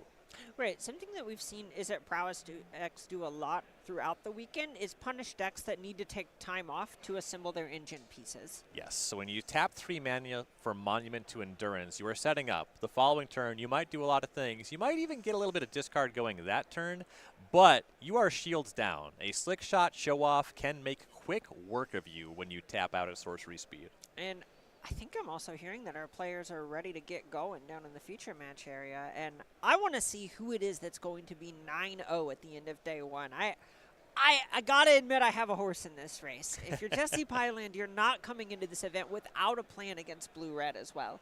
Yeah, I think that's absolutely true, but in the interest of keeping things fair here, I will, of course, be rooting for our Is It Prowess player. Oh, that's so unlike you. Wow. You even like this deck? Yes, I do. All right, let's go ahead and see how our players do in round 9 here at the regional championships in Minneapolis. Up top, we have Jesse Pyland on that Boros Monument deck we've been talking about. On the bottom, Rayton Espiritu playing a good deck and playing it well. And on the play. I love the putting the 2 cards down sideways on 1. Monastery of Swiftspear enters the battlefield tapped and attacking. Oh, I love that table demeanor. Mm-hmm. And Pyland just actually has Elegant Parlor on 1, binning a Screaming Nemesis.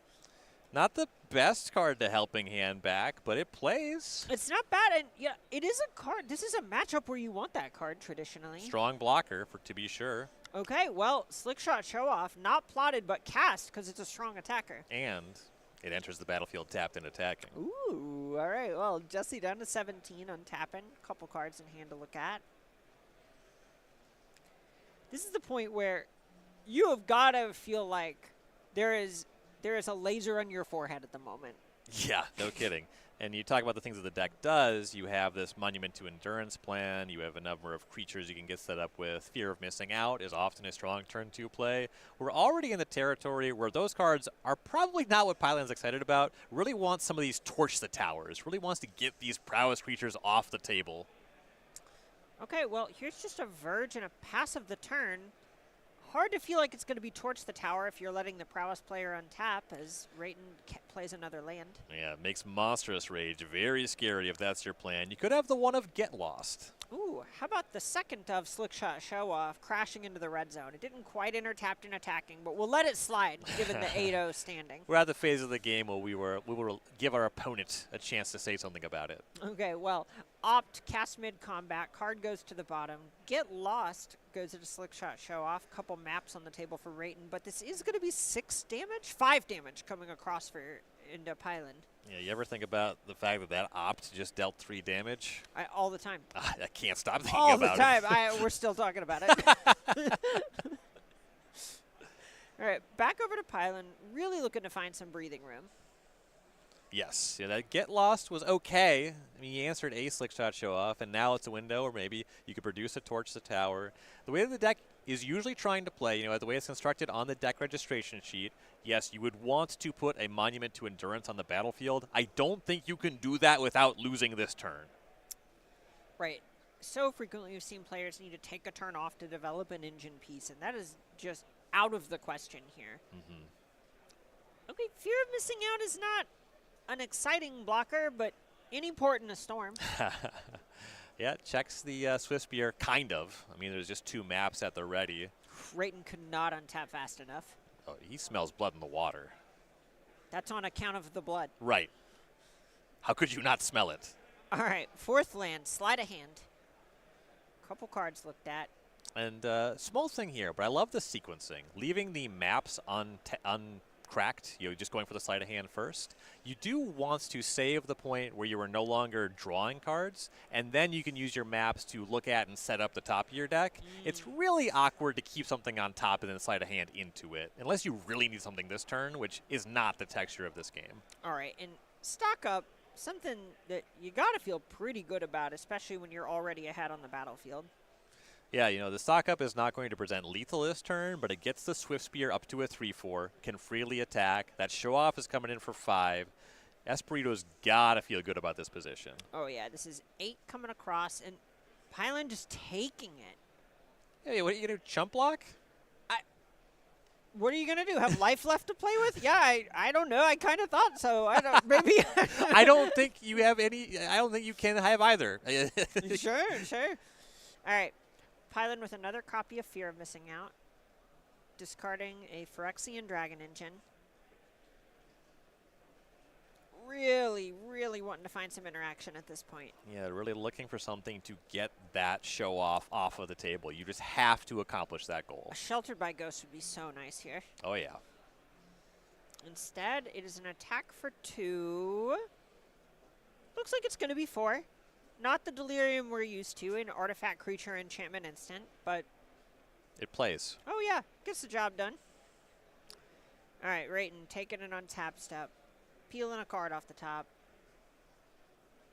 Hand flush with options.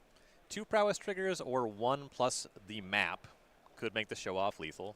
All right. Show Off number 3. Oh. Opt number 2. That's 6 in the air already. And Pyland does not have a lot in the way of getting 2 Show Offs off the table. Not the way the game has played out to this point. This is a sky-high order. Yes, indeed. All right, another land for a Swift Spear. All right, Rayton, getting a die out just to denote how everything's playing at this point. Even attacking with the small Swift Spear and Pyland saying, yeah, I had to make you do it. Yeah. Okay. You demonstrated that you can still attack like you have every turn. Hey, it makes sense, We're playing for 9-0 here. You gotta make them demonstrate it. Yeah, I don't know. There's a point where the deeper you get into the tournament, the more you just make them play it out. Yeah. I don't know. Maybe he's too tired. Maybe he just passes. I don't know. Maybe you like playing. I don't know. Enjoy your time under the camera, too. All right, take a look at the sideboard. We've talked about Shelter by Ghosts a little bit out of Pyland, but what else looks good here? Yeah, the Beza definitely looks strong. You kind of just have to reach for the exercise. You got to have answers to the cutter where you can get them. Lure into the third path, also going to play against Storm Chaser's Talent. It's a card that you can activate. And the 2 Pyroclasms, that would have been quite the effective card the way that first game played out. Yeah, that makes a lot of sense. And looking over on Rayton's side, Game 1 looked so good. how much are you messing with the formula? Right. There's a question of, do I need help? Even if you don't need it, you might want it. And there's a very nice one in the Wanna Braid that can answer most of the creatures that are going to be on the other side of the table. I think mostly it just can't answer that sideboard Beza. And it also can answer a monument if the game takes that shape, which is quite nice. Yeah, any of the games where it checks like a Tursa, you just feel like you got away with something. Right. The Ghost Vacuums, you reach for those against the Oculus deck, and a lot of that is because of that card. You really don't want Abhorrent Oculus to show up with Helping Hand. The Screaming Nemesis, the Fear of Missing Out, the Tursa's coming up, that's less threatening. You probably still reach for a copy, maybe both anyway, but I could see benching them in this spot. It's easy to talk me into the first one. The second one, I think it's getting a little bit dicey because I feel like Rayton wants to be the beatdown here.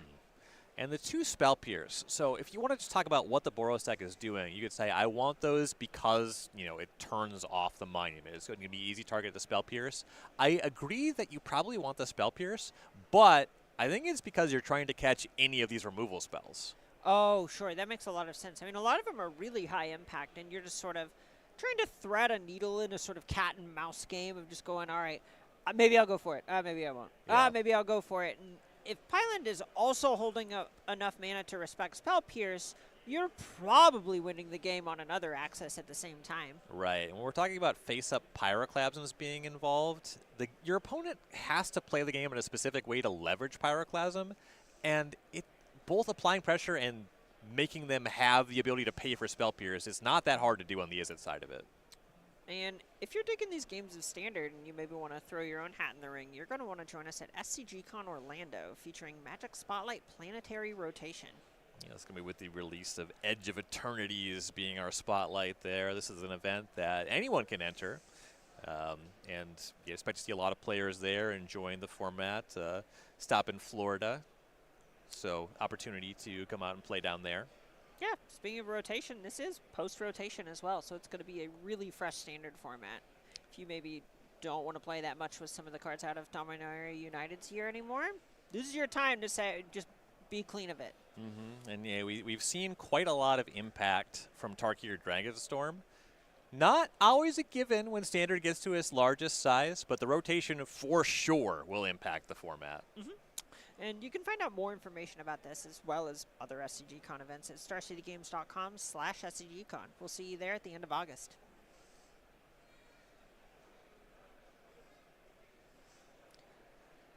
If you're in Rayton's seat, it's got to feel so good to bring the best deck, play it well, and find yourself up a game really close. It feels like you're just in striking distance of being undefeated at the end of day one. And that is an achievement in itself to hang your hat on. Right. 9-0 day one of the I've never done that. No.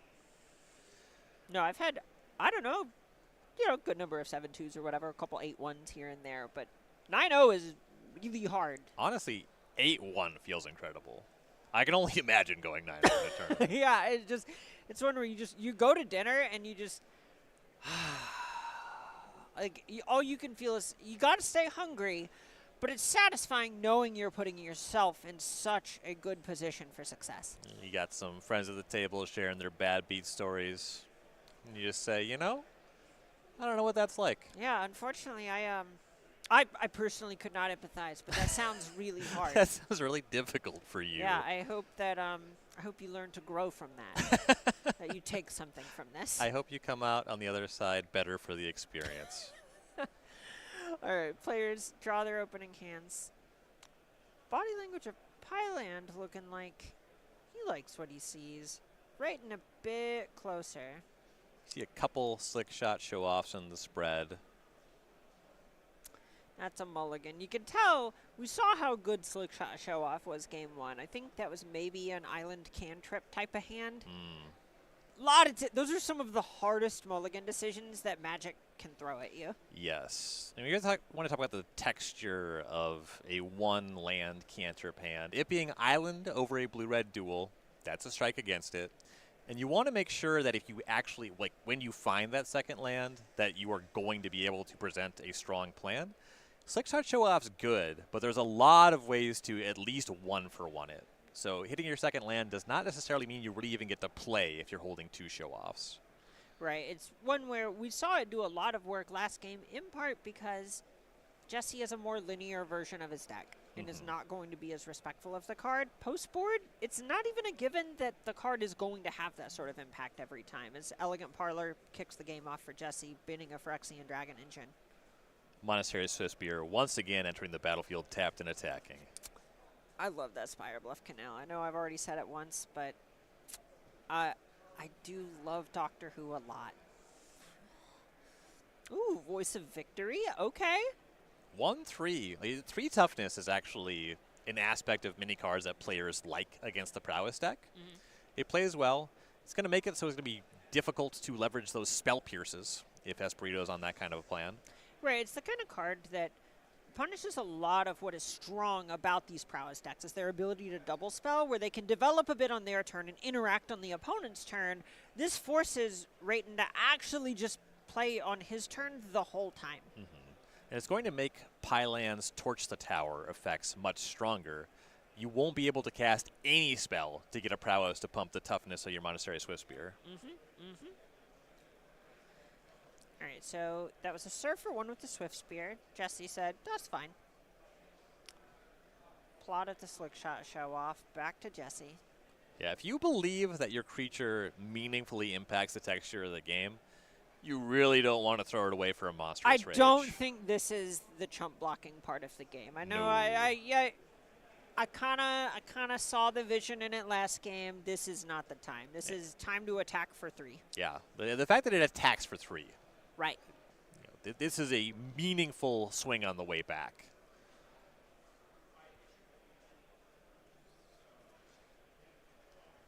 All right, so here's those tokens. Torch the tower. Bargaining one of the Ooh. tokens. That's a nice interaction. Oh yeah, you just get to scry? Just giving it away. Yeah, why not? Scry top, no less. All right, token goes away. Verge hits the table. Jesse happy to settle into a more reactive stance now that he's actually the one commanding the table. Yeah. Leaving up some red mana to give Espiritu some pause about that show off on plot.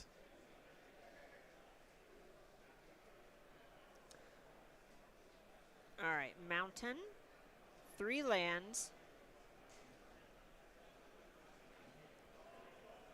All right, Rayton getting his stock up. And not under all that much pressure.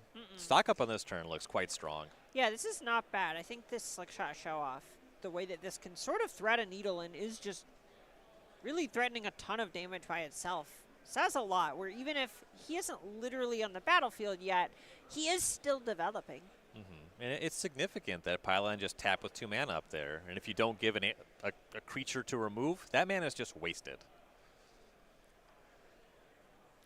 Right, this is that false tempo game we were talking about going into the match, as Tersa Light Shatter coming down for Pyland, discarding a couple of Phyrexian Dragon Engines, drawing a couple cards. Yeah, and we're now attacking for 6 and moving toward a game where we could unearth a Dragon Engine, add 4 more to that spread. All right, here's that attack for 6, just like you said. Battlefield Forge played for Pyland, back to Espirito.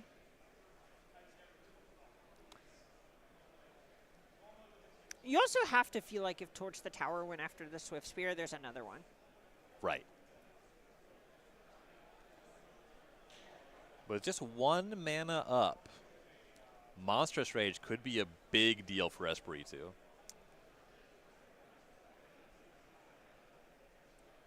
All right, Slick Shot coming out of exile, feeling just fine. Gotta braid the Tersa. I have the next lyric, I just don't have a way to make it into wordplay. I'm going to admit defeat on this one. Oof, jealousy. All right, Slick Shot comes in for 3.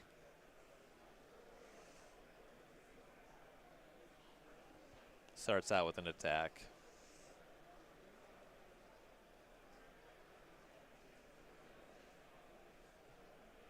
All right, into the Flood Maw.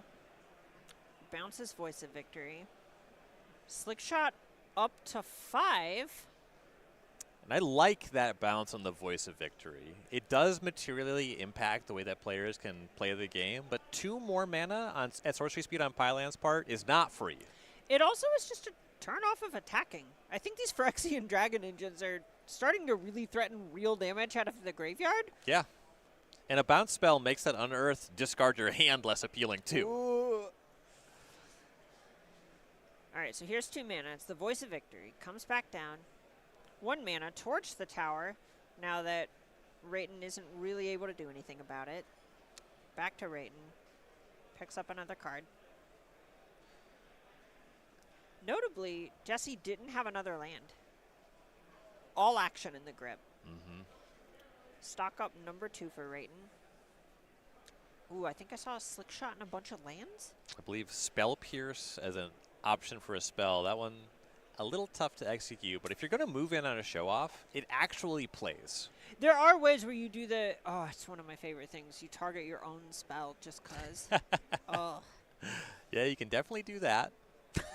Oh. That is a legal play. Oh. I just. Foul. So did you know that that's actually what's meant by Minnesota Nice? Ooh. Passive aggression. Did I know that? Did I know? did I know that? That's so fun. You know what I love about you, Rod? I love how you'll just teach me stuff in public places. I love that you love that about me. Thank you. I do. I really do. All right. Stock up resolves. Looks like land, and I think it was a show-off. Corey Steelcutter, the cast for a turn. Ooh. Now representing a lot of potential damage.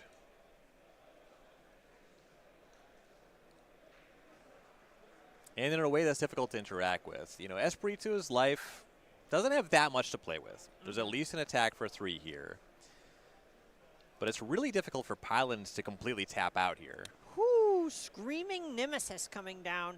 And this is that sort of normal game plan that we talked about that Jesse's deck is capable of. There has not been a monument this whole time. It's just been red, white, okay ones. So I don't know if this is the case. I'm speculating. I haven't played this deck. Pyland has. It is possible that there's less than 4, as few as 0 monuments in the post-board configuration for the matchup. I kind of think that is the case. Taking a turn off just looks so completely impossible here. Right. All right, so we see Espiritu casting the 3rd stock up. It's a strong card, but at 5, facing down this much power, it feels a little desperate. This is tough. This is really tough. This is a spot where I feel like Rayton's best thing is being able to go land spell into double spell on the opponent's turn, except Voice of Victory turns that off. A configuration that could be really good here is into the Floodmaw, bounce the Screaming Nemesis, torch the tower, sacrificing the token, kill the Voice. Okay. That's going to get you through a lot of possible turns on Pyland's side. Sure. Well, no, then you're dead to the Dragon Engine. So if you answer both creatures and you're still at 5, right? Totally. You're so right. Thank you. All right, so here's Swift Spear is the next play for Espiritu. Saving me from my poor arithmetic. Another monk hitting the battlefield. Although this does not exactly answer both creatures. Once your plan is blocking, that opens the door for Pyland to have a range of ways to get your blockers out of the way.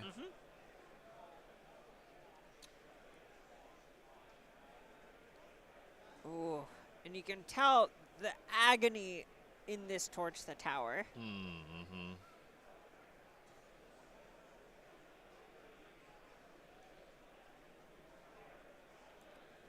All right.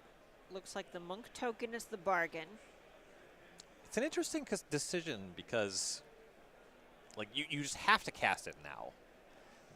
I think you just have to target the Voice, right? It sure feels like it. The Nemesis then could shoot Espiritu for 3, and then Voice is just lethal on the table. Right. Yeah, you would have to have a land and another spell to do anything else. All right. Torch the Tower. torches Espiritu's Swift Spear, and that is going to be enough with the face-up Dragon Engine out of the graveyard as Jesse Pyland forces game 3. And it's a card that it makes sense. I understand why you play 4, but it's one of those spots where you start the turn with stock up and your opponent's thinking, you don't have enough mana to do what you need to do. Yep, right. It's that spot where stock up really good whenever you have that first time that we saw it, that game where it felt like Espiritu had the slick shot show off to the side, had progressed a bit and was building towards something, but Jesse Pyland is so good at actually just turning the corner and applying pressure that Espiritu can't really afford to just do a bunch of wheel spinning in perpetuity. Right. We didn't talk about this card in sideboarding before. Based off the texture of that game, though, you know, Espiritu did mulligan, so you're not going to really see the best possible hands necessarily, but the texture of all of the removal and the way that gameplay, this also does seem like a matchup where Drake Hatcher could really do some work. That is what I was thinking. I was going, okay, I'm not positive what he's going to say, but if he doesn't say Drake Hatcher, we're going to have to talk about it for a second. Right. Yeah, it's really nice just in that it can kind of be its own version of an army in a can, and to your point, the prowess, being able to modulate toughness against a bunch of 3s, basically. 3 damage, 3 power, etc. Really nice here. Right, and also just being a creature that naturally survives Pyroclasm goes a long way. Yep, absolutely true. So if you want to stay up to date on all of the events, flash sales, all kinds of stuff that Star City Games is putting on, you're going to want to sign up for the Star City Games newsletter. Yeah, all kinds of news. Keep up to date on the game. Keep up to date on potential sales on StarCityGames.com. Check out events that are coming up in the schedule. You see the ad for SCG Con Hartford coming up there with another regional championship in this standard format. Right. A lot of cool stuff to stay up to date on. And really, they put out new news articles basically every single day. Nick Miller continues to keep you informed on all things Magic. Hey, John Hall, too. Yes. North Carolinians or something. All right. You can get all of that and more at StarCityGames.com/newsletter. John Hall might actually be from Tennessee, but at this point I feel like I'm like inviting phishing social media accounts, you know? Right. So I'm from an entirely different region of the country. So when it comes to Tennessee and North Carolina, is there any rivalry? Is there camaraderie between the states? It's mostly fine. The thing that you can always tell about a state that starts with a cardinal direction, the next word probably informs the state they have beef with. North and South Carolina, like they had to draw an entire new border about the beef that they've got going on. Whereas, you know, Tennessee, Virginia, they're all right. Yeah, being from Minnesota, I am more familiar with a much lower stakes conflict between North and South Dakota. It's lower stakes on account of the lack of people. Yeah, I was actually kind of wondering, is it just that they're nicer about it, they're ambivalent, fewer people? A lot of ways that could play out. Going into Game 3, I see lands and spells for both players. Rayton starting us off with a Spire Bluff Canal, but missing his hallmark Swift Spear. No Swift Spear. Still could be a cutter. Still could be a show-off. Still could be a Drake Catcher. Okay, well, it looks like Jesse Pyland starting off with his signature Elegant Parlor. Thinking a bit on if it goes in the graveyard or atop the library. Something that I like for Espiritu, you see that RCQ promo Sleight of Hand in Hand. Very loud there. You know, there's an op there as well. But just hanging on, just having that, you know, if there's a Steel Cutter in hand, you want to make sure that your cantrip produces those monk tokens. And you don't necessarily know what you're looking for on turn 1 if you already have your land rolled up. And certainly if you already have a 2-drop, you really don't need to fire up your best card selection right now. Yeah, I know. I think you wrote actually a really good article on how to play with cantrips, I think over a decade ago or something at this point. But it basically boiled down to the longer you hold cantrips, the stronger they are. Exactly. And you see there was an opt in hand as well, and Espiritu did not fire that off. You might have been thinking, oh, well, he just has the instant speed one. No, it really is just you want to make sure you get your monk tokens here. Yep, really smart. As we see that Steel Cutter get developed on 2 with a fear of missing out on Pyland's side. Discards a Tursa Light Shatter.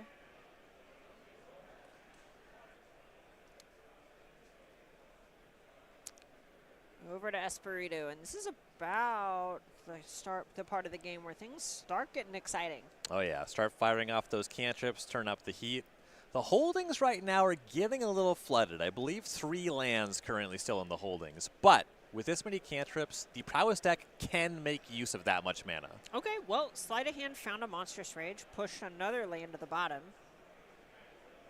2 good things. Yeah, that's great. It honestly feels like in some ways, Rayton cycled a card and looted another card. Right. Okay, so here's Opt. Gonna create a Monk token with a Quarry Steelblade. Or excuse me, Quarry Steelcutter. No idea what that card used to be called. Serve for 2 from Espiritu. And this is great because I think Espiritu multiple times in the day, and even a time or two in this game, this match rather, has made attacks that we knew were not very good, but the opponent is forced to respect. Right, exactly. If you block here and it's just an Opt, that is not good. Right, right. The Monstrous Rage is kind of nice because it just naturally, with this monster roll, now this Monk token is a 3/3 as long as it holds the cutter. So you can't torch the tower it easily. You can't Pyroclasm to remove the token. Not that that's the best exchange anyway, but turning it off is also good. All right, so I think this is going to be a hit for 6 when the dust settles. Looks right to me. Maybe it was 7.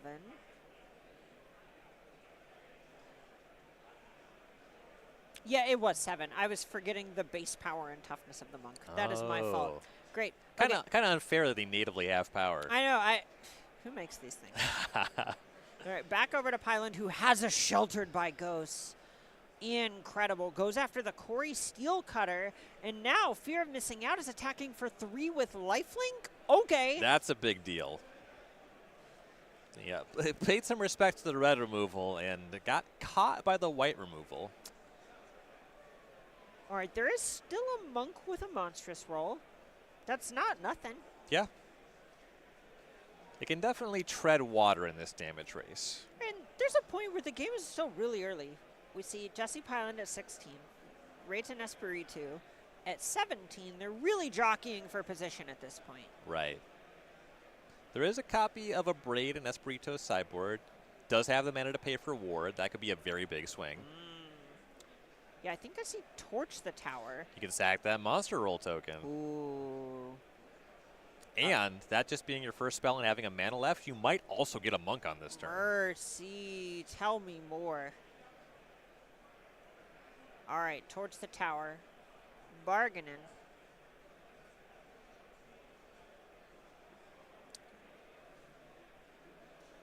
Sheltered by Ghosts. Graveyard, Fear of Missing Out, Exile, Quarry Steelcutter back on the battlefield. Ooh, I think Espiritu might have missed a scry from the Torch the Tower, but that's okay. Serves in for 2 with the Monk. More significantly, no second spell to make the Monk token this turn.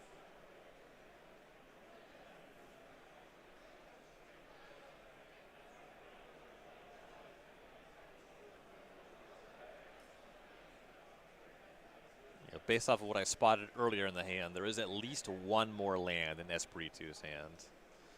There it is. There is a stock up, though. That one. That's nice. That's going to get the gears turning. Oh, yeah. Shout out again to Rayton Espiritu, giving us that look. Oh, yeah. No, I would be happy to cover this person all weekend. Well, I know you would. I have good news, and it relates to his record in the tournament. What is it? A good shot, you'll have more opportunities. Okay, cool. Well, speaking of more opportunities, it's over on Jesse Pyland's turn, who's going to recommission Tersa Light Shadow from the graveyard. In isolation, good use of mana. Not bad at all. It is fine. So Mycosynth Gardens was the way that this happened. Based on how we suspect Pyland sideboarded, Mycosynth Gardens maybe not even that good a land? Yeah, kind of a colorless source. It can turn into a Phyrexian Dragon Age, or is it only non-creatures? I think it's non-token? I'm not positive. Maybe our director could get it on the screen. All right. So it looks like just one card discarded. It's Screaming Nemesis, non-token artifact. Good pull. So you could make a Dragon Engine. Ooh, not bad. It would cost a lot of mana. It's not free. Oh, Guardian of New Benalia is nice here. It's a strong blocker. Sure is. The discard outlet could potentially be a thing with Tursa. You just get up to 7 cards in graveyard to get something. There are some nice ones there to cast for free. Right, there are a bunch of those where you just go, oh, I would love to Sheltered by Ghosts. Yes. Actually. I think you have to pay for the spells on Tursa. That's how they get you. Yeah, that's messed up. Okay, so here's that stock up. Looks like at least one copy of Storm Chaser's Talent. I believe a monstrous rage in the spread. Yeah, I think I see another copy of Corey Steelcutter as well. Ooh. Espiritu really, really just getting to sculpt his own destiny here. Yes. With your life total this high, having access to some additional cards, I think that there's time to get set up with the cutter. We'll see what he goes for. I like taking a Storm Chaser's Talent here, too. I know lands are something that we've seen Espiritu have. It feels like a couple too many of for a lot of this, and that just gives you so much to do with it. Okay, so here's a Braid, hits Tursa Light Shatter, also brings a Monk into the fray via Corey Steelcutter. Yeah, if time was limited before, now Espiritu has a lot of time with that 3/3 off the table. All right, well, here's 4 of them. One Prowessed Monk, one Monk with Prowess that is holding a Steel Cutter. I like that attack, too. You know, even though the 2/2 can just become indestructible, it does cost a card, and you want that 2 damage with the other attacker. And you really don't even mind if it costs a card because these monks didn't cost you cards. Right. So ultimately, even though the Guardian of New Benalia is not getting off the table, it is still costing Pyland cardboard, which his deck does need a good amount of in order to utilize all this discard stuff. And if you're just amassing monk tokens, you can just eventually have them all caught by a Pyroclasm. All right, so here's Fear of Missing Out. Discards an Elegant Parlor. Sheltered by Ghost on Guardian of New Benalia. That's a good one. An indestructible card with Take me to church. This is nice. Holy. Whoa, that went after the token. Oh, yeah, we're getting busy. Okay. I mean, this is kind of approaching True Name Nemesis status of you cannot do anything about this. Big lifelinker with ward and potential indestructible, and that Fear of Missing Out. We have creature, land, sorcery, enchant. We have Delirium. Something I also want to draw attention to on Guardian of New Benalia that doesn't come up that much is the enlist mechanic. Getting more power on your lifelink creature is just putting the game further and further out of reach here. And kind of a funny rider on there without Summoning Sickness, and that can come up. It came up in Booster Draft for sure, but most of Pyland, or many of Pyland's creatures have haste, so they can enlist right away. Okay, speaking of right away and haste, Slick Shot Show Off, another Corey Steelcutter, a Storm Chaser's Talent. Espiritu started with no creatures in play this turn. Yeah, what the heck? He's tapped 5 lands and has made more permanents than I have fingers. All right, we see an attack for... Like 7 as it stands? I think it's 12. Or no, right, because the cutter as well. Yeah, so it's 3 and 3 and 5, I think. Yikers.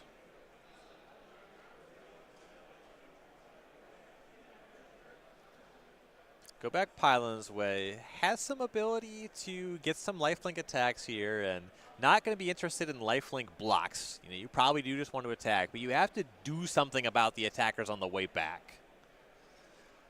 And it's not clear, and I think it's actually relatively unlikely that Pyroclasm can really buy him out, even if he had access to it from this life total in this battlefield position. And I'm getting word from our backup match. We hadn't talked about it much before this, but Tyler Steckman on Blue-White Omniscience actually won the match and advanced to 9-0. That is our other 9-0 player that the winner of this will likely be starting off tomorrow against. Yeah. Big congratulations to Steckman there. Huge accomplishment. All right. And we see Jesse Pyland moving to combat, attacks with Fear of Missing Out and Guardian of Nubenalia. Espirito's asking, are you enlisting? Yeah, right. No. I will simply declare attacks. Guardian of Nubenalia coming in for 3. Fear of Missing Out coming in for 2. Guardian of Nubenalia looking to maybe attack for 3 again. I don't think the block is good, so I like this attack. Right. There's the point where Guardian of Nubenalia is not good at preserving itself as a blocker. It's good at staying on the battlefield, but that tap it clause means that if something like a Torch the Tower goes after it, even if Pyland saves it, the coast is clear for the offense. Right. Okay, so here's just a discard of Guardian of Nubenalia to make it indestructible before Pyroclasm comes from Jesse Pyland. This game has been so swingy. Oh, this is sick. Right, the Pyroclasm is nice, and I believe Espirito on no cards in hand. Does have that Storm Chaser's talent, does have this draw step. There is some really big stuff that can happen here. Okay, here's a draw for turn. Right, the Storm Chaser's talent can get a lot back here to re-enable these Quarry Steel Cutters pretty easily. Yeah, multiple 1-mana cantrips. The draw definitely going to inform what you want to do. Okay, looks like a land. I feel like so the land wants to stock up. Yeah, I was going to say it's interesting because it opens up exactly that option. But can you afford to? I kind of think you die if you. Yeah, it looks like you're down on the table, right? So no is the answer to can you afford to? Yeah, it appears the answer is get back, sleight of hand, cross fingers. Right. And you really won't be able to deal with the Guardian with that Ward 2 at this point, even though there's no cards to discard anymore. Sure. So that's unfortunate. Maybe it's Torch the Tower. Oh, it could be Torch the Tower. And then you bargain away the Storm Chaser's talent to go after the Fear of Missing Out. Okay. Yeah, you say, I don't need to cantrip into it. I have this. This is my plan. Yep, this is just the safe way to do this. That makes sense. You do get a couple of bodies that both ask Pyland to discard a card to keep chunking in. Yeah, and the Scry is not nothing. It's a look at potentially getting those cutters back active next turn by finding some draw spell. Okay, so it went after Guardian of Nubenalia, which appeared to not actually have any. There's not another card in Pyland's hand to save it. Okay, that's not bad. It's kind of interesting. I was wondering if Espirito maybe wanted to sacrifice a Storm Chaser's talent to get the Scry. Elected not to. Sure. This makes it so one spell that just misses, you could just put the talent to level 3 and then get a blocker. But with the Fear of Missing Out having Delirium, that really wouldn't get you out of it. Okay, well, it looks like it comes down to this draw step. What do you got, Rayton?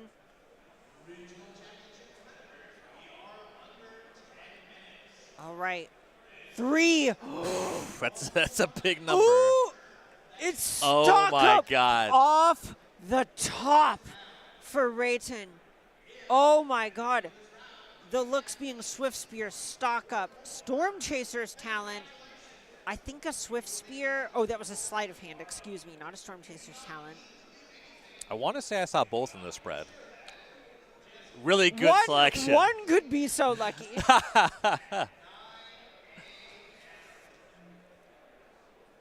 At that point, it's actually a little bit interesting to have the mountain untapped versus the 3 islands when you have a lot of blue spells to cast. There's a lot of mana available, so I don't know that will come up as mattering. The Shivan Reef is the one that sticks out to me. That one's tough. All right. Espirito has found the cards to put on the bottom. 3 mana again? Oh, another stock up. Stock up for more stock up. Wishing for more wishes. Ooh, bunch of attackers picked up in this next copy of stock up. I saw a Swift Spear land show off among them. Having access to just some instant here is going to make it so that Fear of Missing Out, it's not a potential attacker. You can cover any kind of red removal, even Pyroclasm, if you just leave up a spell. Oh, and yeah, look at that. We saw the attackers go to the bottom. Stands to reason that Espirito is putting a premium on just having instance and reaction, or excuse me, reactive cards to stay alive here.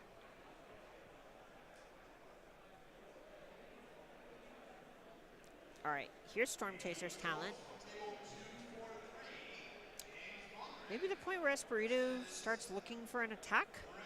I think third blocker to play around multiple spot removal is likely the motivation here. You've already seen one of the two Pyroclasm, so that's kind of unlikely, and so this just blocking line makes some sense there. Sure. Okay, yeah, and you can see Espirito says, "Am I dead?" Jesse Pyland takes a draw, hoping that Rayton Espirito is dead. Let's find out together. Like you and I, or was that, were I you was also narrating? I was speaking as Pyland top decking, you know, looking at the card. You're an impact. But also yeah, that's what I said. We are also finding out collectively, you, me, everyone watching at home. Well, look at the graveyard. And if there's something like a Phyrexian Dragon Engine that's compelling, a pass back with nothing. Espirito has to be feeling good right now. Could not untap faster.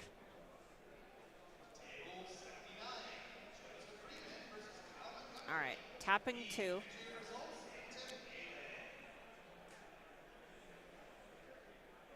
Slick shot show off. Storm's at 1. Opt. Storm's at 2. Thank you. If you said Storm was at 1 and added nothing else, Prowess is at 1. unbelievable. Steel Cutters have activated.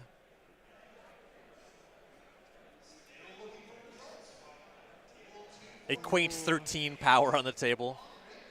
Just a working person's amount of damage.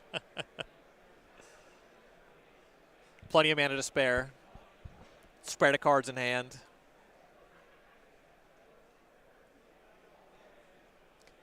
All right, here's Ghost Vacuum. That Ghost Vacuum is good for 7 damage. Could I? Prowess is at 2. There we go. Thank you. Thank you. Storm's at 3. Pyland's only at 11. That's not enough. That is. Those 2 cards better do something. Okay, well, it looks like Espirito's trying to do something. Sending in for a ton of damage. 20 by my count. Mine too. Mine too. Good work, team. Likely 20 damage in that. You can see, I love the hands up. We see the fist come up from Jesse Pyland. Rayton Espirito is the 9-0 player playing Is It Prowess here at SCG Con Minneapolis. A massive accomplishment being 9-0 here at the regional championship. Really well played. We got to watch Rayton play both round 8 and 9. Loved his navigation, and yet, wow, what can you say about being 9-0? But the record just speaks for itself. Right, just actually unbelievable the degree that we saw him kind of do a lot of things that even when we had full information, we went, I don't know about that. But then when you go back and watch the tape, it's clearly him playing to a very specific plan, threading specific needles and so on. And it's obviously it is paying off for him. Yeah, you know, usually if I told you your opponent controlled a Beza and a card with a lot of enter the battlefield text, you would think, I don't necessarily want to cast the card unsummon on that creature. Okay, but could I interest you in casting it 2 times? And Rayton, it's just, it felt unorthodox at the time, but he showed us why that works, and he showed us that he knows how to play this deck. Consensus back deck, picked it up, playing it better than everybody else this weekend so far.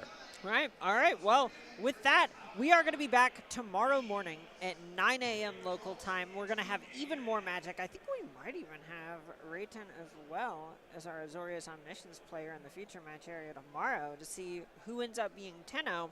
Either way, this evening I have been Carmen Clemperens. That's Ryan Overturf. We'll see you tomorrow.